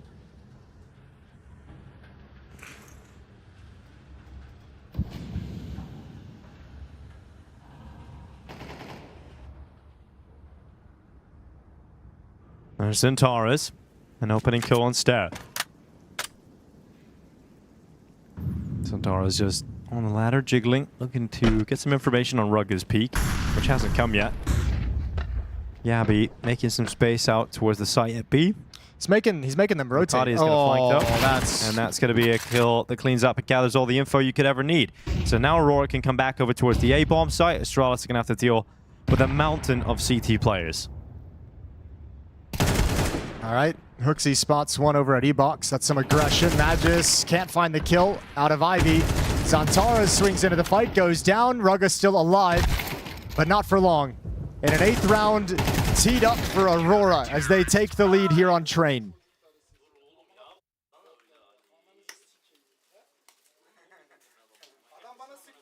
Yeah, there's not much left here to bring to the table for Astralis either. Well, it's, you know, this is also going to be hard too, right? Like, in the sense that we saw Nuke, the T side that Hooksy was calling with Rugga as a stand-in. They did, like, you know, some ramp rushes. They were doing a lot of upper attacks. Things were grouped up. Things were very, very simple.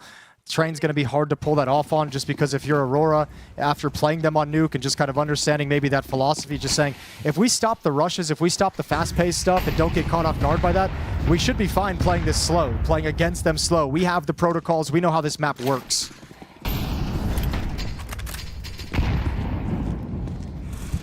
Rugga racing through the back line. Zantares is going to turn him. Doesn't let Rugga move forward. Doesn't let Rugga cause any problems, but Hooksy certainly will.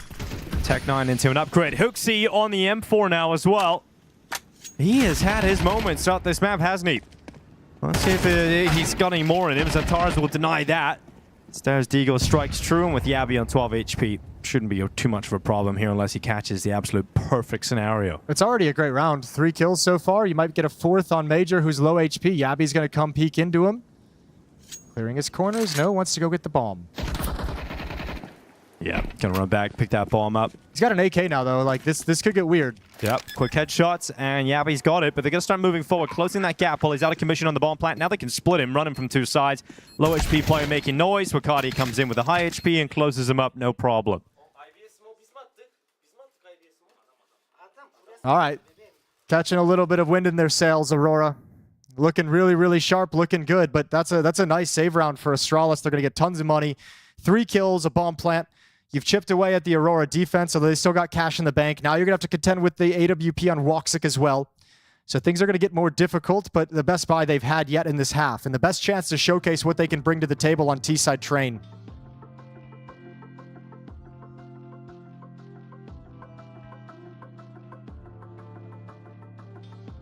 I don't know. This is Astralis half. I think is gonna obviously great seeing Hooksy have some kills. I don't know who you're gonna look to on this T side to be kind of the man. I guess you'd want it to be Stair, who's doing a lot of early round kind of entering and an aggressive playmaking. But outside of that, Yabby as well, maybe on some flanks, but we've seen him kind of trying to lurk in upper previously. This is just going to be tough for Astralis to play like the default role-based Counter-Strike, which is why I'm almost like, you kind of have to play that grouped up, try and kind of explosively execute and hit bomb sites. Let's see what Hooksy can do with his squad here. With 5 AK-47s coming out, we'll see if there will be any fight in Astralis in the second half, or if it will be smooth sailing for Aurora to close out Train. We got Stare out at Olaf. It's a good position to have early on, especially if Jota was to overcommit, but he's not. He's going to stay safe behind Red, behind that E-box, but Yabby, Hooksy making moves here for Astralis. Matcher and Wakadia gone, and Astralis a 2-man advantage. That time it works perfectly. That was the fight Yabby was looking for previously, and yep, that's the round. Taking all the weapons away. Woxic op hits the deck, and might be something Aurora. That might be their game plan. Their only objective, I should say, for the rest of this round is recover that. Don't make Woxic spend the money to rebuy it. Well, bursting through. A gun round for Astralis. Hooksy dropping Zantaras. Jota getting spotted out as well. They know where he is. Don't really have the resources to throw many more bodies at him. And you just let him get away with that M4. But Astralis win around on this T side. Ooh, and they do find it at the end of the day. So everyone's going to have to rebuy. That's going to chew into the economy quite a bit. Plenty of money to sustain it. Just going to be running low after the fact.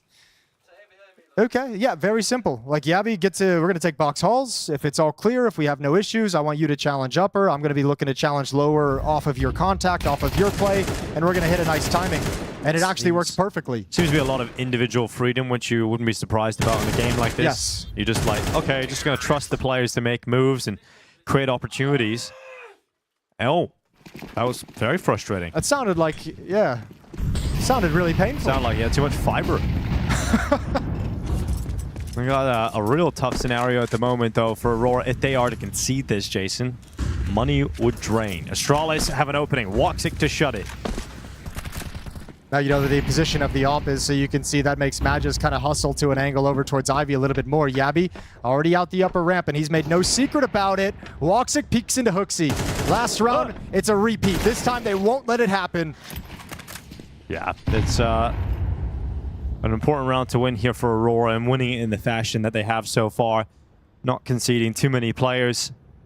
Let's see how much damage Magisk and Rugged can do on the way out here. Keep the economy modest. You're always keeping Aurora at a breaking point. Shouldn't be a lot of hope for them to do anything significant. I'm not sure the best place for them to go. Looks like Pop is going to be the play from Rugga, leading with the bomb. Magisk will come up behind him as well. 3 players are out here, but you will give some space over for the op of Magisk to try and do some work. Unfortunately, you're also coming into the op of Woxic, who's having a solid game. I know it's only 13 kills, but the op itself has looked sharp. Well, Woxic looking sharp, no problem on Rugga. Magisk over towards Pop. He wants to just get away, carry that AWP over. Yeah, you sort of need to just save this at this point. There's nothing you can do if you're Magisk. So 20 seconds to stay alive, and there's no hunt out of the Aurora side, so it'll be all good. But Aurora does hit double digits. They've got a 2-round lead here on Train. It's not like the sweeping dominance that we saw them have against Liquid. That kind of propelled them into a really strong performance on the 3rd map as well. So it's going to be interesting to see what Aurora looks like when they seemingly inevitably will take us to Mirage, although Astralis still has some fight in them. at least just looking at the team from the outside, it looks like way better. Attitude, energy, focus is there, communicating more between rounds, cheering each other on. All that stuff is great.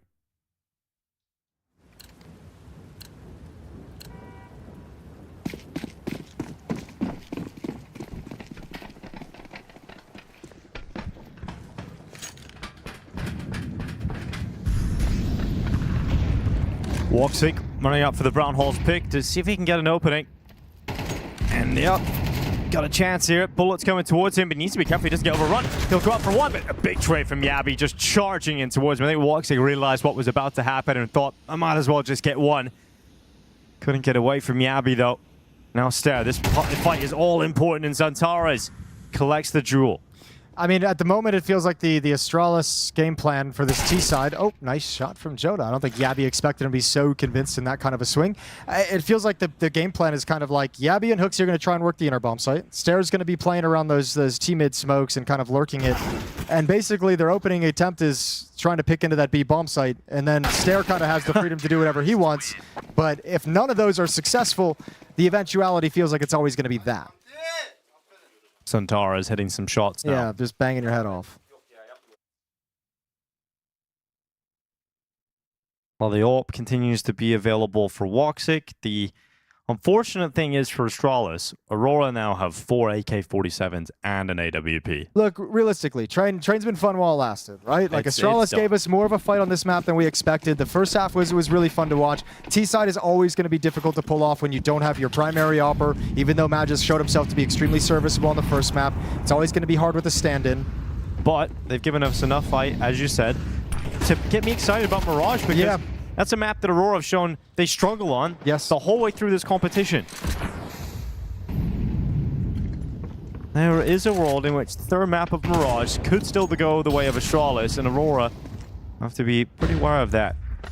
We've got Hooksy coming out through Pop. Gonna try and fight towards Jota, loses his life. The first step in the direction of map point on Train. Stare coming in next. Tons of jiggle peeks. Oh, beautiful shot. One more on the cards. Yes, indeed. Even a team kill. Yeah, Magus goes right through him to add another one on top, but Woxic shows up. Yep, and right back into a 2v2 off the back of that team kill and Woxic kill. Wakadia's flanking Pop. Yeah, Wakadia in a powerful position here. There's a lot of time for Astralis to try and piece this one together, though. Yeah, but it's going to take them so much time to be quiet and walk around this train yard and secure the bomb train, so Wakadia can pick and choose when exactly he wants to activate. The only thing he doesn't want to do is go too early and fall prey to some little trap, someone lying in wait, and he will not. So it is on Magus to clutch up, prevent Aurora from going to map point on Train. Well, Stellar on the AWP in the last map, now needs to do it on the AK. Woxic over towards the bomb train. Taps on the defuse. In fact, it's the full stick. And Magus realizes it isn't planted for him. That's going to be 12.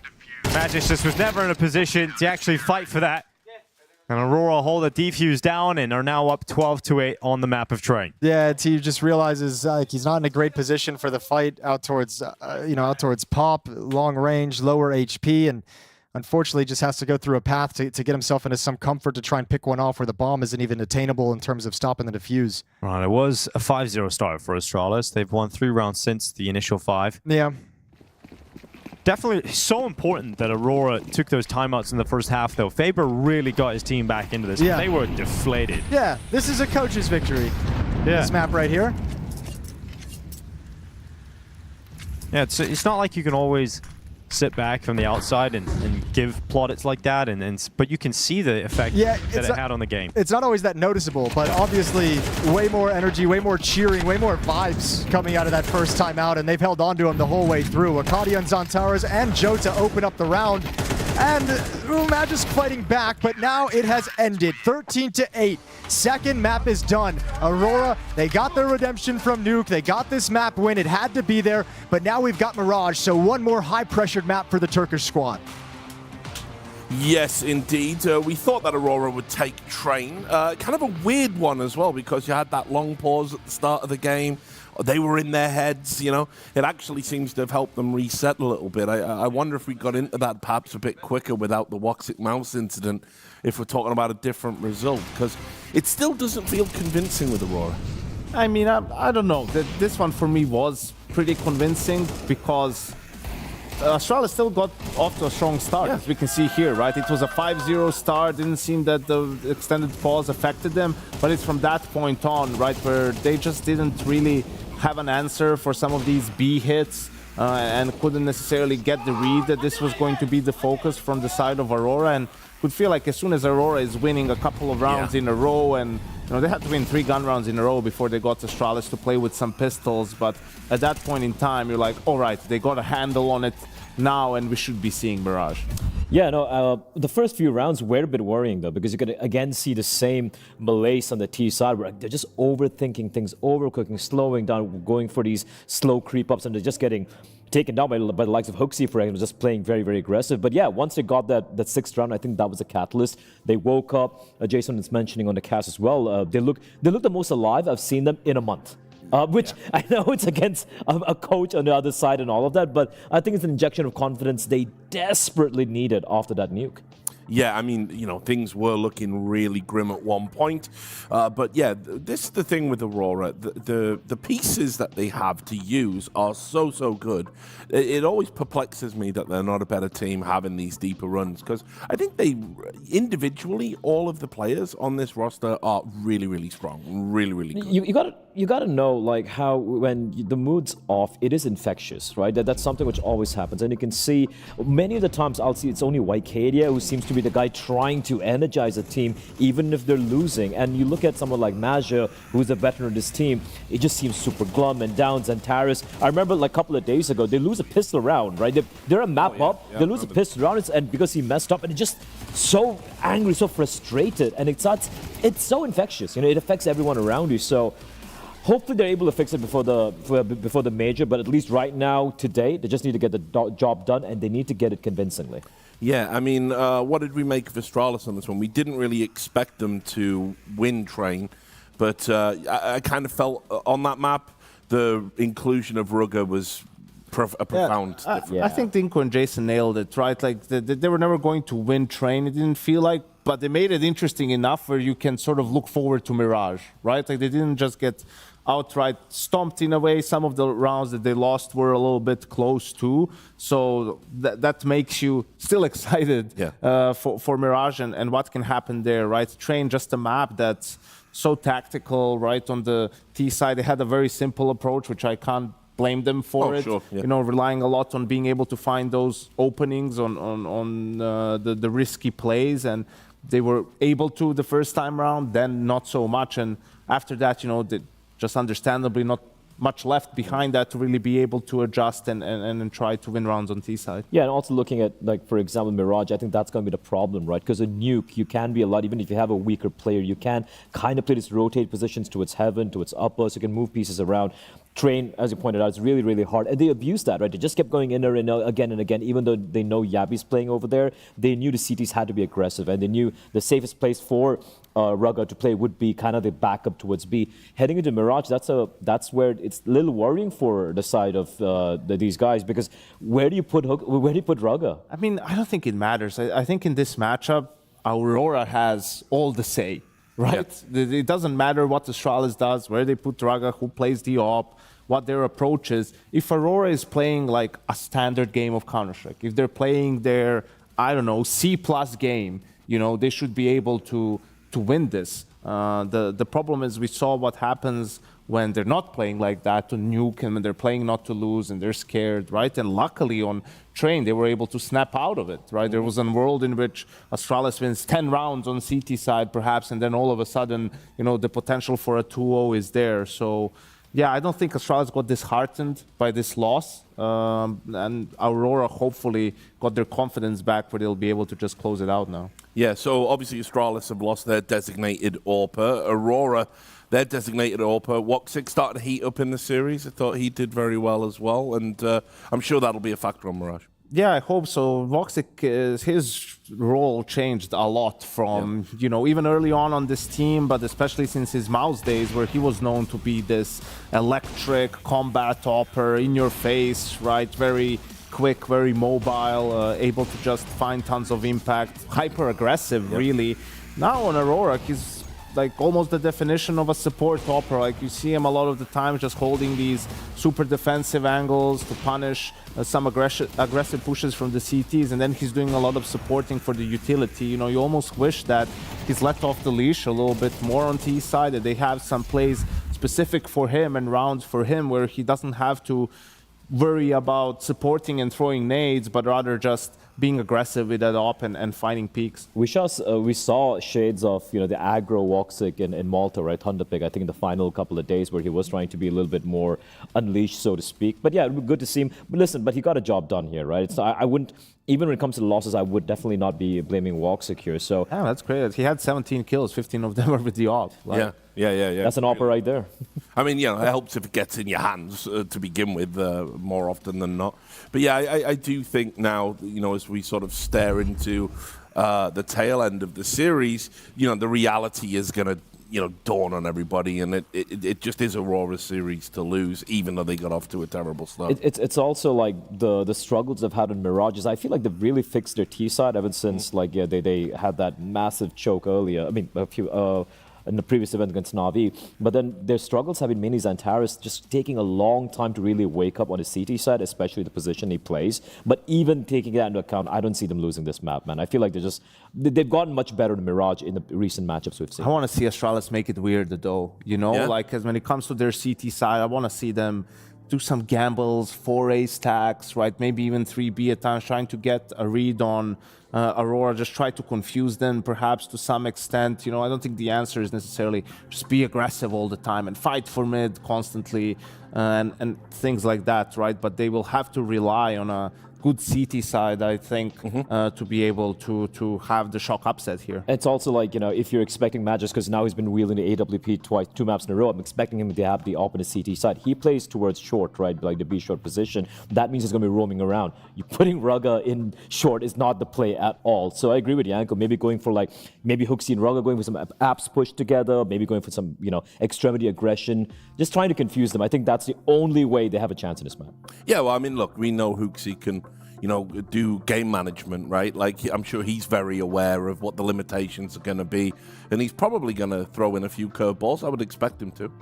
Yeah, I think that's important to do, right? Because it was different on Nuke. It was the opening map of the series. They were a bit flustered on the side of Aurora. I don't expect him to look like that on Mirage, right? So you can't rely on Aurora beating themselves as much on this third map. You have to come up with things to beat them. Obviously, incredibly difficult with your coach standing in for your opper. That's why I'm saying go for some of these gambles, go for some of these risks, right? And try to play in a way that becomes really difficult for Aurora to predict what you're going to do just take a page out of Cadian's book from 3 years ago. That might be the answer. Well, I want to ask you, well, because you did say that you don't want to put Rugger on short, right? So yeah, what do we do with it? Where does he go? That's the thing. Like usually when you have someone like, you know, so when you have someone like that just slotting in, you would want to keep him towards B, towards, you know, the B position, the most hated spot in Counter-Strike CD side. But then again, it's not just about just jump spotting. You need to have the right protocols. You need to know how to, you know, deny information, how to fall back to the side and not die, which is so hard because Hooksy's going to be playing towards B, and you're fitting in Rugga in short, unless even if they swap roles, I don't think it's an ideal scenario. So I think it's going to be a bit like Train, because you could see him all over the place. He was playing towards Ivy, he was playing towards Inner with Yabi. I think he'll just be B, and Hooksy will probably be short, Magisk will roam with the op, and then you have Yabi and stare over towards the A-bomb site, right? Just the more natural thing to do. I wonder if this is going to affect Aurora's approach whatsoever on their T side, right? So they try to go for some more B splits late instead of A splits, knowing that Rugga is going to be there. And well, that was something I was going to ask you as well. Obviously, you've been a coach. You've probably played against the stand-in at some point in your career. Do you? Is that actually a thing? Do people like target the stand-in? Can you isolate them? Are there ways to make that viable? I think you definitely target the weak link to some extent, right? It doesn't necessarily always have to be the weakest statistical player, maybe just a player that has some tendencies that you can exploit, that you see from preparation, right? But I don't think there's any harm in if you didn't get enough information during your default and during the round to, you know, predict the setup, just going B because Rugga is there, not the worst decision in the world. And the good thing is if you can do it and win a round like even just once by doing something towards B, now you're it's in their head that you're always going to do that because he's there. Now the other side becomes more open. It's also, again, I mean, think about it, man. You're going to be hitting B, and sure, even if they might switch around some of the positioning a little bit, you have bloody Xantares and Wycadia and Jota on their team. You should just be able to pop heads and just take the side easily. All right, well, we're going to see what happens, guys. Thanks a lot for that. Astralis are looking to pull the rug out from under Aurora on Mirage after the break. She said she loves you. But she can't love me. But I love you. Look, I know my man's going crazy. I gotta brag on myself, I amaze me. Like I'm back in the 80s. I won't play window anymore. What's going on? Play your role. 1xBet. On to the next one. The human body was built to move. Not trapped at a desk in one singular posture for 12 hours a day. It's time your chair evolved. This is Secret Lab Titan Evo. Ergonomically engineered for you, gamers, hybrid workers, artists, backing your every move.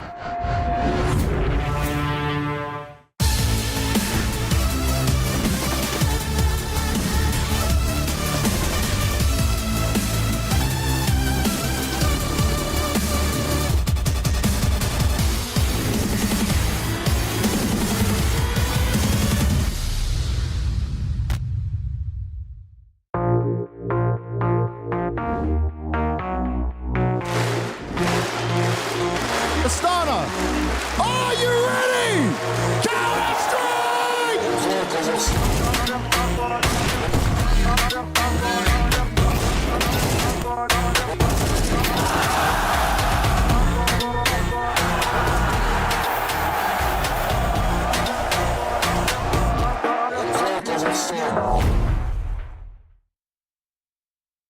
Hello esports fans, I'm joined by Alex from Gentlemates, Hypex from GamerLegion, Crims from Fnatic, Nerds from Team Liquid.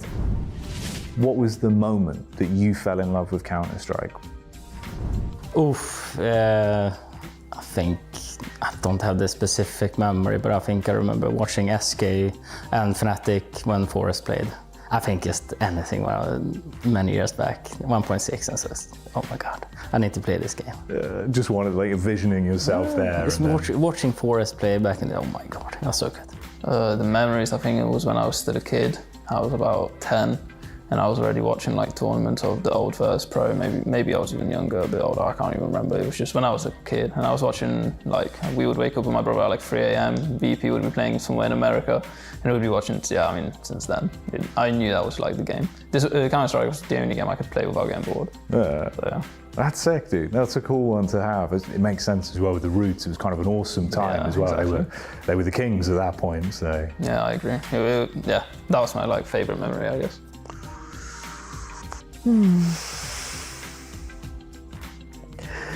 The first one I would say it's for the first moment I touched the game, but for me is when I went to local LAN in Tel Aviv, and I remember it was like just my cousin and 3 other guys, and we played against the big balls, like the big guys there, and I remember that we smashed them. It was even like, we still had the community in 1.6 like in 2013, something like this. And I remember they were thinking that I was cheating. This is the moment that I felt, okay, I feel like I'm good in this game. I like the competition. I like the adrenaline in this ones, even though it wasn't in front of a crowd. But this is like one of the biggest memories that I have.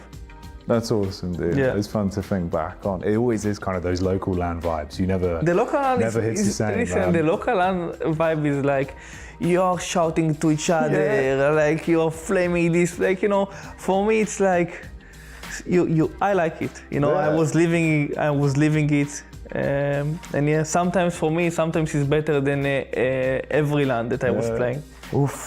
It's been a while since then. I think It was a place where you were with your friends. Okay. You had to pay to play the game, basically. Oh, like a PC bang or PC, local area. Yeah, like exactly. a little LAN center where everyone goes. Exactly. Okay, right. And yeah, I think I fell in love with the game in that time. And then when I had my first computer, then it was, I don't remember, to be honest, when I had 14 years old, something like that. Yeah, I started like full focusing on CS. Just really got addicted and just kept playing. And Yeah. Now you're here. Yes. Yeah. Years on. It's insane.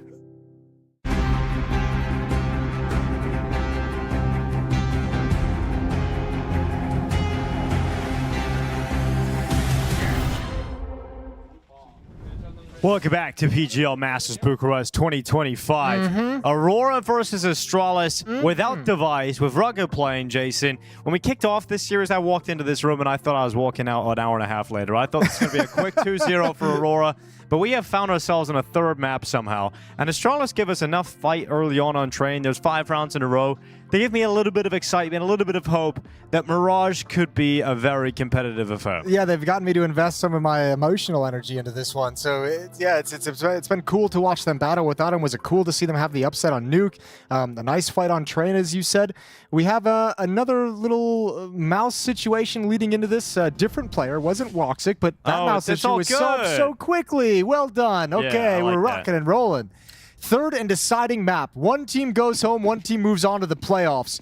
And you'd say Aurora has a huge advantage, but that's not been the way it's played out in the first 2 maps of this series. Astralis, even with Rugga standing in, have shown they're more than capable of biting back.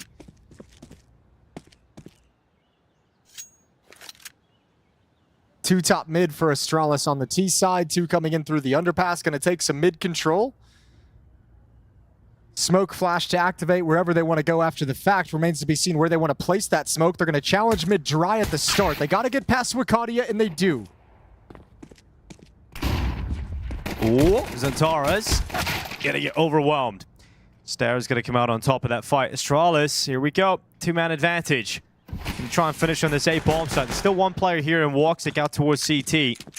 And Rugga's just waiting for his time to come out of Palace. Yabi's gone down. Jota being sandwiched, but Woxic has actually gone nuclear over on that A bomb site. He's taken 2 headshots. And Woxic's still around, so Hooksy's looking for a fallback plan for that bomb to go B instead. Okay, well, he's only got 5 bullets left in the Glock. Major's going to have to give this up. Backs all the way in towards the market. Plays it safe to wait for Woxic's arrival to go in the retake together. 2 on 2. Hooksy's very low at 2 HP.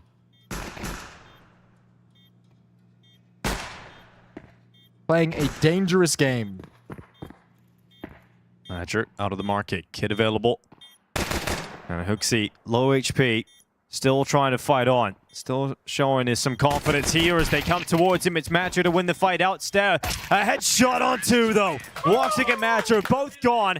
And a smile on the face of Hooksy because they had to work for that pistol round. Yeah, but Hooksy does such a good job of staying alive, being a distraction, being a nuisance, doing a little bit of damage, but keeping the focus on him and setting it up so Stare has the knowledge of where both players are at the end of that. This is how it opens. Beautiful, lovely P250 from Magisk. A perfect flashbang as well. Gets a little bit sketchy trying to break into the bomb site. Woxic's a beast with the pistols, but what a lovely clutch from Stare. And that's a lot of the benefits that Astralis have gotten in the first 2 maps of play, is these pistol rounds in the early starts, they've had to give them an early buffer, early rounds to take some kind of a lead. The pistol rounds have been a good springboard for them, and it happens again here on Mirage. Gonna have to convert against the Scout on Woxic. The 4 MP9s in play for Aurora. A stack towards the A bomb site. All 5 defenders are here. If Astralis blindly go into this and get too committed, they won't have a way out.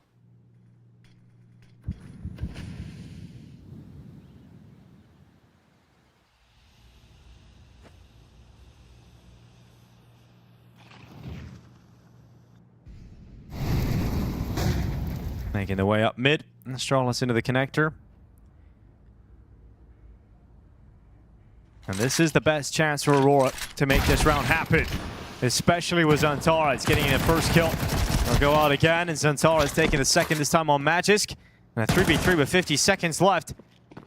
I think Astralis have realized it's a little bit too late now that they've committed into a bomb site with a stack.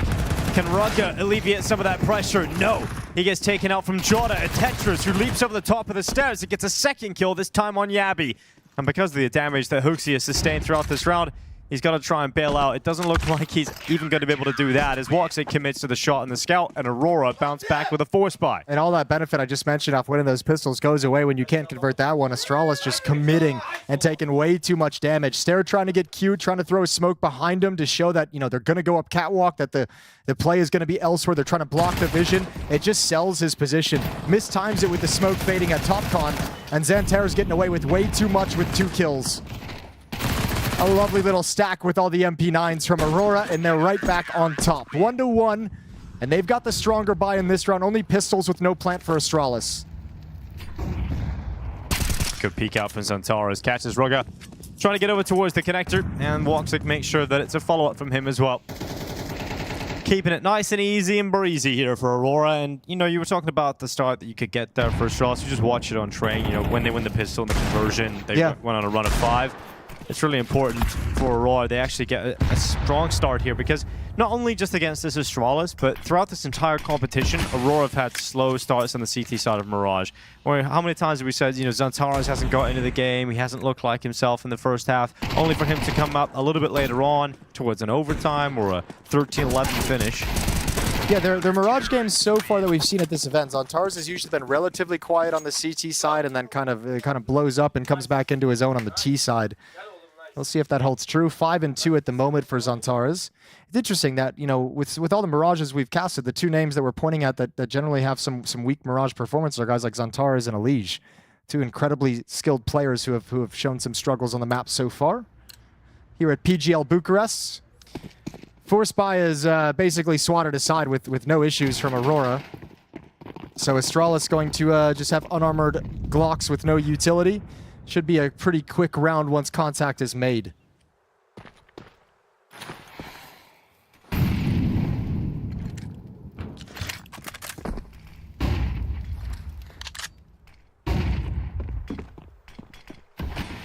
Oh, deep apartment smoke. Ricardia is going to move up into the apps and take all that space. Ricardia going to be holding down as Xantaras. Ricardia all light up the kill feed. It's nice and easy, very quick, and a 3-1 lead for Aurora.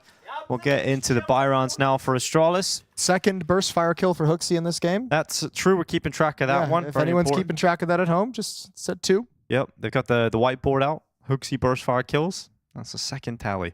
Not too shabby, is it? Might be the record for the event. Well, guns are out for Astralis now. AK-47s. On train, it was a lot of Yabi and Huxi kind of being the guys to initiate things towards that inner bomb site. Stair was also pretty active on the opening attempts in T-Main. See how that works here on Mirage. Huxi obviously has the freedom on a map like this, similar to Nuke, that you can call some executes out of the bomb site just to make things easier for you. But for now, going through the motions of that mid-control. Rugga going to be the Palace player, just watching for pushes, watching for any tricky, aggressive play coming out of the defense.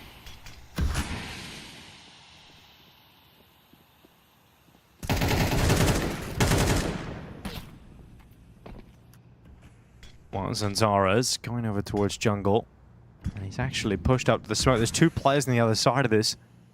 Xantaras going to be patient. It's going to be tough to get both, and it's going to be tough to get any when Stair's hitting a shot like that in the smoke fade. Yeah, and even if he gets that kill on a Stair, the second player is something he'll never expect. So 1 player over in Cubby. You're going to have Woxic with the op over at Ticket. A little bit of a crossfire going on. Good shot from Jota. They're going to turn to address him, and an important clear from Stair. Now more pressure on Woxic to deliver out here from Ticket. Bomb plant being secured. Here's Wakadia going through the murder hole. Always a risk when you go through that. He might have thought it was clear because Stair's the one who killed Xantaras, and then Stair's the one who gets the opening entering into the A bomb site, right, onto Jota over in the Cubby. So that might have been a come from Xantaras. That's the guy who was window, and you think it's clear, and it's not. So now we're looking for some exits for Aurora. That's the only thing they can really pull off at this point. Or a ninja, Dinko. We're looking at some exits here for Aurora, and that's the only thing that Yavi's got to even prevent that from being a possibility. And you know what, Jason? If Madra ninja diffuses, I'll buy you dinner for the next 3 weeks. Oh, come on, Madra. Come on, man. Just that's so important. I need some dinner. McDonald's, though. Ah. Yeah. Well, Madra's going to catch him. Surely, if Madra's to walk around the corner, he won't. He'll Make sure he plays the safe area. He'll go back and hold on to that AK-47. Astralis showing they've got fight in them. The money returns. They get a buy back out. And 3-2 now on the scoreboard. Still very good buy coming up here for Aurora. Yeah, this helps. The kill on the Zantaras relatively easily as the smoke clears. Fine entrance work from Stair. Great late round work from Yabi just to take a couple of extra players, take a couple weapons away. A timeout called from Aurora early on heading into round 6. They've switched into a double op setup, so invested a lot of cash. Wakati is bought down to 0. But obviously, as we all know, Woxic's going to be mobile between Con, Window, and the A-bomb site. Wakati will post that up at the B-bomb site, letting the riflers have a lot of freedom to move around the map.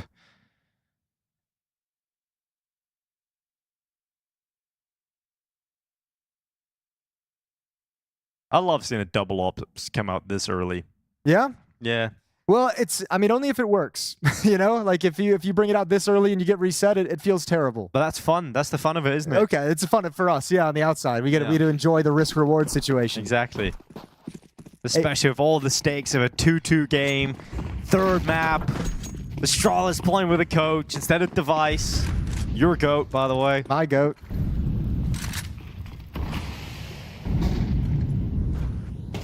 Mid-control taken by Astralis. Getting up in towards Connector. Here they go. Out of the ramp now as well. This split has been set up quite quickly. It has been. And they're already out the stairs. And there's no indication that this was coming. No one seemed to be aware of the possibility. Woxic's in some trouble. Swing right into him. 2 over towards Ticket Booth. Not a lot of utility, though, for Astralis to block that off. A smoke just goes down, so does the Molotov. Ruga's taken out Wakadia, and now the safety is there for a bomb plant. Yeah, secured. No issue here. Woxic is going to come through, though, on Ruga, so man advantage no longer with him. Manager's hoping that Hooksy will backtrack. He goes into the Palace fight. He's very close to winning that one against Magisk, but the Dane will survive on 5 HP. Zantara is trying to flee, not allowed by Yabi, and we've got Woxic now 1v3 himself, looking to hold on to the AWP. Well, is this the fun part for you, Dinko? Because the double op comes out early, the double op gets beat immediately. Woxic should not be able to get away. They knew the op was over at Ticket. I'm surprised there's not a bigger hunt, to be honest with you, but trusting Yabi to take him down, and he will. Safe pair of hands, Yabi, and it's all tied up at 3. And here's why that double op setup so early is such a big risk, especially for a team like Aurora, is all of a sudden you're sitting in a situation. Their decision in this round actually is going to have huge consequences. If they want to force up or just kind of go for a half buy, they're going to go for a half buy. It's looking like so far with the investments made, but this money being reset that early is never fun to deal with. So now Aurora's on a bit of a recovery mission in terms of their financials. 2 smokes out early, Window and base of Catwalk. A third one is going to join in towards the bottom of Con. And it looks like Astralis want to quickly head towards the B-bomb site and get set up. Yabi's ready and waiting. And Magisk has 2 kills of rushing Aurora players up in Palace.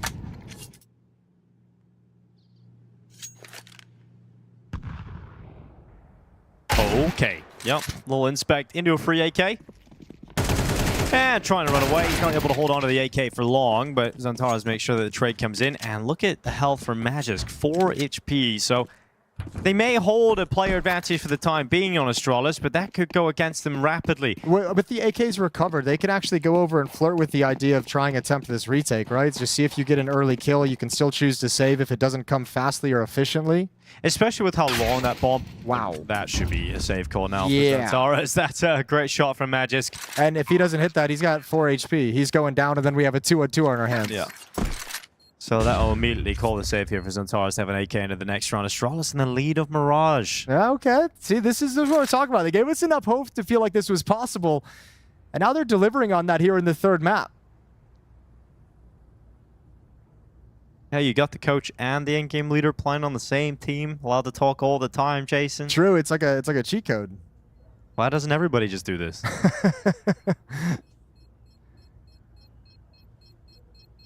It's kind of cool too, because it feels like it's at least in the opening stages here on Mirage, right? Like Nuke, when we were in that map and watching Astralis play the T side, it was kind of like, okay, they're keeping it simple. They're doing a grouped up hit towards ramp. They're doing grouped up hits towards upper. They're not really spreading out in the defaults. They're going quick. They're going aggressive, but playing the trade game. Train was kind of like, we know this is going to be a struggle. Train's not exactly an easy map to hide anyone, and you kind of need everyone in their roles to deliver on a map like that. So we could tell the T side was a little bit sketchy with their options in terms of how they wanted to open rounds. Here on Mirage, playing a more standard game because they're parking Rugga in these positions towards Palace, towards A, where your job is just kind of to sit and make sure nobody pushes and gets into T spawn, which is relatively simple. But the rest of the team is delivering in the roles that they've got. Hooksy with an opening kill, and the op in the hands of Magis starting to swing a little bit wider.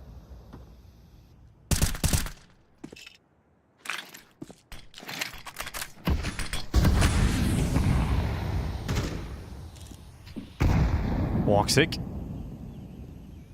He's through the smoke at connector. He was looking towards Palace, trying to catch them as they go back. And of course, Rugga getting picked off as he tries to retreat to join his teammates into T-spawn. Yabi's going to stay in Palace. He's going to try and find a timing, I think, to walk out and find a 1v1. There is a smoke that was just put up. And actually, he's going to give away his position. It's a deep smoke that's not going to allow him to really cross out and be safe from the bomb site. And also, there should be information able to be gathered by Aurora with the fact that it's not that tall. So no real fake kind of having impact from, at least from the Yabi version. We're going to see Major parked over at the B bomb site. He'll never move. Woxic starting to cheat over because there's no follow-up to that Palace utility. Magic just biding his time. That Molotov isn't actually going to force him to change up his position. He's going to just peek out, deny the bomb plant. Really should be the round here for Aurora. And Yabi took the long route. Oh, okay, Magis gets one. Yabi's coming in behind him as well, so still far out of it. But a 2-on-1 at the bomb site. Making the difference again, Jason Magisk. Not really in a comfortable spot to put the bomb down. Woxic hiding on top of the bin. It's not a comfortable position for an AWP to be in here. He denies that bomb plant, though, with 14 seconds left. Yabi on the rifle. He's trying to piece it together, but Woxic's not letting it happen. There you go. Beautiful round from Woxic. He had a lovely train as well. Ever since he had the whole mouse issue, he's figured it out. The mouse coming into maps 2 and 3 has been lovely for him. Alp has been on point, highly impactful here on the rotation. Got the great read on the timing as well to make sure Major wasn't battling alone. 4-4. And a timeout called by Astralis to talk things over. They're going to spend a lot of money in this round. They still got some cash built up, but they'll need a bomb plant to help them out as the losing bonus has been reset. And a little conversation and a chance for Astralis. Not as much laughter. Yeah, you know, Nuke was insane. They were having a great time. Even trained through those losses. They were kind of like, yeah, we know we're going to get our butt kicked on this map, so let's just make sure we're positive all the time. This map, now that you kind of like have it within reach when it's not believable, feels like they're kind of, they haven't let loose just yet. Yeah, when you come into the series today, they're probably thinking the same thing we were. Okay, this is going to be too hard. This is going to be way too hard for Astralis to win this one. And then when things start clicking, it's like, hold on, here we go. And you can just ride that wave. Train, also a great start, 5-0. We're able to continue that momentum over when you get kind of found out on Train once you switch that T side. And now you come into Mirage, and you're having a pretty back and forth game so far. Yeah, Astralis have got to feel like there's a real possibility they can get into playoffs. Magisk and Yabi receiving a lot of damage early on, despite not seeing their opponents. And then Wakadia just on that swing out gets the opener on Magisk. Oh, it's an important kill here from Yabi. Can he get a second? Yes, he can! Yabi, impressive work here for Astralis over towards A. Okay, cracked it open, and it's going to be tough for Aurora. And they need to shave a couple of players off before they commit to anything. Good spam, but it's not the bomb plant. Stair goes down, low HP on Yabi and Khan. 3-on-3, and actually Aurora have the advantage.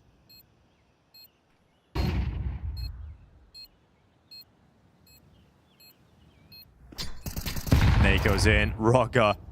Low HP on the blast, but he's still standing. He's still a threat inside of Khan. Yabi continuing to fry. Yeah, oh my god, Yabi's taken 4 lives. And we've got Hooksy now left alone, time ticking on the fuse.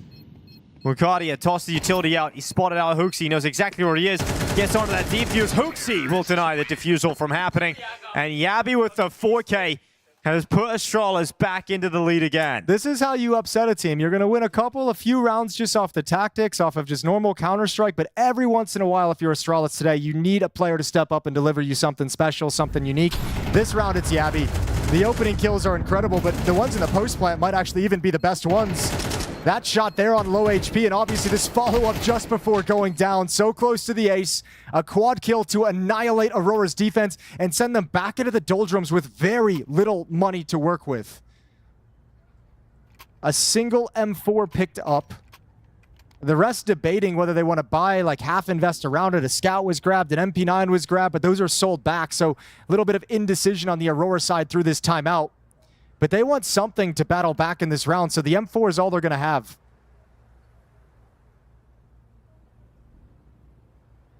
And as long as Astralis don't drop the ball, right? Just if they convert this round against the low buy, going into the second half with at minimum being tied up at 6 is crazy. It's beautiful if you're Astralis.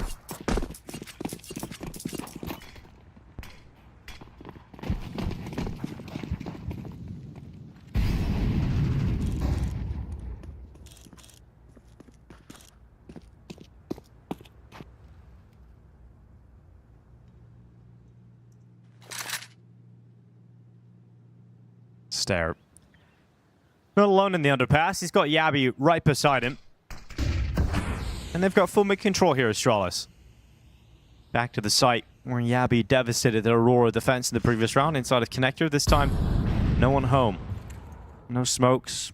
No presence. And Astralis, they had a big issue in the second round of the game where they walked into a stack on the A bomb site. There's a stack on the B bomb site in this round. Astralis, fortunately, going to the clear site this time. Yeah, that is very nice. Vastly different. So free bomb plant. Aurora's going to start piecing things together now as they push and get information. Exit kills would be the name of the game. Obviously prioritize Wikidia keeping the M4. And okay, he's going to challenge. And that kill actually might tell them, we can go for this. A man advantage. You've recovered a second weapon. They're at least going to test the waters because next round's a buy regardless. I'll just have a go, see what you can get here.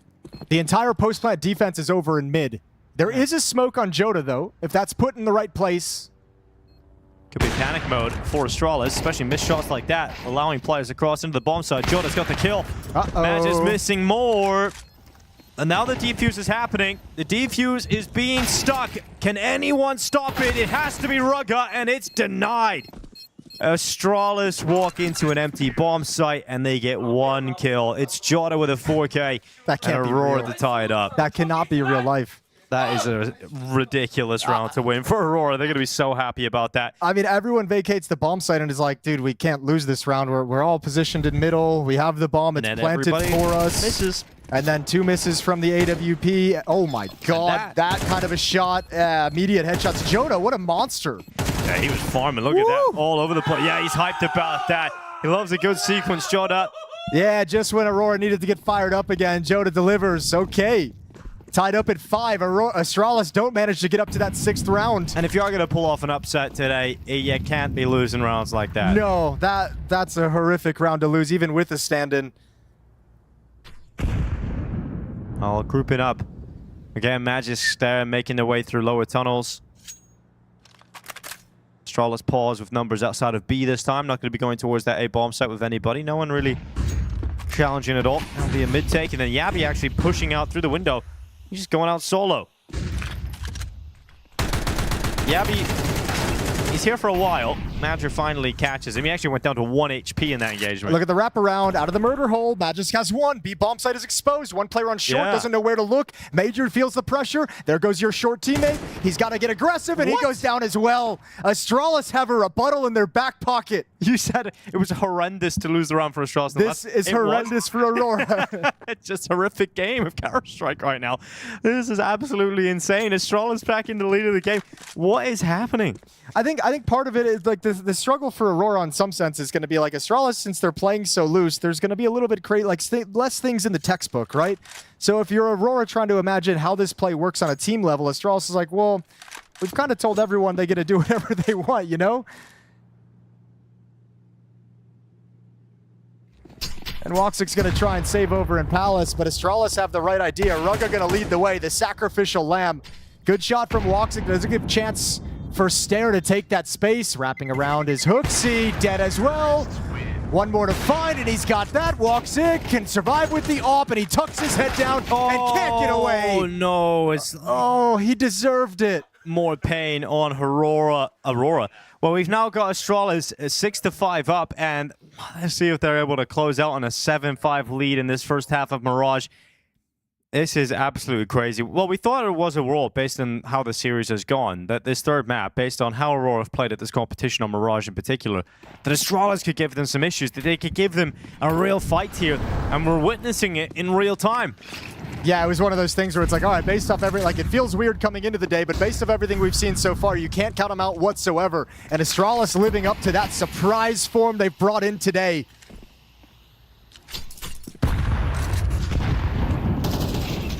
Yabby, that smoke didn't clear enough for him to help fight and trade that kill from Stair. Might be frustrating for Stair, but Yabby gonna try and make up for it by stepping forward into Khan, and he's got Woxic at the very least. Oh, walking out is Rugat, denied by Zantares. And Aurora look like they're gonna do enough to tie up the game here. Yeah, Hooksy needs to make his play, needs to be quick. Madger's fallen all the way back in towards Market to play retake with the two-man advantage. Yeah, Madger can spot that out as well. And that grenade, oh, if he had got it off, would have confirmed the kill. At least Wakadia able to come through. And Madger's now 1v3. Okay, doesn't want to go aggressive and try and pin it. Oh, that is a very risky plant, but it's still going to tank the nade damage, and now you're in the open. He gets away, but his position well known and tucked in towards bench where you've got no mobility and nowhere to move. I almost think Matt just has to get hyper aggressive. Yeah, I got the chance there on Zantares for that 1v1 fight, but couldn't get it done. A 6-6 scoreline, a tight game. Back and forth rounds of Counter-Strike here. Crazy losses being taken by both teams. But it's the kind of scrappy CS you'd expect coming into a game like this. But the key to this half is going to be the start of it. Is going to be who's obviously who wins the pistol is always going to be a huge factor. But especially in my mind when we're talking about Aurora in a high pressure third map, an elimination game. You haven't made the playoffs of a ton of events in this second season of the year. You've been incredibly frustrated. You're playing against a stand-in who shocked you on map 1 and is giving you troubles on map 3. If Astralis go on like a 4-0 run to start this half, a 5-0 run, and you're up, looking at 10-6, 11-6, I think Aurora's in a lot of trouble. That's like the perfect condition for them to break down. So if you're Madger right now, I think you're kind of saying, boys, we have to start this game out hot. There's no time for anyone to kind of not be focused, to not be energetic, to not be hyping each other up. We need to get into this game right when the second half starts and avoid putting your players in a position where their mental can just dissipate and give out.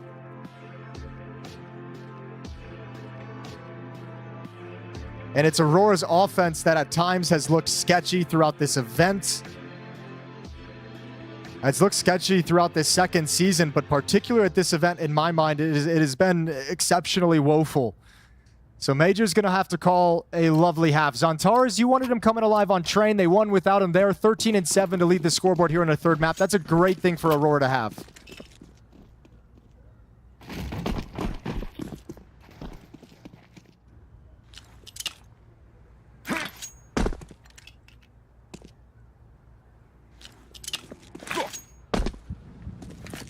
Connector smoke and window smoke. The classic utility in middle. Magisk is in a position that gathers information, but now he's aware of the possibility he could be pushed to the underpass on the timing. But Jota and Wakadia actually just going into the connector smoke.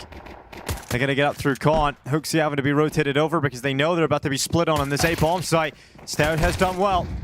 It's just the one though. His teammate Magisk is gone, and Stout can't continue to fight. Oh, he's got to be careful. Oh! Okay, that was ambitious. Wakadio loves finding that kill. Nice and easy. 3 players going to come and try and retake from Ticket. They've got a smoke and a defuse kit on Rugga. If they can get a kill, create enough space, enough of a distraction, Rugga can try and stick that plant. Yeah, Hooksy going to be marching out first.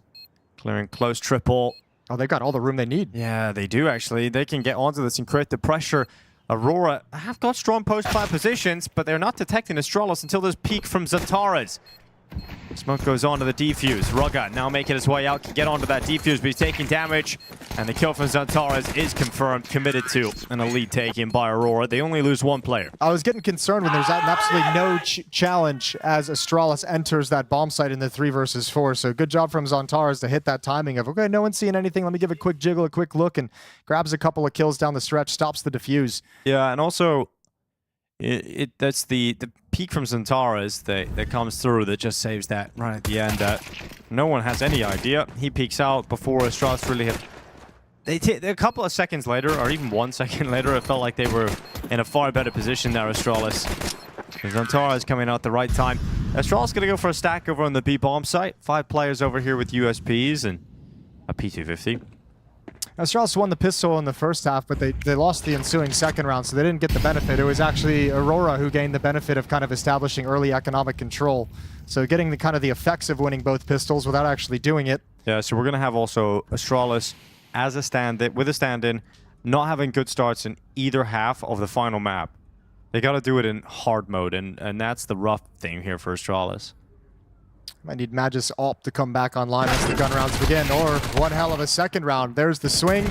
Because it's a MAC-10, because it's an investigation mission, Aurora now knows everything. Xantares happy to take these kills. Boy, he's looking sharp. He's having a great last map here as well. 17 and 7 so far. Yeah, and that's a worrying thing for Astralis.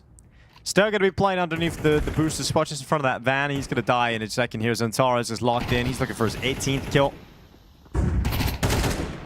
And he'll grab it. So Xantares down to 8 HP. Secures the kill regardless. A 3k from him. And Aurora continue to build on the lead. So a strong start to the second half here. Astralis going to be buying up. You mentioned the Magic AWP. They're not going to have enough for it here. So it's going to be 5 rifles. 5 rifles. Well, 4 rifles and an MP9 on Rugga.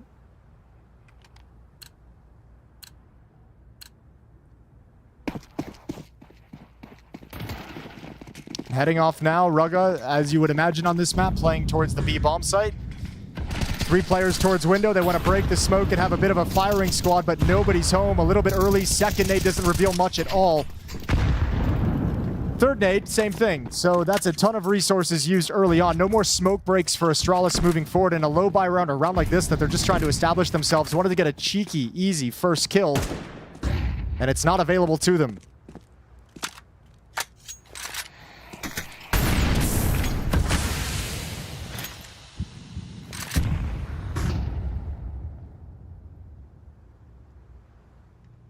One smoke, one molly left for the rest of the half if you're Astralis. That smoke just put out by Rugga over towards the B bomb site in the B halls. So they've got really nothing to disjoint or disrupt any kind of attack towards A. And Astralis really leaning towards a weak spot. Hooksy has just rotated over with low HP to get boosted up, but that means they've got Hooksy, Rugga, and Magisk on the wrong side of the map. Yeah, B taking down my Magic. I'm peeking the MAC-10. Death is immediate. Astralis with the A-bomb site falling into the hands of Aurora. Only considering the safe call, especially with those 2 kills coming in now, there's no other option. Rugga and Hooksy must hold on to these weapons. One of them's an MP9, the other an M4. Aurora starting to level up here. Might just be a world in which Aurora are able to run the line all the way to the playoffs here. Yeah, it should. I'll tell you what's worrying about it, though, is like the hard thing is, man, the slow starts in pretty much every series I feel like we've casted of Aurora at this event have just been brutal. Yeah. And what's crazy about it is you have to imagine that's been a conversation within the team a couple of times. Probably like every day after some of these games when they give away a first map or when they're flat for the first half and just get kind of battered, and then second half they come alive and just lose in very close fashion because first half wasn't good enough. I guess in some level they just haven't figured out the way to get them all kind of woken up and focused and ready to go right out of the gate. It takes a map of Counter-Strike for them to start warming into things.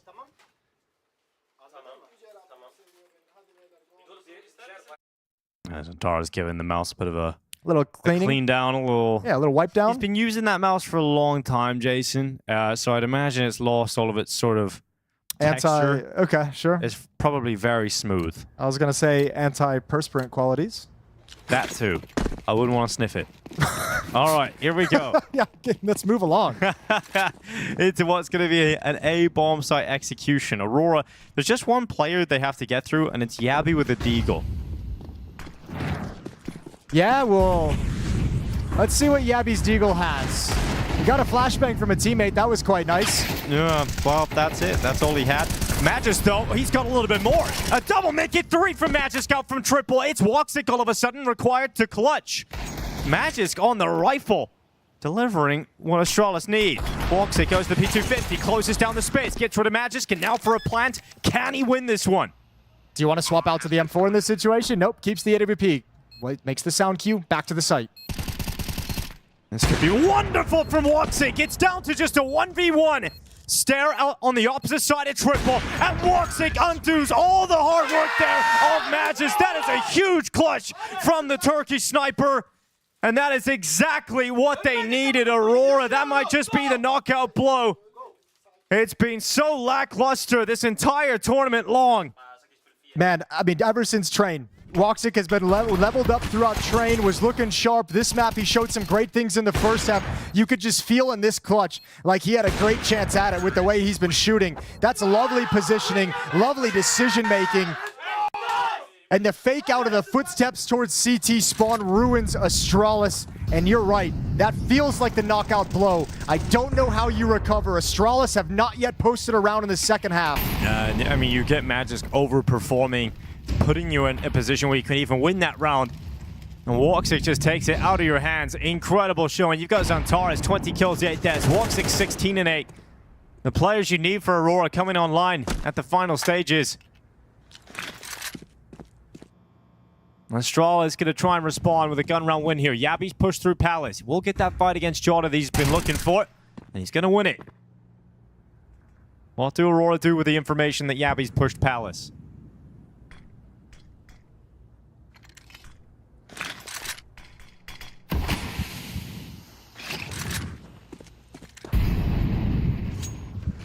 Just utility in mid, making no secret of the fact that you're starting to push up short. There's the utility clear. Good kill from Wakadia. Evens things into a 4-on-4. Rugga looking for information, but now Magisk is alone. Does he have more heroics set up and ready to go?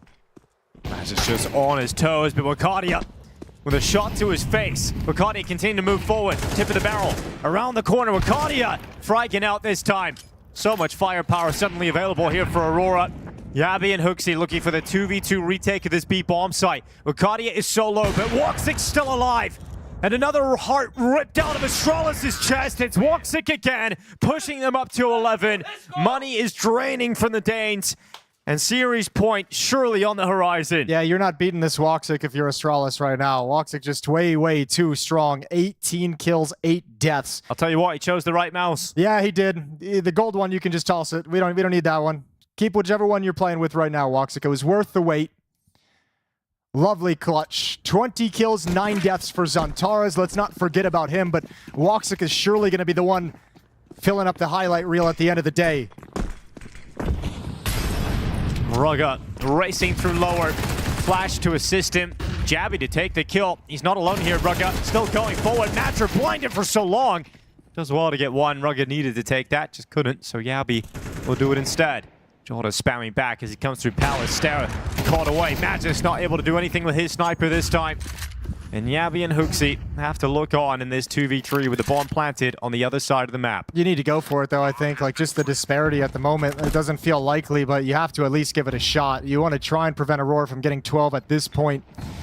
So Huxi comes up behind the con smoke. Yabi's going to come join up with him, but Wakadia peeks. A great timing with the sound cues, and it's all Huxi against 3. He's got the first, and now looking in towards the bomb site. He doesn't have a kit, though, is the problem. So I think even he knows in the back of his head, this is basically done. This is cooked, and Woxic, he ain't missing. 12-6 for Aurora. Well, we had some worries. The first half was back and forth. It was close, but once we've moved to this T side, Aurora have come crashing down upon Astralis. And you know, let's just say this too. They're not even really abusing the Rugga situation. You know, like they're hitting mid, they're hitting the A bomb site. It's not like they're rinsing and repeating, heading towards Rugga's position and trying to exploit the coach who's now standing in and hasn't played in some time.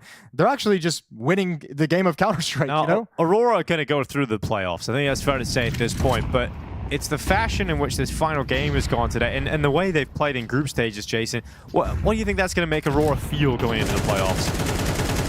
I don't know. I don't think Aurora feels good in any situation. I don't think this one single win. I think the only thing that's going to make Aurora start feeling better and have the confidence to maintain that level is if they win an event. This is one you look at considering all the events they've lost this year. They're like all of our big rivals that we had in the first half of the year, all the teams that beat us deep in the playoffs, none of them are at this event. So if you're Aurora, this feels like a must win. Well, doing a good job at tit for tat here in middle are Astralis, but Magisk come out of B, and Magisk an important fight to pick up. Woxic to respond. It's 1-for-1 all the way along, and suddenly just Hooksy. Woxic gets this kill. You ain't crossing. He's going to come investigate after the Molotov bomb going to the other side of the map. The final moments of Astralis here in Bucharest.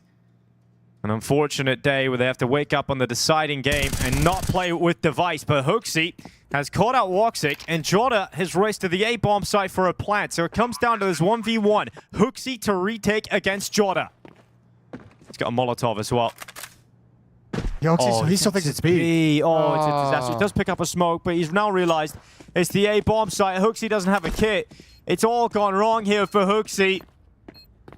Astralis give the series a good go. They take the first map of Nuke. They concede Train. And Jota looks to ensure that they're about to concede Mirage. The last-ditch effort. Hooksy on a 10-second stick to try and keep Astralis in it. He's holding it. Oh my god, Jota's just let it go. Hooksy's actually won the round.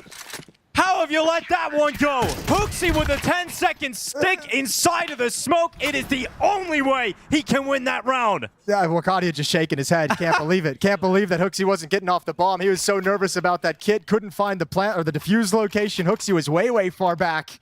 All right. Dude. He keeps him alive. He goes to short, thinking it's the B bomb site. It's actually the winning play because he picks up a smoke on Cat.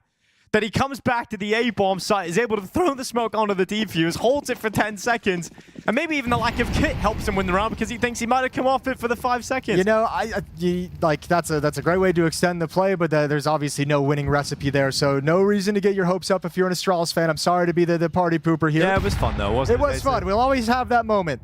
Here's the execute, and Yabby looking straight down from balcony.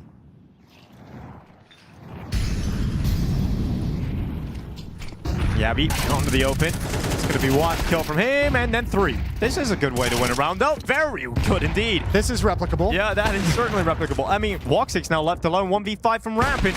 He's not able to land a single shot. Okay, so a little bit of life at Astralis now. That defuse has brought in some new energy. Astralis just needed to get their first on the board for them to start waking up and playing back. Beautiful round from Yabby. Good job from Stair as well. Astralis have 8, and they've taken the money away from Aurora. Still a massive lead and advantage to the Aurora side. Yeah, an AK going to be picked up here for Xantares. They had 2 chances to close this out so far. They'll have 6 total before overtime comes around.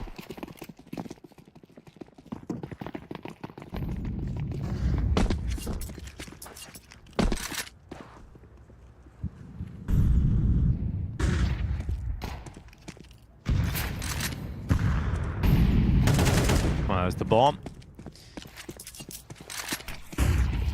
Stair going into the underpass. Finds out where the AK is. So, Xantares wins the fight. Doesn't lose any health either. All according to plan. First steps being taken. Got the ball back. Got a little bit of utility all on Madger here. They could execute into the B-bomb site with market window smoke, flashes. Yeah, but they're going to get pulled away by Rugga, you'd imagine, right? Like, Magisk should be able to just kind of farm up and then be a great supportive player. Rugga, as soon as he spots anything, they'll try and hunt him down with these weaker weapons. We'll see if anyone keeps their eye for that peek from Magisk, but it's going to be tough to break in if you're Aurora. Xantares now has the angle. Spots out Rugga, deploys the smoke, tells Magisk they're coming through. Magisk not going to be checked. It's actually Rugga to take the first kill, then Magisk cleaning up the rest. Xantares on for the clutch, and he can absolutely win this. The Turkish Terminator has come online. Yabby and Hooksy left alone. Dude, he's got time and he's got full HP.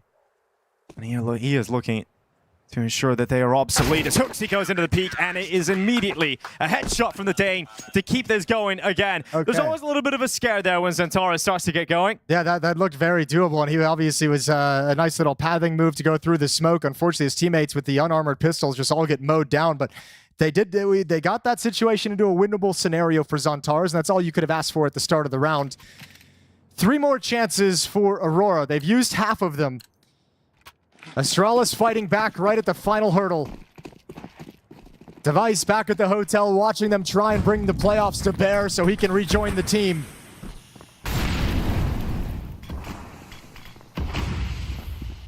And all our attention towards Rugga with the AWP. They're coming right at him. Good first shot. Oh my goodness, Rugga and Hooksy. The 2 players chiming in with the AWPs. Magisk rifle shutting them down. And Aurora forward, just Woxic, who's dead to right. Astralis, 2 rounds in a row required now, and they will have overtime. I can't believe it. I barely thought it was possible when this series began at 12-6. This looked done. This looked cooked. It was 6 in a row to start this second half for Aurora. They're going to call their 3rd and final timeout for this final sprint. 2 more rounds left. A couple of rounds ago, I think in the round where Hooksy gets the defuse, I said, right, I think it's fair to say Aurora have got playoffs now, Jason. Oh, no. Astralis finding a way back in there. If you go to overtime and it happens off a 10-second stick where Hooksy thought it was the other bomb site. The saving grace right now, I think, for Aurora at the moment with this kind of a comeback from Astralis, because I mentioned, I think, one of the winning recipes that Astralis can go for is being in a situation where the mentality of Aurora can give out due to the pressure of the scenario. The saving grace for them is the fact they're already at 12. They can't lose in regulation, right? So it's a little bit of a different feeling. Still with the double op setup on Rugga and Hooksy. Opping by committee today with device left out.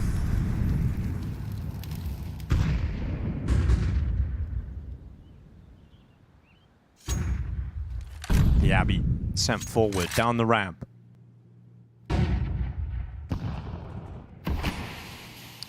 There's a big risk in a round like this to make the call. They're coming right back to him. He'll be caught in the open and dead.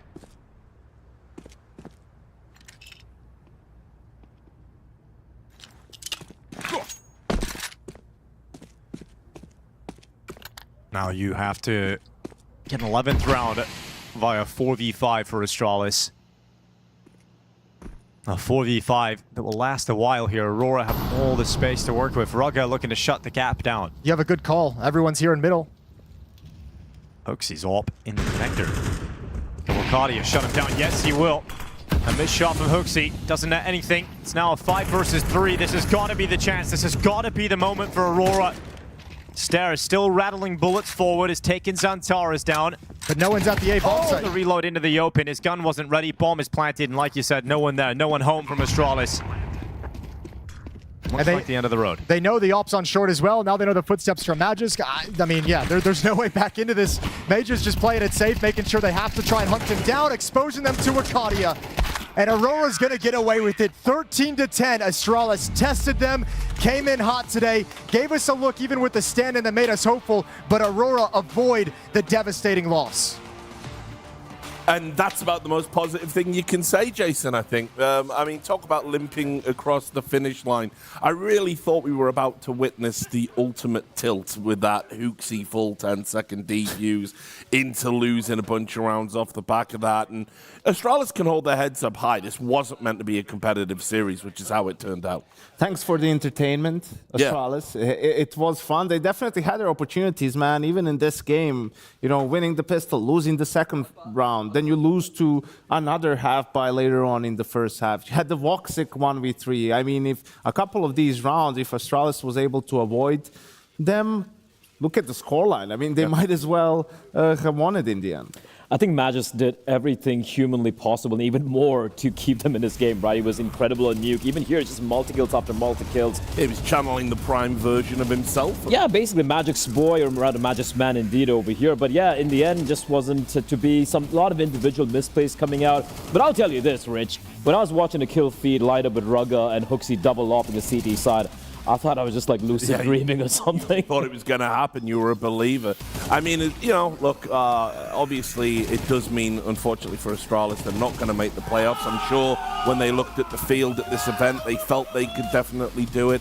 Obviously, the bigger issue is now, you know, hopefully Device can get back into the team and they can, you know, close out the year a lot stronger than this current phase has been for them. Yeah, I mean, we saw on social media Device himself saying that it was food poisoning. Yeah, it seems to be a temporary. It's unfortunate, but usually, you know, goes through you in a day or two, and they have to travel straight to China for the next tournament, so hopefully he'll be able to make that trip. But yeah, for Aurora, I mean, Jason was touching on it, it's like, you're not really going to feel great after this. You know, it was still labored, right? Like, sure, it could have been worse. You could have lost it. You didn't, but not much to be confident about going into the playoffs. Yeah, I mean, like, if there was ever a definition of the Pyrrhic victory, it's this one, right? Like, you get the win right there. Look at it, like, we had 3 games being played out today. That's like Jota, man, you know. The panic setting in as well. And this is what allowed that mini comeback as well, right? Yeah. But no, here's a worrying thing for Aurora. We had 3 games here today, 3 elimination games coming in. And the fact that this was probably the most exciting, closest game we've kind of had all day. With Aurora, the tournament favorites, playing against a team with a stand-in, a coach. Yeah, just rough, dude. Yeah, I mean, look, I mean, look at the face. It's just relief. Relief, exactly. And I think that's the thing that, like, you know, if I'm at this tournament now, I'm looking at Aurora and I'm thinking they are so brittle. They are so fragile emotionally. Like, you all you have to do is win one round, like, against the run of play or get inside their heads, you know, like, and they're gonna crumble every time. It's like, actually, it's fascinating to see just how vulnerable they are to that, and it's something that they've had, you know, pretty much since their inception. Yeah, definitely. I mean, up until round number 6 on Train, they won 1 gun round on T side, and 2 rounds total out of what, 14, 15 rounds, you know, and it was Faber stepping in with a couple of timeouts, rallying the troops, giving them some calls that really gave them some momentum, and they got their confidence back. So definitely a lot of things to figure out still. And also, if you look at, like, look, man, Magic's T sides just have been horrendous, right? Like, we've pointed out multiple times, even in this game, if not for the walks at 1v3 and all these moments, it's just been so rough. So it's not just emotionally, but even tactically, it just seems to be missing. Right? Well, you know, it's good that you roasted him, Blair, because he's with Jackie now. Take it away, Magic. Thank you, Rich. Yep, that's right down here in the booth, of course, with Maja off the back of the series. A lengthy one at that. It felt brutal, mate, watching it in some key rounds. You had ups and downs, obviously a lot of haste changes there, Rugger coming in as well, so unexpected from the Astralis roster with the changes, unfortunately. What was that like from your perspective? Just can you guide me through that series, how you analyse that one? Everyone, hello to everyone on the chat and on the couch. I think this tournament we're disappointing a lot of people, to be honest. We are very far away from our level individually and as a team. Today, I don't know, to Device, I'm sorry for him, he's sick.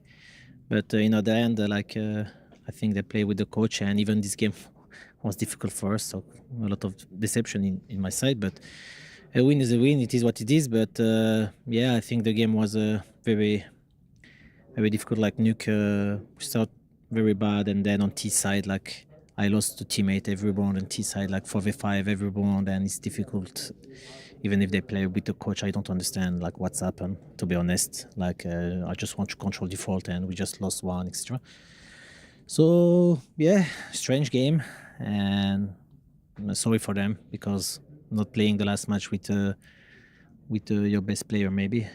Device is one of the best players, so it's difficult for them. And yeah. I wanted to ask as well, of course, just lightly touching on that subject with Rugger coming in. I believe this is like his fifth official in about, since 2016. Ironically, I think the last time he subbed in was with OG versus one of your old Eternal Fire rosters. And a little fun fact for you.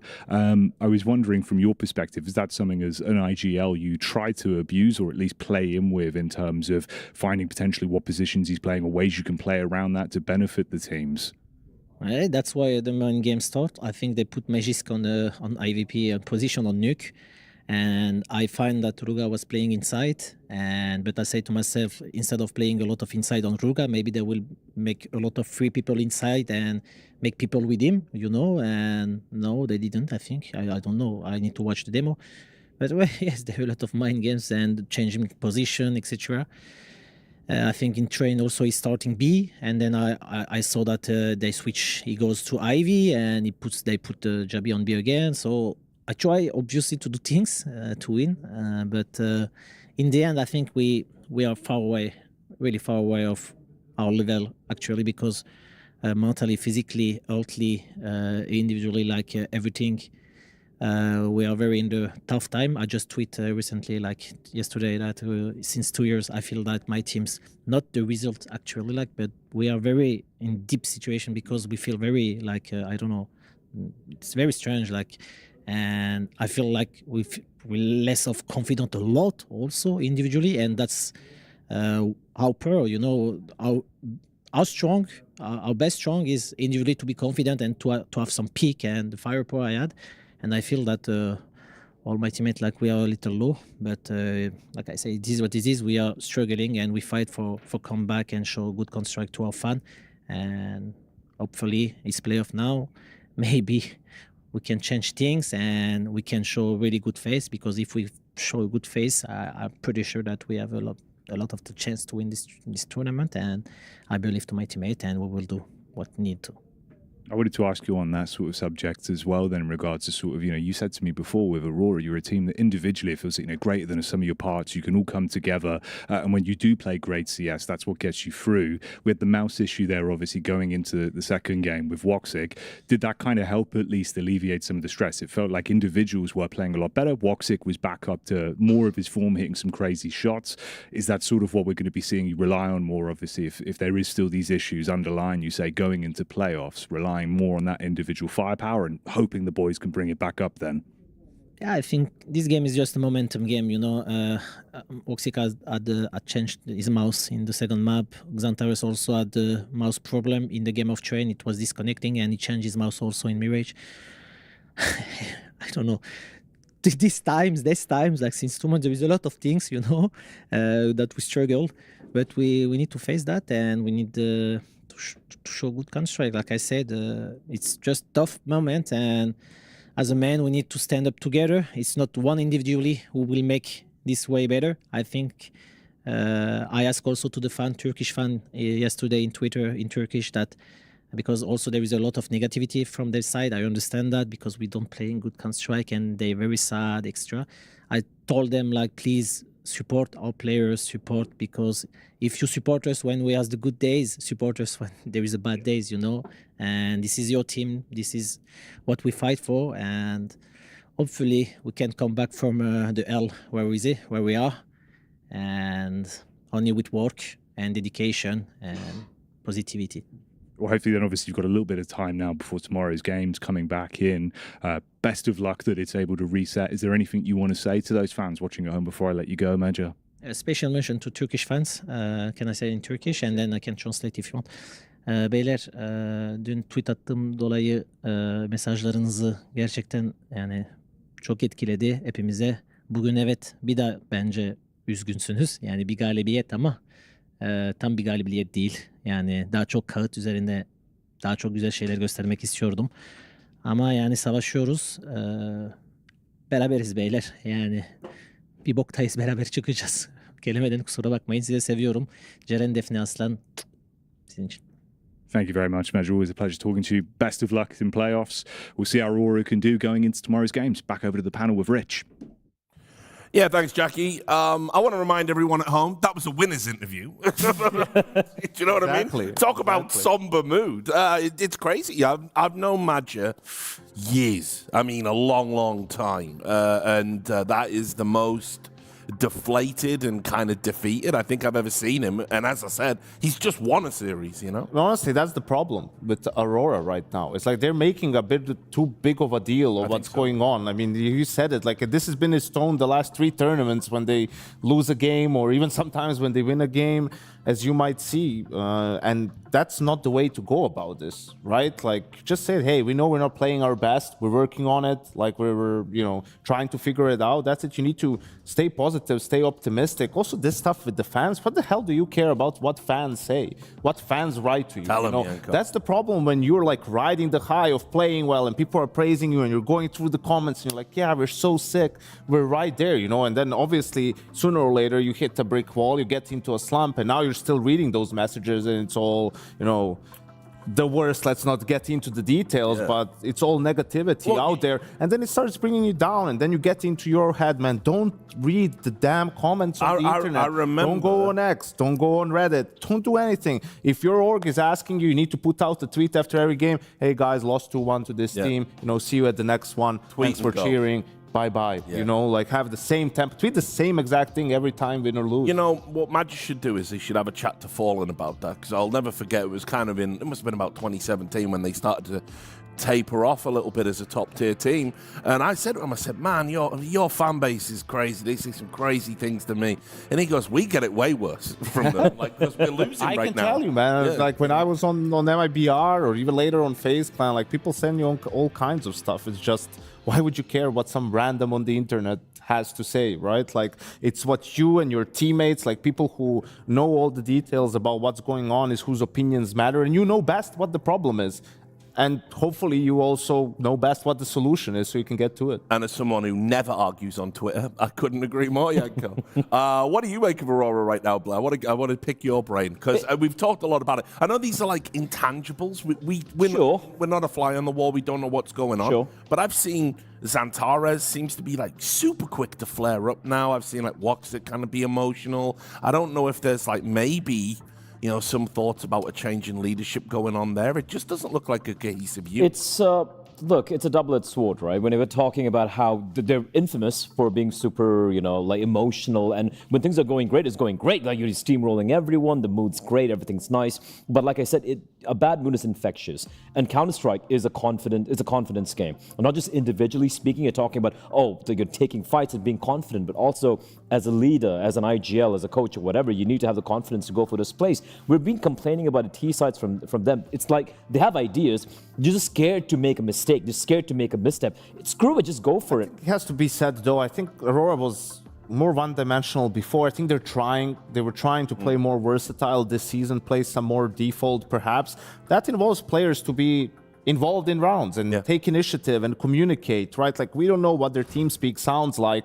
If Major isn't getting enough information from his teammates or feedback, like, it's not going to be easy for him to make those calls. I don't want to, you know, alleviate him out of all the responsibility, but it's just sometimes tough to tell from the outside. Of course, the buck has to stop somewhere when it comes to the macro and the approach to the game, and the T side, it's the coach IGL combo who carries the most of the responsibility in that department, right? And it's just up to them to figure it out. It's also like you're looking, it's not necessarily a bunch of young kids in the server either. Xantares has been around forever. He's played in multiple teams in the past. I'm sure he's got his inputs. They are a very vocal team, even though we don't know, you know, I can't speak Turkish, but they are a very vocal team overall. Woxic's been around forever, playing with some of the most, you know, tenured IGLs around the world. Mousesports Carrigan comes to mind, for example. Faber is very involved as well. So I think what Maja said, it's about not just me, but everyone being on the same page. I definitely believe there is a kernel of truth in there. But like we said, he's been saying this for like 3 or 4 events this entire season at this point, right? At some point, things need to change, or else, I don't know. Yeah, Buck's got to stop someone. Or else. Yeah. Very ominous. They're from Bless. So, why don't we take a look at the bracket, guys, and talk about what happened over the course of the day. Obviously, we came in at the tail end to witness. Or so we thought. Yeah, so we thought, exactly. We thought we were in for a short day. We were wrong. You can see there, we had, I mean, I want to say, like, the FlyQuest thing, Connor had an epic call there at the end of that game. It sucks to be a FlyQuest fan. It really does, because the horrifying thing is they've looked as good as I've seen this lineup.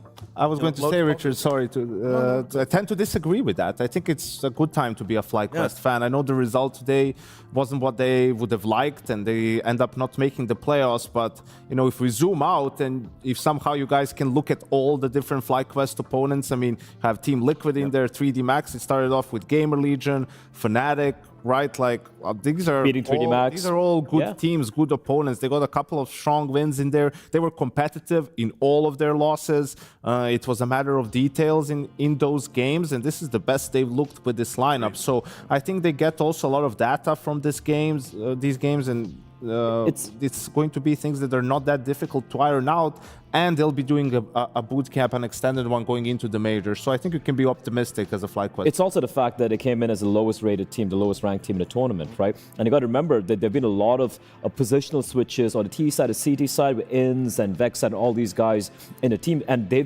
these are the first reps they're getting against pretty solid opposition. So I agree with Yanko here. I don't think it's doom and gloom. This might be the best potential we've seen from the Aussies in a long time. Yeah, and there it is, confirmation on your screens at who is going to be in the playoffs. And I want to say, you know, it should still be Aurora's tournament to lose, but we've already lost 3D Max, and I don't know, I've got no confidence in Aurora actually winning this. I think if they ran into a Heroic or something right now, I think right now Liquid would be the front runners in all honesty, right? Looking at the way Aurora just been struggling, and they haven't done or said anything to inspire any confidence that they are going to be going in for the win. You just saw the interview with Major as well. So for me right now, Liquid, they should be the front runner. Right? Yeah, you agree? You think Liquid are favorites now? I'm not so sure. I think if they run into a team who permabans Mirage, I think it might be a little bit tough for them. They're still getting experience together as a unit.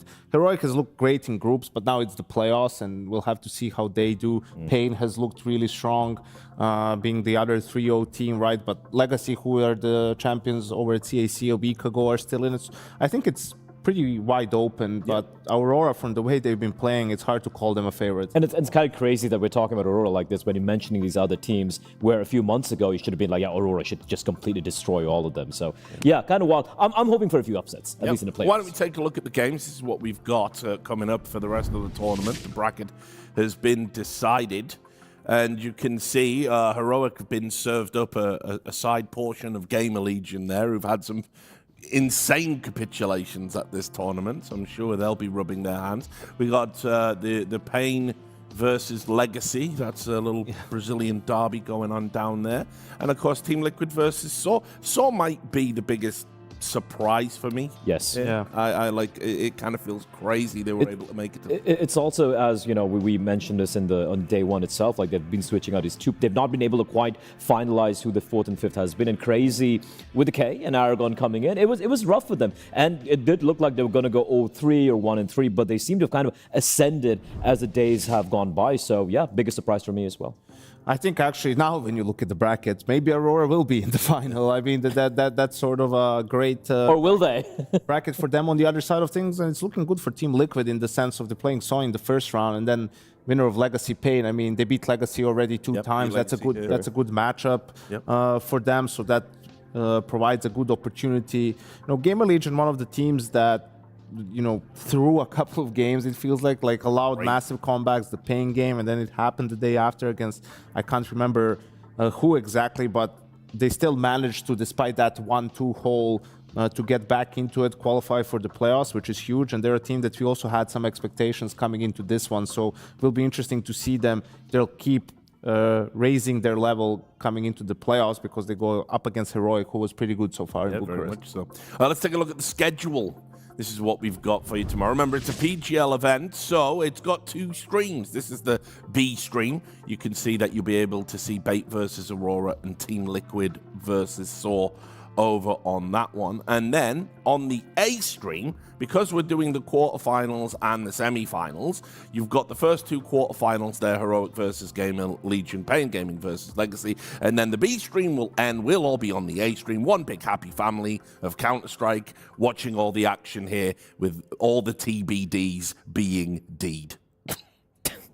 Great team, those TBDs. Oh, there you go. No, so I think it's also, these teams are no strangers to playing 2 best-of-3s in a day. Yeah. Usually it's just in the groups, in some tournaments on the final day, in different formats. So here also it's the same setting they've been in so far, so shouldn't prove, too big of a challenge. It's always one of those situations where you tend to focus a bit more on yourself simply because you don't have a ton of time to dive deep into your opponents. And in case we get some rematches, that would make it easier for these teams in terms of the preparation. It's also like, if you just look at the way the schedule is laid out, unless I'm very much mistaken here, the first 2 teams are going to play the first 2 quarterfinals, will be playing the first semifinals, right? So they have at least minimum 2 to 3 hours to prep as well. So yeah, should be fun. All right. It's been great hanging out. A shame the game was a bit of a weird one, but I like it. I liked it. It was fun. Weird is good. I know you It's do. interesting. Yeah, I like it. All that remains to be said is goodbye from us until tomorrow when the playoffs start. And of course, Device, if you're out there watching, do feel better. We all miss you. And better luck for the next tournament. Thanks to everyone for tuning in today. We'll see you tomorrow. Bye.